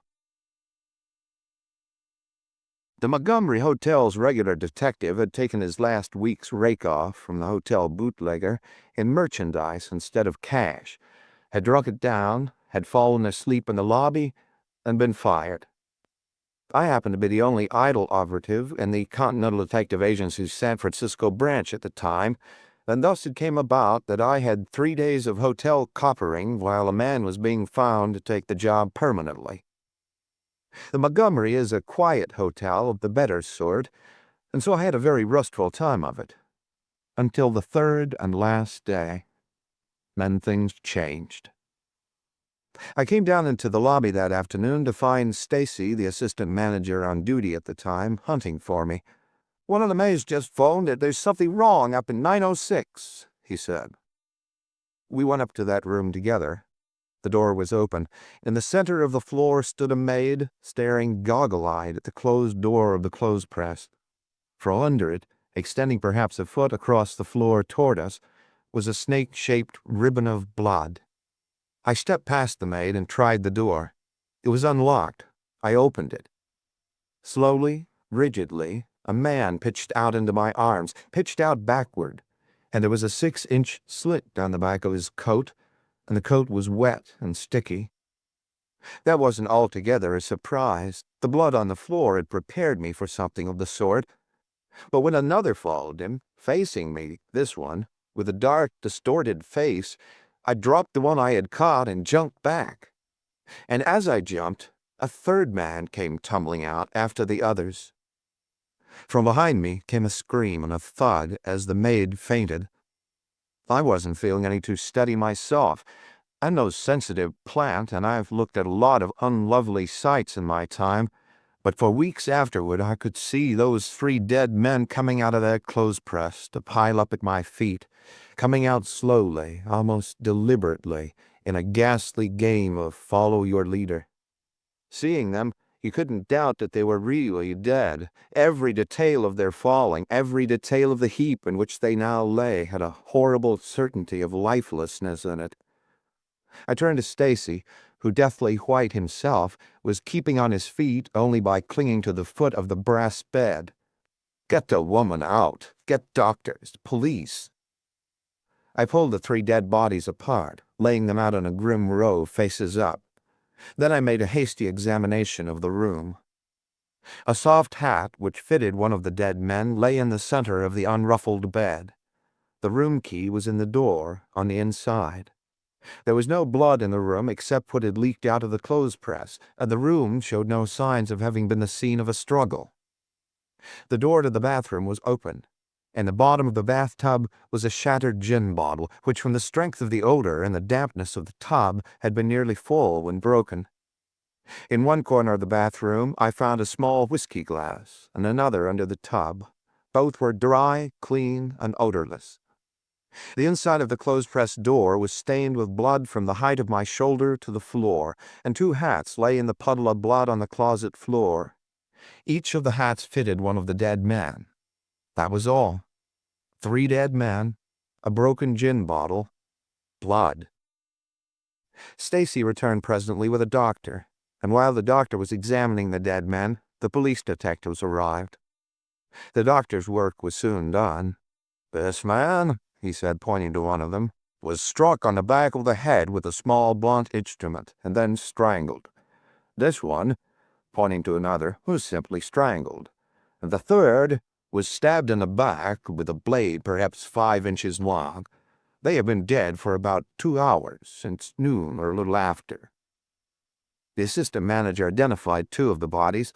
The man who had been stabbed, the first to fall out of the clothes press, had arrived at the hotel 3 days before, registering as Tudor Ingraham of Washington, D.C., and had occupied room 915, 3 doors away. The last man to fall out, the one who had been simply choked, was the occupant of this room. His name was Vincent Devlin. He was an insurance broker and had made the hotel his home since his wife's death some 4 years before. The third man had been seen in Devlin's company frequently, and one of the clerks remembered that they had come into the hotel together at about 5 minutes after 12 this day. Cards and letters in his pockets told us that he was Homer Ansley, a member of the law firm of Lankershim and Ansley, whose offices were in the Miles building, next door to Devlin's office, in fact. Devlin's pockets held between $150 and $200. Ansley's wallet contained more than $100. Ingraham's pockets yielded nearly $300, and in a money belt around his waist we found $2,200 and 2 medium-sized unset diamonds. All 3 had watches. Devlin's was a valuable one, in their pockets, and Ingraham wore 2 rings, both of which were expensive ones. Ingraham's room key was in his pocket. Beyond this money, whose presence would seem to indicate that robbery hadn't been the motive behind the 3 killings, we found nothing on any of their persons to throw the slightest light on the crime, nor did the most thorough examination of both Ingraham's and Devlin's rooms teach us anything. In Ingraham's room, we found a dozen or more packs of carefully marked cards, some crooked dice, and an immense amount of data on racehorses. Also, we found that he had a wife who lived on East Delavan Avenue in Buffalo, and a brother on Crutcher Street in Dallas, as well as a list of names and addresses that we carried off to investigate later. But nothing in either room pointed even indirectly at murder. Fells, the police department Bertillon man, found a number of fingerprints in Devlin's room, but we couldn't tell whether they would be of any value or not until he had worked them up. Though Devlin and Ansley had apparently been strangled by hands, Fells was unable to get prints from either their necks or their collars.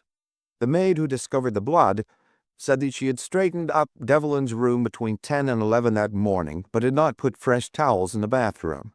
It was for this purpose that she had gone to the room in the afternoon. She had found the door unlocked, with the key on the inside, and as soon as she entered, had seen the blood and telephoned Stacy. She had seen no one in the corridor nearby as she entered the room. She had straightened up Ingraham's room, she said, at a few minutes after 1. She had gone there earlier, between 10:20 and 10:45, for that purpose, but Ingraham had not then left it. The elevator man who had carried Ansley and Devlin up from the lobby at a few minutes after 12 remembered that they had been laughingly discussing their golf scores of the previous day during a ride.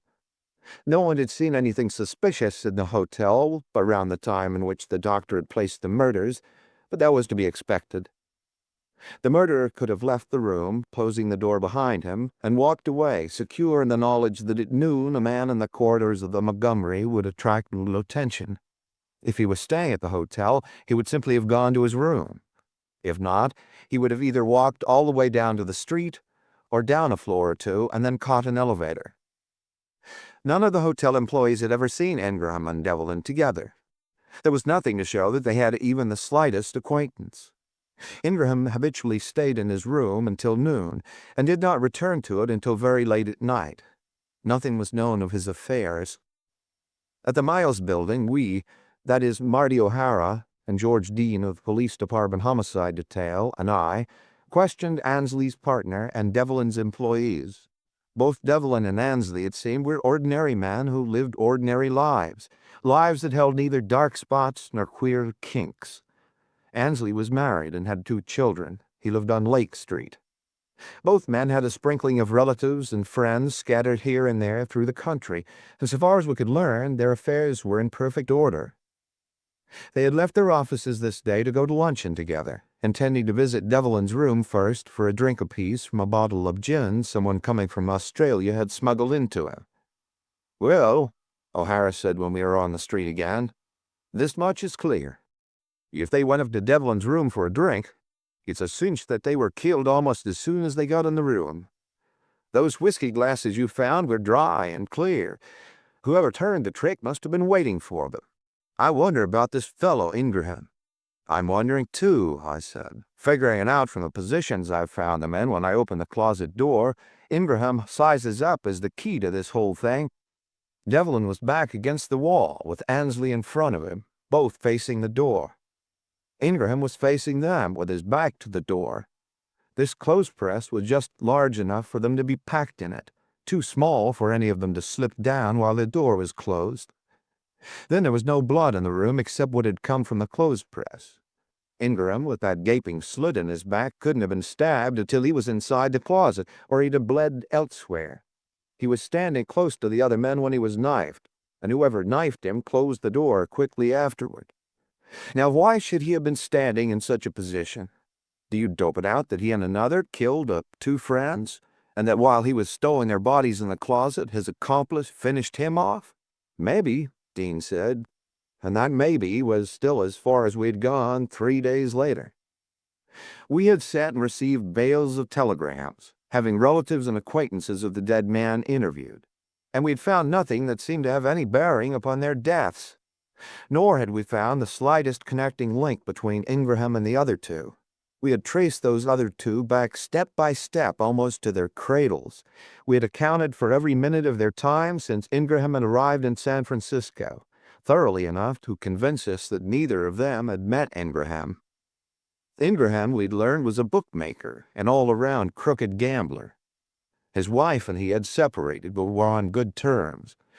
Some 15 years before, he had been convicted of assault with intent to kill in Newark, New Jersey, and had served 2 years in a state prison. But the man he had assaulted, one John Pello, had died of pneumonia in Omaha in 1914.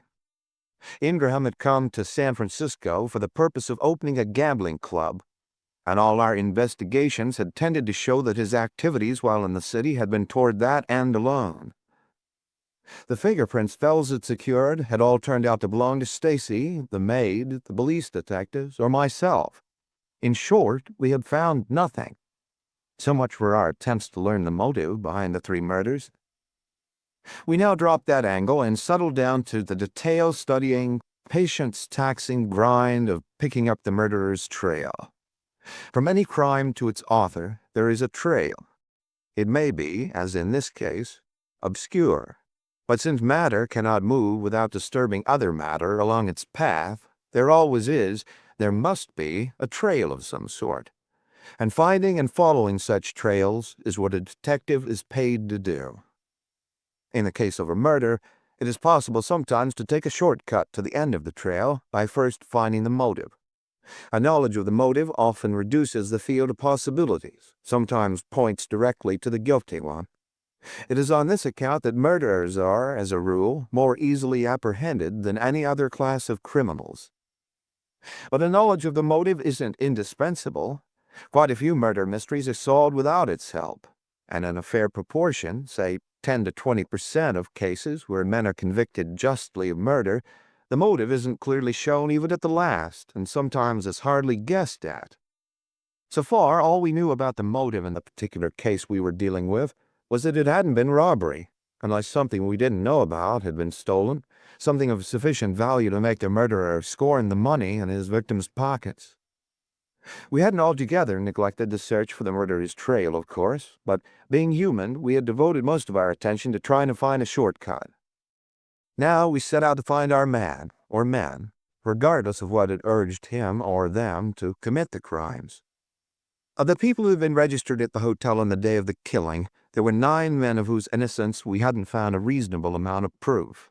4 of these were still at the hotel, and only one of that 4 interested us very strongly. That one, a big raw-boned man of 45 or 50, who had registered as J.J. Cooper of Anaconda, Montana, wasn't, we had definitely established, really a mining man, as he pretended to be.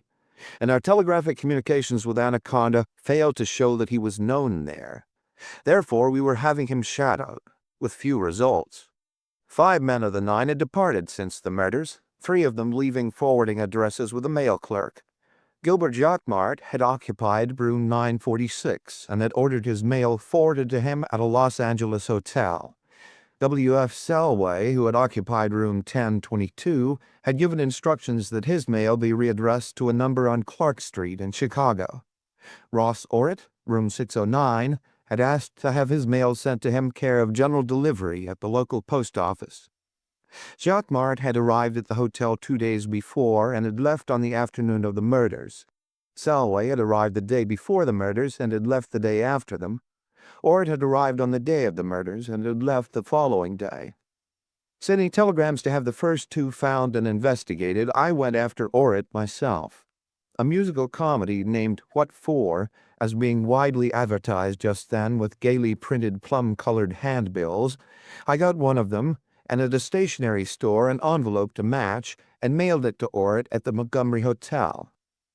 There are concerns that make a practice of securing the names of arrivals at the principal hotels and mailing them advertisements. I trusted that Orrit, knowing this, wouldn't be suspicious when my gaudy envelope, forwarded from the hotel, reached him through the general delivery window.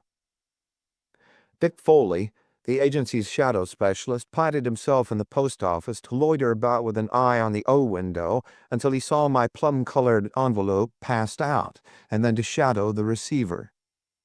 I spent the next day trying to solve the mysterious J.J. Cooper's game, but he was still a puzzle when I knocked off that night.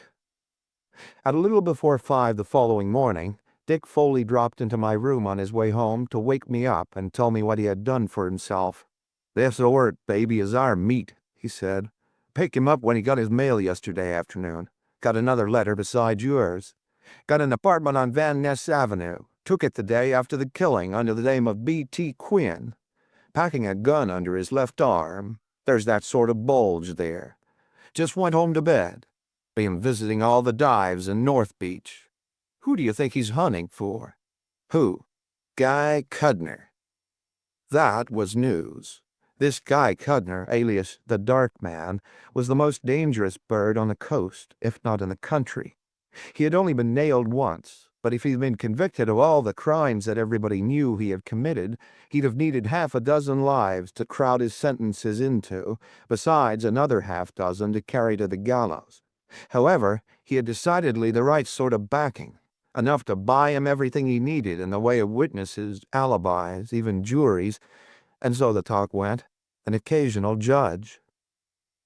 I don't know what went wrong with his report that one time he was convicted up north and sent over for a 1 to 14-year hitch, but it adjusted itself promptly, for the ink was hardly dry on the press notices of his conviction before he was loose again on parole. "Is Cudner in town?" "Don't know," Dick said, "but this Orrit, or Quinn, or whatever his name is surely hunting for him, in Rick's place, at Wop Healy's and at Pagotti's. Porky Grout tipped me off, says Orrit doesn't know Cudner by sight, but is trying to find him. Porky didn't know what he wants with him." This Porky Grout was a dirty little rat who would sell out his family, if he ever had one, for the price of a flop. But with these lads who play both sides of the game, it's always a question of which side they're playing when you think they're playing yours. "Think Porky was coming clean?" I asked. "Chances are, but you can't gamble on him."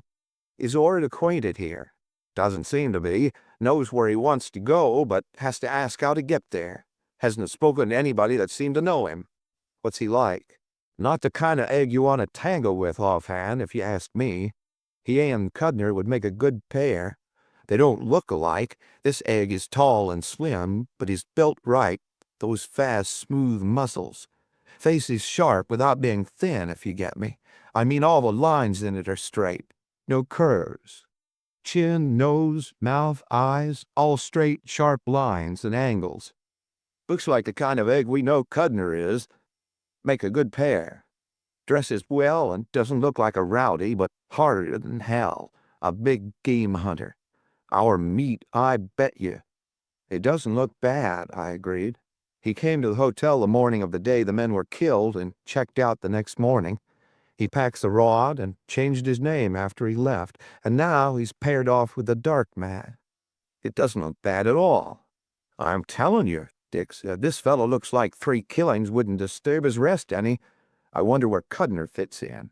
"I can't guess, but if he and Orrin haven't connected yet, then Cudner wasn't in on the murders. But he may give us the answer." Then I jumped out of bed. "I'm going to gamble on Porky's dope being on the level. How would you describe Cudner?" "You know him better than I do." "Yes, but how would you describe him to me if I didn't know him?" "A little fat guy with a red forked scar on his left cheek." "What's the idea?" "It's a good one," I admitted. "That scar makes all the difference in the world. If you didn't have it and you were to describe him, you'd go into all the details of his appearance. But he has it, so you simply say, a little fat guy with a red forked scar on his left cheek. It's a 10 to 1 that that's just how he has been described to Orrit. I don't look like Cudner, but I'm his size and build, and with a scar on my face, Orrit will fall for me. What then? There's no talent, but I ought to be able to learn a lot if I can get Orrit talking to me as Cudner. It's worth a try, anyway." "You can't get away with it. Not in San Francisco. Cudner's too well known." "What difference does that make, Dick? Orrit is the only one I want to fool. If he takes me for Cudner, well and good. If he doesn't, still well and good. I won't force myself on him." "How are you going to fake the scar?" "Easy. We have pictures of Cudner showing the scar in the criminal gallery. I'll get some collodion. It's sold in drugstores under several trade names for putting on cuts and scratches. Color it, and imitate Cudner's scar on my cheek. It dries with a shiny surface, and put on thick will stand out just enough to look like an old scar." It was a little after 11 the following night when Dick telephoned me that Orrit was in Pagotti's place on Pacific Street, and apparently settled there for some little while. My scar already painted on, I jumped into a taxi and within a few minutes was talking to Dick around the corner from Pagotti's. He's sitting at the last table back on the left side, and he was alone when I came out. You can't miss him. He's the only egg on the joint with a clean collar. "You better stick outside, half a block or so away with the taxi," I told Dick. "Baby brother Orrit and I will leave together, and I'd just as lieve have you standing by in case things break wrong." Pagotti's place is a long, narrow, low-ceilinged cellar, always dim with smoke. Down the middle runs a narrow strip of bare floor for dancing. The rest of the floor is covered with closely packed tables, whose cloths are always soiled, and the management hasn't yet verified the rumor that the country has gone dry. Most of the tables were occupied when I came in, and half a dozen couples were dancing. Few of the faces to be seen were strangers to the morning lineup at police headquarters. Peering through the smoke, I saw Orrit at once, seated alone in a far corner, looking at the dancers with the set, blank face of one who masks an all-seeing watchfulness. I walked down the other side of the room and crossed the strip of dance floor directly under a light so that the scar might be clearly visible to him. Then I selected a vacant table not far from his and sat down facing him. 10 minutes passed while he pretended an interest in the dancers, and I affected a thoughtful stare at the dirty cloth on my table, but neither of us missed so much as a flicker of the other's lids. His eyes, gray eyes that were pale without being shallow, with black needlepoint pupils, met mine after a while in a cold, steady, inscrutable stare, and very slowly he got to his feet. One hand, his right, in a side pocket of his dark coat, he walked straight across to my table and sat down opposite me. "Cudner? Looking for me, I hear," I replied, trying to match the icy smoothness of his voice as I was matching the steadiness of his gaze. He had sat down with his left side turned slightly toward me, which put his right arm in not too cramped a position for straight shooting from the pocket that still held his hand. "You were looking for me, too." I didn't know what the correct answer to that would be, so I just grinned. But the grin didn't come from my heart. I realized, made a mistake, one that might cost me something before we were done. This bird wasn't hunting for Cudner as a friend, as I had carelessly assumed, but was on the warpath. I saw those 3 dead men falling out of the closet in room 906. My gun was inside the waistband of my trousers where I could get it quickly, but his was in his hand. So I was careful to keep my own hands motionless on the edge of the table while I widened my grin. His eyes were changing now, and the more I looked at them, the less I liked them. The gray in them had darkened and grown duller, and the pupils were larger, and white crescents were showing beneath the gray. Twice before I had looked into eyes such as these, and I hadn't forgotten what they meant, the eyes of the congenital killer. "Suppose you speak your piece," I suggested after a while. But he wasn't to be beguiled into conversation. He shook his head a mere fraction of an inch, and the corners of his compressed mouth dropped down a trifle. The white crescents of eyeballs were growing broader, pushing the gray circles up under the upper lids. It was coming, and there was no use waiting for it. I drove a foot at his shins under the table, and at the same time pushed the table into his lap and threw myself across it. The bullet from his gun went off to one side. Another bullet, not from his gun, thudded into the table that was upended between us. I had him by the shoulders when the second shot from behind took him in the left arm, just below my hand. I let go then and fell away, rolling over against the wall and twisting around to face the direction from which the bullets were coming. I twisted around just in time to see, jerking out of sight behind a corner of the passage that gave to a small dining room, Guy Cudner's scarred face. And as it disappeared, a bullet from Orrit's gun splattered the plaster from the wall where it had been. I grinned at the thought of what must be going on in Orrit's head as he lay sprawled out on the floor, confronted by 2 Cudners. But he took a shot at me just then, and I stopped grinning. Luckily, he had to twist around to fire at me, putting his weight on his wounded arm, and the pain made him wince, spoiling his aim. Before he'd adjusted himself more comfortably, I had scrambled on hands and knees to Bugatti's kitchen door, only a few feet away, and had myself safely tucked out of range behind an angle in the wall, all but my eyes and the top of my head, which I risked now so that I might see what went on. Orrit was now 10 or 12 feet from me, lying flat on the floor, facing Cudner with a gun in his hand and another on the floor beside him. Across the room, perhaps 30 feet away, Cudner was showing himself around his protecting corner at brief intervals to exchange shots with a man on the floor, occasionally sending one my way. We had the place to ourselves. There were 4 exits, and the rest of Pagatti's customers had used them all. I had my gun out, but I was playing a waiting game. Cudner, I figured, had been tipped off to Orrit's search for him, and had arrived on the scene with no mistaken idea of the other's attitude. Just what there was between them and what bearing it had on the Montgomery murders was a mystery to me, but I didn't try to solve it now. I kept away from the bullets that were flying around as best I could and waited. They were firing in unison. Cudner would show around his corner, both men's weapons would spit, and he would duck out of sight again. Orrit was bleeding about the head now, and one of his legs sprawled crookedly behind him. I couldn't determine whether Cudner had been hit or not. Each had fired 8 or perhaps 9 shots when Cudner suddenly jumped out into full view, pumping his gun in his left hand as fast as its mechanism would go, the gun in his right hand hanging at his side. Orrit had changed guns and was on his knees now, his fresh weapon keeping pace with his enemy's. That couldn't last. Cudner dropped his left-hand gun, and as he raised the other, he sagged forward and went down on one knee. Orrit stopped firing abruptly and fell over on his back, spread out full length. Cudner fired once more, wildly, into the ceiling, and pitched down on his face. I sprang to Orrit's side and kicked both of his guns away. He was lying still, but his eyes were open. "Are you Cudner?" "Oh, is he?" "He? He said, and closed his eyes. I crossed to where Cudner lay and turned him over on his back. His chest was literally shot to pieces. His thick lips worked, and I put my ear down to them. "I get him." "Yes," I lied. "He's already cold." His dying face twisted into a triumphant grin. Sorry in hotel," he gasped hoarsely. "Mistake. Wrong room. Got one. Had to. Other two. Protect myself. He shuddered and died. A week later, the hospital people let me talk to Orrit. I told him what Cudner had said before he died. "That's the way I had doped it out," Orrit said from out of the depths of the bandages in which he was swathed. "That's why I moved and changed my name the next day." "I suppose you've got it nearly figured out by now," he said after a while. "No," I confessed, "I haven't. I've an idea what it was all about, but I could stand having a few details cleared up.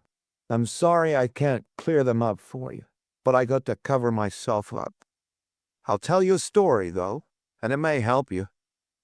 Once upon a time there was a high-class crook, what the newspapers call a mastermind. Came a day when he found he had accumulated enough money to give up the game and settle down as an honest man. But he had 2 lieutenants, one in New York and one in San Francisco, and they were the only men in the world who knew he was a crook. And besides that, he was afraid of both of them. So he thought he'd rest easier if they were out of the way. And it happened that neither of these lieutenants had ever seen the other. So this mastermind convinced each of them that the other was double-crossing him and would have to be bumped off for the safety of all concerned, and both of them fell for it.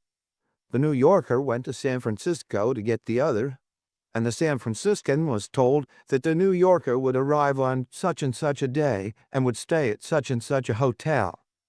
The mastermind figured out there was an even chance of both men passing out when they met, and he was nearly right at that. But he was sure that one would die. And then, even if the other missed hanging, there would be only one man left for him to dispose of later. There weren't as many details in the story as I would like to have, but it explained a lot. "How do you figure out Cudner's getting into the wrong room?" I asked. "That was funny. Maybe it happened like this. My room was 609, and the killing was done in 906. Suppose Cudner went to the hotel on the day he knew I was due and took a quick slant at the register. He wouldn't want to be seen looking at it if he could avoid it, and so he didn't turn it around, but flashed a look at it as it lay, facing the desk. When you read numbers of 3 figures upside down, you have to transpose them in your head to get them straight, like 1, 2, 3. You'd get that 3, 2, 1, and then turn them around in your head. That's what Cudner did with mine. He was keyed up, of course, thinking of the job ahead of him, and he overlooked the fact that 609 upside down still reads 609 just the same. So he turned it around and made it 906. Devlin's room. That's how I doped it, I said, and I reckon it's about right. And then he looked at the key rack and saw that 906 wasn't there. so he thought he might just as well get his job done right then, when he could roam the hotel corridors without attracting attention. Of course, he may have gone up to the room before Ansley and Devlin came in and waited for them, but I doubt it. I think it more likely that he simply happened to arrive at the hotel a few minutes after they had come in. Ansley was probably alone in the room when Cudner opened the unlocked door and came in, Devlin being in the bathroom getting the glasses. Ansley was about your size and age, and close enough in appearance to fit a rough description of you. Cudner went for him, and then Devlin, hearing the scuffle, dropped the bottle and glasses and rushed out and got his. Cudner, being the sort he was, would figure that 2 murders were no worse than 1, and he wouldn't want to leave any witnesses around. And that is probably how Ingram got into it. He was passing on his way from his room to the elevator, and perhaps heard the racket and investigated. And Cudner put a gun in his face and made him stow the 2 bodies in the clothes press. And then he stuck his knife in Ingram's back and slammed the door on him. That's about the... An indignant nurse descended on me from behind and ordered me out of the room, accusing me of getting her patient excited. Orrid stopped me as I turned to go. "Keep your eye on the New York dispatches," he said, "and maybe you'll get the rest of the story. It's not over yet. Nobody has anything on me out here. The shooting in Pagotti's was self-defense, as far as I'm concerned, and as soon as I'm on my feet again and can get back east, there's going to be a mastermind holding a lot of lead." That's a promise. I believed him. End of Bodies Piled Up. End of 5 Continental Op stories by Dashiell Hammett.